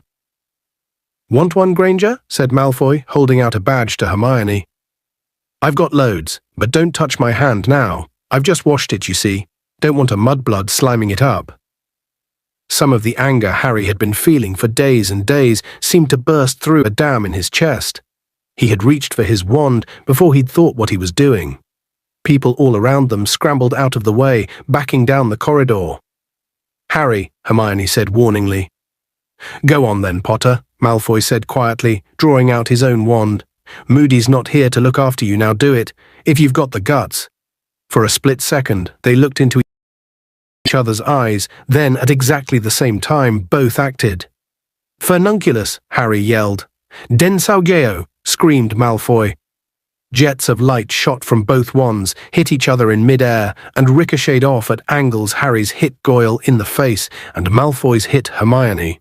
Goyle bellowed and put his hands to his nose, where great ugly boils were springing up. Hermione, whimpering in panic, was clutching her mouth. "Hermione!" Ron had hurried forward to see what was wrong with her. Harry turned and saw Ron dragging Hermione's hand away from her face. It wasn't a pretty sight. Hermione's front teeth, already larger than average, were now growing at an alarming rate. She was looking more and more like a beaver as her teeth elongated, past her bottom lip, toward her chin. Panic-stricken, she felt them and let out a terrified cry. "And what is all this noise about?" said a soft, deadly voice. Snape had arrived. The Slytherins clamored to give their explanations. Snape pointed a long yellow finger at Malfoy and said, "Explain." "Potter attacked me, sir." "We attacked each other at the same time," Harry shouted. "And he hit Goyle, look." Snape examined Goyle, whose face now resembled something that would have been at home in a book on poisonous fungi. "Hospital wing, Goyle," Snape said calmly. "Malfoy got Hermione," Ron said. "Look." He forced Hermione to show Snape her teeth. She was doing her best to hide them with her hands, though this was difficult as they had now grown down past her collar. Pansy Parkinson and the other Slytherin girls were doubled up with silent giggles, pointing at Hermione from behind Snape's back. Snape looked coldly at Hermione, then said, "I see no difference." Hermione let out a whimper, her eyes filled with tears. She turned on her heel and ran all the way up the corridor and out of sight. It was lucky, perhaps, that both Harry and Ron started shouting at Snape at the same time. Lucky their voices echoed so much in the stone corridor, for in the confused din, it was impossible for him to hear exactly what they were calling him. He got the gist, however. "Let's see," he said in his silkiest voice. 50 points from Gryffindor and a detention each for Potter and Weasley. Now get inside, or it'll be a week's worth of detentions." Harry's ears were ringing. The injustice of it made him want to curse Snape into 1,000 slimy pieces. He passed Snape, walked with Ron to the back of the dungeon, and slammed his bag down onto the table. Ron was shaking with anger too for a moment. It felt as though everything was back to normal between them. But then Ron turned and sat down with Dean and Seamus instead, leaving Harry alone at his table. On the other side of the dungeon, Malfoy turned his back on Snape and pressed his badge, smirking. "Potter stinks" flashed once more across the room. Harry sat there staring at Snape as the lesson began, picturing horrific things happening to him. If only he knew how to do the Cruciatus curse, he'd have Snape flat on his back like that spider, jerking and twitching. "Antidotes," said Snape, looking around at them all, his cold black eyes glittering unpleasantly. "You should all have prepared your recipes now. I want you to brew them carefully, and then we will be selecting someone on whom to test one." Snape's eyes met Harry's, and Harry knew what was coming. Snape was going to poison him. Harry imagined picking up his cauldron and sprinting to the front of the class and bringing it down on Snape's greasy head. And then a knock on the dungeon door burst in on Harry's thoughts. It was Colin Creevey. He edged into the room, beaming at Harry, and walked up to Snape's desk at the front of the room. "Yes," said Snape curtly. "Please, sir, I'm supposed to take Harry Potter upstairs." Snape stared down his hooked nose at Colin, whose smile faded from his eager face. "Potter has another hour of potions to complete," said Snape coldly. "He will come upstairs when this class is finished." Colin went pink. Sir, Mr. Bagman wants him," he said nervously. "All the champions have got to go. I think they want to take photographs." Harry would have given anything he owned to have stopped Colin saying those last few words. He chanced half a glance at Ron, but Ron was staring determinedly at the ceiling. Very well," Snape snapped. "Potter, leave your things here. I want you back down here later to test your antidote." "Please, sir, he's got to take his things with him," squeaked Colin. "All the champions—" "Very well," said Snape. "Potter, take your bag and get out of my sight." Harry swung his bag over his shoulder, got up, and headed for the door. As he walked through the Slytherin desks, Potter stinks flashed at him from every direction. "It's amazing, isn't it, Harry?" said Colin, starting to speak the moment Harry had closed the dungeon door behind him. "Isn't it, though? You being champion?" "Yeah, really amazing," said Harry heavily as they set off toward the steps into the entrance hall. "What do they want photos for, Colin?" "The Daily Prophet, I think." "Great," said Harry dully. "Exactly what I need. More publicity." "Good luck," said Colin when they had reached the right room. Harry knocked on the door and entered. He was in a fairly small classroom. Most of the desks had been pushed away to the back of the room, leaving a large space in the middle. 3 of them, however, had been placed end to end in front of the blackboard and covered with a long length of velvet. 5 chairs had been set behind the velvet-covered desks, and Ludo Bagman was sitting in one of them talking to a witch Harry had never seen before, who was wearing magenta robes. Victor Crumb was standing moodily in a corner as usual and not talking to anybody. Cedric and Fleur were in conversation. Fleur looked a good deal happier than Harry had seen her so far. She kept throwing back her head so that her long silvery hair caught the light. A paunchy man, holding a large black camera that was smoking slightly, was watching Fleur out of the corner of his eye. Bagman suddenly spotted Harry, got up quickly and bounded forward. "Ah, here he is. Champion number 4. In you come, Harry. In you come, nothing to worry about. It's just the wand-weighing ceremony. The rest of the judges will be here in a moment."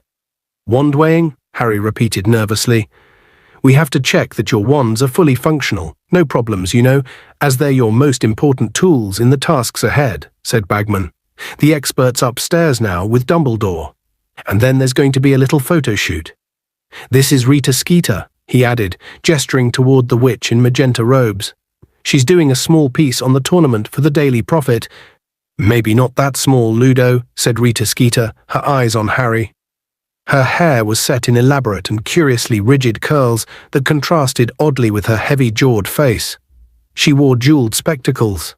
The thick fingers clutching her crocodile skin handbag ended in 2-inch nails, painted crimson. "I wonder if I could have a little word with Harry before we start," she said to Bagman, but still gazing fixedly at Harry.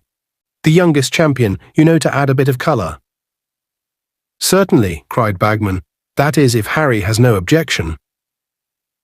Said Harry. "Lovely," said Rita Skeeter, and in a second her scarlet-taloned fingers had Harry's upper arm in a surprisingly strong grip, and she was steering him out of the room again and opening a nearby door. "We don't want to be in there with all that noise," she said. "Let's see her. Yes, this is nice and cozy." It was a broom cupboard. Harry stared at her. "Come along, dear, that's right, lovely," said Rita Skeeter again, perching herself precariously upon an upturned bucket, pushing Harry down onto a cardboard box and closing the door, throwing them into darkness. "Let's see now." She unsnapped her crocodile skin handbag and pulled out a handful of candles, which she lit with a wave of her wand and magicked into mid-air, so that they could see what they were doing. "You won't mind, Harry, if I use a quick quotes quill? It leaves me free to talk to you normally." "A what?" said Harry. Rita Skeeter's smile widened. Harry counted 3 gold teeth. She reached again into her crocodile bag and drew out a long acid green quill and a roll of parchment, which she stretched out between them on a crate of Mrs. Scour's all-purpose magical mess remover. She put the tip of the green quill into her mouth, sucked it for a moment with apparent relish, then placed it upright on the parchment where it stood balanced on its point, quivering slightly. "Testing, my name is Rita Skeeter, Daily Prophet reporter." Harry looked down quickly at the quill. The moment Rita Skeeter had spoken, the green quill had started to scribble, skidding across the parchment. "Attractive blonde Rita Skeeter, 43, whose savage quill has punctured many inflated reputations." "Lovely," said Rita Skeeter yet again, and she ripped the top piece of parchment off, crumpled it up, and stuffed it into her handbag. Now she leaned toward Harry and said, "So, Harry, what made you decide to enter the Triwizard Tournament?" Said Harry again, but he was distracted by the quill. Even though he wasn't speaking, it was dashing across the parchment, and in its wake he could make out a fresh sentence. "An ugly scar, souvenir of a tragic past, disfigures the otherwise charming face of Harry Potter, whose eyes—" "Ignore the quill, Harry," said Rita Skeeter firmly. Reluctantly, Harry looked up at her instead. "Now, why did you decide to enter the tournament, Harry?" "I didn't," said Harry. "I don't know how my name got into the Goblet of Fire. I didn't put it in there." Rita Skeeter raised one heavily penciled eyebrow. "Come now, Harry, there's no need to be scared of getting into trouble. We all know you shouldn't really have entered at all, but don't worry about that. Our readers love a rebel."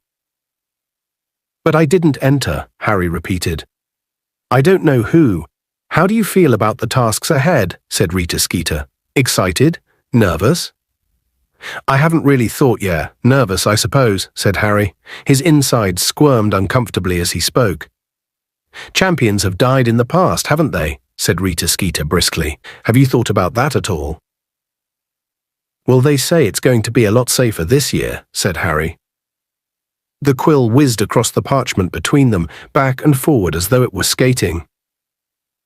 "Of course, you've looked death in the face before, haven't you?" said Rita Skeeter, watching him closely. "How would you say that's affected you?" Said Harry yet again. "Do you think that the trauma in your past might have made you keen to prove yourself? To live up to your name? Do you think that perhaps you were tempted to enter the Triwizard Tournament because—" "I didn't enter," said Harry, starting to feel irritated. "Can you remember your parents at all?" said Rita Skeeter, talking over him. "No," said Harry. "How do you think they'd feel if they knew you were competing in the Triwizard Tournament? Proud, worried, angry?" Harry was feeling really annoyed now. How on earth was he to know how his parents would feel if they were alive? He could feel Rita Skeeter watching him very intently.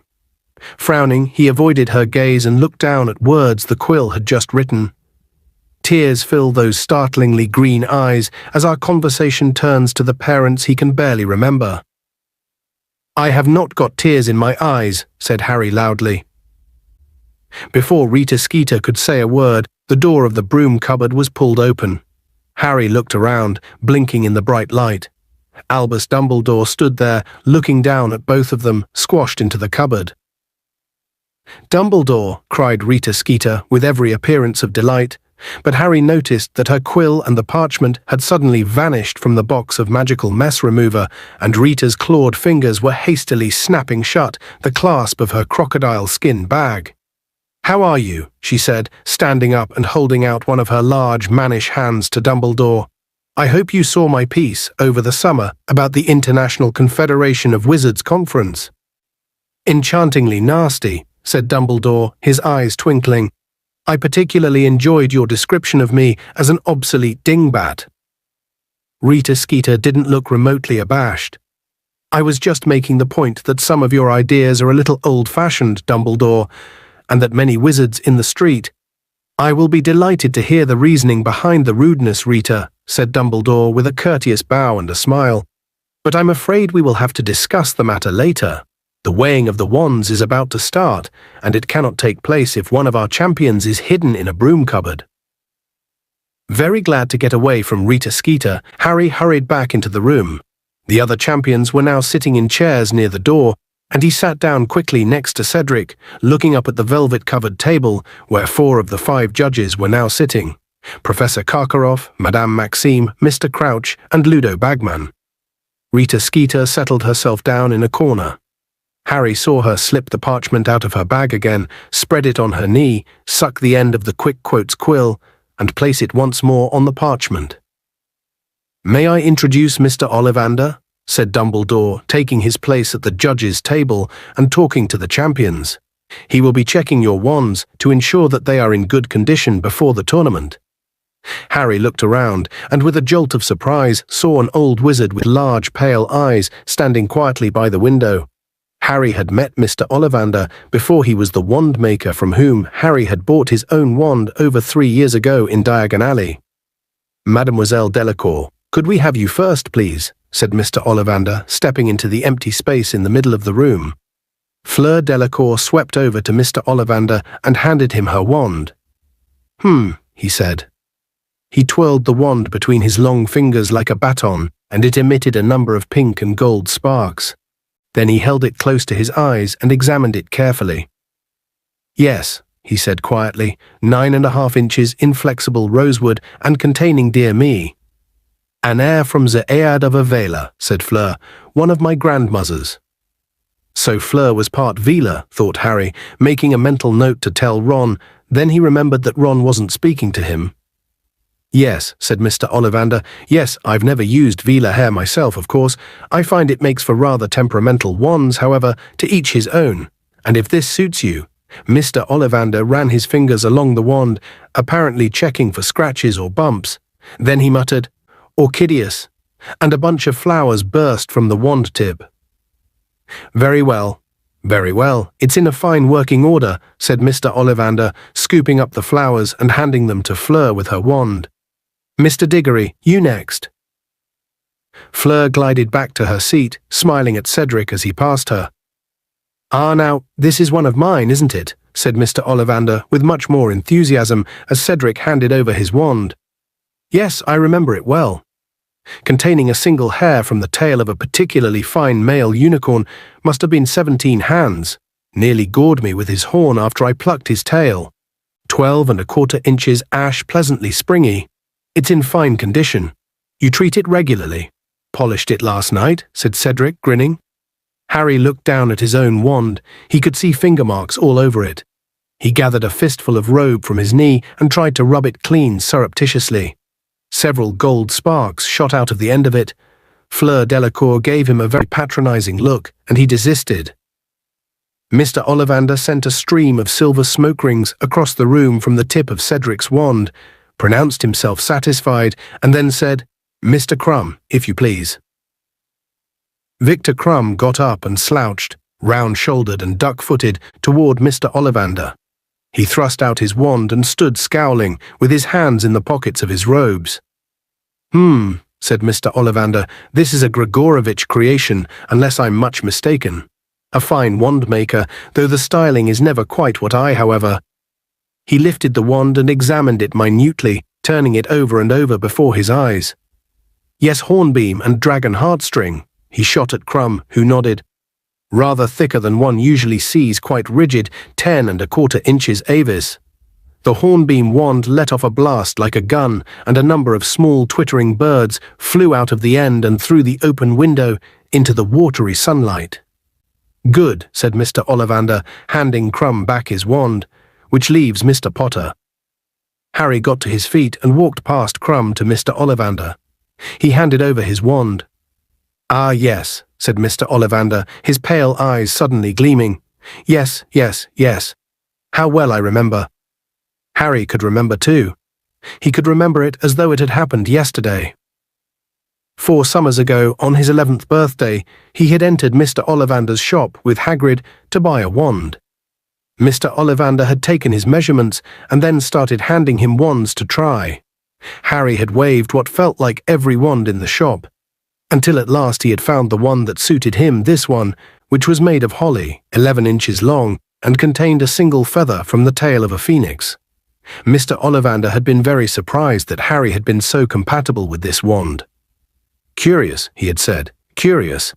And not until Harry asked what was curious had Mr. Ollivander explained that the phoenix feather in Harry's wand had come from the same bird that had supplied the core of Lord Voldemort's.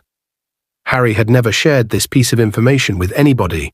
He was very fond of his wand, and as far as he was concerned, its relation to Voldemort's wand was something it couldn't help, rather, as he couldn't help being related to Aunt Petunia. However, he really hoped that Mr. Ollivander wasn't about to tell the room about it. He had a funny feeling Rita Skeeter's quick quotes quill might just explode with excitement if he did. Mr. Ollivander spent much longer examining Harry's wand than anyone else's. Eventually, however, he made a fountain of wine shoot out of it and handed it back to Harry, announcing that it was still in perfect condition. "Thank you all," said Dumbledore, standing up at the judges' table. "You may go back to your lessons now, or perhaps it would be quicker just to go down to dinner, as they are about to end."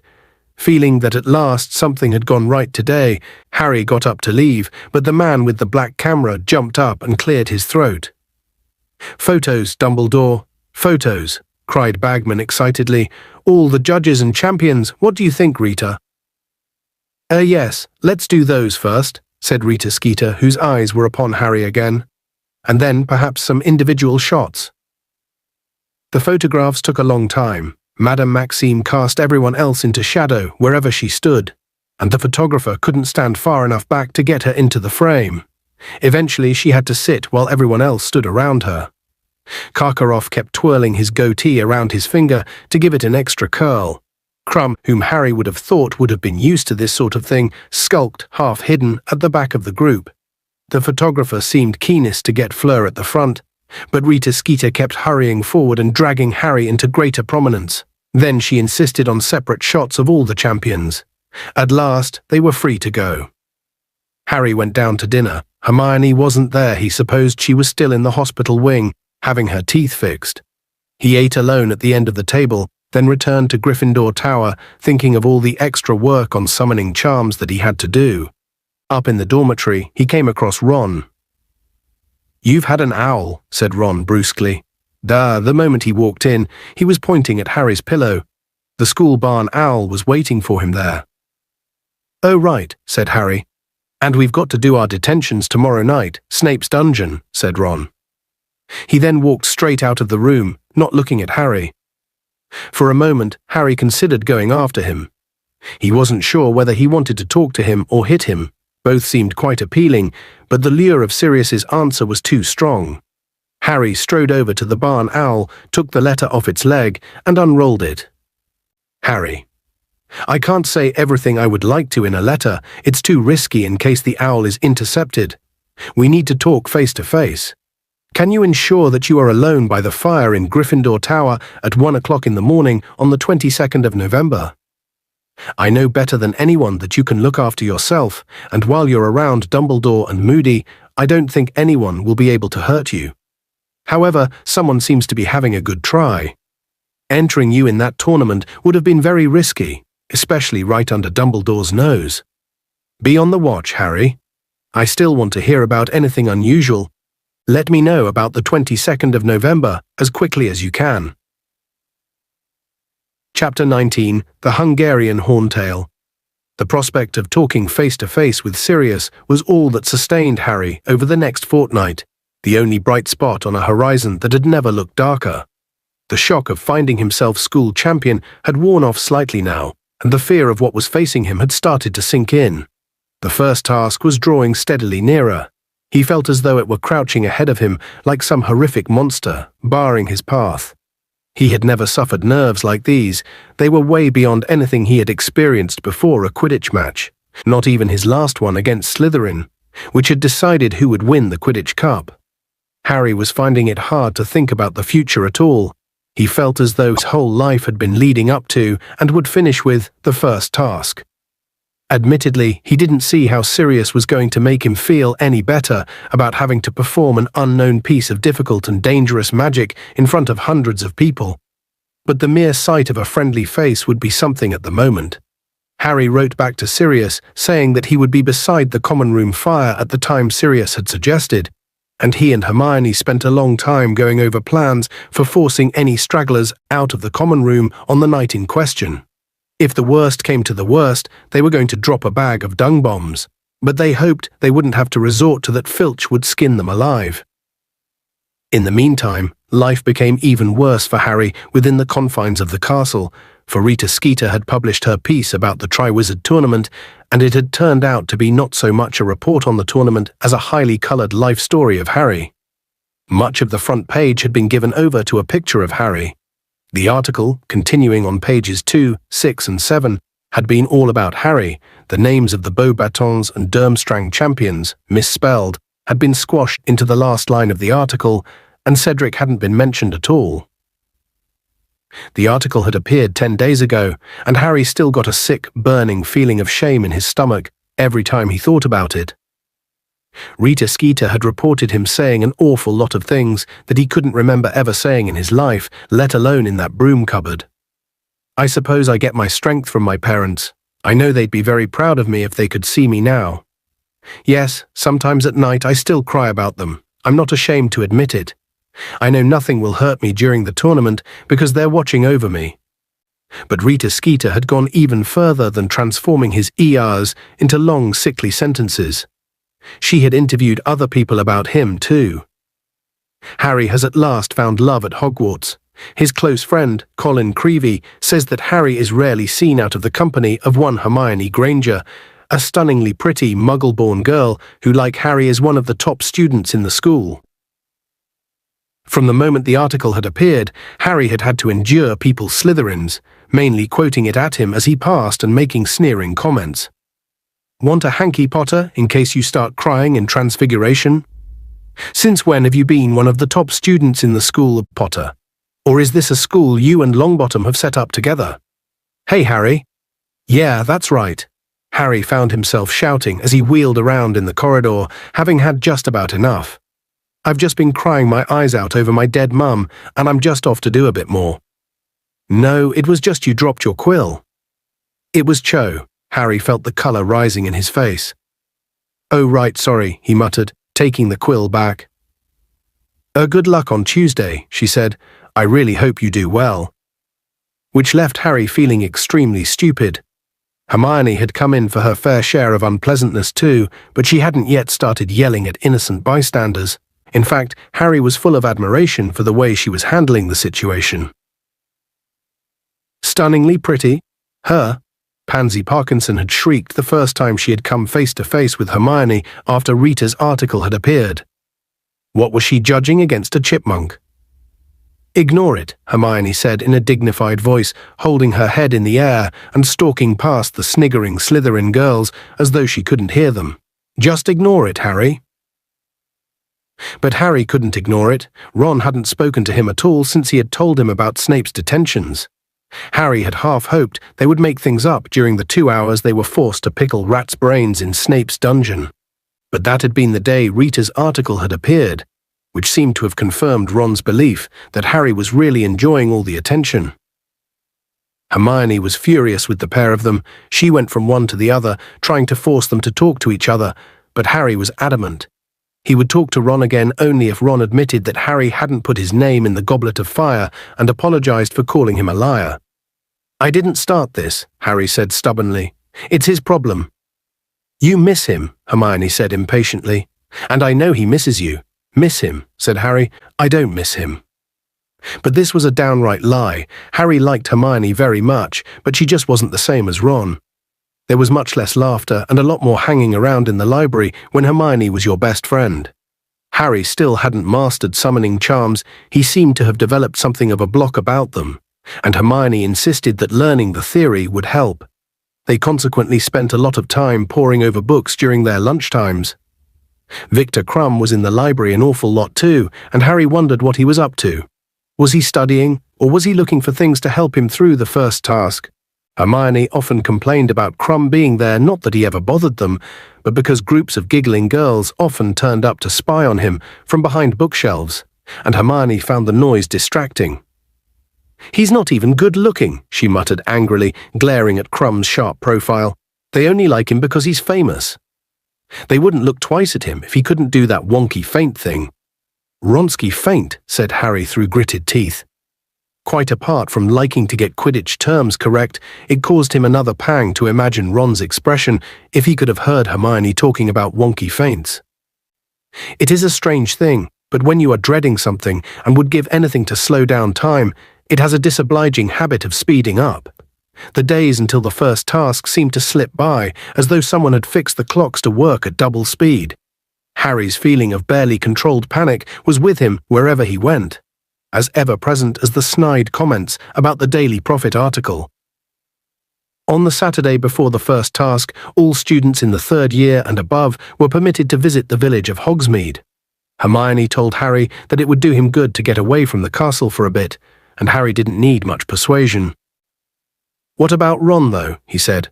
"Don't you want to go with him?" "Oh well," Hermione went slightly pink. "I thought we might meet up with him in the Three Broomsticks." "No," said Harry flatly. "Oh, Harry, this is so stupid." "I'll come, but I'm not meeting Ron, and I'm wearing my invisibility cloak."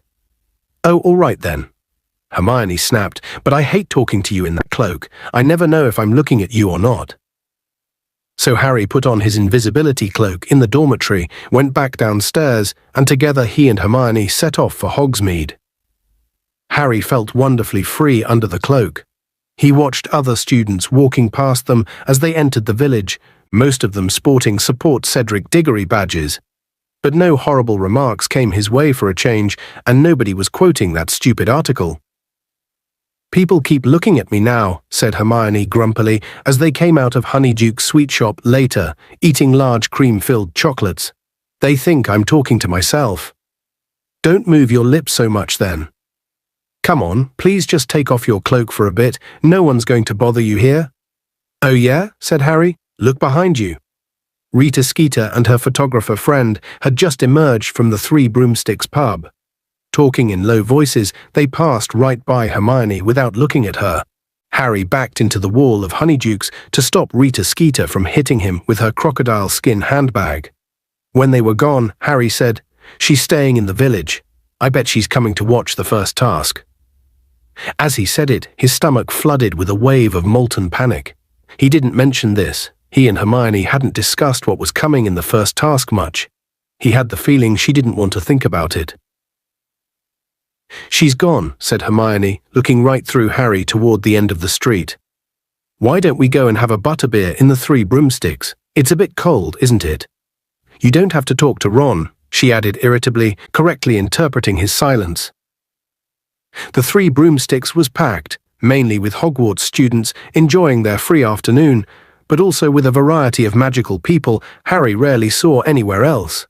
Harry supposed that as Hogsmeade was the only all-wizard village in Britain, it was a bit of a haven for creatures like hags, who were not as adept as wizards at disguising themselves. It was very hard to move through crowds in the invisibility cloak, in case you accidentally trod on someone, which tended to lead to awkward questions. Harry edged slowly toward a spare table in the corner while Hermione went to buy drinks. On his way through the pub, Harry spotted Ron, who was sitting with Fred, George, and Lee Jordan. Resisting the urge to give Ron a good hard poke in the back of the head, he finally reached the table and sat down at it. Hermione joined him a moment later and slipped him a butterbeer under his cloak. "I look like such an idiot sitting here on my own," she muttered. "Lucky I brought something to do." And she pulled out a notebook in which she had been keeping a record of SPEW members. Harry saw his and Ron's names at the top of the very short list. It seemed a long time ago that they had sat making up those predictions together, and Hermione had turned up and appointed them secretary and treasurer. "You know, maybe I should try and get some of the villagers involved in SPEU," Hermione said thoughtfully, looking around the pub. "Yeah, right," said Harry. He took a swig of butterbeer under his cloak. "Hermione, when are you going to give up on this SPEW stuff?" "When house elves have decent wages and working conditions," she hissed back. "You know, I'm starting to think it's time for more direct action. I wonder how you get into the school kitchens." "No idea. Ask Fred and George," said Harry. Hermione lapsed into thoughtful silence while Harry drank his butterbeer, watching the people in the pub. All of them looked cheerful and relaxed. Ernie Macmillan and Hannah Abbott were swapping chocolate frog cards at a nearby table, both of them sporting Support Cedric Diggory badges on their cloaks. Right over by the door, he saw Cho and a large group of her Ravenclaw friends. She wasn't wearing a Cedric badge, though. This cheered up Harry very slightly. What wouldn't he have given to be one of these people, sitting around laughing and talking, with nothing to worry about but homework? He imagined how it would have felt to be here if his name hadn't come out of the goblet of fire. He wouldn't be wearing the invisibility cloak, for one thing. Ron would be sitting with him. The three of them would probably be happily imagining what deadly dangerous task the school champions would be facing on Tuesday. He'd have been really looking forward to it, watching them do whatever it was, cheering on Cedric with everyone else, safe in a seat at the back of the stands. He wondered how the other champions were feeling. Every time he had seen Cedric lately, he had been surrounded by admirers and looking nervous but excited.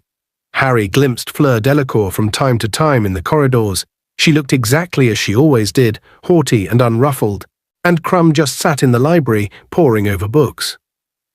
Harry thought of Sirius, and the tight, tense knot in his chest seemed to ease slightly.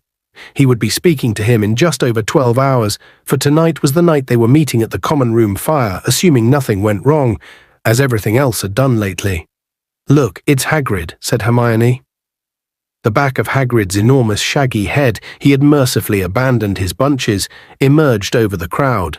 Harry wondered why he hadn't spotted him at once, as Hagrid was so large, but standing up carefully, he saw that Hagrid had been leaning low, talking to Professor Moody. Hagrid had his usual enormous tankard in front of him, but Moody was drinking from his hip flask. Madame Rosmerta, the pretty landlady, didn't seem to think much of this. She was looking askance at Moody as she collected glasses from tables around them. Perhaps she thought it was an insult to her mulled mead, but Harry knew better. Moody had told them all during their last Defense Against the Dark Arts lesson that he preferred to prepare his own food and drink at all times, as it was so easy for dark wizards to poison an unattended cup. As Harry watched, he saw Hagrid and Moody get up to leave. He waved, then remembered that Hagrid couldn't see him. Moody, however, paused, his magical eye on the corner where Harry was standing. He tapped Hagrid in the small of the back. Being unable to reach his shoulder, muttered something to him, and then the pair of them made their way back across the pub toward Harry and Hermione's table. "All right, Hermione?" said Hagrid loudly. "Hello," said Hermione, smiling back. Moody limped around the table and bent down. Harry thought he was reading the Spew notebook until he muttered, "Nice cloak, Potter." Harry stared at him in amazement. The large chunk missing from Moody's nose was particularly obvious at a few inches' distance. Moody grinned. Can you... "Yeah, it can see through invisibility cloaks," Moody said quietly, "and it's come in useful at times, I can tell you." Hagrid was beaming down at Harry too. Harry knew Hagrid couldn't see him, but Moody had obviously told Hagrid he was there. Hagrid now bent down on the pretext of reading the Spew notebook as well, and said in a whisper so low that only Harry could hear it, "Harry, meet me tonight at midnight at me cabin. Wear that cloak." Straightening up, Hagrid said loudly, "Nice to see ya, Hermione," winked and departed. Moody followed him. "Why does Hagrid want me to meet him at midnight?" Harry said, very surprised. "Does he?" said Hermione, looking startled. "I wonder what he's up to." "I don't know whether you should go, Harry." She looked nervously around and hissed, "It might make you late for Sirius." It was true that going down to Hagrid's at midnight would mean cutting his meeting with Sirius very fine indeed. Hermione suggested sending Hedwig down to Hagrid's to tell him he couldn't go, always assuming she would consent to take the note.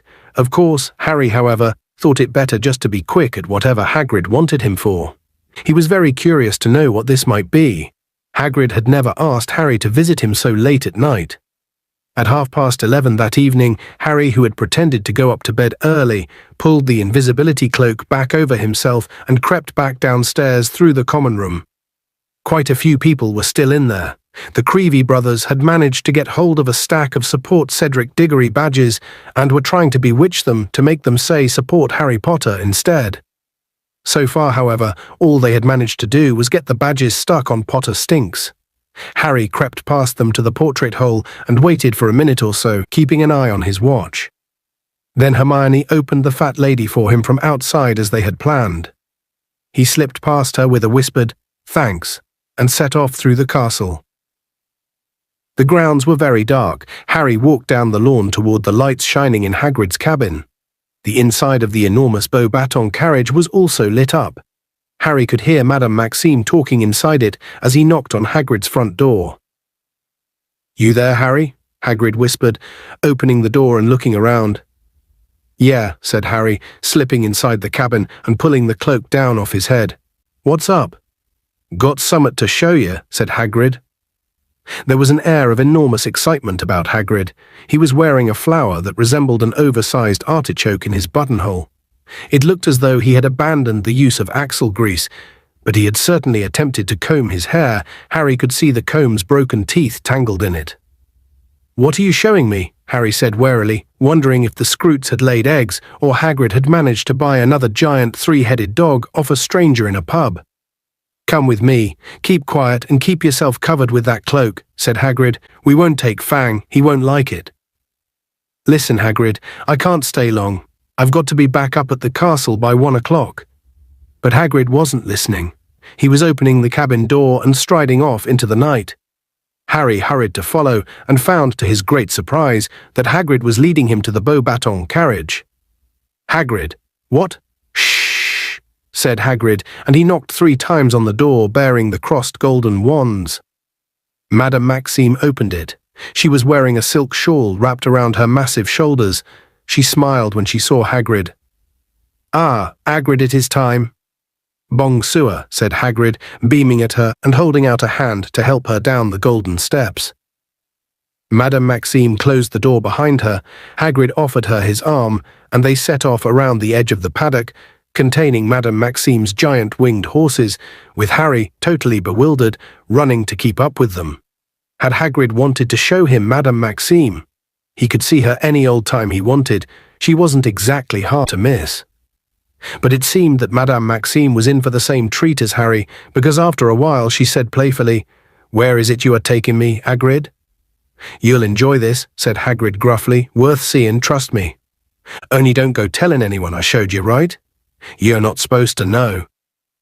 "Of course not," said Madame Maxime, fluttering her long black eyelashes. And still they walked, Harry getting more and more irritated as he jogged along in their wake, checking his watch every now and then. Hagrid had some harebrained scheme in hand, which might make him miss Sirius. If they didn't get there soon, he was going to turn around, go straight back to the castle, and leave Hagrid to enjoy his moonlit stroll with Madame Maxime. But then when they had walked so far around the perimeter of the forest that the castle and the lake were out of sight, Harry heard something. Men were shouting up ahead, then came a deafening, ear-splitting roar. Hagrid led Madame Maxime around a clump of trees and came to a halt. Harry hurried up alongside them for a split second. He thought he was seeing bonfires, and men darting around them, and then his mouth fell open. Dragons. 4 fully grown, enormous, vicious-looking dragons were rearing onto their hind legs inside an enclosure fenced with thick planks of wood. Roaring and snorting torrents of fire were shooting into the dark sky from their open, fanged mouths, 50 feet above the ground on their outstretched necks. There was a silvery blue one with long, pointed horns, snapping and snarling at the wizards on the ground. A smooth-scaled green one which was writhing and stamping with all its might. A red one with an odd fringe of fine gold spikes around its face, which was shooting mushroom-shaped fire clouds into the air, and a gigantic black one, more lizard-like than the others, which was nearest to them. At least 30 wizards, 7 or 8 to each dragon, were attempting to control them, pulling on the chains connected to heavy leather straps around their necks and legs. Mesmerized, Harry looked up, high above him, and saw the eyes of the black dragon, with vertical pupils like a cat's, bulging with either fear or rage. He couldn't tell which. It was making a horrible noise, a yowling, screeching scream.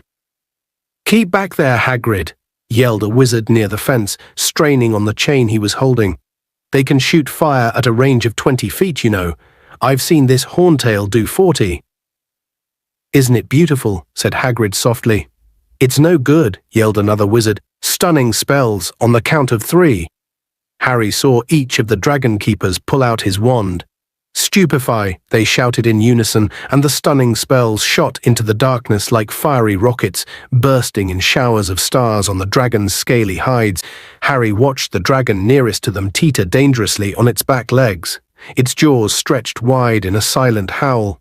Its nostrils were suddenly devoid of flame, though still smoking then. Very slowly it fell. Several tons of sinewy, scaly black dragon hit the ground with a thud that Harry could have sworn made the trees behind him quake. The dragon keepers lowered their wands and walked forward to their fallen charges, each of which was the size of a small hill. They hurried to tighten the chains and fasten them securely to iron pegs, which they forced deep into the ground with their wands. "Want a closer look?" Hagrid asked Madame Maxime excitedly. The pair of them moved right up to the fence, and Harry followed. The wizard who had warned Hagrid not to come any closer turned, and Harry realized who it was. Charlie Weasley. "All right, Hagrid," he panted, coming over to talk. "They should be okay now. We put them out with a sleeping draught on the way here. Thought it might be better for them to wake up in the dark and the quiet, but, like you saw, they weren't happy. Not happy at all." "What breeds you got here, Charlie?" said Hagrid, gazing at the closest dragon, the black one, with something close to reverence. Its eyes were still just open.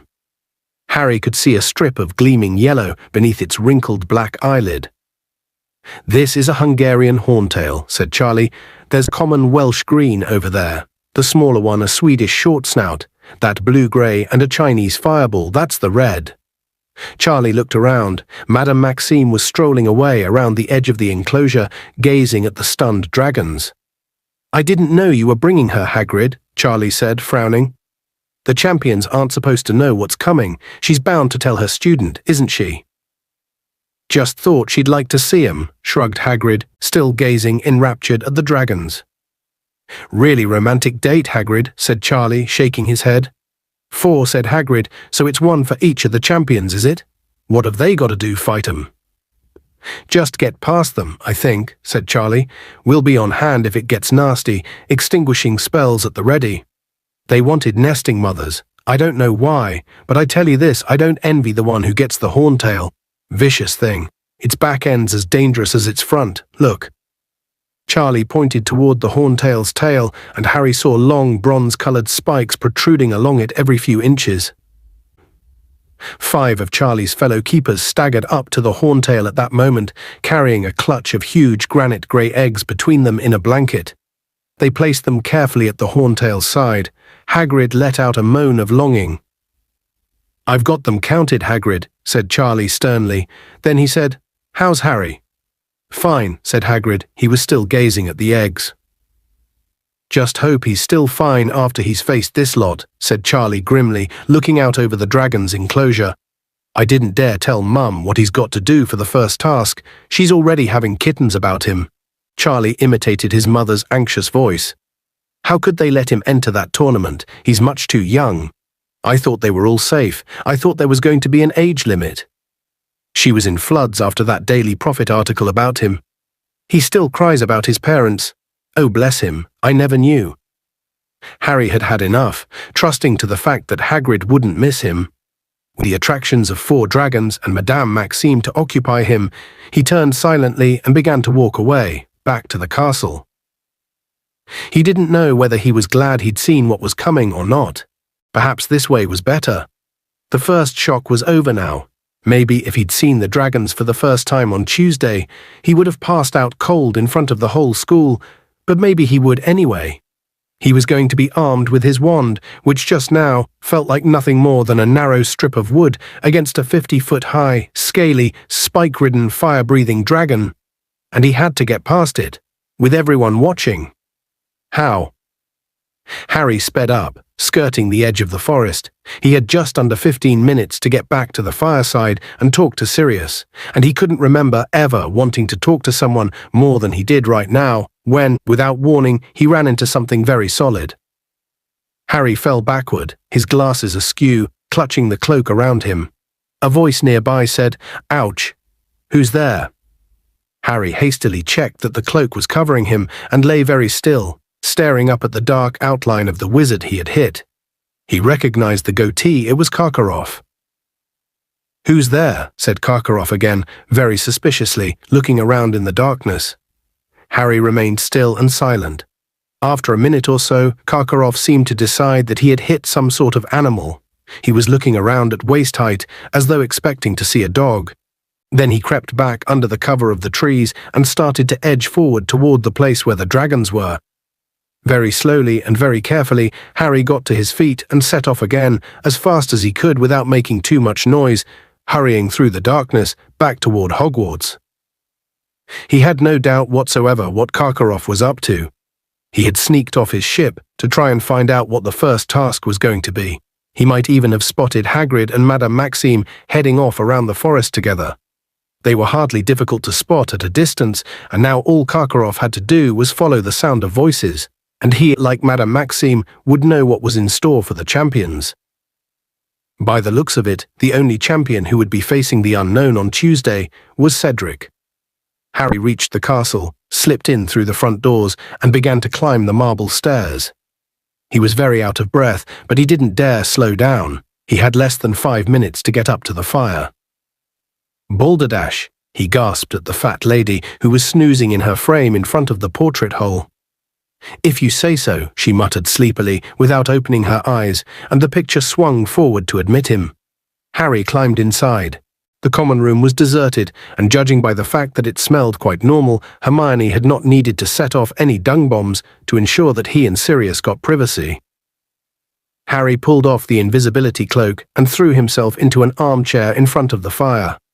The room was in semi-darkness. The flames were the only source of light. Nearby, on a table, the support Cedric Diggory badges the Creevies had been trying to improve were glinting in the firelight. They now read, "Potter really stinks." Harry looked back into the flames and jumped. Sirius's head was sitting in the fire. If Harry hadn't seen Mr. Diggory do exactly this, back in the Weasleys' kitchen, it would have scared him out of his wits. Instead, his face breaking into the first smile he had worn for days, he scrambled out of his chair, crouched down by the hearth, and said, "Sirius, how are you doing?" Sirius looked different from Harry's memory of him. When they had said goodbye, Sirius's face had been gaunt and sunken, surrounded by a quantity of long, black, matted hair, but the hair was short and clean now. Sirius's face was fuller, and he looked younger, much more like the only photograph Harry had of him, which had been taken at the Potters' wedding. "Never mind me, how are you?" said Sirius seriously. For a second, Harry tried to say fine, but he couldn't do it. Before he could stop himself, he was talking more than he'd talked in days about how no one believed he hadn't entered the tournament of his own free will, how Rita Skeeter had lied about him in the Daily Prophet, how he couldn't walk down a corridor without being sneered at, and about Ron. Ron not believing him, Ron's jealousy. "And now Hagrid's just shown me what's coming in the first task. And it's dragons, Sirius, and I'm a goner," he finished desperately. Sirius looked at him, eyes full of concern, eyes that had not yet lost the look that Azkaban had given them. That deadened, haunted look. He had let Harry talk himself into silence without interruption, but now he said, "Dragons we can deal with, Harry, but we'll get to that in a minute. I haven't got long here. I've broken into a wizarding house to use the fire, but they could be back at any time. There are things I need to warn you about." "What?" said Harry, feeling his spirits slip a further few notches. Surely there could be nothing worse than dragons coming. "Karkaroff," said Sirius. "Harry, he was a Death Eater. You know what Death Eaters are, don't you?" "Yes, he what?" "He was caught. He was in Azkaban with me, but he got released. I'd bet everything that's why Dumbledore wanted an aura at Hogwarts this year to keep an eye on him. Moody caught Karkaroff. Put him into Azkaban in the first place." "Karkaroff got released," Harry said slowly. His brain seemed to be struggling to absorb yet another piece of shocking information. "Why did they release him?" "He did a deal with the Ministry of Magic," said Sirius bitterly. "He said he'd seen the error of his ways, and then he named names. He put a load of other people into Azkaban in his place. He's not very popular in there, I can tell you. And since he got out, from what I can tell, he's been teaching the dark arts to every student who passes through that school of his. So watch out for the Durmstrang champion as well." "Okay," said Harry slowly, "but are you saying Karkaroff put my name in the goblet? Because if he did, he's a really good actor. He seemed furious about it. He wanted to stop me from competing." "We know he's a good actor," said Sirius, "because he convinced the Ministry of Magic to set him free, didn't he? Now, I've been keeping an eye on the Daily Prophet, Harry. You and the rest of the world," said Harry bitterly. And reading between the lines of that Skeeter woman's article last month, Moody was attacked the night before he started at Hogwarts. Yes, I know she says it was another false alarm, Sirius said hastily, seeing Harry about to speak, but I don't think so, somehow. I think someone tried to stop him from getting to Hogwarts. I think someone knew their job would be a lot more difficult with him around, and no one's going to look into it too closely. Mad Eye's heard intruders a bit too often. But that doesn't mean he can't still spot the real thing. Moody was the best aura the Ministry ever had. So what are you saying? Said Harry slowly. Karkaroff's trying to kill me. But why? Sirius hesitated. I've been hearing some very strange things, he said slowly. The Death Eaters seem to be a bit more active than usual lately. They showed themselves at the Quidditch World Cup, didn't they? Someone set off the Dark Mark, and then did you hear about that Ministry of Magic witch who's gone missing? Bertha Jorkins, said Harry. Exactly, she disappeared in Albania, and that's definitely where Voldemort was rumoured to be last, and she would have known the Triwizard Tournament was coming up, wouldn't she? Yeah, but it's not very likely she'd have walked straight into Voldemort, is it? Said Harry. Listen, I knew Bertha Jorkins, said Sirius grimly. She was at Hogwarts when I was a few years above your dad and me. And she was an idiot. Very nosy, but no brains, none at all. It's not a good combination, Harry. I'd say she'd be very easy to lure into a trap. So Voldemort could have found out about the tournament, said Harry. Is that what you mean? You think Karkaroff might be here on his orders? I don't know, said Sirius slowly.